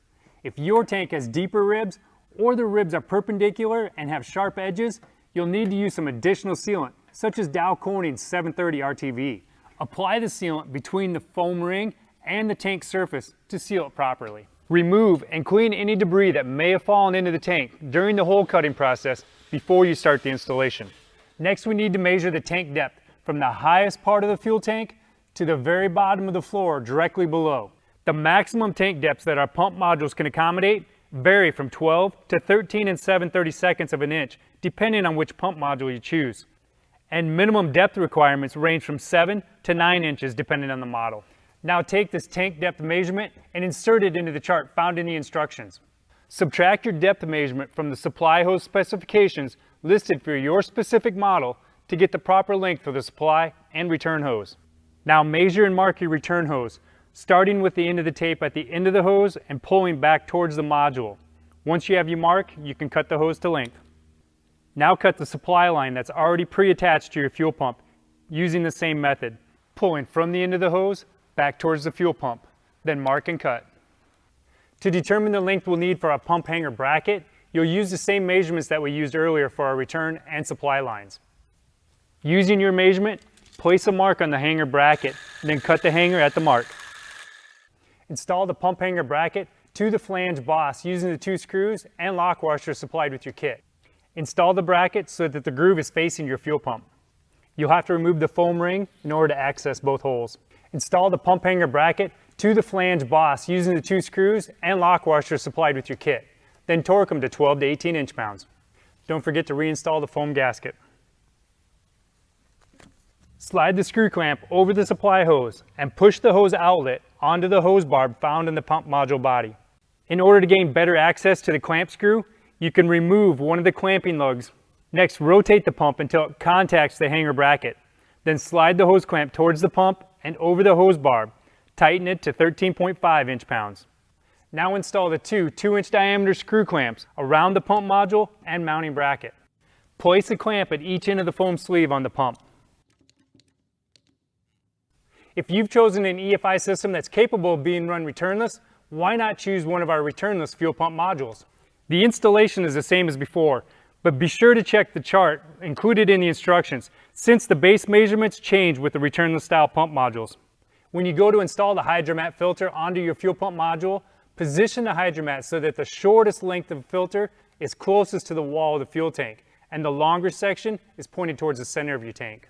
You'll also want to avoid interfering with the swing motion of the fuel level sender float, as well as any internal baffles or bowls. First, remove the caps from the pump inlet and the filter outlet. Line up one of the holes found in the filter mounting tab with the locating pin found on your fuel pump. Be sure that the fuel filter... So we are down here on a Hughes Performance $5,000 to win Pro Saturday. CW handing out the Hughes Performance hats, and as we are getting ready to go here, I'm going to slide this way because the camera's looking like this, and I want to make sure everybody sees all of this glory that is happening from the sportsman car that just took care of business on a Saturday for the 2nd year in a row. C.W. Hofer, back-to-back champion on Pro Hughes Performance Saturday. Man, tell me, you got to be feeling pretty good. We were just talking about seeing a little card in here that said what? What did it say? My buddy put it out there. It says, "This is your day in my sportsman car, baby. Silver Platter Racing." Gotta love it, man. Gotta love it.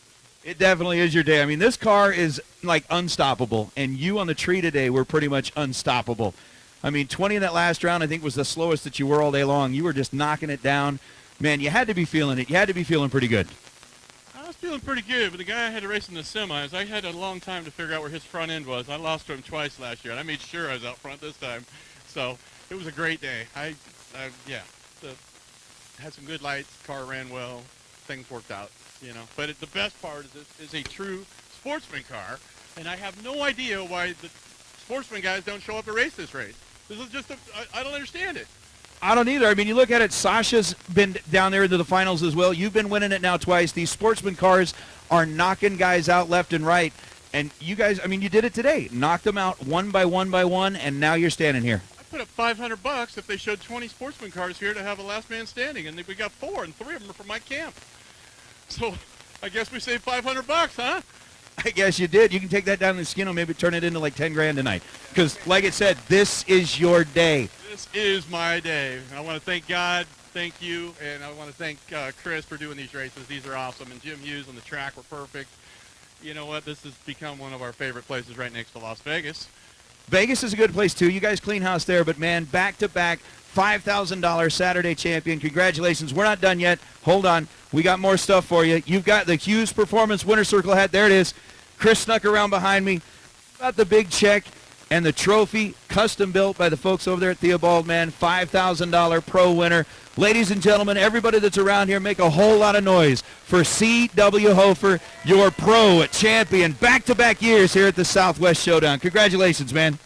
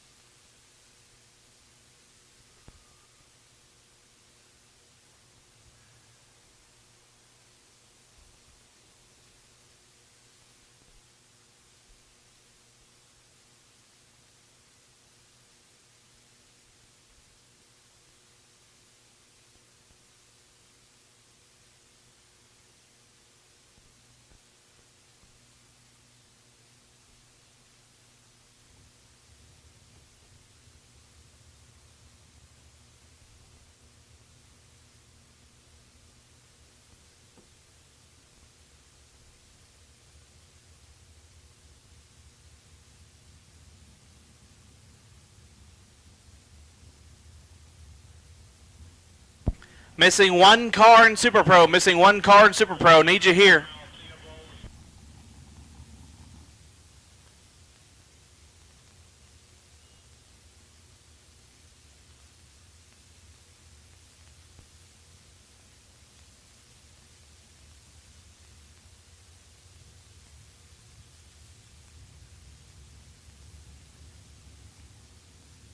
So once again, do believe missing one Super Pro cars.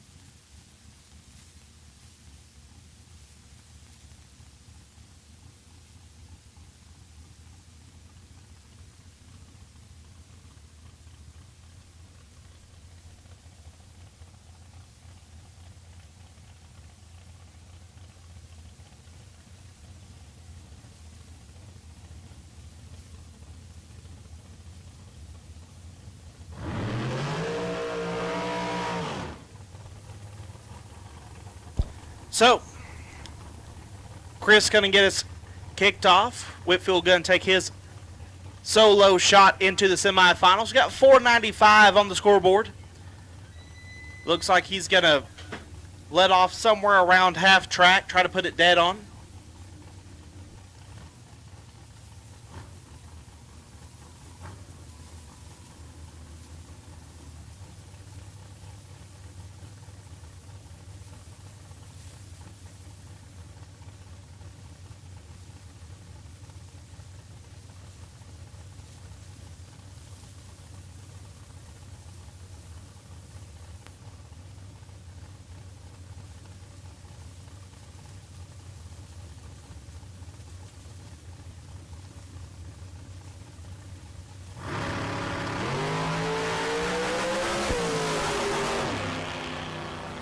Oh, he definitely let off too late there.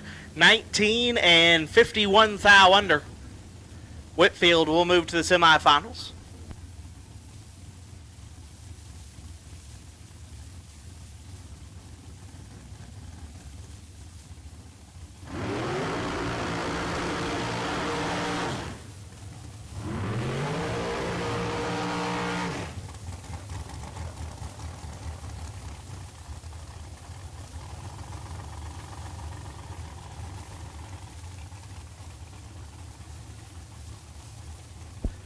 Dustin Wirtz left side out 457. Take on Tanner Theobald. Theobald out 501. If Wirtz wins, the winner of our door car matchup will have the bye at 3.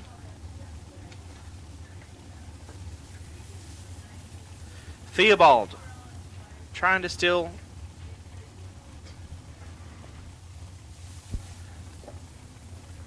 that final bye run away.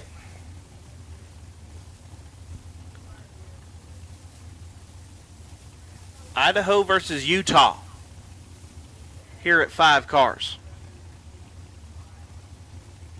Colorado already down to 3.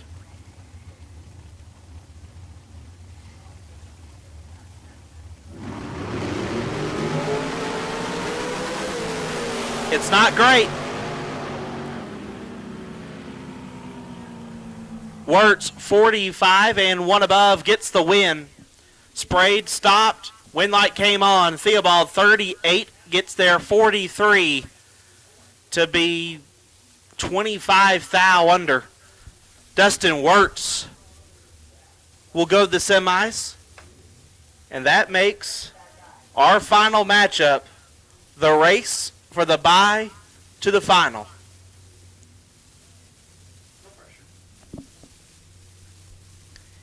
It will be Mexico versus Canada. In the door cars. Door car on door car. So we will for sure have a dragster door car final round.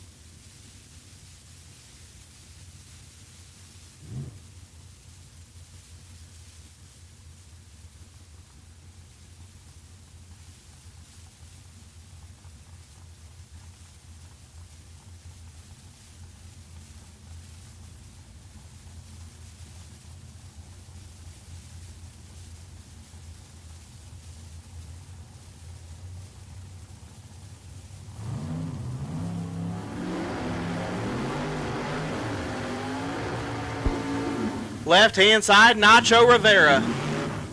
Out of Mexico, dialed 666. Taking on Dale Phillips. Phillips dialed 5 flat out of British Columbia, Canada.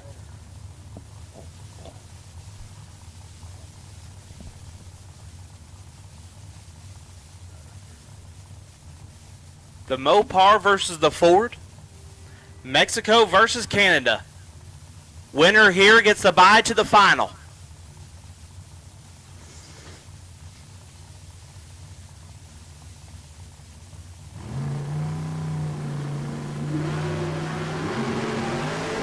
Nacho is 9 thou red. Phillips very late and 4 above, but Dale Phillips will be on the bye to the final.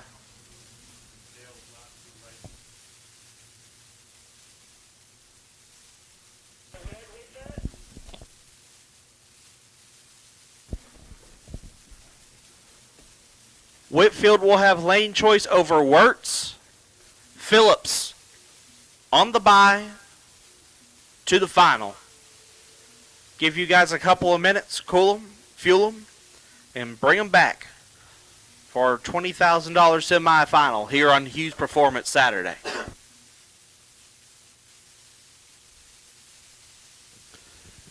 Hey, Ryan, I'm going to break in here just for a minute because today is, Saturday, March 4th, right? 2023. So Saturday, March 4th, 2023 is National Sons Day. Sons as in like S-O-N-S, not like Phoenix Suns, but National Sons Day. And my son is at home watching the live feed right now on Bang Shift, listening at home with my wife Alicia. My son Carter is listening in, and since it is National Sons Day, Carter, I wanted to take a minute and tell you that I am super proud of you, my friend. You are just one of the best little men out there, and I am so proud to be your dad and celebrate you on National Sons Day. You have got the biggest heart on the planet. You are super polite. You are super smart, and I am so proud of everything that you are doing out there, man. And since it is National Sons Day, I just wanted to take a minute and tell you that I love you. I'm looking forward to being home tomorrow night to hang out with you. But happy National Sons Day, sir, and I hope you've enjoyed your day with your mom at home. I'll be home soon, but happy National Sons Day, buddy. I love you very much.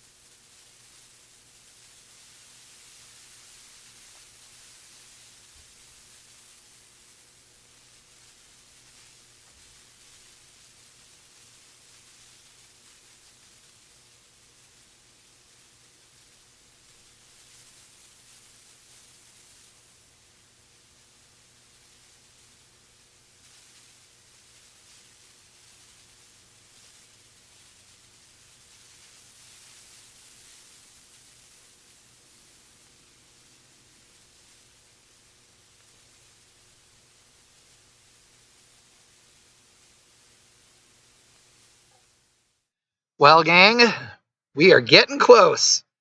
Want to thank Silver State Refrigeration and HVAC again for being our presenting sponsor here this weekend during our Southwest Showdown live stream here at Tucson Raceway Park.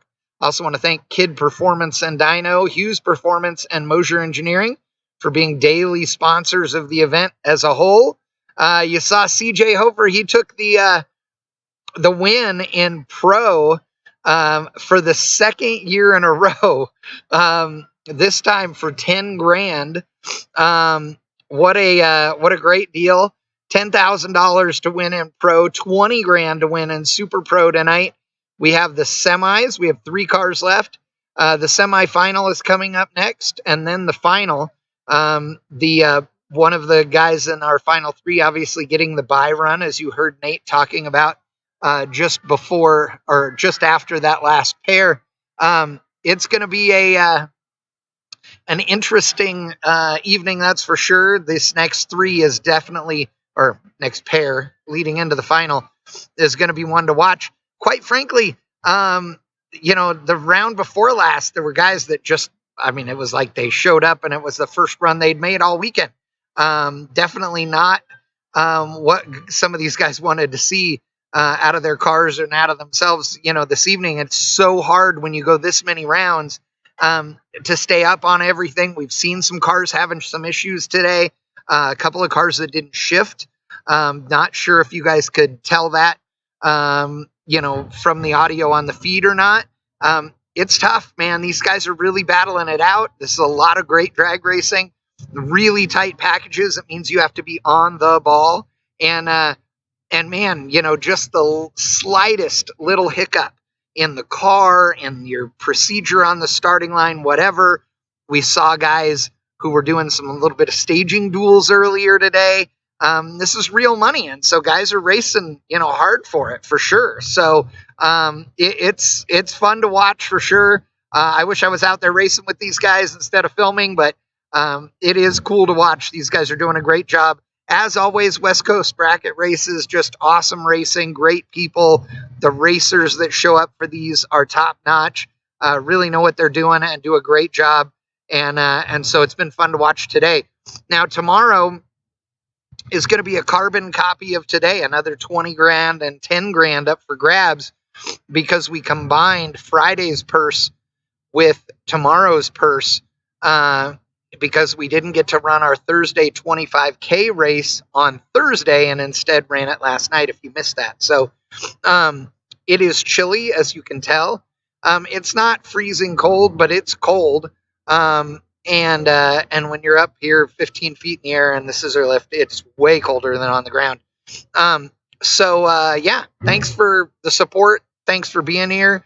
Man, throw some more likes in there if you guys can. If you have not liked this thing yet, just, dude, click it. It's easy, not a big deal.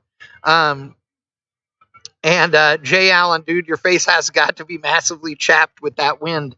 Not as bad today as yesterday, actually.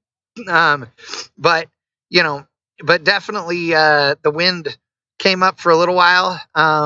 It's not been horrible today. It was great earlier today, and it's okay now. We barely have a breeze. But there were a couple hours earlier today where it was pretty windy, that's for sure. But overall, great weather. Can't complain, really. Let's see here.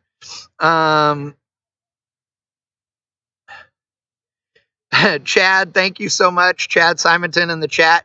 Appreciate it, dude. I love doing this stuff. We've been doing live streaming video drag races for 14 years now, I think it is. Something like that.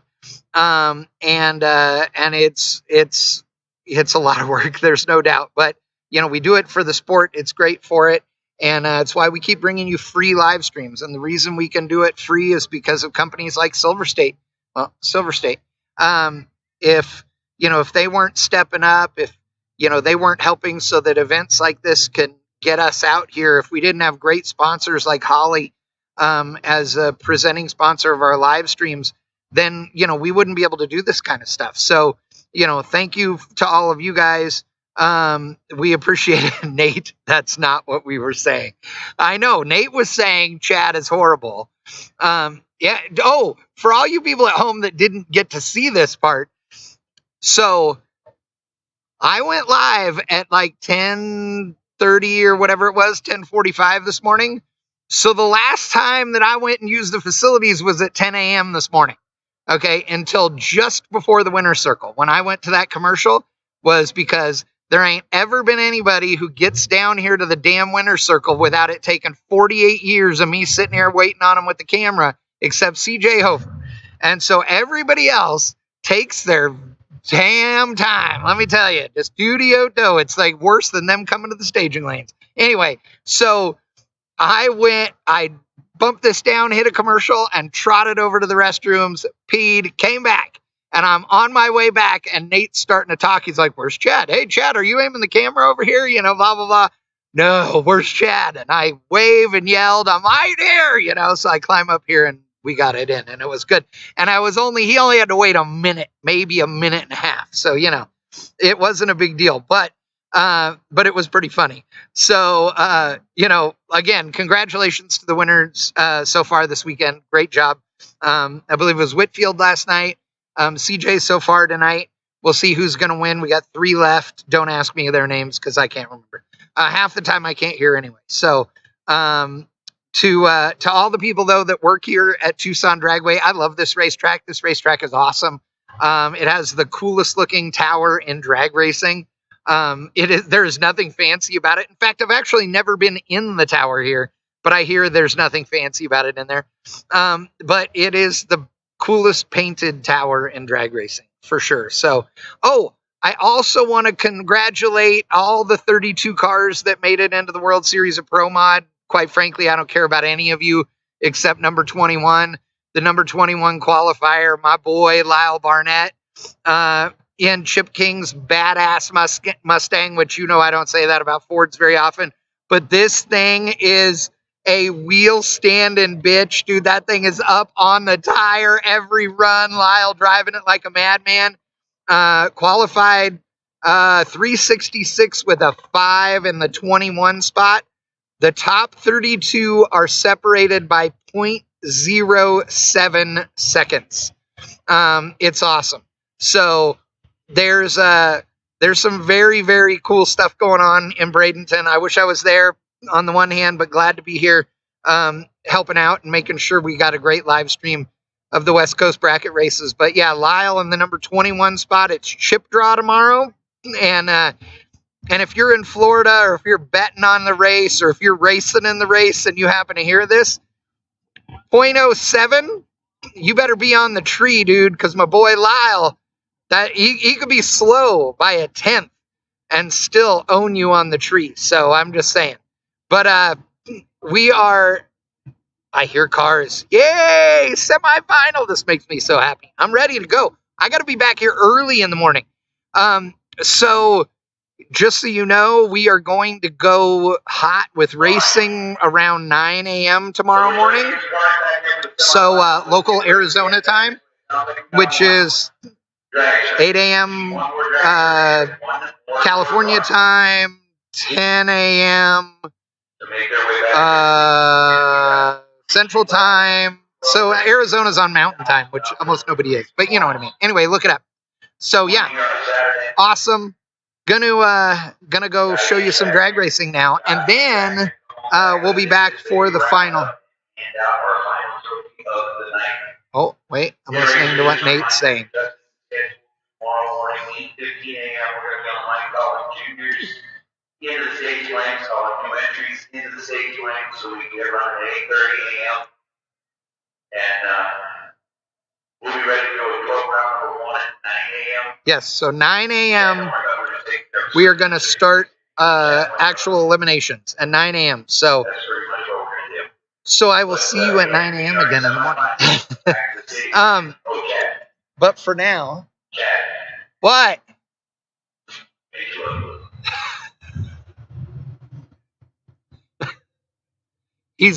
You can't hear him, but he's saying things to me, making me look. Anyway, 9 a.m. tomorrow morning, but we got a semifinal to run and then a final so we can get the heck out of here tonight. It's like 9 o'clock or something. It's like past my bedtime. I'm going to turn into a pumpkin. So let's hurry it up here, people. Come on. How long does it take to cool one of these down? Just FYI, I'm going to quit doing live streaming and I'm going to just start mass producing the coolers that I have that would make all of this waiting for more than 4 minutes not ever happen again. Just saying. There you go. Anyway. Ta-da! Racing is happening momentarily.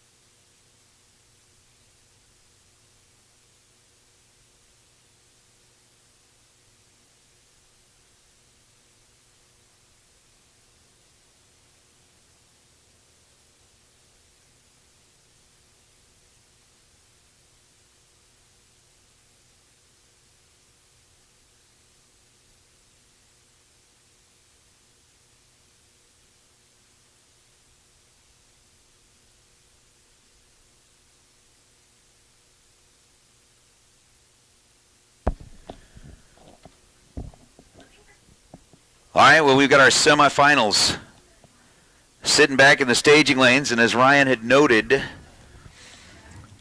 that we are guaranteed a door car and a dragster in the final because our last pair of Super Pro in the last round was essentially the fight for the buy run.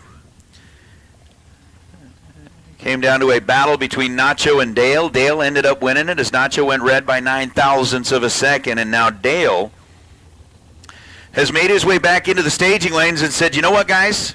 If you guys are cool with this, I got the buy run anyway. I'm not even going to go up and stage. I'm just going to sit back here and wait for whoever wins between you two to come back into the staging lanes. Everybody said, that sounds good to me. And the two dragsters that have to battle through each other have made their way up here into the water box to find out who gets to come back and take on the man coming all the way down from Canada in the final round. Dustin Wirtz and Chris Whitfield both have parked their race cars in the winner's circle as part of the West Coast bracket races before. As a matter of fact, several years back in Fontana, Dustin actually raced himself in the final. Took both entries all the way down to the end, and Chris Whitfield, who is trying to go back-to-back, winning the $25,000 shootout last night, trying to take one step closer to the $20,000 Hughes Performance Big Payday here on Saturday. But for either one of them, it is going to be a tough task ahead. Chris Whitfield dialed in at 465 out of Colorado, dialed at 457 out of Idaho as Dustin Wirtz. Wirtz on the left side, Chris Whitfield on the right side. Tree drops, and away we go. 11th thou separate them in reaction time. Advantage to Wirtz, and it's going to be Dustin coming back in the finals. Dustin Wirtz, 15 green and 13th thou above to get the win light by 17 thousandths of a second down at the finish line. Chris Whitfield, who from what I understand has not been feeling good all day, raced his way down into the semifinals and comes up just a touch short. And it's going to be Dustin Wirtz bringing the dragster back to take on Mr. Phillips in the final of Super Pro. So it will be one door car, it will be one dragster, and it will be $20,000 up for grabs on Hughes Performance Saturday here at the K&N Southwest Showdown. So we'll give Dustin a little bit of time to get himself resituated and get back in here for the final round, as we've got one of our cars already sitting back there in the staging lanes. So it's been a pretty cool day. The weather has held up beautifully. Had a little breeze that came in through the afternoon that kept the temperature down nice. But overall, man, you definitely, if you were here on property, cannot complain about what the weather has done over the last couple of days. Thursday was a different story. But yesterday and today have both been gorgeous, and I understand that tomorrow is going to be exactly the same as it was today. We'll kind of double check that on the weather app just to make sure that that hasn't changed. But yeah, as a matter of fact, tomorrow morning when we get started, it'll actually be just a touch warmer. Probably about the same thing as far as the wind pattern goes. It'll be a little bit breezy in the morning, picking up just about the noon hour and then dying right back down to what we are seeing right now. So it's going to be almost like a carbon copy of what today was from what I'm looking at, which will really bode well. And again, I know that we've talked about it a couple of times, but tomorrow we're going to start in the morning with a junior time run, calling them at 8:15. We'll have them in the lanes ready to roll. Start the time run at 8:30 with them. We'll do our new entries, and then we'll get right into pro round number 1 at 9 a.m. tomorrow morning on what's going to be a Mosier. Now $20,000 to win Super Pro Sunday and a $10,000 to win Pro Sunday. So it's going to be pretty cool. Definitely something that if you are sitting around in the house, let's see here. Football's over. I don't know, Gleghorn, are you a big football fan? You watch any football? I watch a little bit of football. Have you watched any new XFL stuff? I haven't seen a lot of that either. I don't know if it's. I mean, I remember back the old XFL league. The original XFL league. Yep, the original XFL league. Yep. I love the alternative to the kickoff. Yep. That they used to do. Put the ball. What was it? They put it on the 20-yard line and raced for it. Was it all the way out at the 50? I believe so. I don't remember it being out that far. First kickoff. Yeah. Uh huh. There's one-on-one, one guy on one guy. Exactly. Now they do something completely different. Yeah. I'm not familiar with all the new rules that or the changed rules that they put in place for the, kind of reborn XFL. You're not allowed to move until the guy. Really? Yeah, safer this way. Okay. Yeah. All right. Yeah, we're We can go with that. yeah, we're limiting concussions. But I guess kind of the point I was making is NFL's over. Yeah. So what else are you going to be watching on Sunday other than the live feed? Baseball just started. Yep. Still spring training though. I don't know. I think they are maybe. No. I thought they had opening day, didn't they? I've been so I don't know. I don't watch a lot of baseball. I'm one of those guys. I don't watch a lot of baseball until playoffs. October. Yep. October I start watching baseball.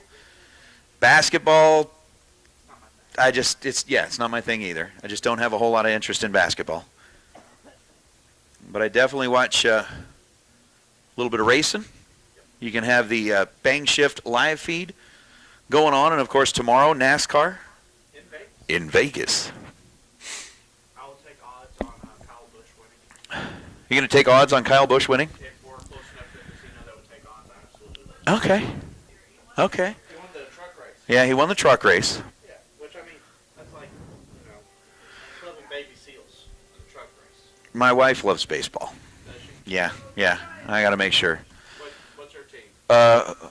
Well, she's a Texas girl, Okay. born in Houston. So she Astros girl? She's an Astros girl. Okay, that's fair enough. Yeah, Gleghorn's a Texas guy too. Yep.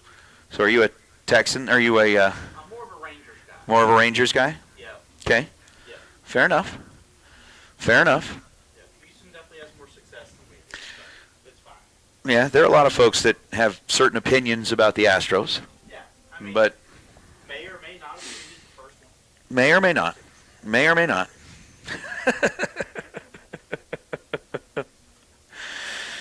Oh, that's right.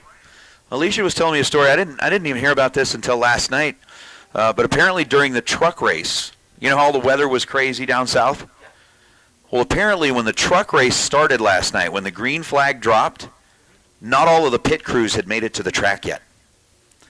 There were several of them that were like on a plane. When the green flag dropped, the plane was touching down in Vegas because they got delayed in Charlotte because of the storms. So they were not able to get there.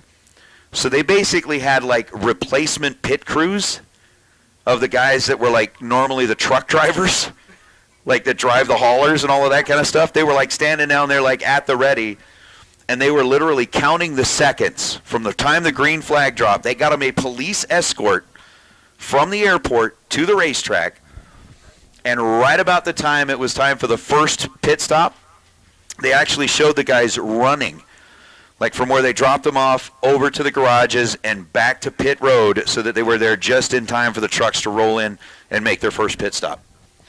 Some of them didn't make it in time. She said that, pit stops that normally took, 12 seconds or something like that were taking like 28. Yeah. But yeah, you imagine starting a truck race and like not having your pit crew standing there by the wall, just be like, oh man, I hope you guys make it. They were grabbing guys out of the grandstands, be like, you want to be on a pit crew for the day? Well, yeah, hold my beer. I'm in NASCAR, mama. We gonna go fast. Oh, it'll be crazy. It'll be crazy. She said 10 crews were still in the air. We'll see where they get. But I do kind of sometimes miss, I used to do the NASCAR stuff there in Vegas. I actually used to do all of the, driver introductions. I used to do the winter interviews down in the winner's circle. It was always kind of fun. I got to meet the most interesting man in the world from the Dos Equis commercials. I got to meet him. Got to meet Robin Leach a couple of times and a few other people, but that was kind of cool. They do put on quite a show as part of those NASCAR events. But I think we will have a few folks definitely picking a favorite here as we got Dustin Wirtz out of Idaho. It's going to be a northern final. Idaho versus Canada. What's up, G. Michael? I haven't seen from you in a little while. But yeah, XFL's okay. Yeah, not a basketball guy. Like baseball in October. Cup race is going to be in Vegas tomorrow. Nitro testing this week in Florida. Yes, they do. Yes, they do. They're going to have the NHRA equivalent of spring training down there in Florida. Get everybody to go with Gainesville. Looking forward to that. Seeing how things kick off and how it goes.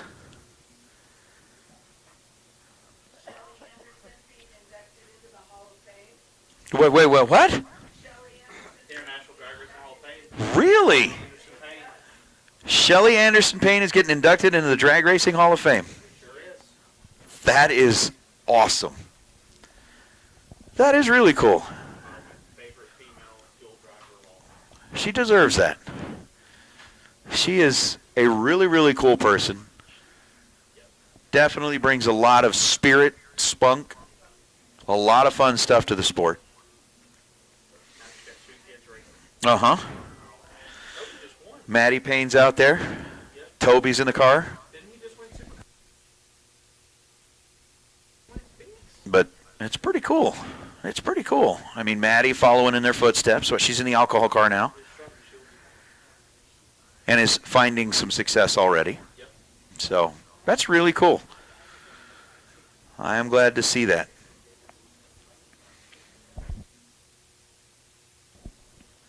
But yeah, just waiting on that one final pair. And again, for those of you that are, watching along live, make sure that you smash that like button.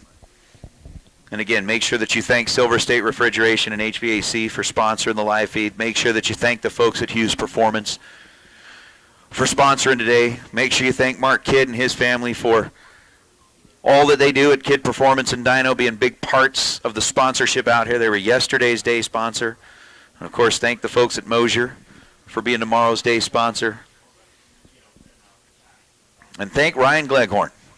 I've still got to post a photo of him sitting here in a big shirt that says West Coast all over his chest.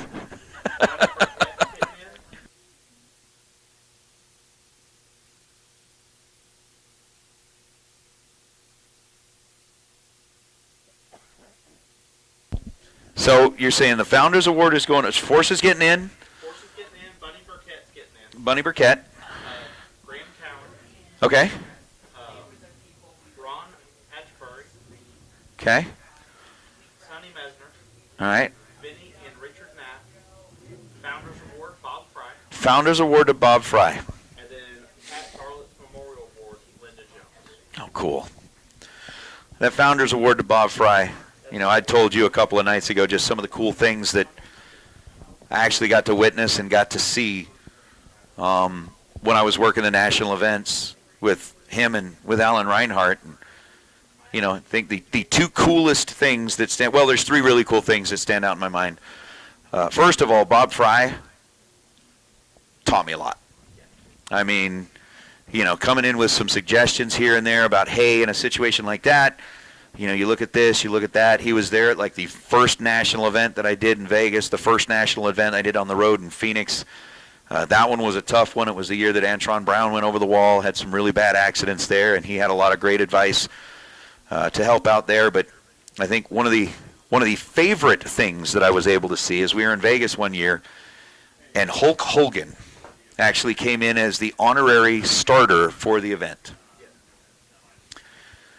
To see Bob Fry standing next to Hulk Hogan, talk about polar opposite in what they look like. But to see Bob Fry interacting with Hulk Hogan was entertaining, all morning long. But I was there the day that Bob Fry set down the microphone, watched him call the very last pair at a national event that he ever called. And then I was there watching him, standing right next to him when he called Tony Schumacher's The Run, and watching him kind of prepare for that was... it was really cool. Really cool. That guy is an amazing person. You think about it, between like Dave McClelland, I got to spend some time on the mic with him. And again, thank you very much, Kevin, for coming up here and bringing me up what you brought me. That man was absolutely an absolute hero to me. I mean, he was a role model. And I know there are so many of us out here on the mic that try to model ourselves after what he was able to do on a microphone and tell just a complete story. He painted a picture that even if you had your eyes closed and were halfway around the world, you were able to listen to what he was saying and understand what was happening on the racetrack. You could see it, you could hear it, you could smell it from the way that he described things. And you talk about a man that was a legend. That was certainly Dave McClellan. And I really, man, I'm telling you, it means a lot what you brought up to me here. The man was very cool, and Bob Fry was the same thing. So I think that's really cool that he's going to be inducted into the Hall of Fame. I know that we've got, I think I'm starting to hear some cars rumbling around back there. So hopefully soon we're going to be running our final and handing out $20,000. But I'm going to say that, and I'm really grateful. I got thinking about it. It's like I started announcing in 2004 in Las Vegas. Almost 20 years. And I have seen some amazing things. I've met some incredible people. And I've got some memories that will last a lifetime. And it's all thanks to everybody that I've met. And everybody that I've met out here. Everybody that has met in the brackets world. And every person that I get to sit down and spend time on the mic with, including you, Ryan. It's always good to build up and expand that family. So, we have got our finals. I hear cars rumbling, and with that, I'm going to step out of the way. Let Ryan call the final here, and we'll get the winner circle stuff ready to go.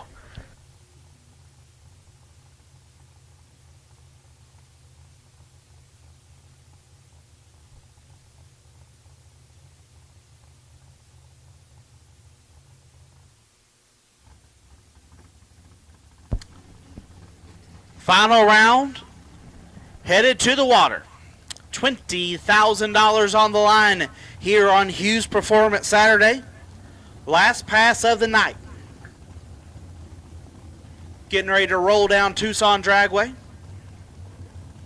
It'll be door car versus dragster. U.S. versus Canada.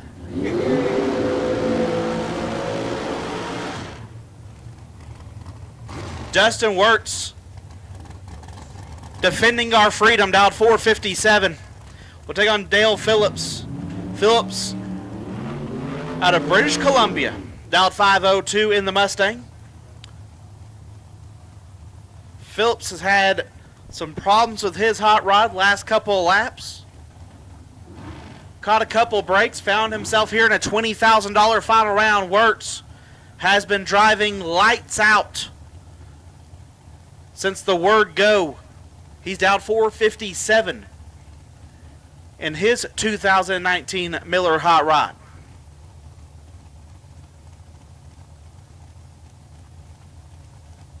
Door car versus dragster. U.S. versus Canada. Final round. Wirtz is in trouble. Win light goes to Wirtz. 43, dead 9, turns on the win light. Phillips, 16, take 54 to be 18 thou under. Dustin Wirtz will be your $20,000 winner here on Hughes Performance Saturday. And that will put a bow on our racing here today. We thank each and every one of you for coming out for day number 3 here at the K&N Southwest Showdown. Don't forget, we'll be calling cars at 8:15. New entry time runs and junior dragsters. You'll be going down at 8:30. Be calling pro round 1 at 8:45, so you can be going down the racetrack at 9 a.m. Another $20,000 to win in Super Pro and $10,000 to win in Pro on Mosier Engineering Sunday. We hope you have fun. We ask you please be safe. Nate Hershey going to do our Winner's Circle celebration before we put a bow here on Hughes Performance Saturday.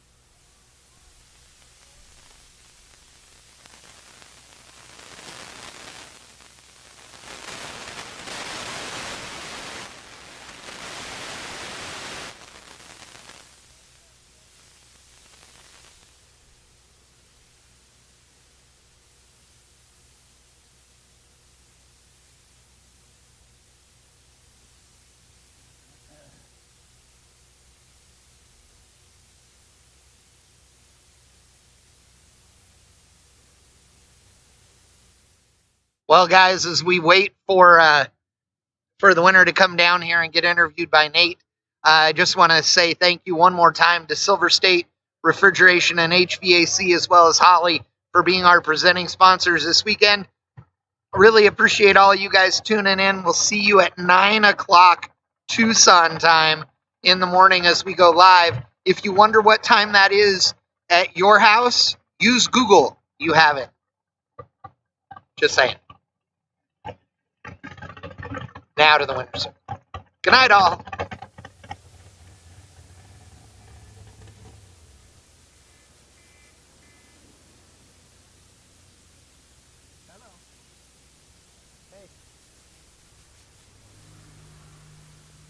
Oh, no problem.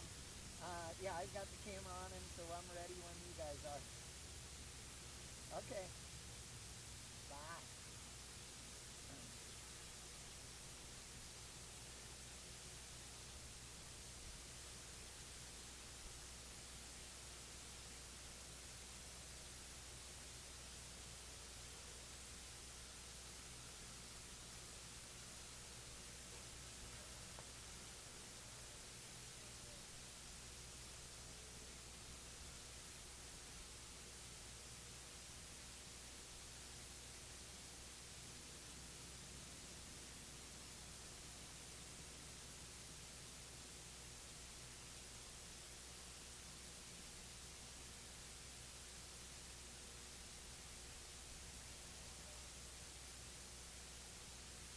Well, we are going to hold up just a couple of minutes here because we got to have like some of the really important people be part of the Winner's Circle celebration up here. So, you know, we talked earlier, it's National Sons Day.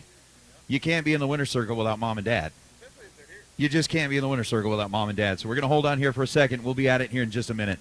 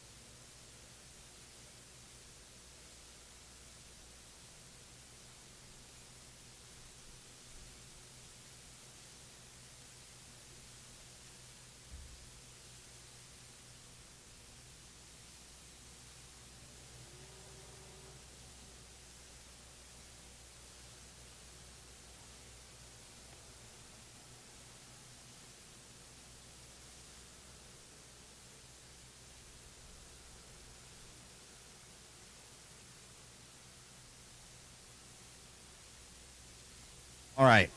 So we've got all the important people here now, and we are in the winner's circle once again at a Hughes Performance $20,000 to win Saturday.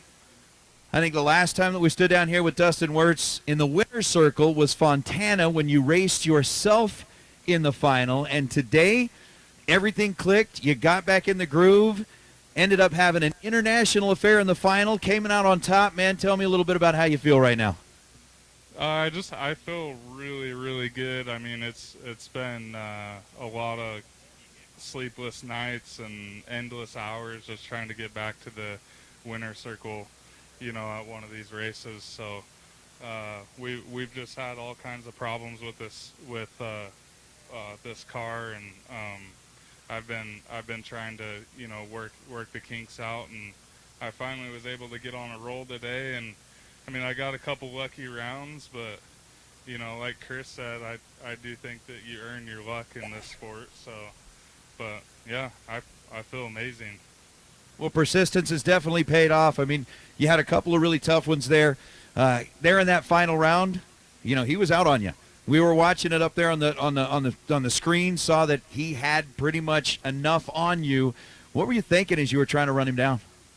Well, I knew I missed a tree, but I wasn't sure how bad it was, and I seen he was way out on me, so I was just gonna try to spray up on him because I was 43, but I was gonna try to spray up on him because I also felt the car move around a little bit and just maybe hoping that he would break out, and he did, so got a little lucky there on that one.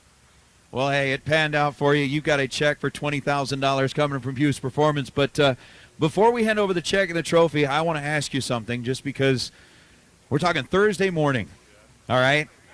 There is a picture right now going around Facebook.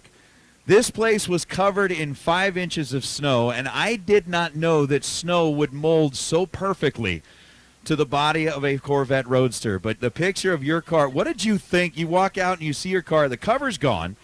You got 5 inches of snow on the car, man. What were you thinking? I honestly, I was like, what the hell? Are we at a racetrack right now? Are we really racing and there's snow on the ground? I had no idea. I had no idea it was gonna snow, honestly. So I'm sticking to that. I believe you. We'll go with that. But I'll tell you what, you have now, or at least that car has become kind of the poster picture of the Southwest Showdown here this year. But we got the big check. We got the trophy from the folks at Theobald. Congratulations. Let's have a big round of applause for Dustin Wirtz, our Super Pro champion, picking up the money here on a Hughes Performance Saturday. Oh, absolutely. I need to ask you that. Tell me a little bit more. Yeah, I just would like to thank Oakley Motorsports for building our engines. I think they're, in my opinion, the best motor builder in the industry. And then A1 Performance. He builds my transmissions and my torque converters, and then Mazir Enterprises, and then also I don't have them on the car yet, but I have a new sponsor. It's Rhino Rush. It's an energy drink, and so I'll be passing out samples and stuff like that too. So, and I wanted to thank Chris Forsyth, West Coast Bracket Races, putting on, in my opinion, my favorite races to go to throughout the whole entire year. So, well, very cool. A whole lot of great sponsors helping to get you here, and it is time to celebrate. $20,000 is going into your hand.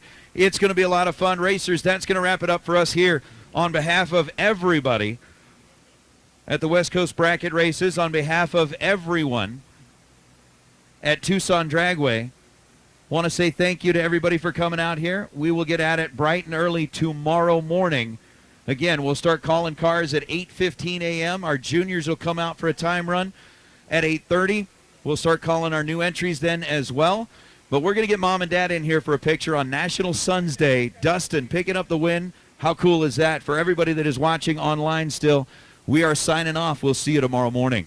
On behalf of Ryan Gleghorn, I'm Nate Hershey. Good night.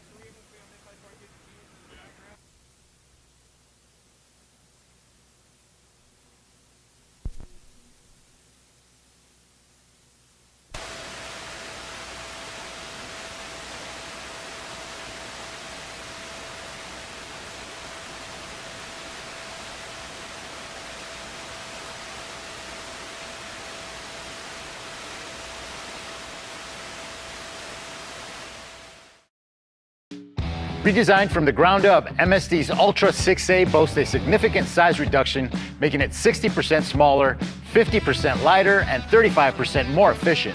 Find out about MSD's latest products at Holley.com.